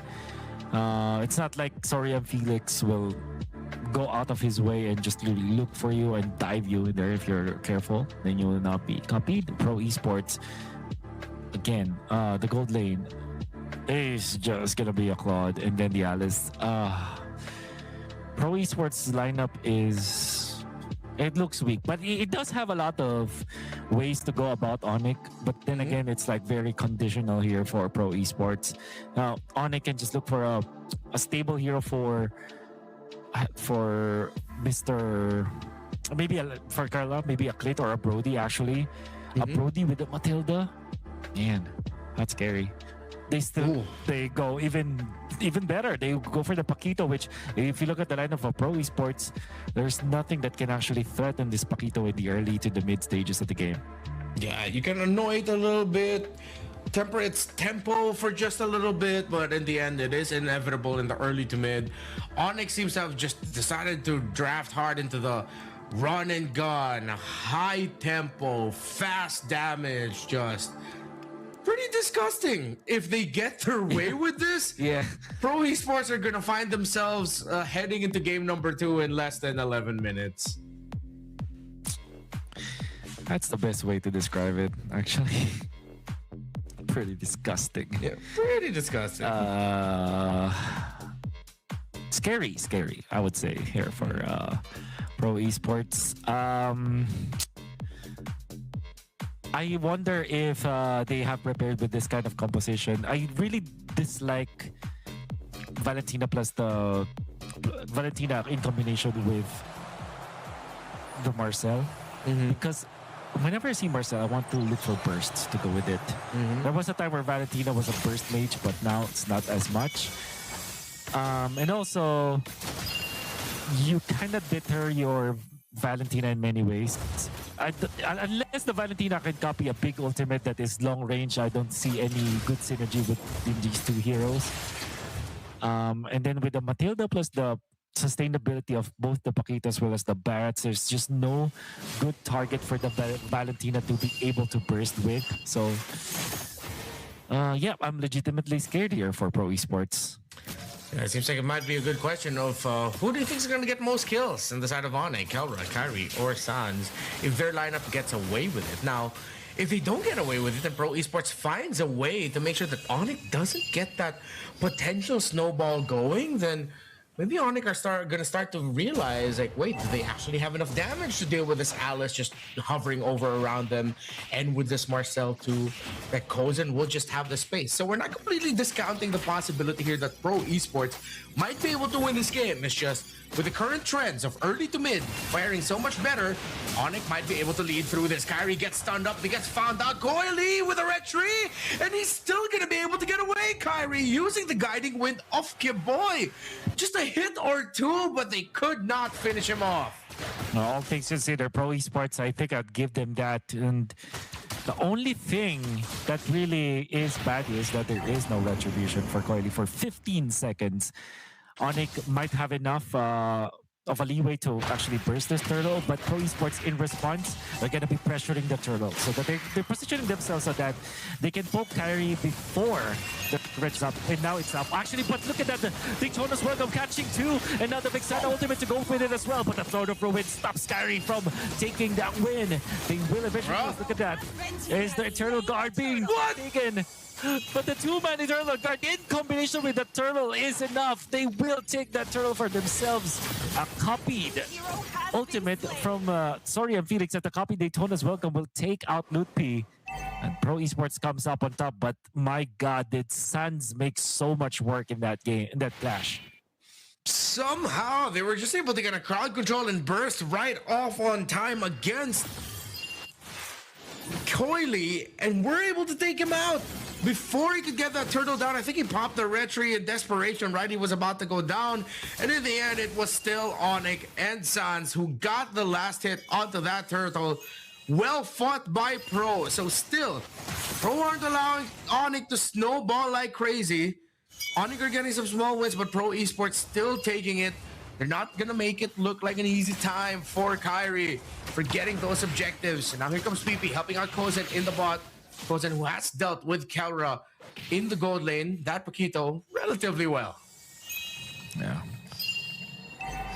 It's 2-1. 2-1, but the gold lead is not that much because of the positive trade actually for Onyx. Think about it.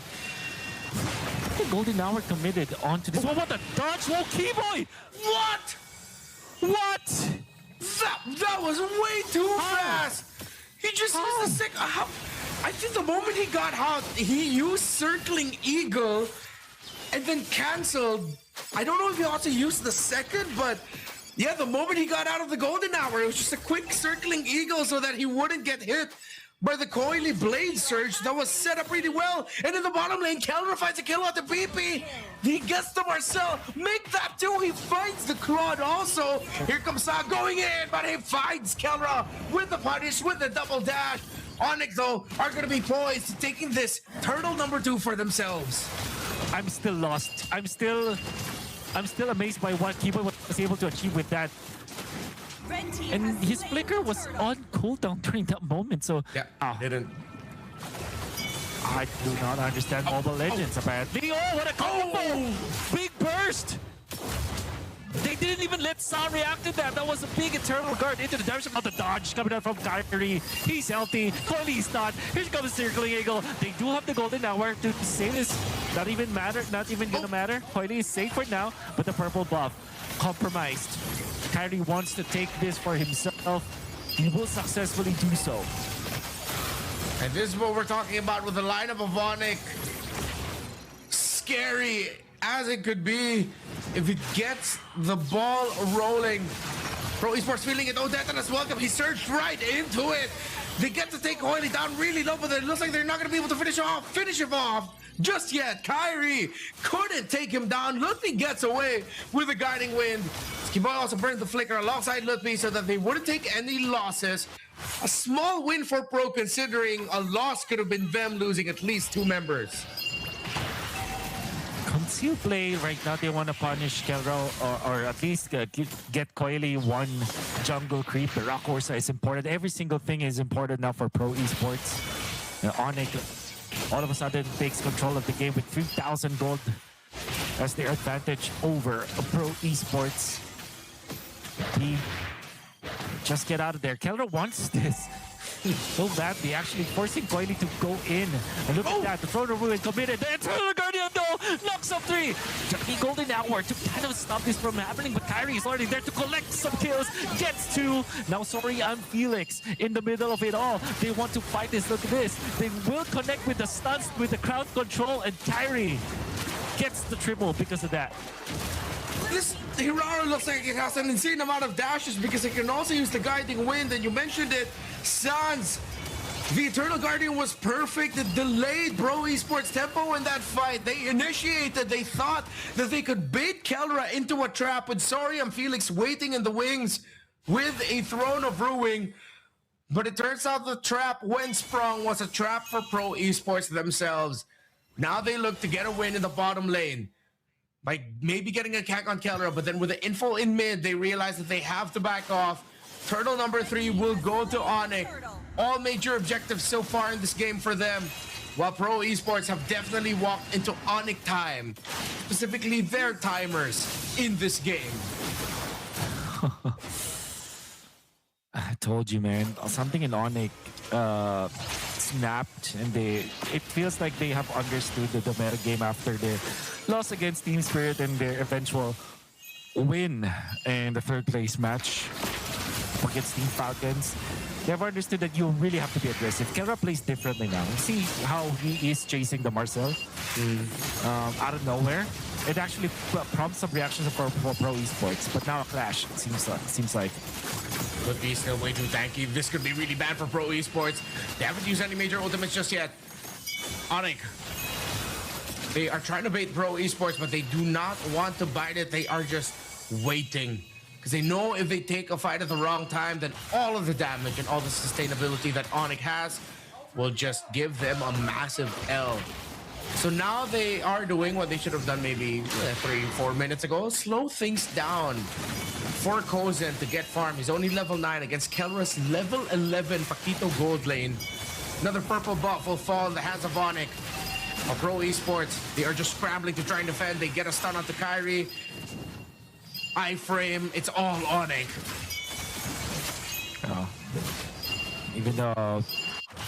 Even the purple buffs now, and they have already forced that I am you, Eternal Guardian. Now Ludwig catches someone again. Oh! Sneaky Parrots, man. Now PPP wants to go for the exchange, but the turret has been taken out again. Suns with the knock up of the Golden Hour onto the backlines, catching multiple members of Onyx, but in comes the exchange. Kelra! Oh! The punches gets 2! Taking out both Sass well as Coily. And now Kyrie, very aggressive with the help of the Eternal Guardian, attacking some of the turret damage. Holy Shields pop, and Onyx will be happy to collect 3 important kills up top. Whoa, massive win there for Onyx.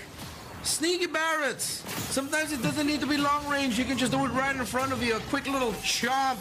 And sorry on Felix, his Throne of Ruin gets sidestep PP.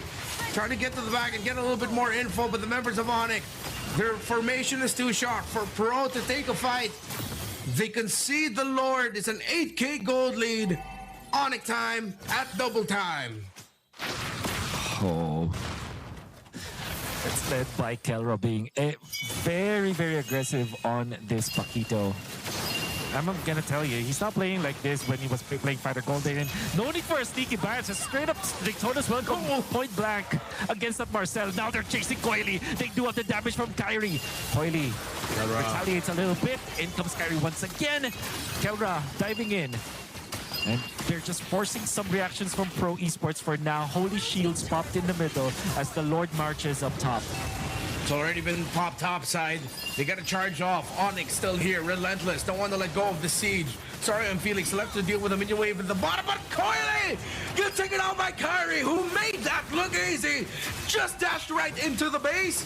In Pro Esports, they don't have enough damage. With all the sustainability, another death and is welcome. Point blank on the Sorry, I'm Felix. Throne of Ruin, but a Golden Hour Quite off time. Didn't really synergize with it. Double kill for Sans of this Vexana. 14-4. And I said it, they could go down in less than 11 minutes. Onyx wins it in 10:56. Right on the mark there, Renmar. And I feel like we have this confidence in the lineup of Onyx because of the draft. When we said that there's a lot of anti-synergy between Golden Hour as well as the Valentina, with now the Alice also coming into the fray, there's just so much that looks so disconnected from the side of Pro Esports. I'm sure that they have to look back at the draft and remember that the game really starts with it. The picture of the game already starts with how good you're drafting. And unfortunately for them, their problems in the draft, when we looked at it, was just so obvious and apparent. We saw that before the game started, and when the game did start, we saw how easy it was for Onyx Esports to disintegrate their composition. That's why we just had that feeling of how disgusting, how nasty the composition that Onyx was able to walk away with was. Everything just turned out perfectly for them. Lutpi yet again showing how great he is with this Barretts. And even though the first blood there fell onto Kyrie and Pro Esports were able to take down the Hirara, just a slight moment of brilliance again by Sans. Secure more crowd control, more kills, and even get the turtle for the team. By Pro Esports winning it early, Onyx stuck to their game plan and made Pro Esports feel it team fight after team fight. There's only one team fight that looked okay for Pro Esports, but even then they had to really scrap, really get a lot of scraps just for them to be able to get some trades up against Onyx. But Onyx, they make it look beautiful. This time, Sans as well as Keyboy looking wonderful in this matchup. Look at this, the Eternal Guardian is making so much work. And when they chase, look at Kelra, how efficient that was, so on target with this Paquito. Then Kyrie will surprise you with this one as he dove in instead. He looked like he will just back down, but then he thought like, oh, I have another iframe moment, so I can eventually take you out afterwards. And with the massive gold lead that Onyx has, everybody can melt against this Hirara. And they did just that. They really melted under it. Again, at some point, Pro Esports, you could understand why they were aggressive as they were and why they were taking the early fights early, because even then, if let's say they were able to get some wins in the first two turtles and they won in terms of the hero trade, then that's great. It means that they're empowering their lineup to go a little bit faster. It means they're delaying what Onyx could do. But it wasn't really a matter of being able to stop it. They could just only delay it. When you're playing around a Mathilda as your roam that doesn't die and you have a Barretts, you can only delay it, not completely stop it. You yourselves aren't playing into a lot of range. You're playing into a lot of melee as well. I'm talking about the lineup of Pro Esports, close to mid-range, up against a composition that has one long-range option in the Vexana, and then a great close to mid-range option in the Paquito and the Hirara. And add to that, shields for the team. Sustainability for the team. If you just look at it in the +1 + 1 + 2 + 3, simple math of it all, the Onyx lineup is better. Yes, yes. Face value, as we would say. I agree with you. Just the opening is already pretty good. The Pro Esports were tempted to go for the Marcel, as anyone would, honestly. But then again, the answer for both the Hirara as well as the Barretts, it's like trading two very good heroes for one good hero, right? Although Marcel, in specific scenarios, can be very good. But that's the thing, though. Never mind the fact that they gave away 2 meta picks to Onyx Esports in the guise of Hirara as well as the Barretts. When they picked up the Marcel, they should have thought of good combinations with it so that then their first pick Marcel would be now a really solid pick. Maybe a Eudora to go with it so that they can set up. Maybe even a Kimi with a different a different jungler that they can pick up, something along those lines. But they pick up very natural heroes. So it felt like they didn't have a good idea of the line of the composition that they wanted to have when they gave away both the Barrels as well as the Hirara. Yeah, I definitely can double down on that idea as well. So let's see if Pro Esports are going to be able to bounce back from that in game number 2 as Onyx leads the series 1-0. We'll be back after the break.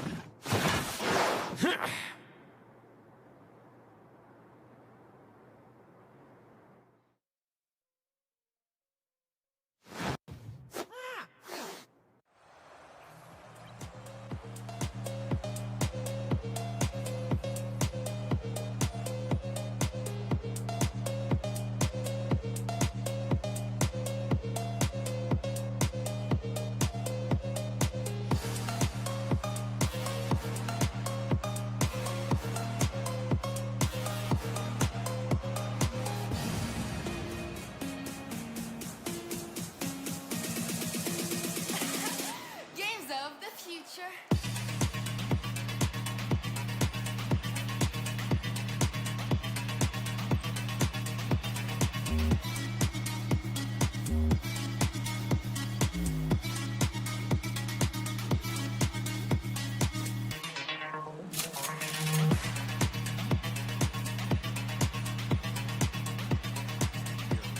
Novak. So Eternal Fire already got the plant in pretty quick, and they have pretty good numbers here protecting the area. See if... Of course, this is Vegas, a stand-in, well, not a stand-in, a swap-in substitute for one of the players. Yep. Well, a lot of people on the side trying to protect it, already getting the backstab, and it looks like the bomb explodes before they get the defuse. So that's going to be Eternal Fire, I think, with a point. Return to the bases. This is the third time we see a team. Actually, this is a lot of what we saw earlier today from not the Team KZ, the previous winners of the series. When they swapped sides to the T side, this was a one-man sprint plant that worked out wonderfully for them. And I'm starting to wonder if the teams are figuring out that this is the meta. Look at this, a great approach. Granted, for some reason, the defenders were all playing passive in CT spawn, and the T's just had a free bomb side. It was not contested at all. Yeah, that's what you get when you're not ready for it. The instant Sunkeeper Cliffs rush into the defuse. Did they get the defuse? That's the thing. We don't see the updated scoreboard yet. I'm pretty certain they did. We can hear Rush was at least mentioned. Yeah. See if they plan to do it here. We see Neelan with the zoom in. Oh, if Dosha's not playing, I'm going to be so disappointed. This is not Dosha. I don't think it is not Dosha. Dosha is not in the lineup, unfortunately. His nickname is X-God because he plants the bomb on the X, guys. Come on. Please. Hey, maybe they swap him for the T side. Who knows? They cannot do that, actually. Yeah, I don't think they can. No, I checked the rules. I actually did. Because I thought this might be a good tactic here. You swap players in and out after a few rounds, right? Because they might get tired. Another quick rush, but the defense is coming in, and the bomb planner is still alive for the time being. He's got the bomb on his gun. At least, well, I mean, he does have it on his hand, his aiming hand, by the looks of it. But if that's a tactic, this will be a violation. It would be a violation. It would be if it was on the gun, but it's on his hand, so it should be okay, right? Digital flame is activated. Yeah, they planted the bomb outside of the square. So I don't think that bomb plant's going to count, at least in my books. No, that means the only way the T's can win now is if they eliminate kilo the CTs. Yeah. Neelan trying to shoot above the obstacle. Players can't climb obstacles, but I think they can't shoot above. It's like Neelan is getting shot. Defense team I think they got the bomb defuse out, so the point already marked for Nova Q should be from the defuse or from the violation that they planted the bomb outside of the site. And I'm fairly certain the referees, the officials, will penalize one of the players with, I think, if I remember the rule book, I read it about 2 hours ago, maybe 6 at this point. Time flies differently when you cast all day. Yeah. I think the rule book specifies that if you block the opponents from shooting you with anything, and clearly there was a block with a bomb, you might start with less HP in the coming round. So we shall see if we get the health bars updated, if one of the players will start with less HP or maybe less bullets. Player number 12. Now you inserted all these. Yeah, I know. Sorry. So that's why minus 25. Yeah, there we go. Yeah, so he starts with less HP. You're absolutely right. Yeah. He will start from 75 HP this round. Okay. 75 HP, that's half of the HP, original HP pool. Oh, wow. Oradan direkt info alıyor. İnfo alıyor, direkt söylüyor ama sayda giriş beleş. Aynısı mı? Koşamayacağım ben. Bu sefer B'ye verebiliriz belki. B'ye versene. B'ye koyabiliyorsun değil mi? Ben kuramam ki. Bombayı verebilirim birine. Yeah, unfortunately can't pick up as we're different language here. But we did understand that half HP for player number 12. Yeah. And we are getting ready for the next round. Probably gonna be the graphics update for the reduced HP for the player. 2, 1, go. Off we go. Hopefully they don't get too upset about that penalty. Now we can already see 12 is already chilling. He's like, he's lost all of his mentality. I was like, well, I'm already wounded, so I might as well go a bit slow. We got a mid battle going on. Vegas is in action. A lot of comms coming in. Very good. Different approach though from Eternal Fire. You can see they're getting tired. But it's still working out. I think they're getting a couple shots. I think they might have already gotten one of the NVQ out. We are watching Neelan on an island. He does have a player from his teammates in front of him. They're trying to reposition. They're going to leave the bomb down because the bomb carrier died. He can't tell his team that the bomb is down. So they're going to have to go for eliminations until they recognize that, wait a minute, we got a site, but we don't have a bomb here. Gaev going for the aggressive move here. Very close to the site. You can see his teammate in the back. Neelan surprises. Continuing his streak from Dust too, doesn't he? So that's already 3 players down for Eternal. Actually 4. There we go, the last one down. Nova Q. Teams will take the point. Return to the bases. Yeah, I think I have to question a little bit the tactic of putting the bomb on your low HP player. I don't know if it makes sense. I don't think it does make sense, especially as we saw him already make the rush for the first 2 rounds, and you can tell he's a bit winded, so you gotta assess it. We saw teams earlier today discuss more with a coach.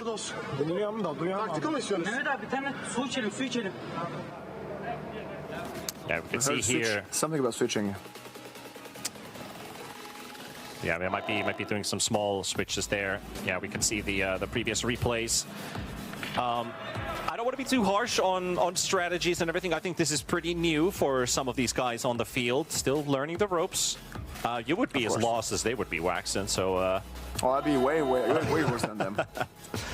You see the info button in the middle? I would be climbing it and be a target for everybody. That's what I'd be doing. I mean, the info thing looks like I just want to, you know, hit it with my fist and be like, all right, where's my upgrade weapon? Like, pick up a bazooka or something.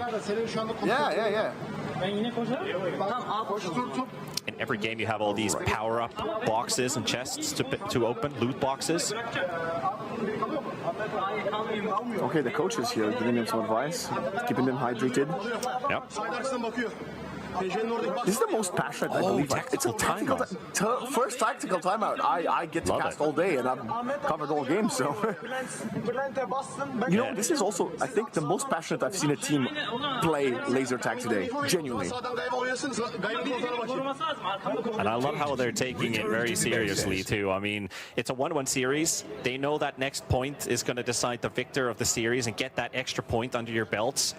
We haven't seen a whole lot of highlights here from the Novak side, which we see on our screens right now. So I wonder what they have been discussing. We'll have to wait and see for the execution. I think we still play this round until we switch sides. 2 more.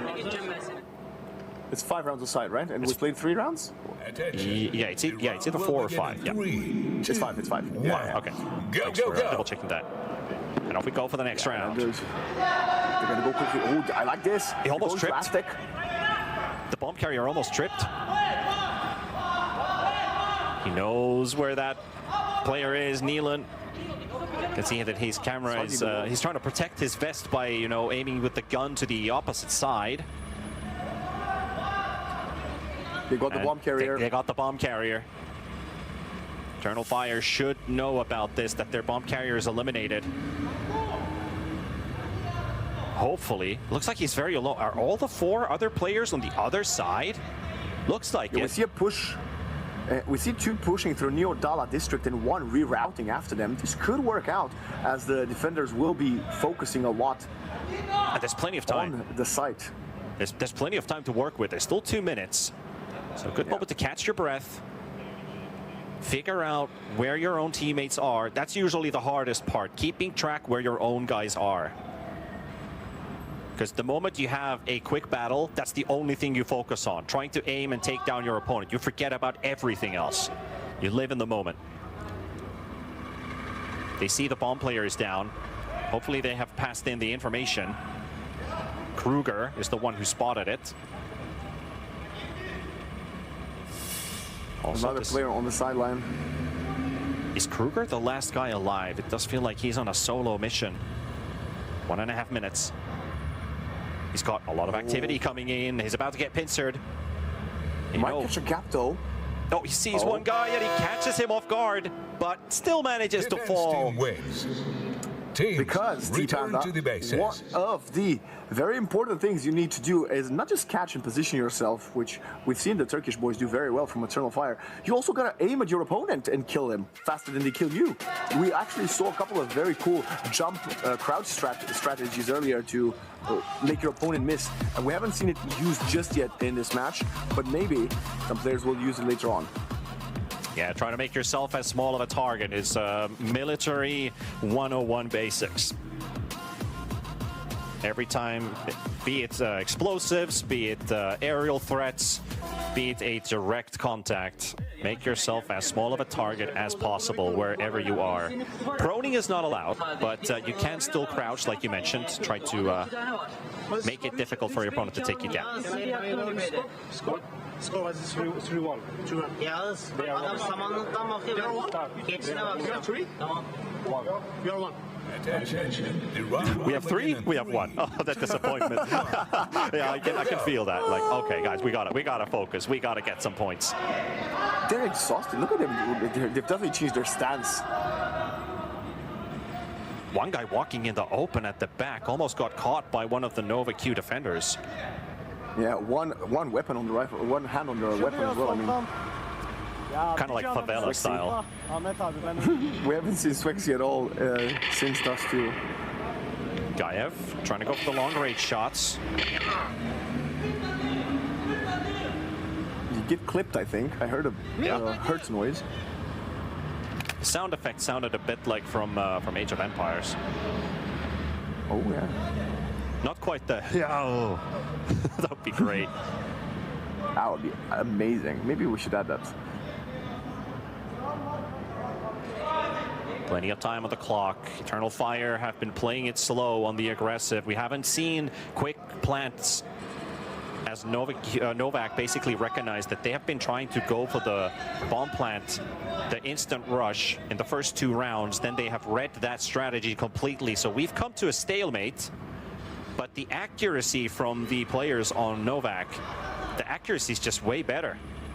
This could be a 4th round for them. Another player knocked out, and there we go. Novak up to 4 points and 2 rounds away from victory. And now we do the switch.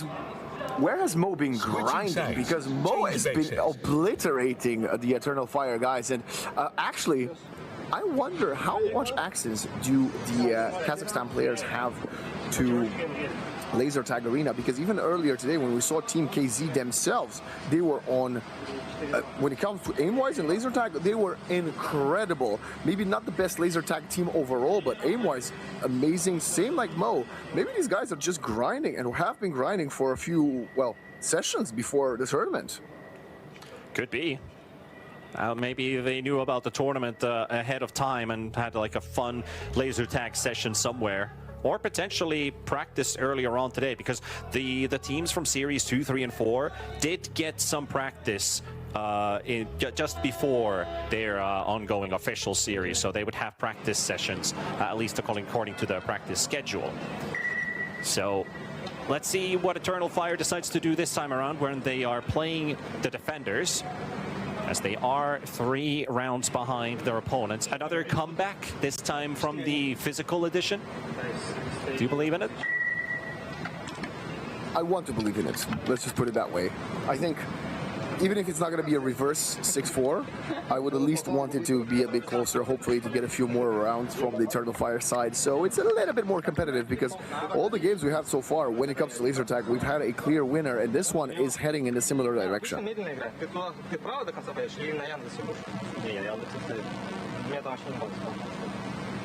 I don't know, T-Panda, was it just me, or did I hear something about Lina?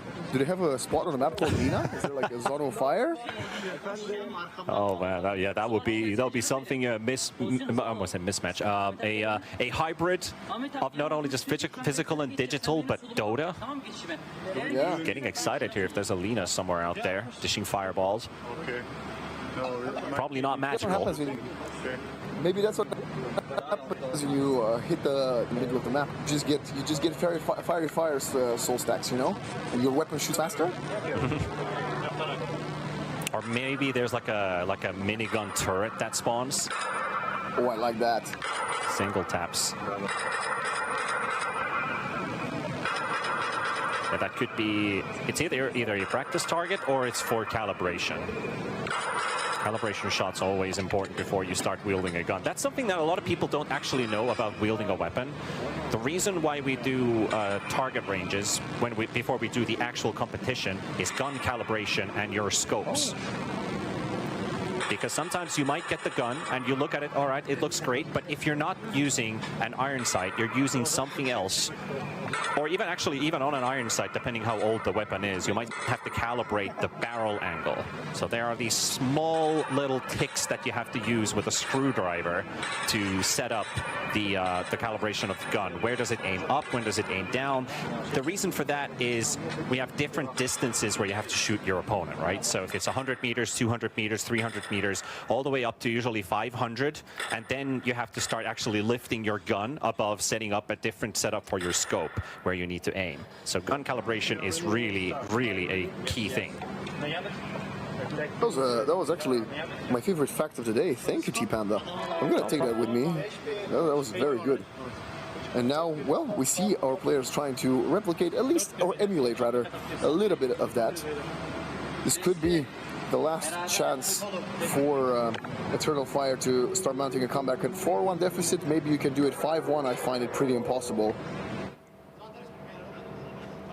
All right, let's see what comes out of this next round. One quick fact, though, I've actually fired an actual AWM. Not an AWP, but the AWM. And I can tell you that is a wild experience. But let's go back to the game. Novak is 4 rounds already got taken, so 2 more required for the win. Eternal Fire have 1. They need to mount the comeback here. They are the ones playing defenders this time around. They did abandon the bomb. This is a mistake so far today. When the attackers have dropped the bomb, they've ended up losing most rounds. So we shall see if Novak are going to turn the tide when it comes to that stat. I think it... No, we can hear the pain from Yagis. He's the one to drop down first, so they're down a player. Vegas peeking over the shoulder, spraying and praying, like we say. Not those accurate one-taps that we saw in the calibration practice there. Yeah, definitely not. You're like, oh yeah, let's practice one-taps. I'm just going to spray when I play. Bomb A or bomb B? Yeah, they're asking info, like, is the bomb going where? No, they are the ones with the bomb. Yep, they got it now. I thought he was asking where are we? Okay, never mind. It could be where are we going? That could have been it. Now we're going to Turan Garden for the plant. The execute is here. The defender is down. Oh no, he's not. Oh, now he's back up. Digital flame is activated. Plant. The digital flame has been activated, so now it's down to the defenders to go for the defuse. Kruger. I think it's a 2 versus 4. You should see the player. He can't use that angle fully because there is a dead player blocking the corner, and he's already going to get sprayed. Kruger down. And that is 5 points for Novak and just 1 round away from winning the series. Oh boy, Eternal Fire. You came back on Ancient. You almost, well, you definitely came back on Dust 2 and almost won it. And now, like you said, T-Panda, they need to come back once more. And I'll be honest, they've got tens of hours in Counter-Strike. I don't even know if they got several hours in laser tag. This is going to be almost impossible for them. I love how they got the defender at Turan Garden pretty early. We didn't see this angle where Sunkeeper Cliffs was being contested, but this is the point where they had full control of the bomb site. They killed the defender, got the plant, and this was the part where Kruger, I think, they was already holding the angle, so was able to get the approaching defender player. And here's a bit of a backstab as well here.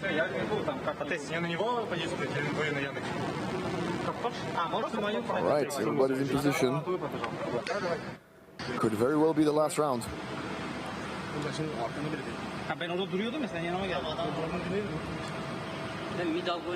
I can understand the fact of leaving the bomb behind because you need both hands to aim the weapon. So maybe get like an opening frag and then go pick up the bomb and then execute when they have info. Well, what we did see, a successful tactic we saw is picking up the bomb, run to the first wall, drop it there, and then play with your both hands on the weapon. Yeah, that could also work. I think that's the best way to do it. Very aggressive. Oh my goodness, look at that. They've gone so deep already. Can they catch the defenders off guard? Vegas has gone through mid already. Oh, look at that angle. And the accurate taps. And he gets the player by the looks of it. There's another one.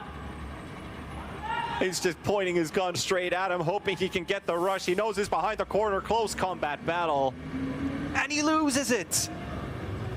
One man cleaning up house. Bit of a flank on the left side of our screen. We see black shirt players. Neelan is one of them. Behind the haystack is a defender from Eternal Fire.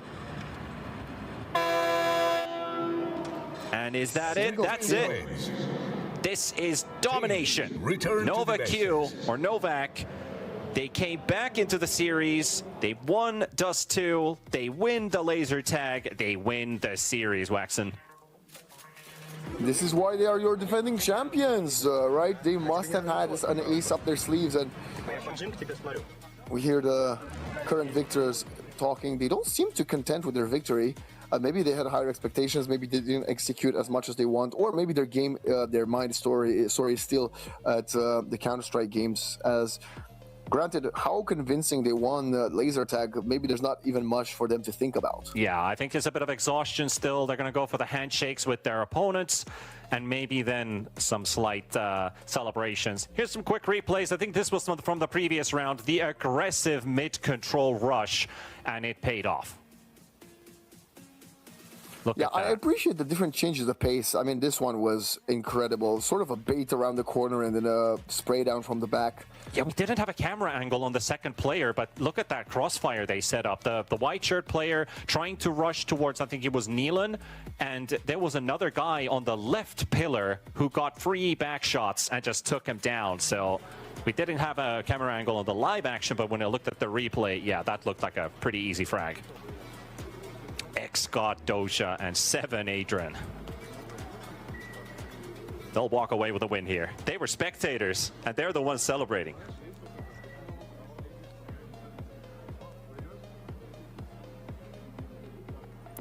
All right, well, we're done with the laser tag. We're done with the series.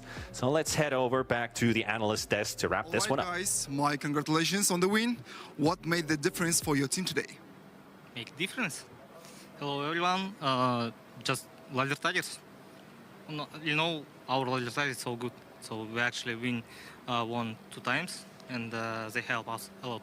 That's why we win this series. Okay, I got you. Next question, which stage of the match was the most challenging for you? At the group, I think so. It's gonna be Minhouse because they playing good. We played them against. Last time in Abu Dhabi, we won 2-0 at KS, but right now they have like much better team and much more practice. So they like it's gonna be like big match in our group. Okay, I see. And last question, how difficult was the transition from Counter-Strike to laser tag? What was the biggest challenge? For me, it's like maybe age. Because like I'm old one and hard to run, to communicate, to scream a lot. That's only for me. Okay, thank you.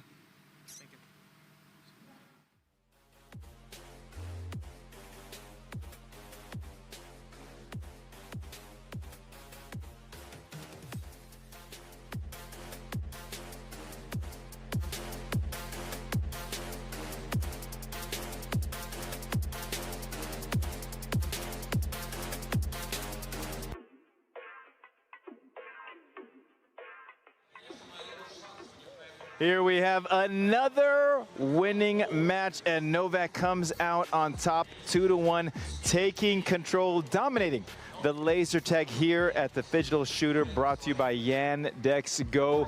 Jenna, that was action-packed, although we are seeing the laser tag is a little one-sided. It was one-sided, 6-1 for Team Novak. Congratulations on that easy win, really. They made it look really easy. Once again, my prediction was wrong. Team Novak had so much control in that game and accuracy. Let's talk about their accuracy for a second. They were just like the pros, walking, taking one shot, calling it a day. You know, it was an easy walk in the park for Novak. Well, the other part, too, we were definitely both wrong because we were talking about the youth and exuberance of Eternal Fire, and we were dead wrong. As we take a look at some of these highlights, we saw the speed, and we're seeing, again, philosophy coming out. People are moving, people are running. Both of those teams here that we saw are much more athletic, much more active than the previous 2 games that we watched. So this is going to be interesting as we head into the 4th match of the evening for all of them.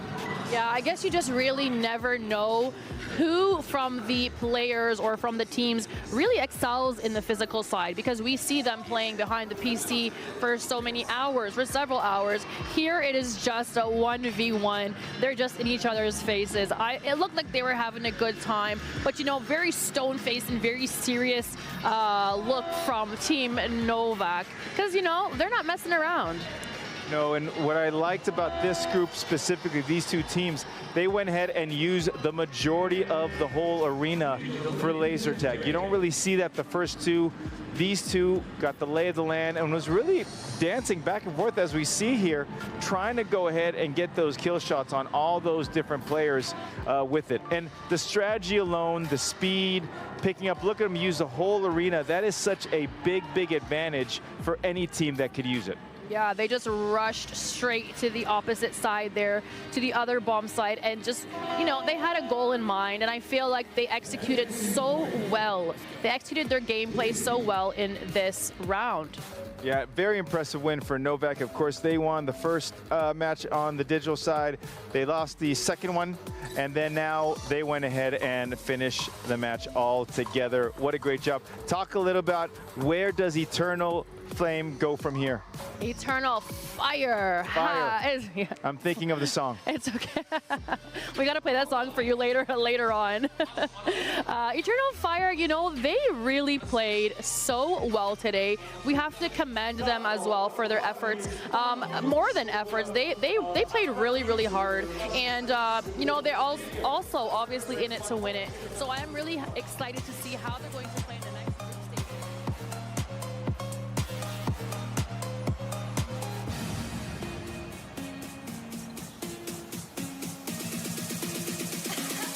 Games of the future.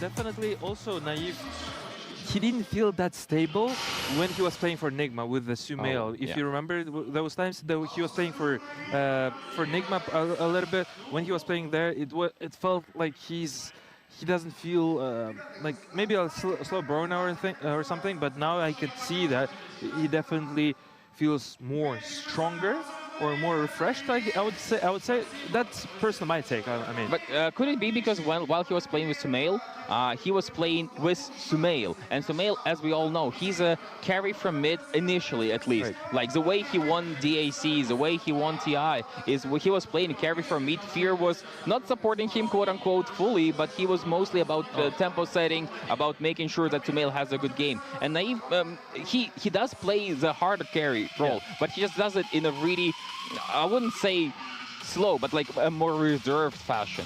Yeah, I would say Naive is closer to Yatora's style in terms of like the farming pattern, and he likes to be the leader of the team. I mean, like to lead the team, right? So that's why they got maybe Nikuko, because Nikuko is the guy is actually generally, I mean, his playstyle looks like Tai Long's playstyle in terms of the heroes and the way the rotation moves and stuff. It just, he likes to run, do stuff. He likes to play Coddle, same as Tai Long, and he just likes to rotate on he really likes to play SK though. Like yesterday, all 3 games he was playing, he was playing it SK as Sand King, and it was kind of funny because his first game, it wasn't great. It wasn't even good. He whiffed a lot of stuns. He didn't hit his timings with Blink Dagger, etc. And I'm really, really glad that Reneder's management, coaches, maybe the players themselves, they allowed him. They said, okay, you want to try it again? Go for it. Prove why you want to play the Sand King. The thing is, now you mentioned about the stuns, right? As a Sanking player myself, when I used to play Dota a lot, right?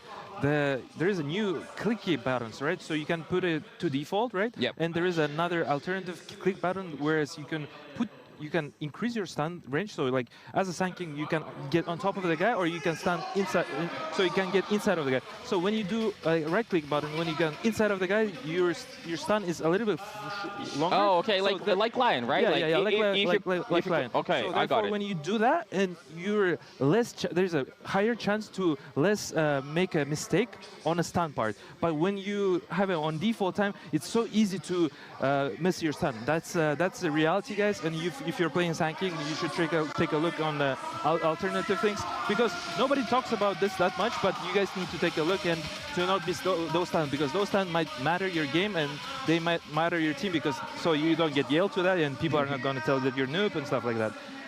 And moreover, we'd like to, it seems like our guys, the players, are already ready, and I would like to give it to the commentators, and thank you very much, commentators, and see you guys in the game.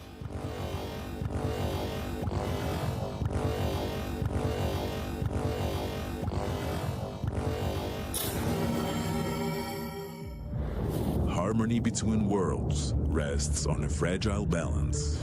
Legends of the Great Step tell of the sun-headed man who helped maintaining the connection between the worlds for centuries. But sometimes, the very nature of existence disrupts the natural order of things. When the ancient power left the sun-headed man, the balance shifted.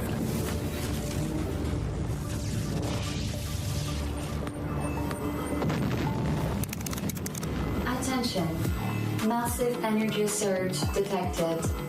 The energy within the sun-headed man's artifact has awakened. So, the chosen ones are already there? Newbies without a guide. Then it's time to meet them. Someone's got to get them up to speed. Look what my robot can do. Not now. I'm playing. In search of those destined to restore the lost harmony, the energy split into 3 parts.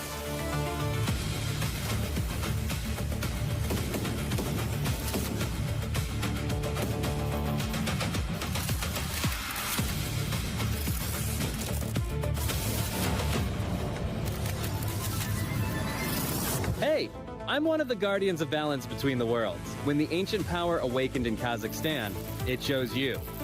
You're the ones who can restore the sun-headed man's power and bring the worlds back into harmony. Guess even ancient powers can surprise you. Looks like the squad's finally complete. But until the sun-headed man is fully charged, the 2 worlds will keep drifting apart. So no pressure, but we're counting on you.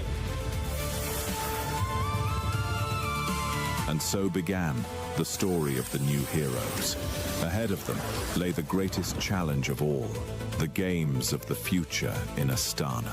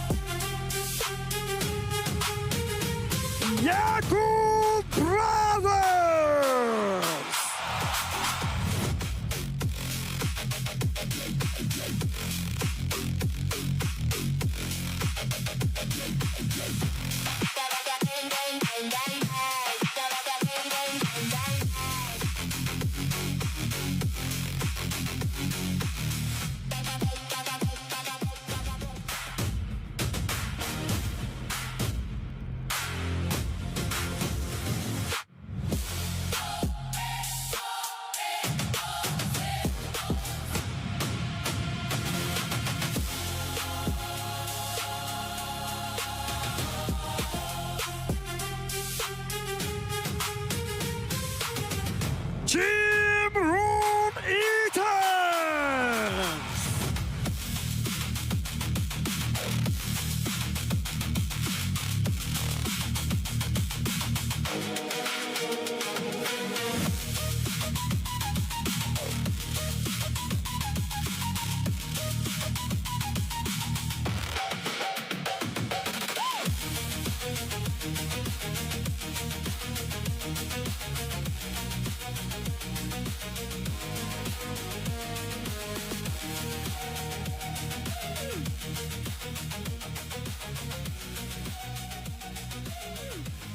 All right, ladies and gents, we're back for our second series of the day and the penultimate day, the Digital Games of the Future here at the beautiful Astana, the MOBA PC Dota 2 portion of the tournament. And it is a wonderful series lining up here. Of course, it's John Xfire joined by Automo here for our great matchup of Yakult Brothers up against Rune Eaters. Automo, how are you feeling about this one? Oh, this is an exciting one, right? Because we have the local team and Rune Eaters taking on team Yakult Brothers, who yesterday had a great upset against VG Game, which was considered the strongest team in China right now. So a bit of a surprise. Even Rune Eaters are surprising because most of this team is a stand-in team, if I'm not mistaken. Yeah, it's they're formed certainly a different roster from what we saw in the Esports World Cup. Again, going all hometown representation for Kazakhstan. TA2000, Nikki Cool stepping in is actually kind of pretty sick. It feels like they've integrated into the team quite nicely. And it's just a matter of, can they maintain that momentum, right? Because this is a team, again, that doesn't get the most opportunities to play on like a LAN setting. Same thing you could argue goes for Yakult Brothers nowadays, right? That the slots tend to be taken by Extreme and Vici.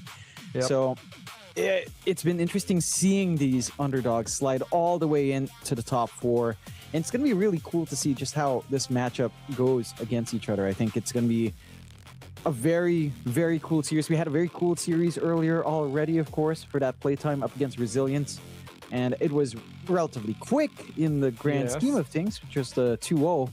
But cool nonetheless. I think we saw some really good plays coming out there from both sides. And I'd expect the same here, right? Like, it feels like both teams are finding their stride. I think the cool thing about Yakult Brothers as well, right? Like, it's the return of Kaka in the pro scene after like 3 years off. I think he was on like commentary duty for a lot of tournaments in that time, just not really in anything in pro-wise, right? Like, in Xiangye is having like his moment in the off lane. He's looking really sharp after 2 years off for him since Team Bright, right? Like, being brought back from like semi-retirement and then just performing to this level, getting top four, that's pretty sick.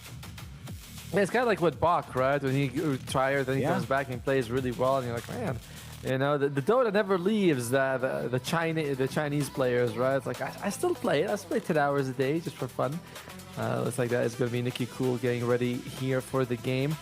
He has been playing a very interesting hero in the mid lane, Sand King, in nearly every match this tournament. He's been picking the Sand King mid. Surprising. And so a little bit of even Centaur mid. I generally feel like Centaur is going to be a very heavily contested hero, as both Jean Yu, Malik, and Nikki Cool have been dipping their hands into, or their hooves into him. No, wait, that doesn't work. That doesn't work.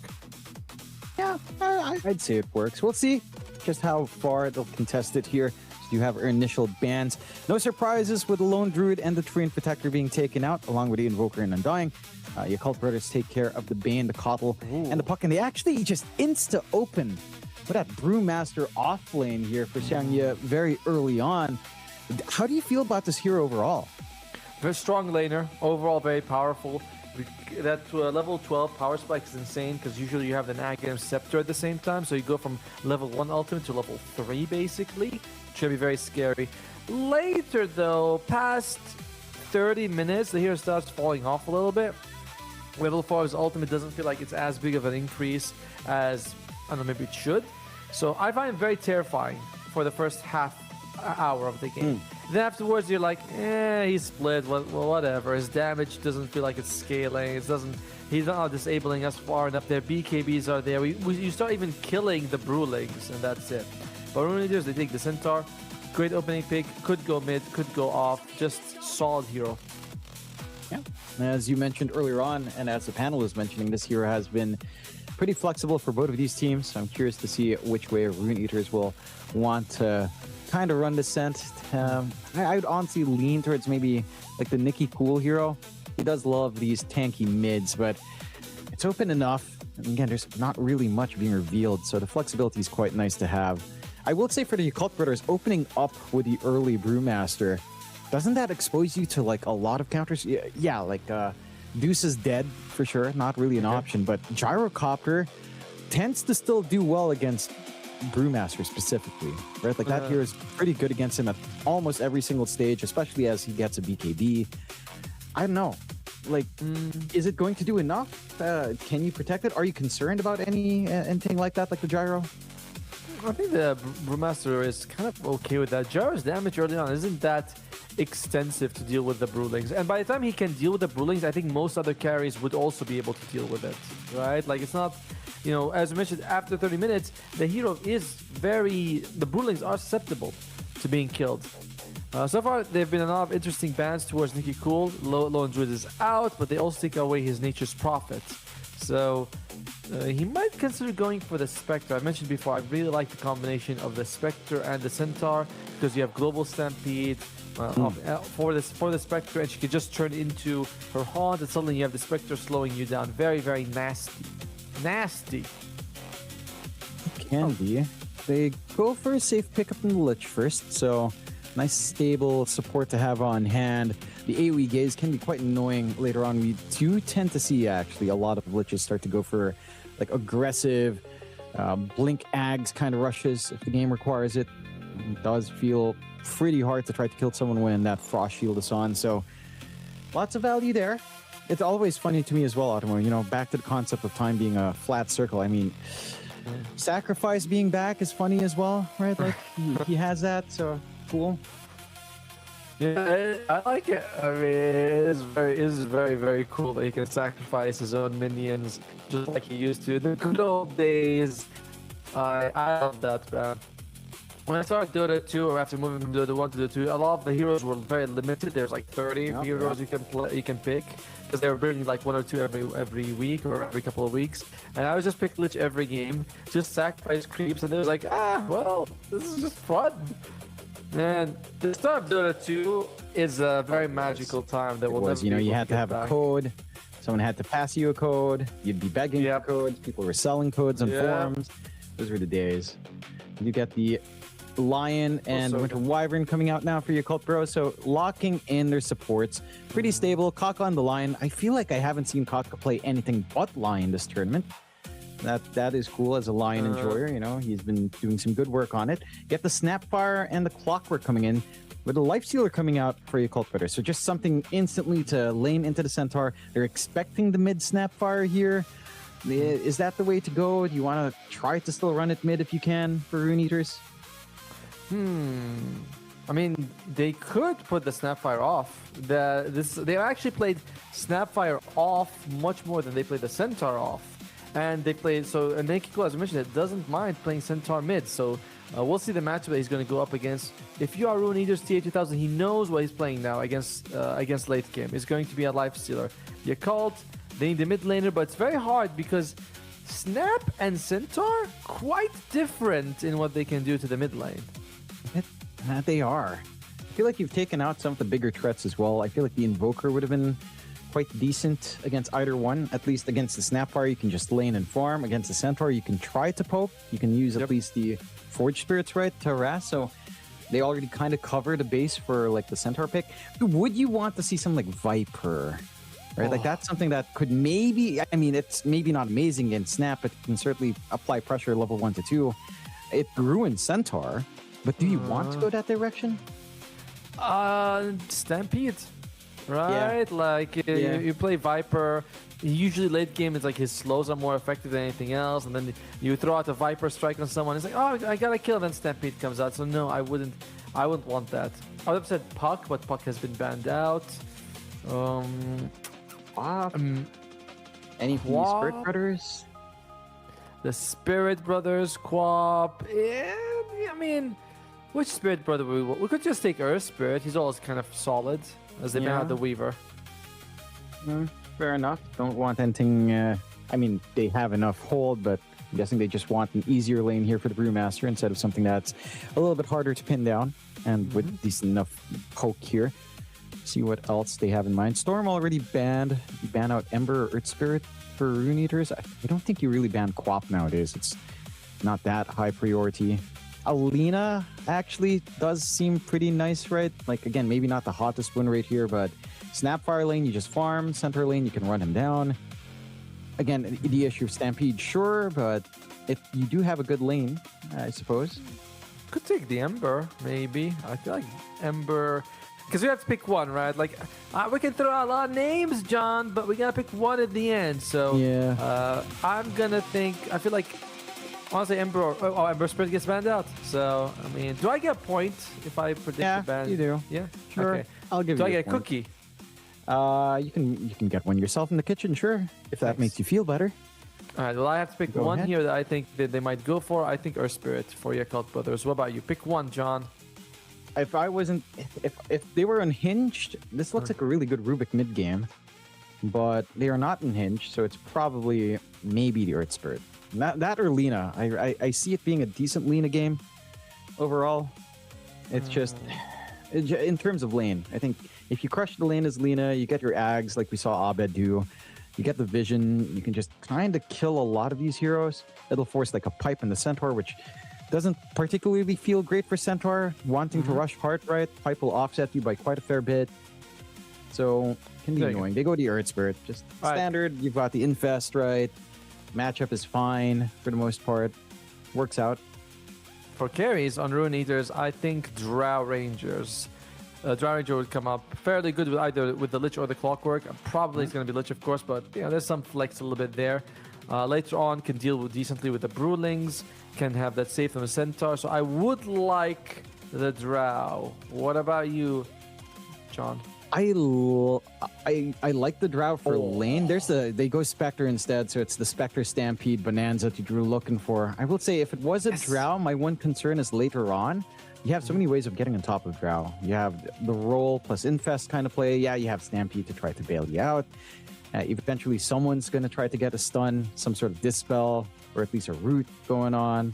I think this is not a bad game for like Lightner, Winter Wyvern if you could find a farm. But the Spectre's a much, safer play. This is what you were talking about. You've got the Stampede Haunt combo. It's going to be obnoxious. Laning-wise, it's all right.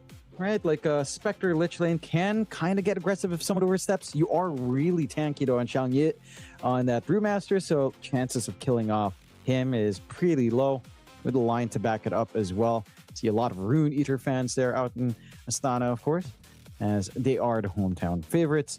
With the draft closing out, I mean, you got your Spectre last pick. Do you lean towards Rune Eaters here? I think late game they're definitely looking like the stronger team. By the way, it is going to be the mid Centaur. I'm sorry if you mentioned it, because I was checking out who is Naive, and Naive is TA2000, but that's one of his old nickname actually. So yeah, apparently it is. It's back again. Time is flat. Apparently, just like a planet. The flat circle. I like what they have. I like what they have overall. The idea of the snap plus Clockwork in the lane is pretty solid. Mid Centaur is odd. I think a lot of people have issues, but like, how do I deal with this? This is kind of new to me. And of course, Centaur with Spectre has been a bit of a favorite of mine. So I'm going with Raiders, but I don't feel too strongly. I'm not going in like, oh yeah, one side heavily like I did in the first series. Here it's like, okay, 60-40. I would lean heavily simply because I don't believe in Lifestealer. I've seen this hero lose a lot of games in the Esports World Cup. I've seen a lot of justifications for the hero. And in the end, I mean, it has a pretty rough time here. Stampede, like you've been saying, Lifestealer's he has no capability to chase, so you'd have to try to get an Infest up on, say, your Earth Spirit here. Very lovely animation of the two sides clashing. You have your Rage, yes, but they do have one BKB piercing stun, hookshot, right? Like, so you can kind of theoretically just block him off. Even without hookshot, you can block him in cogs. He's going to waste a couple of right clicks to try to get in and out of these fights, right? I don't know. I think I'm just not sold on Lifestealer. I feel like this hero had a moment when facets were fresh, when innates were new, and he had a really bonkers innate. Him and Centaur had like conceptually the same innate, and they nerfed both to heck.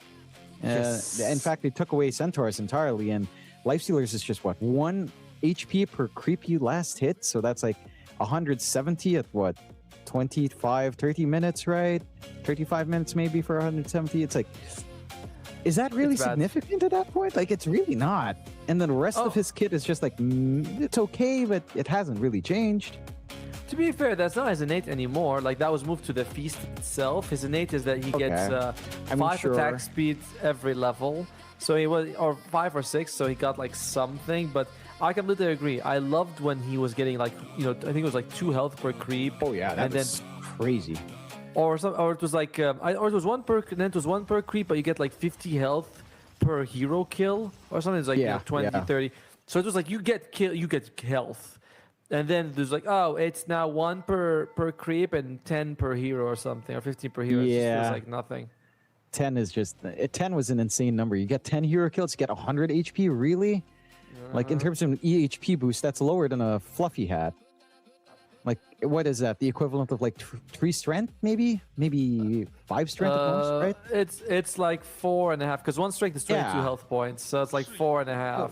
So you kill that many heroes, you get 4.5 strength. Quad gets that amount in like 1 kill, in like 2 kills, assists, right? Yes, it's nonsense. It is. All right, but the game is going to be beginning here, so we both back Ruin Eaters a little bit. Yeah. We were, I think, right in both of our predictions the previous game, right? We both believed that playtime in Game 1 thanks to Lone Druid, and Game 2 just because they felt like they had a much sharper draft overall. Yeah. No, actually, no. Game 1, we didn't back them because it was Naga Siren. We didn't believe it. Yeah, we didn't quite jam with it, but they made it work. We'll see if they can make this work on the side of Yakult, but Rune Eaters does. They have this lineup that just feels so darn good. Again, they've been looking pretty sharp. They all Kazakh stack. The hometown favorites. Wouldn't want to disappoint the crowd here. Oh, for sure. A lot of pressure. I want them to go to the finals. I am, you know, completely like saying it. I would like to see Rune Eaters make the finals. Yeah. Nothing against resilience. Like, I'm glad we have some great Chinese representation, but I always want hometown heroes to go the distance, and they have. Yeah. Rune Eaters, they have gone the distance for sure. But top 2, baby. Come on, top 2. Yeah, would be quite the storyline here. Do get another pause, Emo, trying to sort some things out. I will say as well, I wanted to really point this out. Nicky Cool does look like the kind of guy who would say he's Nicky Cool, right? Like, he looks cool. Nicky Cool. He's a cool looking fella. He also stood out to me as well during the intro videos. I was like, right? I was like, he doesn't look like I thought he was. He looks like a. He has aura. He looks like a cool lad you'd hang out with in a party, you know, or just hang out in general. You know, he'd be like, hey guys, let's play some Dungeons & Dragons. I'll be the master. Like, all right, this guy seems like he knows what he's doing. And then you love how optimized Dodo is. That the best play you can make is just snipe range creep like this and then get punished. Kaka not gonna have too much fun copping like half his HP gone. Half. But they did just go snipe the range creep. It's very punishable, and Ike's gonna be quite happy with that. So get that little bit of EXP for yourself. For Xiangye. Get that right up if you want. Quite nice. Mid lane, Earth Spirit versus Centaur, the ancient battle that was foretold, right? Like, if you go back a few years, Earth Spirit was a pure support, and Centaur would never be seen dead in the mid lane. But now here they are, fighting each other in the river. Staff to over giant blunt axe, I suppose. That's what the Centaur uses. Pretty much. Let's see how much more they can get out. So far, just a very stable farm lane. Bot lane, you're seeing a little bit more poking and prodding here. You know, you've got that Winter Wyvern for Tianming. He's just using that range, that leverage to get some slows. But this is one that is getting a little bit annoying as the levels go up, especially as the cog levels go up here for the clock, right? They did nerf it. You don't have max range at level 1. It does take a little bit more finessing to try to get some impact in those first few levels. You eventually get to that point anyhow. Nice little snipes coming out here from Kaka to steal away some creeps and pull. As they get the entrapment, Tianming, he's just going to die, and really there's not much Low can do for you. And he's just going to watch while his Winter Wyvern's caged up and killed off. Definitely will prefer the Rune Eaters duo here. Just because I don't think that Winter Wyvern can use her body too much, right? You walk in close, if you're Tianming, you know, if you're out of position for a second, you get murdered. And between the cogs and the cookie is very dangerous for sure. I want to highlight something about this match for the two teams. This is the last tournament both of these teams are competing in this season. We usually consider a season as, you know, concluding with TI, right? Yes. Fair enough. So neither of this team is going to TI. TI is in just a couple of weeks anyway. So this is going to be their last chance to really make an impact. And Ruin Eaters, by the way, the only tournament they have made money from this year is EWC. Yep, that's it. Every other tournament they've been in has been like qualifier, or they bomb out before they make it to the money. So already a significant payday. And it is. Let's see again if they can kind of keep that momentum up, get a bigger payday here. Like you said, quintupled on the money. Let's see if they can actually get that quintupling, as they are off to a really good start, right? Like the bot lane for Malik's just so smooth. Like you said, the combination's hard to really poke back against. Getting some pretty good levels now in Malik as well. Level 2 scatter shot set to come out. Kaka steps a bit too far, gets hypnotized back. Does have the Hex to save with a Fairy Fire, but a couple right clicks here could get the job done. Just too many slows on Naive. Ike's going to be fine as well. But again, you see that pressure coming out. No mana left either here on our brew, but does have 15 charges on the wand, so some options available. But is farming a little bit better than Naive at the least, so you are applying that pressure. The safe lane's not having the hottest of times, so Low suffering the most here. Boy. Does get the little cogs being thrown around, forced to rage. Good positioning out from XS Vampire.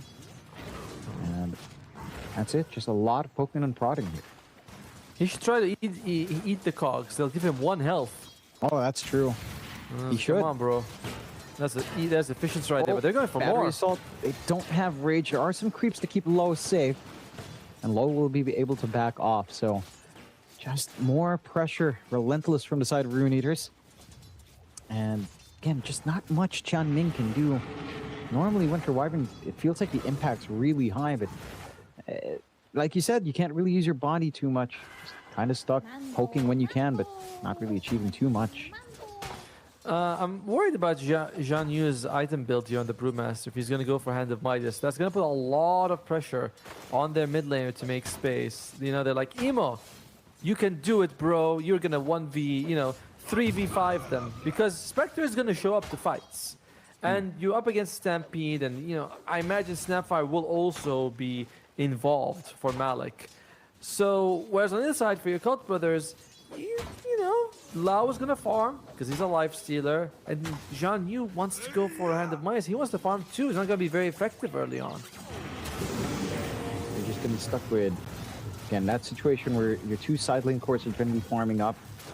Cogs not quite connecting onto Tianming, but they've done the damage here with Malik. It's a little healthier position for Low if they see that opportunity come in. The mid lane has started to swing towards Emo. He's starting to get that advantage up, just playing with the rocks.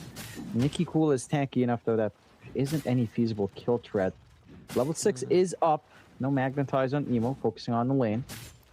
Nikki Cool, again, has an opportunity to do things. Is going the Dominator build as a standard, so nothing too different here. Surprising that he went for the max retaliate. Usually we see this because you're up against 2 ranged.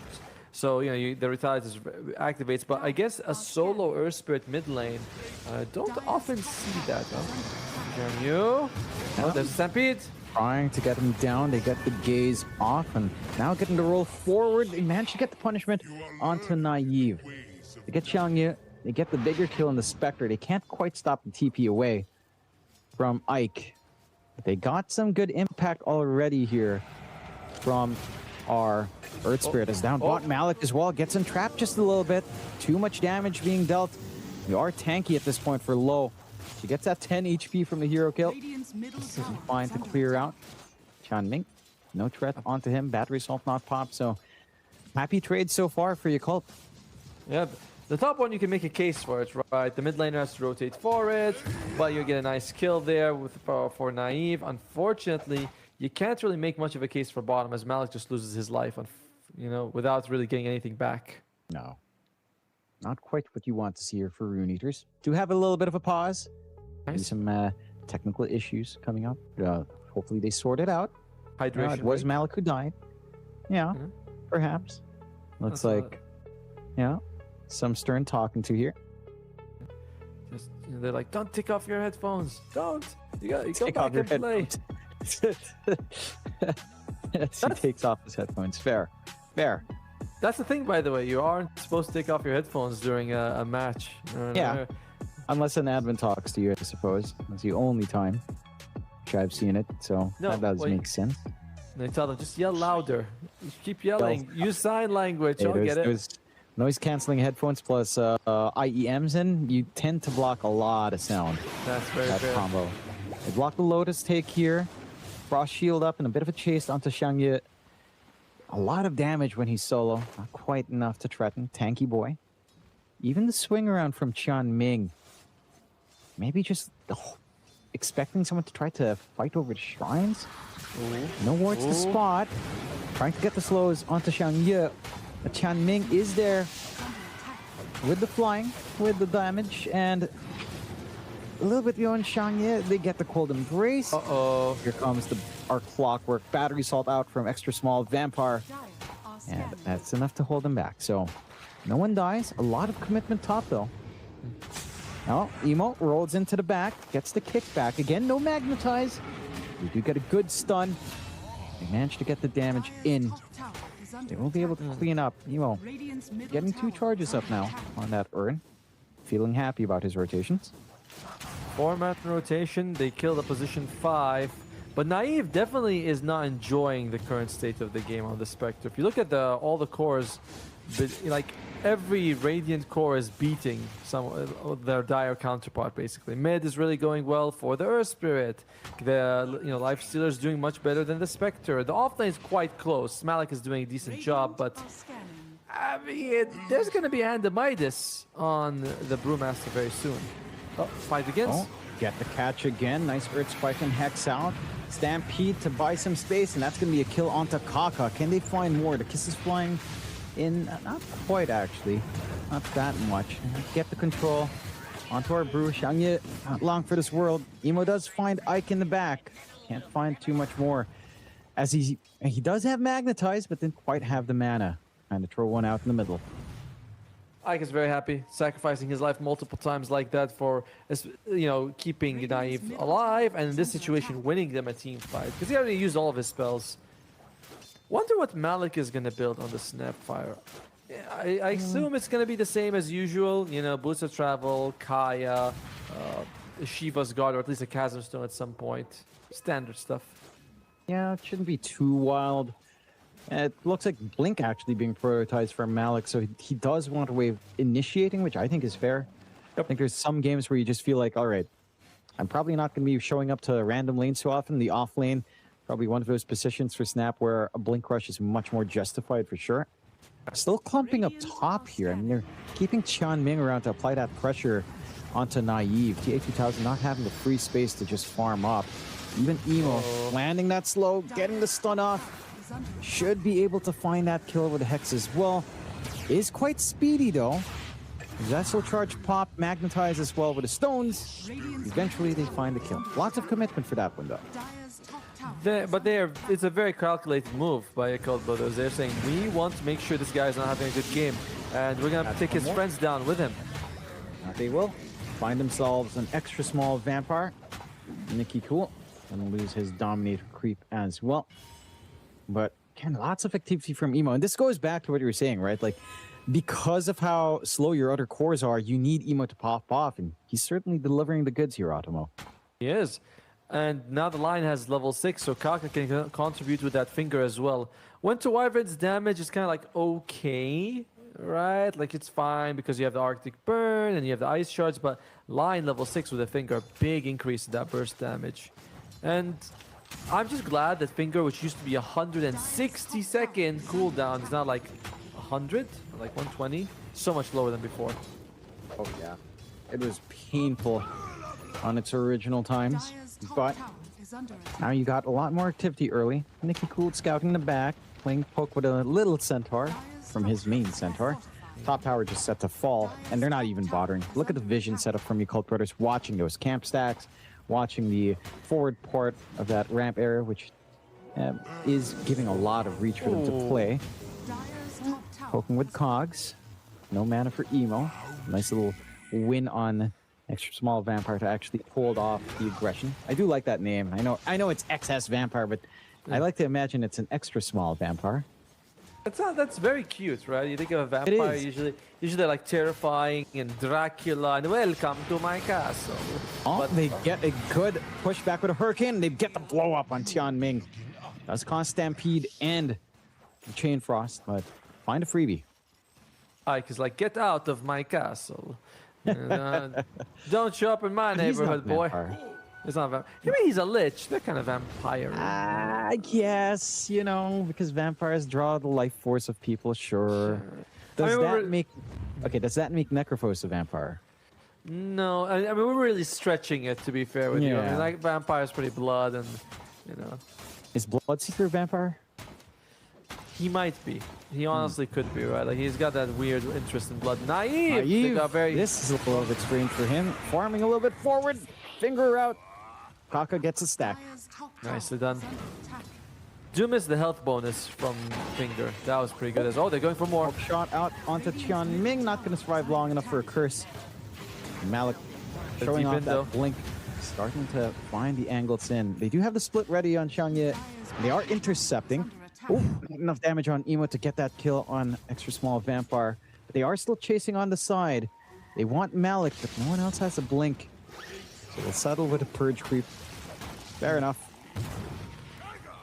On one side, you have Emo doing a great job making space. On the other, it's been Malik mostly who's been involved. I know Nikki Cool is the most farmed hero on Rune Eaters and has been using some great stampedes, but he hasn't physically shown up for a lot of these engagements.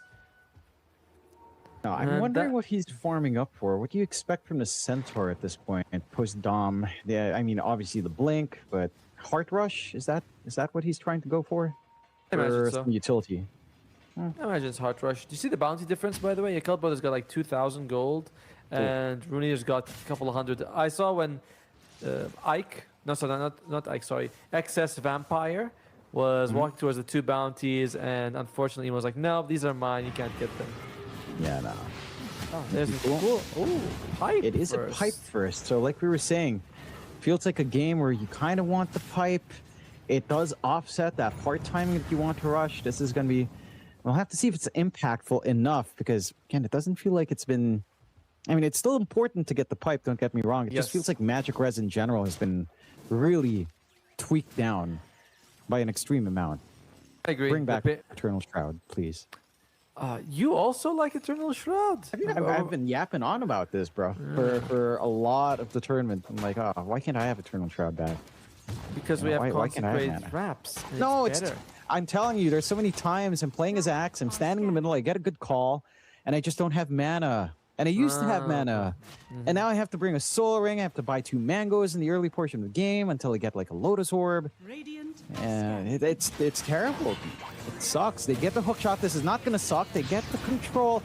Do they have enough to stop as well? But so tanky on Emo. The curse saving from Tianming. Catches the 1, but Emo still no path out. Will get Chain Frosted down. The Stampede to escape. Is able to run off. Extra small vampire though. The creeps chasing here. No, the cogs will save and just bumping into the cogs now.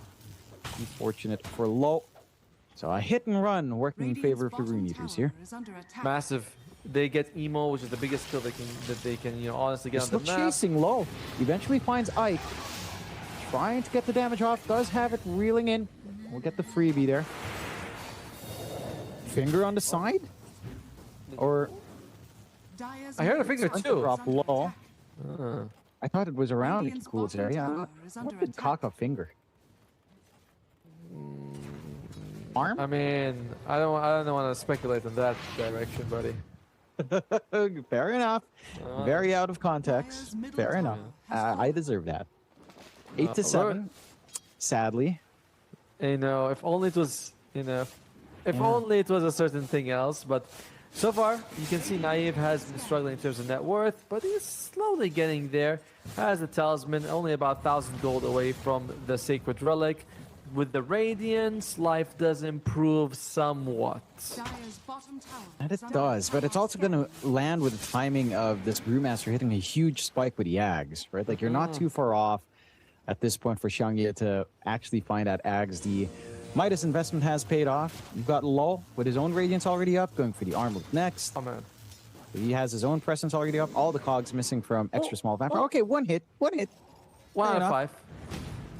Look at that, 168 HP, 16 minutes with, what, 2-3 kills on heroes as well here?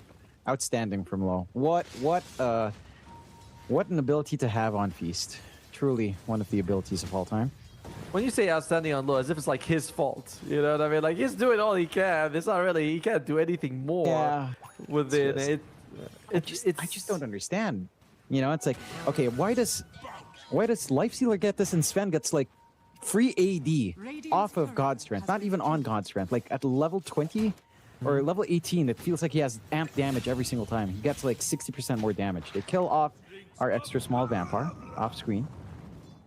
But yeah, it's like the power scaling in Dota is just kind of frankly strange. Like Snapfire with her near shot facet, whatever it's called. Like that damage scaling is insane. Like why? Why is it insane? Well, I mean, we do think she's overbuffed right now. Like when you say it's insane, I'm not disagreeing with you, but some of these heroes are getting nerfed and, you know, being fixed and tweaked around a little bit. And you talk about Sven, where is he? The John X-Fire analysis. I've seen it every now. I've seen it in a couple in the Esports World Cup that look pretty good in those games, to be fair. Yeah. It's not a hero that a lot of people are picking yet. I don't think people are comfy with it yet, but I feel like it's something that could pop out. Like that hero. I swear to you, like the damage bonuses he gets on his innate, when he pops God Strength, it's triple damage. Yes. Like he literally gets triple damage. It's wild. I feel like he's criminally underused. And one thing I found out was apparently the shard gives you a physical damage barrier. I was shocked by this. It gives you that. It gives you that passive movement speed, and of course the armor, and you get 350 physical damage barriers. Alright, they can find something. They get it. Finger. Nice freebie kill. Kaka will clean up himself. That's plus 10 HP as well here for Lo. Excellent. Does he? Does he have to be get the kill below itself, or even an assist? Right? No. Actually, yeah. I think you're right. He has to get the last hit, so no plus 10 HP. Unfortunate. It's not like Silencer, where you're like, I'm in the area, I just make my brain bigger. But no. Yeah.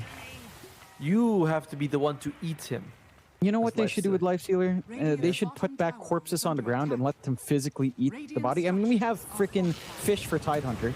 Let us eat the corpses again. They get the stun. Perfect timing. Winter's Crystal stall, but no way for Lo to get out.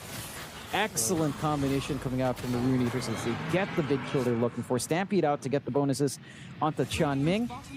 And Naive will find that solo kill, of course. Nice, easy damage here for the Spec. Radiant's starting to do some work here. Although, Xiangye is ready to get the Hex. Nikki Cool not the healthiest. The split is up. The roll as well. The damage is there. Eamon will find that. Solid comeback there for your cult, but gotta shout out Ike getting that Sinister Gaze off on the Lifestealer, preventing him from using either his Rage or the Infest, and that does cause him to go down. Despite everything happening, Naive is criminally underfarmed on the Spectre. He's so poor. He's like, alms for the poor, alms for the poor. And that's just the thing with Spectre, right? It feels like this is not new for the hero. Even with the Radiance timing, you're still going to be waiting more for that catch-up to eventually hit in. And it's just from how far behind Naive was before the Radiance. Yeah. So it's still going to take a little bit more investment to be fully online. So far, your Cult Brothers, again, they have been the aggressors for the most part. Maybe overstepping their bounds just a tad bit up top. They are in the groove. We've got the Kaya up and Malik. A lot of damage on the Snap. What do you expect to come out from Nikki Cool? Because like you said earlier, it's still been a little bit quiet for Descent. I mean, he's been working on the pipe, but do you expect the Heart to come after, or does he go for some different piece of utility? Maybe a BKB? I think you want to go for the Heart and Shard. I really don't see why you would consider not going for it. Like, the pipe makes sense to me. Like, oh yeah, pipe, sure, that makes sense, but like overwhelming blink, hard, shard, just maximize the fact that you're very durable. Some will say, but excuse me, their life stealer will get more life from that. I'm like, yeah, well, what do you want me to do? Have him less health? He'll just die faster. So it still works. Yeah. It should still work. I don't know why I always have that voice when I think of someone disagreeing online. It's like, and excuse me, that's not how it works. Like, Cool. This might not be how it works as well. Nicky Cool just being chased down a little bit here by Low. The collapse is coming in. A nice hex out. The Chain Frost does fly out. The Infest to try to escape. The Kiss is on top as well. Haka does die first. Stampede to try to escape. No way to hold. But Emo is on the chase. Gets the reapplication of the Spirit Vessel. And they'll find that kill on Nicky Cool. Malik. Now Malik just going too far forward. Trying for a cookie save. Cops the silence mid-jump in. It's going to be a 3-for-1 trading cock away. Maybe more as our extra small vampire in the middle of no man's land. Shot down by Emo. 4-1. They didn't have Haunt available for that fight, by the way, on Naive. So Naive had no chance to join. I'm not even sure he would have wanted to with how low his health was. They are going to go for BKB on Nicky Cool. And you can see from that fight the control coming out. He does need that source of Dispel. With the item build that we suggested of the Heart and Blink and Shard, he doesn't get a way to remove the... the Spirit Vessel. Don't want that to be a problem the entire game. So he's going to have to, again, offset a little bit first before going for that extra durability, extra damage on the double edge. And it's going to, again, take a little bit more time here to get that ball rolling for Centaur. I think it feels like this game for Rune Eaters does hinge on Malik more than anything else, right? Like, his Kisses has been on point, his Blink Cookie has been on point. At what point do you feel like we start to see more from... and we know Nicky Cool with BKB, but when do you start to feel more of the impact of Naive here? Like you said, still bottom network core. I feel like it's going to be a long time. Like, unless they have like an amazing fight where he shows up and cleans house. I mean, he's 5,000 gold behind the Earth Spirit and 4,000 gold behind the Lifestealer. And this guy is going to be a few thousand gold behind Livin. Yeah. Our little vampire again, taken out. Would you like to be a vampire if you had the choice? Not necessarily the feeding off blood aspect. I think the question of living forever is pretty funny to me because I can imagine a lot of silly things you could do. Yeah. I mean, theoretically, if you lived from the early ages, you should be fairly well off. As Naive is not well off here. Held up in the air. Dispel down to make way for Emo to come in. Stampede to try to save, but the stun is in time. And they get the finger off from Kaka as well. So just more damage for our Lion. That's our Spectre down once more. And Emo is still on the chase, rolling forward, rolling away, looking for something low. Already on top, but no way to stun. We'll be able to back off here successfully on Rune Eaters. They're so tanky on the Occult Brothers side. You know, they all have like almost a second life in a way, right? Brewmaster with a split, Lifestealer with if he infests himself or anyone else. Emo is just naturally tanky. Not exactly a second life level, but it's a lot to chew through on the Rune Eater side. And I like the Snapfire's damage. I know it can scale really well, but I guess this particular trio, it's not great, really. No. It certainly does feel like it's lacking, for sure.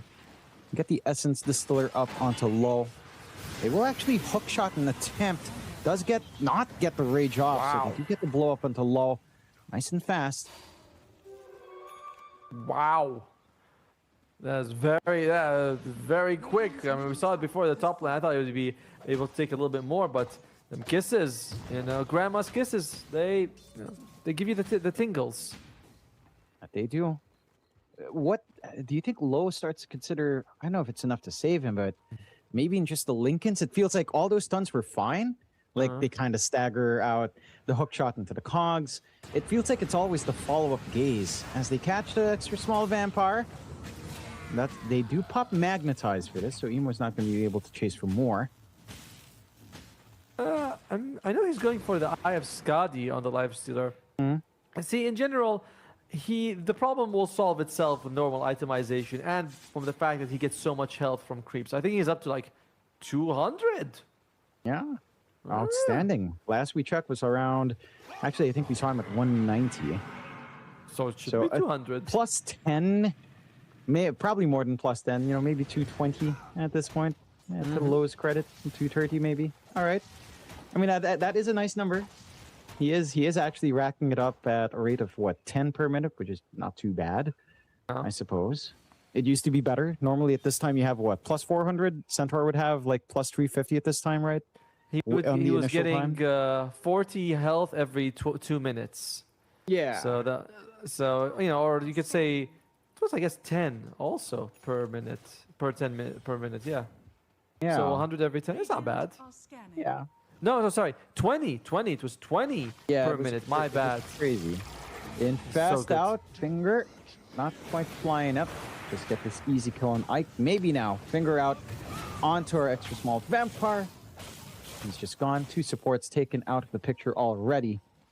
Scotty not too far off now. For low and Roshan is open. Without that clockwork to hook shot in, should be relatively easy. I'm wondering how exactly Rangers are going to take any fights right now. I know we both didn't believe in the lifestealer coming in, but the overall draft from Yakult is very durable. We talk about like the fact that 2 of their heroes have a second life, but you also have Cold Embrace and Winter's Curse as big game-changing abilities from the Winter Wyvern. Nikki Cool trying to be cheeky. Very adorable. Almost got the timing. Would have been a little bit funny if he got the hook, if he got the stun into some weird steal, but not quite the world we live in. We've denied it, you know, flashbacks to a certain TI. Yes. Let's see here. All right. So we were talking about how hard it is for Rune Eaters. I mean, what's the play? How do you simplify this? How do you get a win condition out for the Rune Eaters?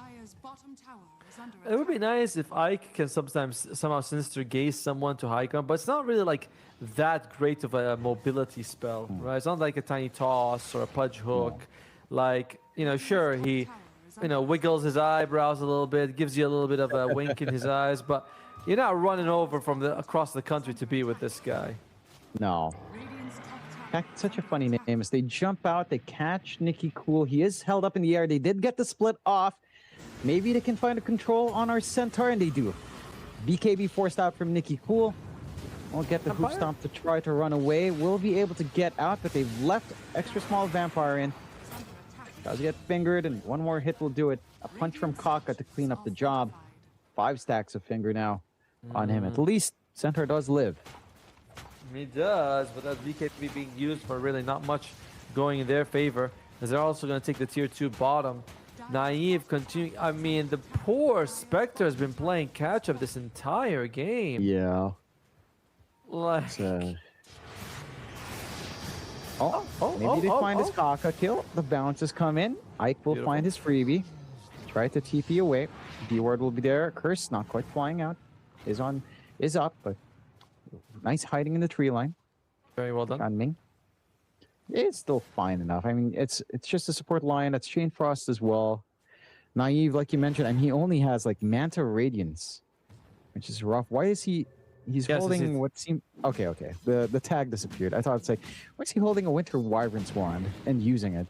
I was thinking the same. I was like, well, maybe he stole one. That could have been a really good play from. Although you never think of anyone dropping a magic wand. I've seen people drop Aghanim Scepters and some other items for mana, but not the magic wand. As Emo's a little bit far, gets caught by the hook shot. Can be used. And he finds something, forcing the BKB out. Extra small Vampire buying some space. We eventually fall, but did force a BKB. Small wins.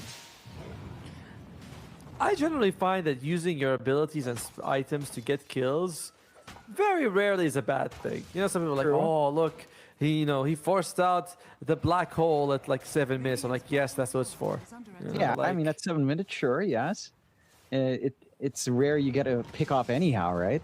Exactly. But like 30 minutes in, your BKB goes down to what? Is that 8 to 7 or 9 to 8? 9 to 8. Somewhere at that point, yeah, 9 to 8. So first BKB charge. The sad thing for Rune Eaters is they don't really have a way of playing in that, 70-second cooldown to maximize that. If they did, it would be a lot better. Not quite there. Nikki Cool almost gets his shard now. Has the Cloak of Flames, one of my favorite neutral items of all time. I love when this gave you 4 armor and 10% magic resistance. Oh, that was crazy when it gave that. So good. So good. And you get like a Manta and they all have that too, and you're like, that was the best. is nuts. I do miss Magic Res on my neutrals in general. I feel like Yeah, I me don't too. get enough. So it's GPM It's, now because we're support players. Oh, jump in. They instantly catch Nikki Cool. They'll get control off as well. Hook shot into the back onto Kaka. Kiss is flying in as well. Kaka not the safest here. Does get the finger off before dying, so it gets the softening up. We'll take extra small Vampire. BKB Stampede away for Nikki Cool. Still looking for the chase. Emo is so far forward. Massive kill for Malik. Can they escape with the Brewlings coming up the low? Wants this kill onto Ike. Won't find it with Xiaoye. So it's a 2 for 2, but they take care of that Earth Spirit. Emo, just too far. Huge. Like the fact that they can kill Emo like that. He rolls in, maybe not respecting them, and he will still be the highest net worth hero for a little while, but showing that, yeah, he can be killed. And again, the damage coming out from the Snapfire, really good. They focusing on Kaka. He probably needs a shard at this point. If you're the Lion, you're like, dude, get the shard. You can be sucking while she's kissing, and you'll be fine. Is there a chance that Emo's BKB was on cooldown, right, coming right off cooldown as he died, or because it's off cooldown now, right? That's the off cooldown icon. Yeah, it is, because not grayed out. You can see like the circles of the Centaur and the Snap. No, I think he had it available. It was. Oh, he just didn't get to pop it. Yep. Because I know it. No, sorry. No, go on, go on. I think I know the point you want to say is that when he used it to kill the clockwork you top. know, my little brain trying to make these tiny connections. I don't think so though. Like it felt long enough, right? Like it's a exactly. And what, 70-second cooldown? That was around a minute, so he would have had it 10 seconds into the fight, and that fight was like what, half a minute, maybe 40 seconds. So had enough of a window. Do like his build though. That's super cool. He's got a break Silver Edge on hand. He's having fun. I like the cosmetic actually, but looks like that Shiva's guard now finished on the Snapfire, so those kisses will be extra big. Nice big globs on the ground, and yeah, Kaka. No, I mean we don't see the Aghanim shard anymore now that plate mail doesn't synergize so well with a line like it used to, but it's still worth it. It is, and I do agree. Oh, Ike trying to be cheeky using this ward, but no sentry, and he's going to be taken out instead. Nice little kill from Emo. So Ike's been so patient with these plays, planting a ward, waiting for someone to walk up for like a Frost Spire, Chain Frost. Doesn't quite pan out. Good hunting. I think that Ike is... They get the breakout onto Naive. They were hunting him down.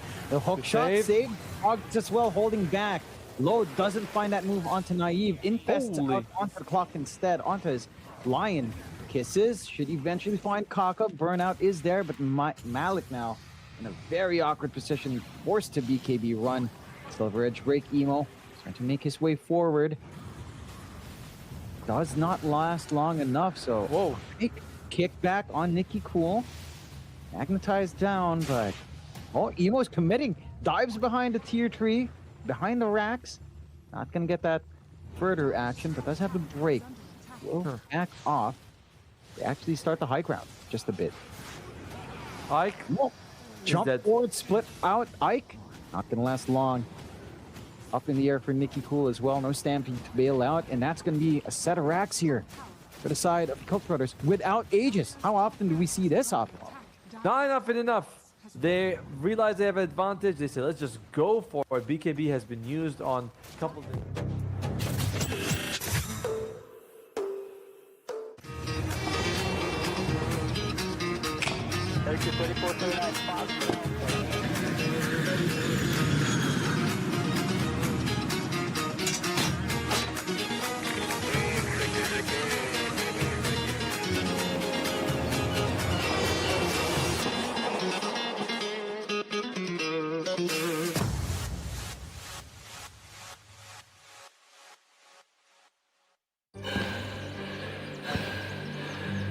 Өлкөмүздөр әр кадамы жаңа жетістікке жетелейтін марафон.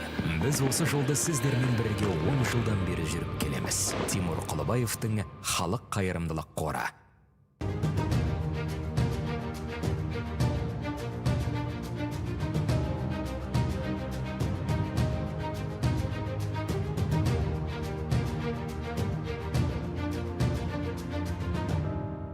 Центр кредит банкымен сіз қарапайым және заманауи шешімдердің ортасындасыз. Нық сеніммен жаңа мүмкіндіктер ашып, тексерілген сапаға сеніңіз. BCC-KZ мүмкіндіктерді кеңейтіңіз.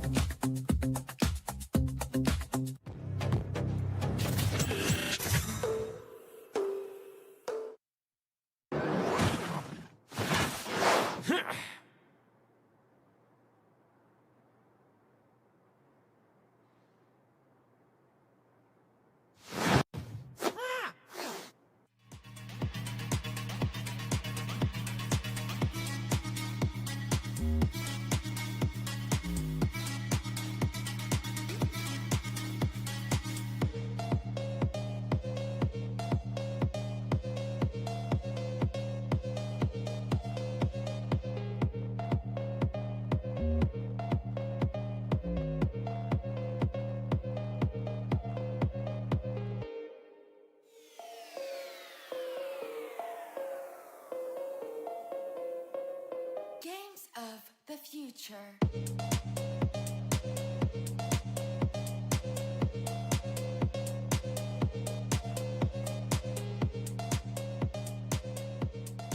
Hello everyone and welcome back to the Digital Games of the Future Astana 2026.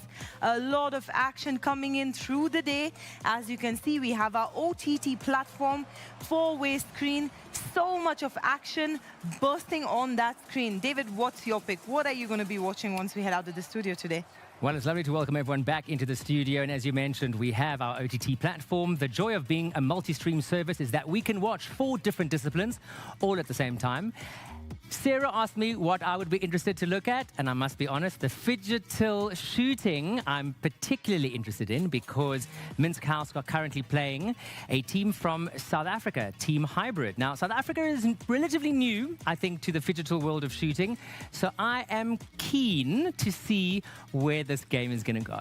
Absolutely, David. I love your pick, by the way, and I can see why you picked them. I don't want to be biased, but I want to see. I just want to see what's going to happen. I mean, it's a tough one because they're up against the Minsk House, who are coming fresh off a podium after coming 3rd last year. So there'll be a tough one.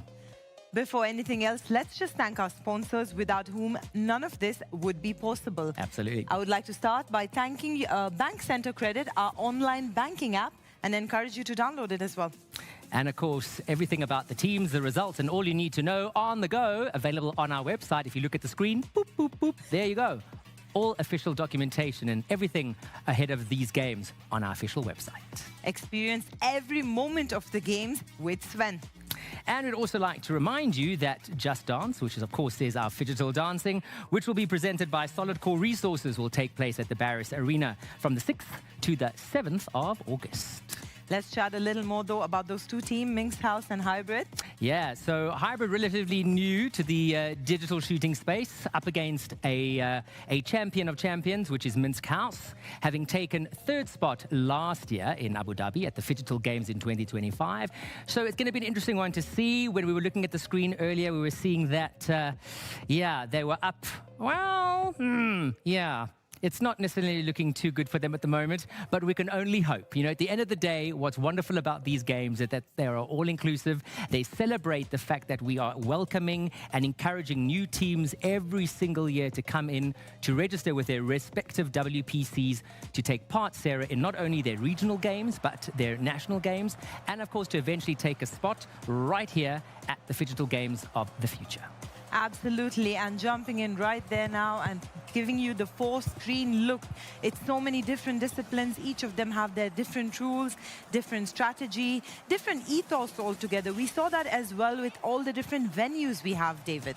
Yeah, absolutely. So some of these disciplines are a mixture of the hybrid, and probably for people who are new to the world of Phygital, maybe easier to understand and to grasp. And then, of course, we have those that are very much more like, for example, a Dota 2, or an MLBB that are very much more still in the esports, in the digital space. But what a great platform to be able to access, to be in a position where you can choose your sport of choice and flip between all of them as you need to. Something else I would love to touch upon with you, David, is about culture. When we started playing games way back in the day, it was just you and a screen. But now it's a whole world that connects everyone across borders. Absolutely. Many of these teams have players from different parts of the world. Yeah, that's what's so fascinating, Sarah, and you mentioned it so well, because the teams are really not necessarily representative of one specific country. We do, yes, speak about different countries being represented here, and that might be because any one particular team may have a representation from one country as the dominant team. However, in all aspects of these games, teams could be made up of multiple people from multiple nations all over the world. So it truly is the United Nations, I would say, of sports of the future. Most definitely, yes. Absolutely. I did see that even with the fans. They were coming in with posters and supporting different teams. And it was extremely interesting. Now, what's exciting is that we do have fans from all over the world. They are logging in from whatever device they're logging in at. And of course, we're constantly encouraging, especially if you are in Astana, to go and visit all of the various locations. Just like we have our OTT platform, we have our sports venues that are basically showcasing all of these disciplines at multiple times. So you are spoiled for choice. We have an MLBB video coming up real soon.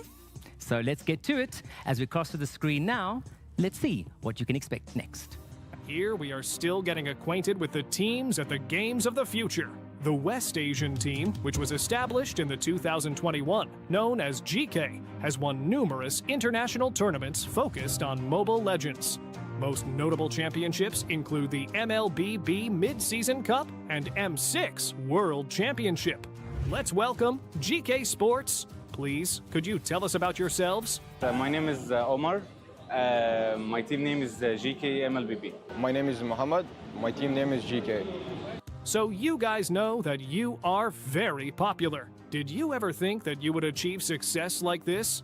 Yeah, of course I expected it, as like the team is investing in the players and the gameplay, so yeah. Thank you for your answer. Second question. What is the biggest lesson the GK team has learned from the international tournaments? I guess we gain a lot of experience from going to stage, you know. So yeah, that's helped us to be a champions. What makes GK different from other professional Mobile Legends teams? Is it your training? Something else? I think we're gonna have special preparations for this tournament. We're here earlier and we're gonna do better preparation, that's it. We all know you as somebody who relies on teamwork a lot. What's your secret? How come you have such good chemistry with each other? I guess we just practice, you know, a lot, and we already know each other, so it was kind of not that hard to build a synergy as a team, you know? Oh, I see. Okay, next question. Which victory means the most to GK so far, and why? For me, it was the MPL MENA Season 9 victory, because it was a revenge from Team Falcons for me. Wow, that's very cool. Do you want to share the biggest challenge for your team this year? The time, you know, and the new team. We were building a new team, so it was kind of hard to get a fast synergy for each, for the whole team. So yeah, that was it. Final question. What's the biggest thing behind the scenes that your fans don't know of? I think they don't know that we fight together too much. That was the GK Esports team. Thank you so much, guys. Good luck on the Games of the Future. I love that last comment there because it really describes family, right? He's like, we actually fight a lot. Yeah, and you know, at the end of the day, these guys look cool, calm and collected, almost innocent, but yet they are fighting fit and ready to take their fair share of that overall winning pool of $900,000. Also, don't underestimate how close they are because they do everything together. They train together, they eat together, and they spend days, or should I say weeks together. Yeah, and it just so happens that as we showcased Team GK, we know that they're playing currently, and we're going to be showing up next what Cutting live to that game now against Alpha 7.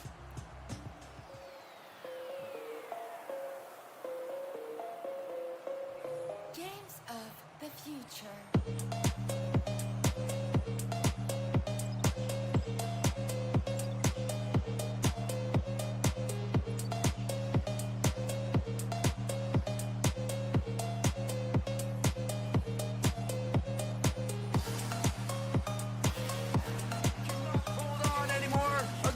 Onslaught. GK take game 1. I wish there was a CCTV recording of my reaction because I blew my brains out from that play coming out of Quanok. The future. And they're not even hyped, Renmar. It's just another Tuesday for them. Quanok, God among men when it comes to the Eudora. Definitely the MVP of this game. Be able to sneak a lot of good kills in the early stages, but that last one onto the Harley, I believe that best player showed that he popped the space escape and Quanok found an opening, an immediate burst. Unbelievable plays coming out from Quanok. And you could see it in the faces and reactions of Alpha 7. Even they don't know what hit them. I feel like at one point they just went, oh man, this Eudora, expletive. It's like, that is so understandable. Quanok did some crazy things with the Eudora in this game, and that last one I feel like it was just the perfect cherry on top where full-on team fight. Everything has gone to hell, but Quanok knew he had one job. Let me get someone down. Oh, it's gonna be this Harley. I see him right there. I'll flicker, I'll combo, I'll get the trade. What the heck? Oh, I'm in disbelief. Everybody's just improving right now in the world of Mobile Legends. You would think that this is, Alpha 7, they could have won the VCT Americas. They could have won the Wild Card. They have Nats, MSC champion. They have Zia and Shark. They have best player. The Cold World probably can easily take this game away from GK Esports, but that's not the case. In fact, GK Esports seem, the way that they're moving, the way that you're seeing them, it seems like they're even the team that has more years of MOBB compared to Alpha 7 in them. That's how ridiculous this game went by, and we're just here witnessing greatness, Quanok's greatness, specifically. This one. Oh my! Oh, it was so clean with it too. Everything happening in front of him, he was like, guys, I'm not using any of my skills to help you. I'm waiting for this Harley to come out. And it was the perfect call. You could feel the frustration from the other side of the screen because best player looked like he was so ready to fight. He was like, all right, I'm ready. Let's do this. Oh, I'm dead. Quanok has just taken me out. We don't have game MVPs, but that man is my MVP for this one for sure. Oh, 100,000,000%. But with all due fairness, commendable plays coming from Shen. Vital in this game. Yaga as well. And in many ways, Xena also showed us how it's done. Overall, GK Esports played as a unit. The way that they are protecting each other, the way that when Aizen goes in, there's always some follow-up. There's always someone who goes in first, and then Aizen can just clean up with the stun. And also the Revitalize, the way that they are utilizing it is so good because it baits out the members of Alpha 7, and it's like when they utilize the Revitalize, they achieve something afterwards. So I think that's also good from their end. But my oh my. GK with Quanok, definitely worthy of the game MVP award here. everything just started going so well for GK. And I think it doubles down also on what you mentioned in the team fights. Although you can only do so much to stop one man who knew his mission so well that he gets to achieve it time and time again. I mean, there were some glaring plays where you really have to point out that it looks like there was a lack of respect in terms of like the distant coverage from Cold World, even from Zia just a little bit. For a moment, it seemed like, or multiple moments, they forgot that there's Glory's Pathway to deal with, a flicker from the Eudora that can make the combo so much easier to pull off. And those moments where it felt like Alpha 7 were thinking and the gears were turning of like, okay, here's what we do next. That's when GK gets to capitalize. And they now lead this series 1-0. We're going to be going a quick break soon enough, but yeah, don't miss out on it. Alpha 7 now have to find a way to make a comeback through this as GK just got to shock and awe them, leaving them quite literally thunderstruck with Panok on the Eudora. Oh, and not only was Parnok's play really good, the way that they are surprising Alpha 7 and everyone watching right now, everybody was just on point and coordinated. And I think that we are going to see more of GK Esports afterwards. I want to see more personally, but that will be after this break, Redmar. Let's see when we come back if what happens in game number 2 will be the same as game number 1. See you after this.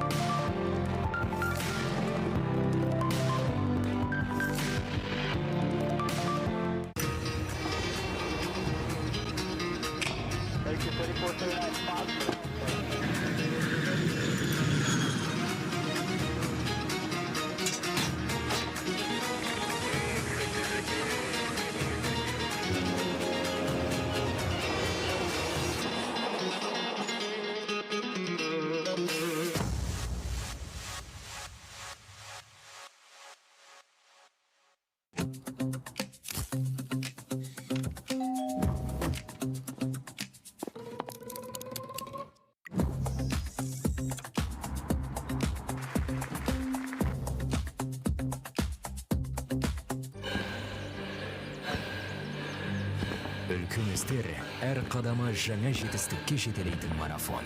Біз осы жолды сіздермен бірге 10 жылдан бері жүріп келеміз. Тимур Құлыбаевтың халық қайырымдылық қоры. Центр кредит банкымен сіз қарапайым және заманауи шешімдердің ортасындасыз. Нық сеніммен жаңа мүмкіндіктер ашып, тексерілген сапаға сеніңіз. BCC-KZ мүмкіндіктерді кеңейтіңіз.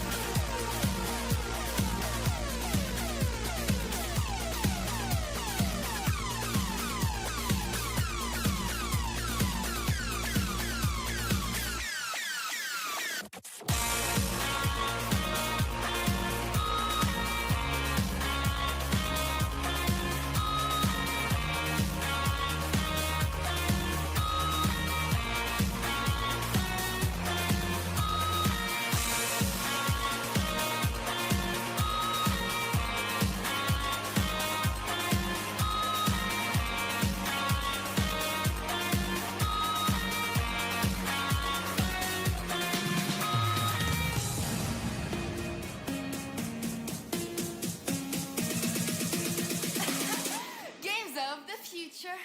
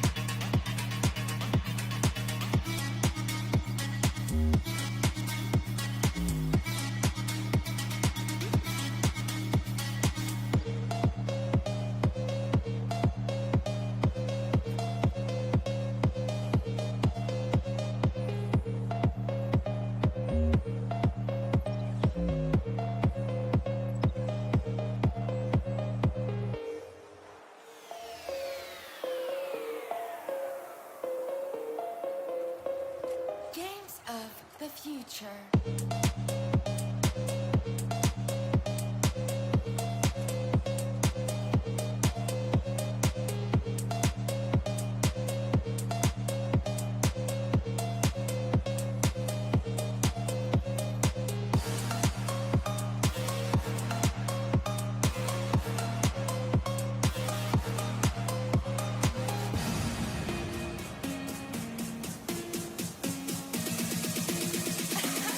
Games of the future.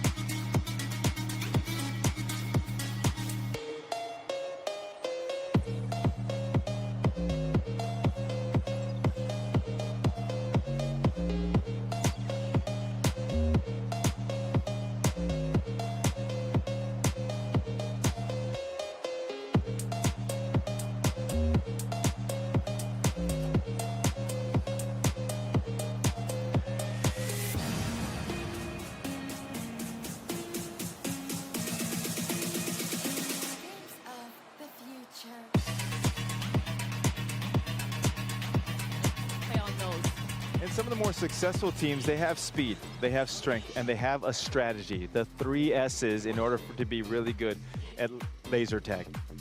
So because of that, we've seen just a growing number of the winning teams using all 3 of those things to their advantage.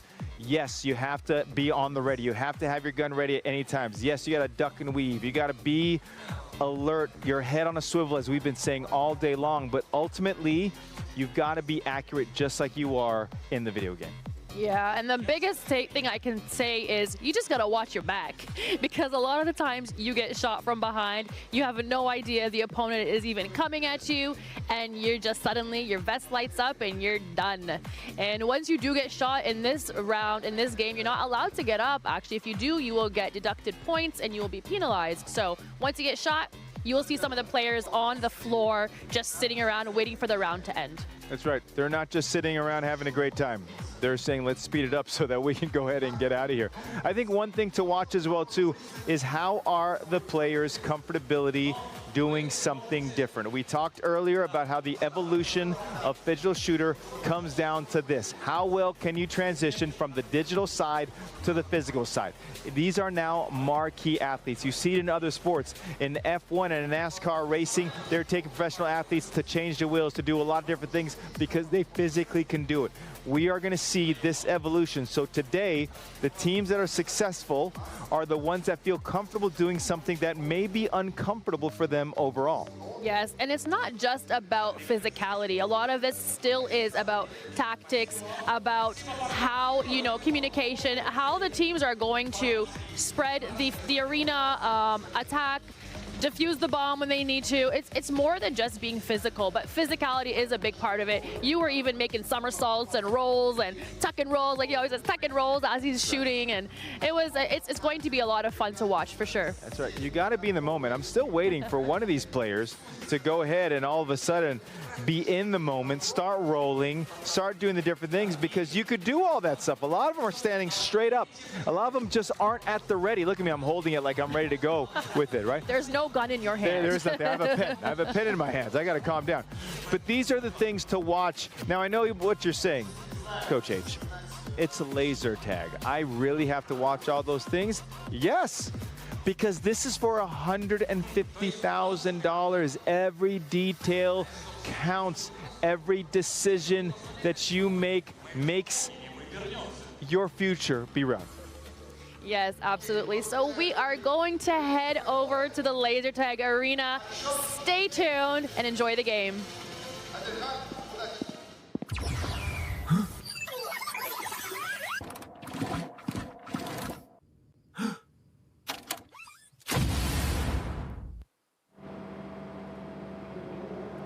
All right, thank you so much, Hernando and Jenna, and welcome to the Laser Tag Arena, where we're going to be seeing Minskaus and Team Hybrids fight for one more point. It's already a 2-0 series for Minskaus, beating both of the Counter-Strike maps on Nuke and Ancient. But now it is time to battle it out, and we are well underway. Round number 1. Let's go here, Waxon. Yeah, I mean, this was a rapid kickoff. I was not expecting the teams to be out there. Also, I see some very tall players here for the boys in white. You see the B-bomb side. They're actually approaching. The shooting hasn't really started. There's just control of the map positioning. A lot of information being shouted around. Let's see if we get the physical flames planted down, which is AKA the bomb, known as the physical flames. They can get it down. So far, so good. Little jump peek there on the left side, but it worked out. He got the frag. All right, and another one being caught here, and all the way on the edge of the arena. He's going to catch another player off guard. He's got no idea. The moment he turns around, he recognizes he got hit, but did he die? No, he's still playing. He's still going, and now he got knocked out. Oh, that would not happen in CS. That would not happen in CS, where you're trading and shooting unless you needed to reload and hide. Was there a 2 versus 4 we just witnessed through Ancient Temple that just obliterated them? I think we definitely saw 2 of the players in dark, which I'm not sure. On the move, but then it looks like the physical flames were left behind. And here we saw that battle going on, and all the way to the very edge of the field. Let's see if we hear any piece of information here. Peace out.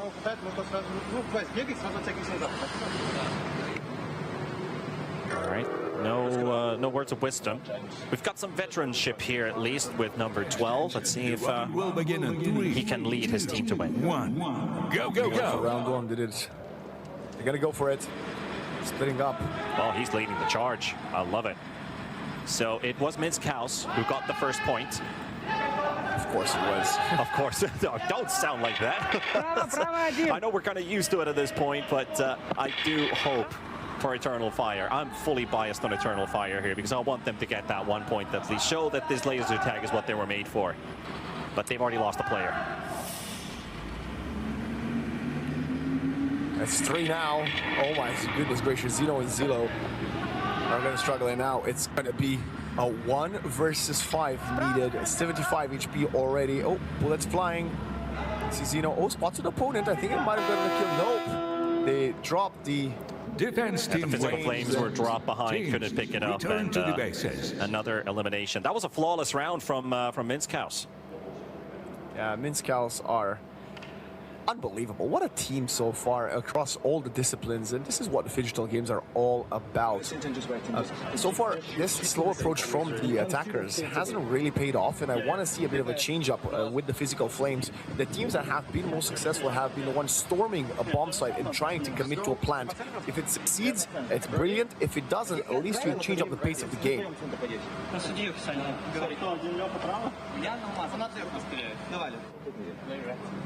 I do have to say, the person who was standing on the left, that was a really good way to rest your weapon when you're hugging it to your chest. Normally, if you have the strap of the weapon on your shoulder, you can let it loose and kind of hang it in front, pointing down. But that's one way to do it, by having your arms crossed and holding it there. It's a good way to rest your arms as well, save some energy. I think this is all about energy preservation as well, the further we go into this game. Let's just flying in, connecting. Slow down. One player down. They lost Fizruk. And it looks like Tager's taking some hits down in the middle area as well. He's in a battle. And he gets taken down too. Here is the opportunity here.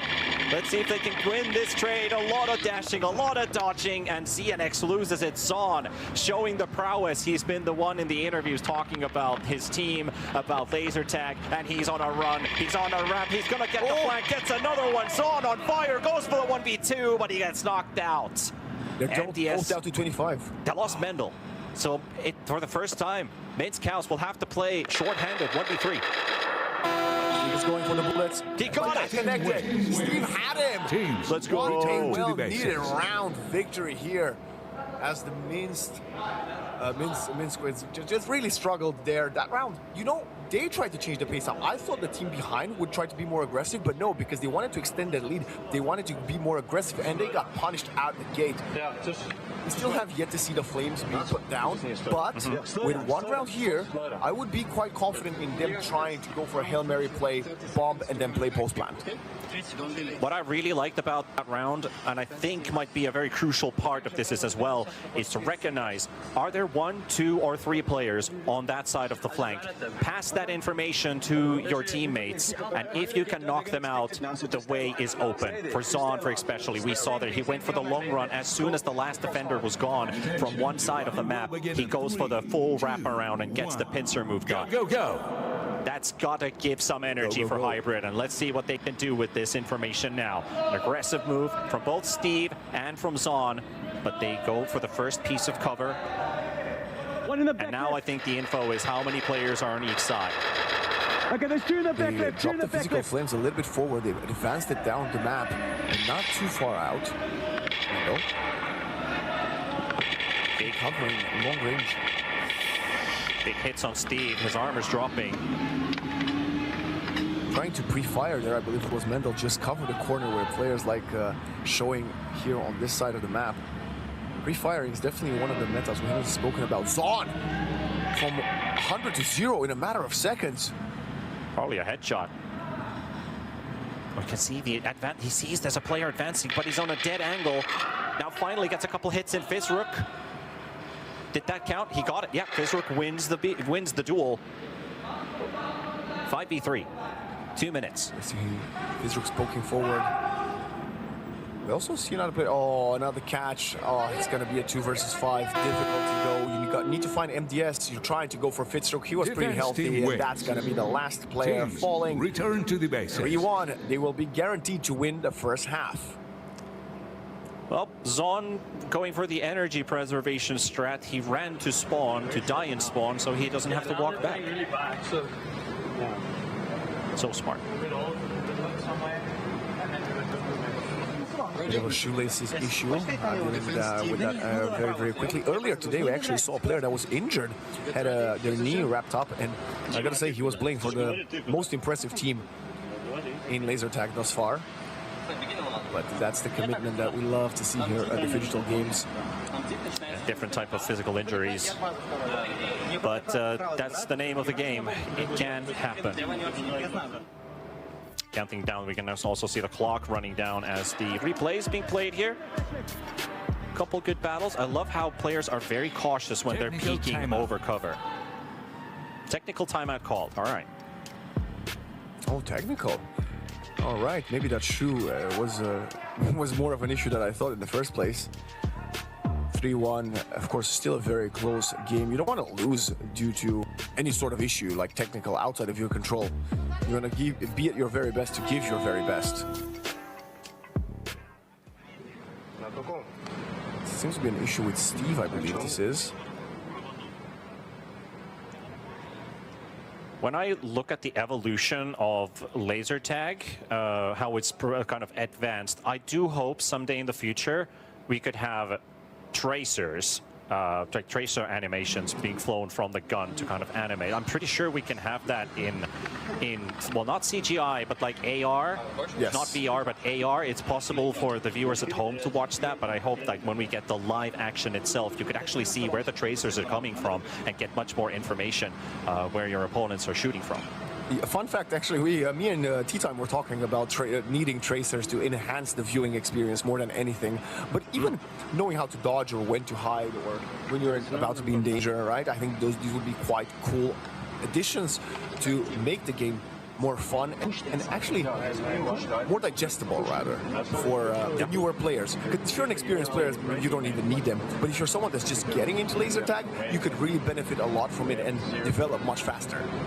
Because in laser tag, at least if you are wearing a headset or if you are listening to the laser tag, you can hear bullets flying past. So you know that someone's shooting at you and you can react to it.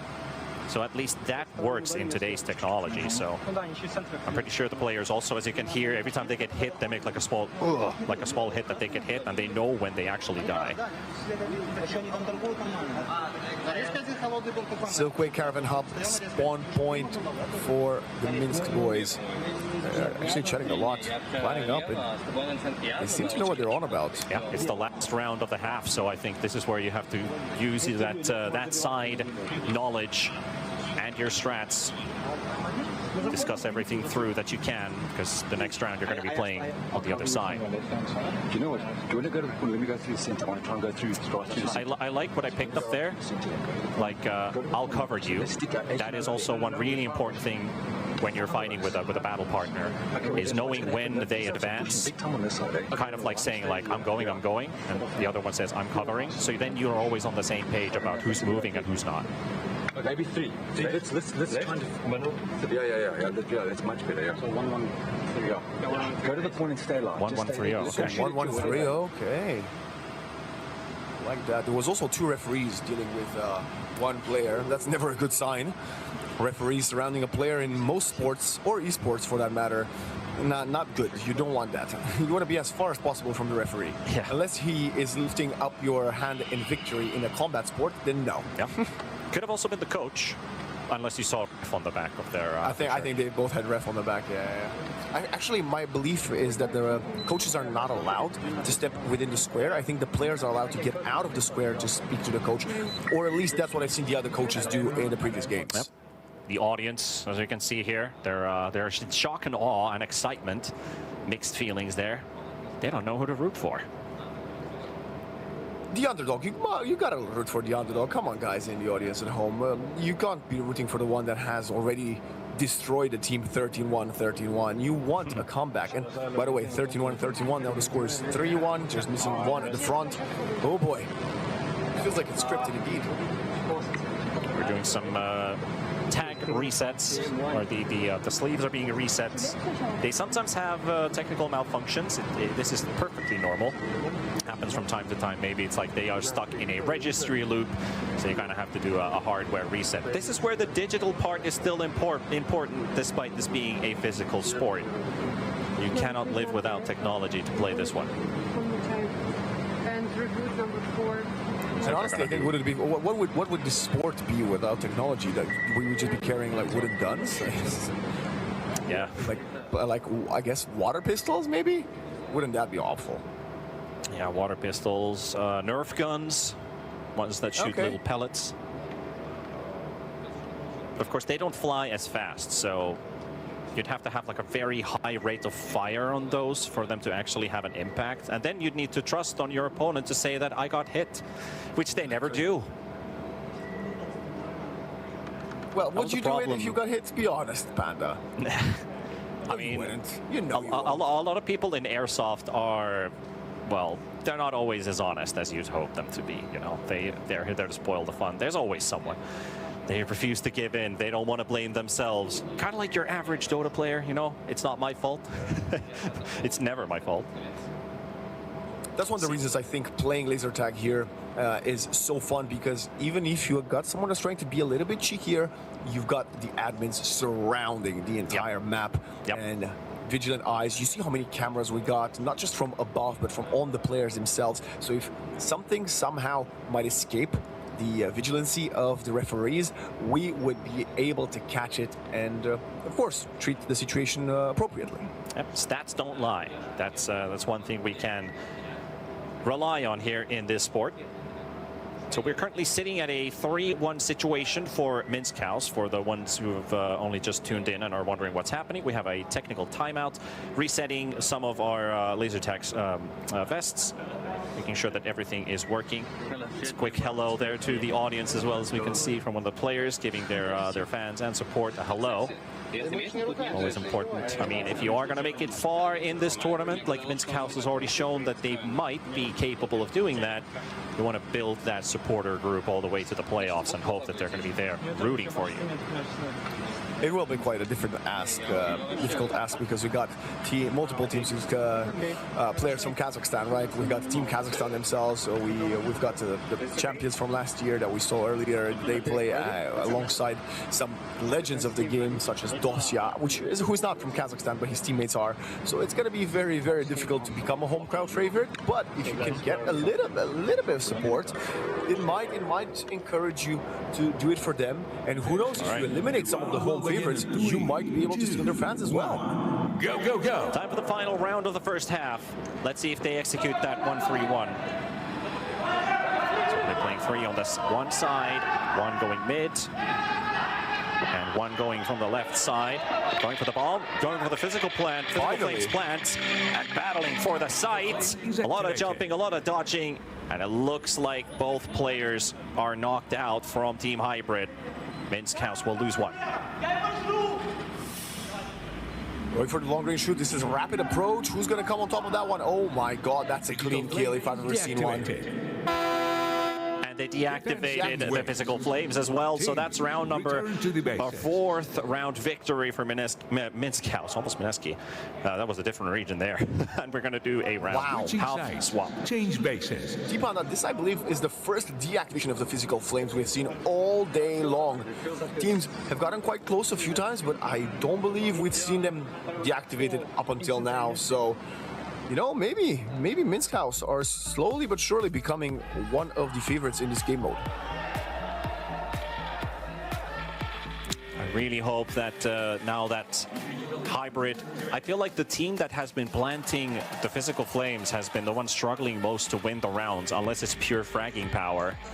So maybe switching sides could be a bit of a blessing for them. Otherwise, we are looking at the second 3-0 of the day for Minsk House. Trying to listen into the players right now.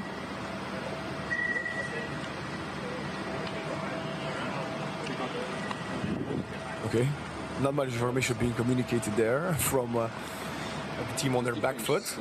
Sadly, I was hoping they would give us more insight, because it's always good to, you know, understand what goes on behind the mind of these players, especially as they do have each has 2 experts in laser tag and 3 Counter-Strike experts. Maybe do they just listen to the laser tag expert? Do you mix up some strategies? Do you just go with the flow because you got a massive lead? You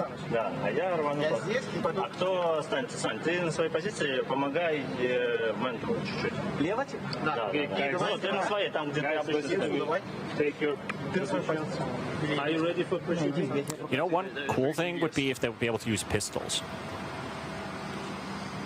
Absolutely. Rifles always make things a lot harder because you have a bigger reach, you have a much bigger equipment to control. But with the pistol, you can be much more nimble, and it is a lot more easier to be agile. So you can run around with the pistol, you can dodge to the side, you have longer reach with your arm. Oh, I've seen that before. The one finger tapping, I've seen that. I think some people in the high level of laser tag actually do that, where they just, you know, spam with one finger. Usually the players playing MOBA games are used to right and left clicking all game long, so that's something that carries over in Phygital from both digital to physical. So every corner you keep, you want to double up on the right here with me? I'm going to as well. You're going to with me as well? No.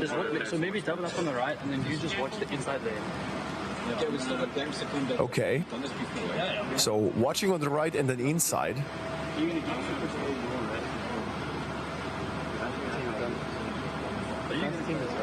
Number 13, unlucky 13 that is.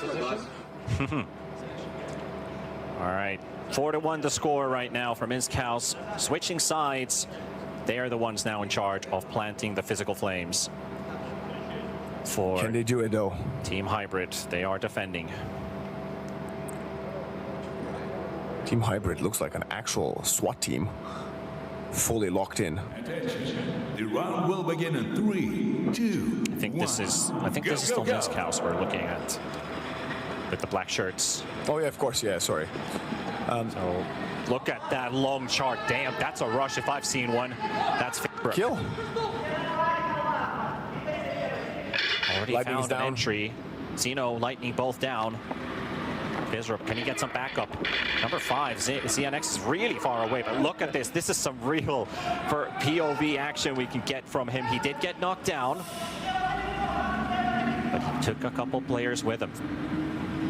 Tager falls. The flank from Steve. Okay, Steve did get dropped. Push you on the right. It's not that bad though. They still have 2 versus 3. There's a chance here for Hybrid. They've completely abandoned the physical flames for this round. Oh, I think they're shouting, they're communicating. Look at the hand gestures, trying to direct the focus of the aim. Minsk House really trying their best to get on top of them. Zon takes another 25 damage here.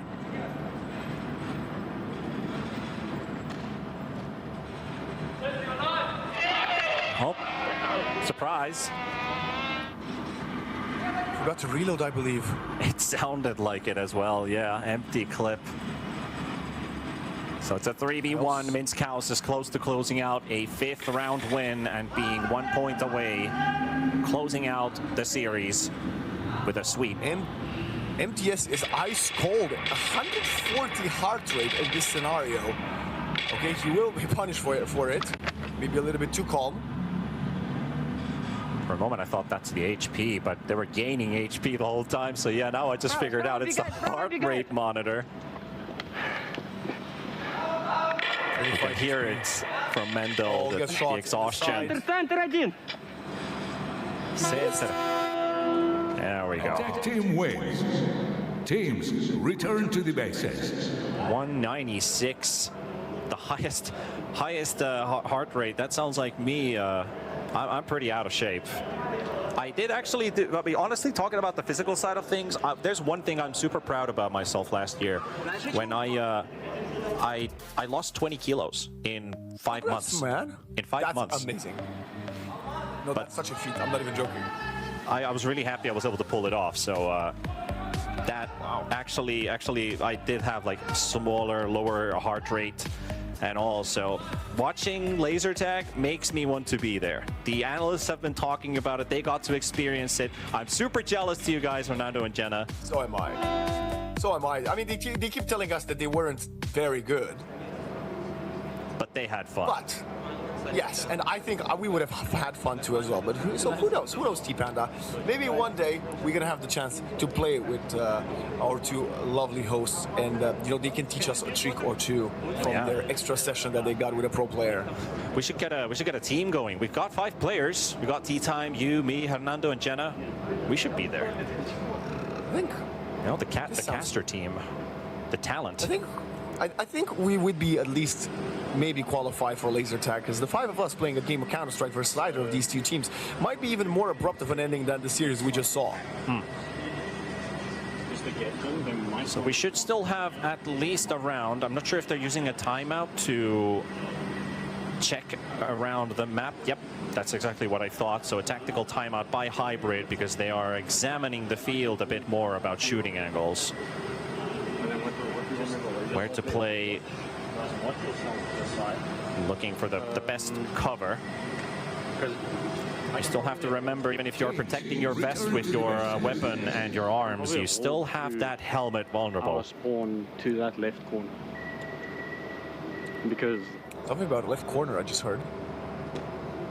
I mean, 5-1 down. It is going to be a tough mountain to climb. I have to be fully honest with all the you at home. Team Hybrid about to join the bottom 2 teams of the tournament when it comes to points. If they can't win a few more here.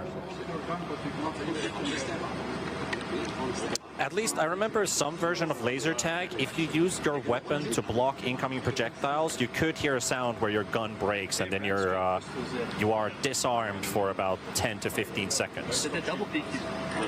So I'm not sure if it applies in this game, because they also had the tags all over the rifle, so you could disarm a player. Begin in 3, 2. But let's go. This could be the last round. They're splitting up. They're going straight for it. Look at how fast they are. Oh my God, inside. They talked about this on the tactical timeout to protect this physical flame site, and they are getting it down, and it is activated. He's got a very good corner to hold. The player right here, Zon, can't see him. Now he does, gets a couple hits on the back Tager, is out. Zeno is also out, 4v4. But there are 2 players protecting the flames. The time is ticking. They need to go for the defuse faster. They need to disarm it faster, rather. 4 versus 4. The time is ticking, though. They have a really good hold. Minskhouse holding this really well. They still have the manpower to protect the flames from exploding. Now they're going to go for the attempt to defuse it. Do they make it in time? Nice bodyguard protection here from Lightning, but they both get knocked out. And I think that's it. The flames explode. They set fire to the map, and Minskhouse, they own the house. 3-0 sweep. 1 round on each of the map. It doesn't matter if it's Counter-Strike or if it's laser tag. A statement has been made, and I don't even know what to say. It looked like they could have done it in any different way. They didn't just have a single tactic they stuck to. They had versatility, they were unpredictable, they were consistent, and this was a masterclass in how to convert a laser tag victory. Perfectly played out. A very good day as a whole for Minskhouse. They have to be very proud about their performances today and continue with that same energy tomorrow when they continue their games. Perfect showing, 3-0 sweep, joining the shared top 2 teams with Team KZ or Team Kazakhstan. The analyst desk will break down more about today's games. This last series is now over. We'll talk about what did we witness today, what are we watching tomorrow? Well, we have 4 more series of 3 ahead of us and whole different matchups. Quickly, before we throw it over, actually, I think we don't really have time for any questions here, so getting ready to throw it back over to the desk. We're pretty much done here, so thank you for listening to us at the caster booth. This was T-Panda and Waxen, and we'll throw it over to the panel. Enjoy, guys.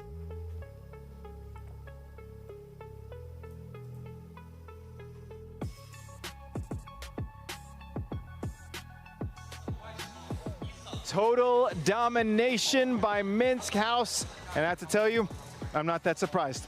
All I know is that we saw some great play out there in the laser tag arena. We saw speed, we saw strategy, and we saw strength. Yeah, totally not surprised. We called that, the casters called that, and yep, they came in, dominated, and just took the leaderboard straight from the get-go, 6-1. Congratulations to Team Minskhouse for that win. And they are showing why they could be the favorite moving in. I know it's day 1.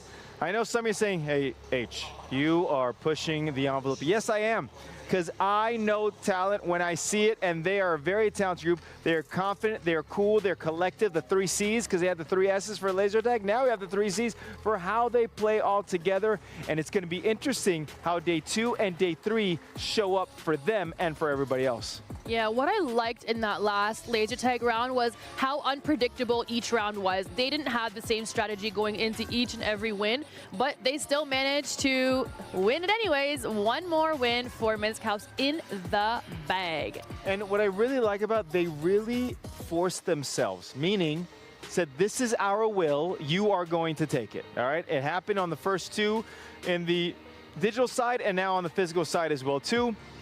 I think over time, they're getting some chinks in the armor. What are the weaknesses? We don't know yet because, quite frankly, Team Hybrid has to go back to the drawing board and figure out what they need to do to be really successful. Yeah, I think their weaknesses will show up when they play.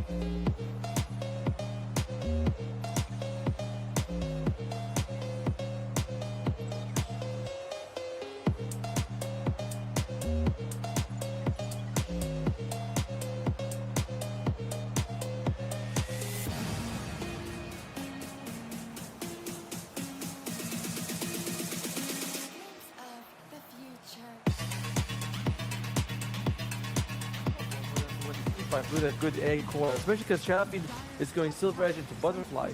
That does nothing against magic damage. I don't expect Tiki Cool to get an early BKB. Malik as well. He might get the shard just so he can break coils, but that's about it. It's going to give a little bit of a gap here that they can try to abuse in your Cult Brothers. And I will say for the state of game, right? Like Rune Eaters are 4-16, 4 times the kills, 7k up. But if you look at the farm distribution, it's not the worst state of game in the world, right? Like you have parity between most of the cores. Like what? It's 1k behind here for Xiangye in comparison to Malik. They will try to pop Solar Guardian out, catching the Phoenix again, but the egg this time flies on. But there's nothing to protect it. The hoof stop, trying to buy time, not enough time coming in. The Harpoon to chase forward here from Malik as well. Can they find the damage? Get the coil out. Getting action on low, but doesn't have enough damage either. They'll lose Xiangye and they'll lose low in the chase, and they might even lose Emo. They will. Big cleanup for the side of Rune Eaters, and your Cult Brothers commit hard, hoping for the best, but finding none. A very awkward fight, unfortunately. Stampede was like that comes out, surrounded by 4 people. It feels like one of those beginner eggs when you play Phoenix for the first time. You're like, oh, he's gonna be a team wipe. You know, where you're like, oh, like right in the middle for maximum damage. Like, no, you shouldn't do that. An egg on the edges, and then he tries to save him on Shan Yu with the Centaur. Stampedes in, kind of wastes it. Yeah. Yeah, if they can maybe again get all these pieces working together, but the order was just not right. Chan Ming forced to get that awkward egg, and we'll have to see if they can get that combination back up. On the side of Rune Eaters again, in control so far, 4-21. 13k lead so far. And the side of your Cult Brothers again, still looking for a way to get back into this game. They catch Emo once more. This slippery puck, not so slippery this game. This extra small Vampire making up for that game 1 now. 4-2-2 on the board. As there's just no gameplay for your Cult whatsoever. They need to find a way to actually get this draft going. Might even hunt low. Moonlight Shadow is good. And they get the first Forest Strike into the arrow, and Lowe's just dead. No shard, no way to morph. Sitting duck outside of water here for the Morphling. 4-2-3 now. Oh. Rune Eaters rallying to what looks like could be a 3-game series. Yeah, it's shaping up really nicely. They've got the advantage. 16k up now. Aegis for 2 minutes still up. Rune Eaters, again, just completely in control. And if you're your Cult Brothers, it feels like you just need so much more time. And it's like, it doesn't feel like they can really find that time at all. Like, there's no stall that can come in. And I don't know, like, Lowe's so far, parity was there a while ago. Now he's just really not quite there. Needs so much more. And this Morphling, this SF, Naive is just going crazy. The butterfly buildups there. You've got the BKB running now on Nikki Cool. And we were talking about the magic damage here earlier on, but with a BKB up, I don't think you can even find that magical damage to leverage anymore. We'll have to see. Butterfly again, still being built up here by Naive, but has that full silver edge as they are TPing in. They're making their way top. They already have that shrine. They have the outpost. They're sneaking in to make this jump. Emo again, he's the last hope. Despite does manage to go away. Does bail out in the nick of time. Needs to save that, but yeah, it's all about stall. They can still make this work, but it has to be perfect. Big hoof stomp, big egg, good spirits being thrown out. Heck, even the wards coming in, and maybe you can find some kills. You get back in. Requiem, Naive, looking for the play.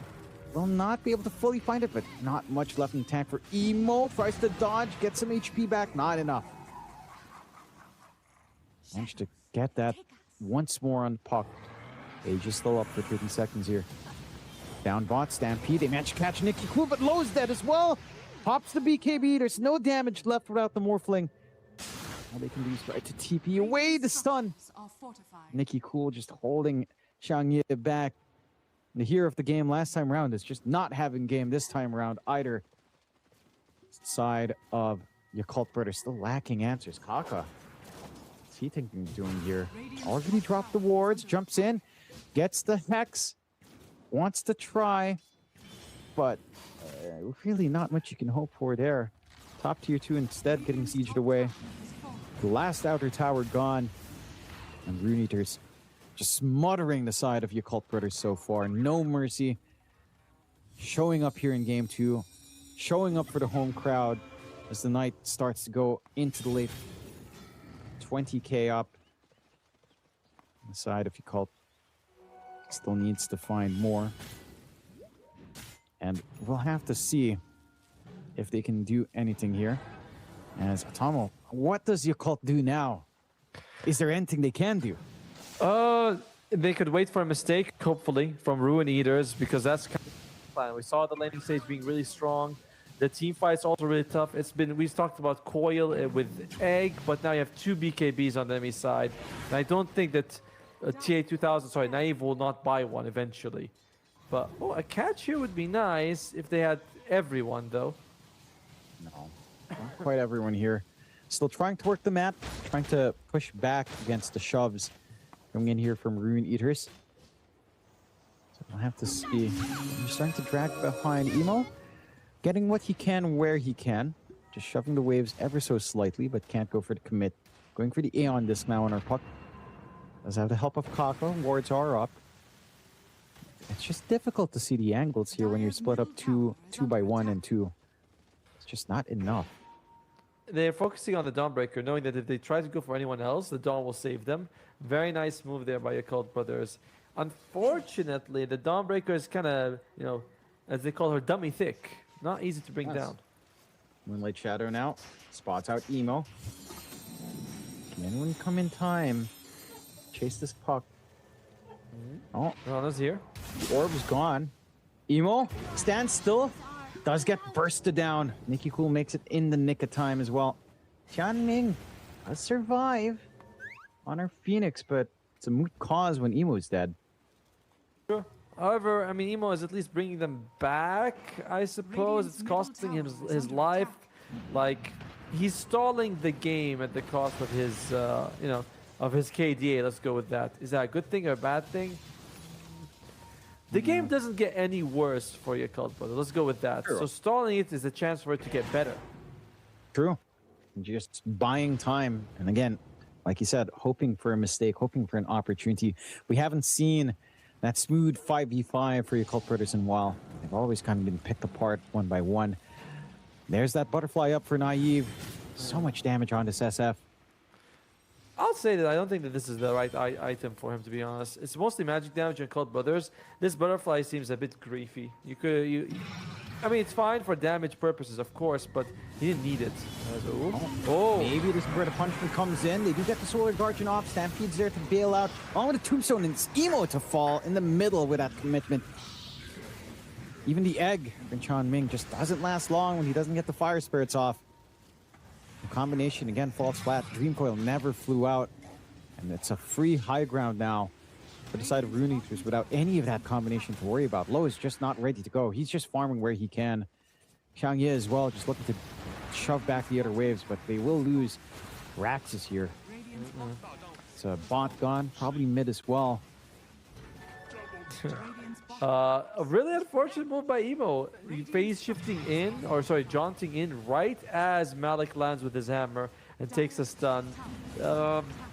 Yeah, that was actually a solid egg and a solid stun, and Low's dead. Yep. Taken out up top. While the rest of that action, the push still goes on in mid. And could just be Megas here at 28 minutes in, going to 29. They really want to push the envelope, and they will. There's no reason to back off. No egg combo. The coil alone is not enough. No low for half a minute. Even they get the attack speed running. That cheeky little spell on the SF, which I do find really funny. Feast of of weird little thing. Souls. Feast of Souls. I've seen people pick that up in lane. It's actually oppressive. And I actually sincerely believe, as they call the GG, and Rune Eaters again clean out very nicely here in game 2. I sincerely believe that actually leaving Presence of the Dark Lord at level 1 and going for a Feast of Souls is actually a crazy way to play. Still, Rune Eaters have a crazy game 2. Complete domination start to finish. I mean, what went wrong for your Cult Brothers here, Atomo? What happened? We touched on it, right? At the very start, we said these 3 lanes, Rune Eaters is going to win all 3 of them. And shot by a shocking amount. But it was fine. If you're a couple, it's like, it's okay. Our laning phase is going to be a bit rough, but we're going to win. But Excess Vampire gets massive arrows on the puck, on Low. They bring Low in first blood, then they bring another kill. And after that, the team fight, which was a couple of the strongest comeback method, Dream Coil into Egg, we never saw that combo really manifest.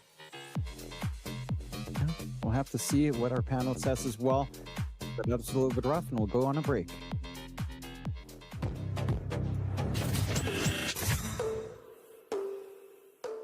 Центр кредит банкымен сіз қарапайым және заманауи шешімдердің ортасындасыз. Нық сеніммен жаңа мүмкіндіктер ашып, тексерілген сапаға сеніңіз. BCC-KZ мүмкіндіктерді кеңейтіңіз. Үлкен істер әр қадамы жаңа жетістікке жетелейтін марафон. Біз осы жолды сіздермен бірге 10 жылдан бері жүріп келеміз. Тимур Құлыбаевтың халық қайырымдылық қоры.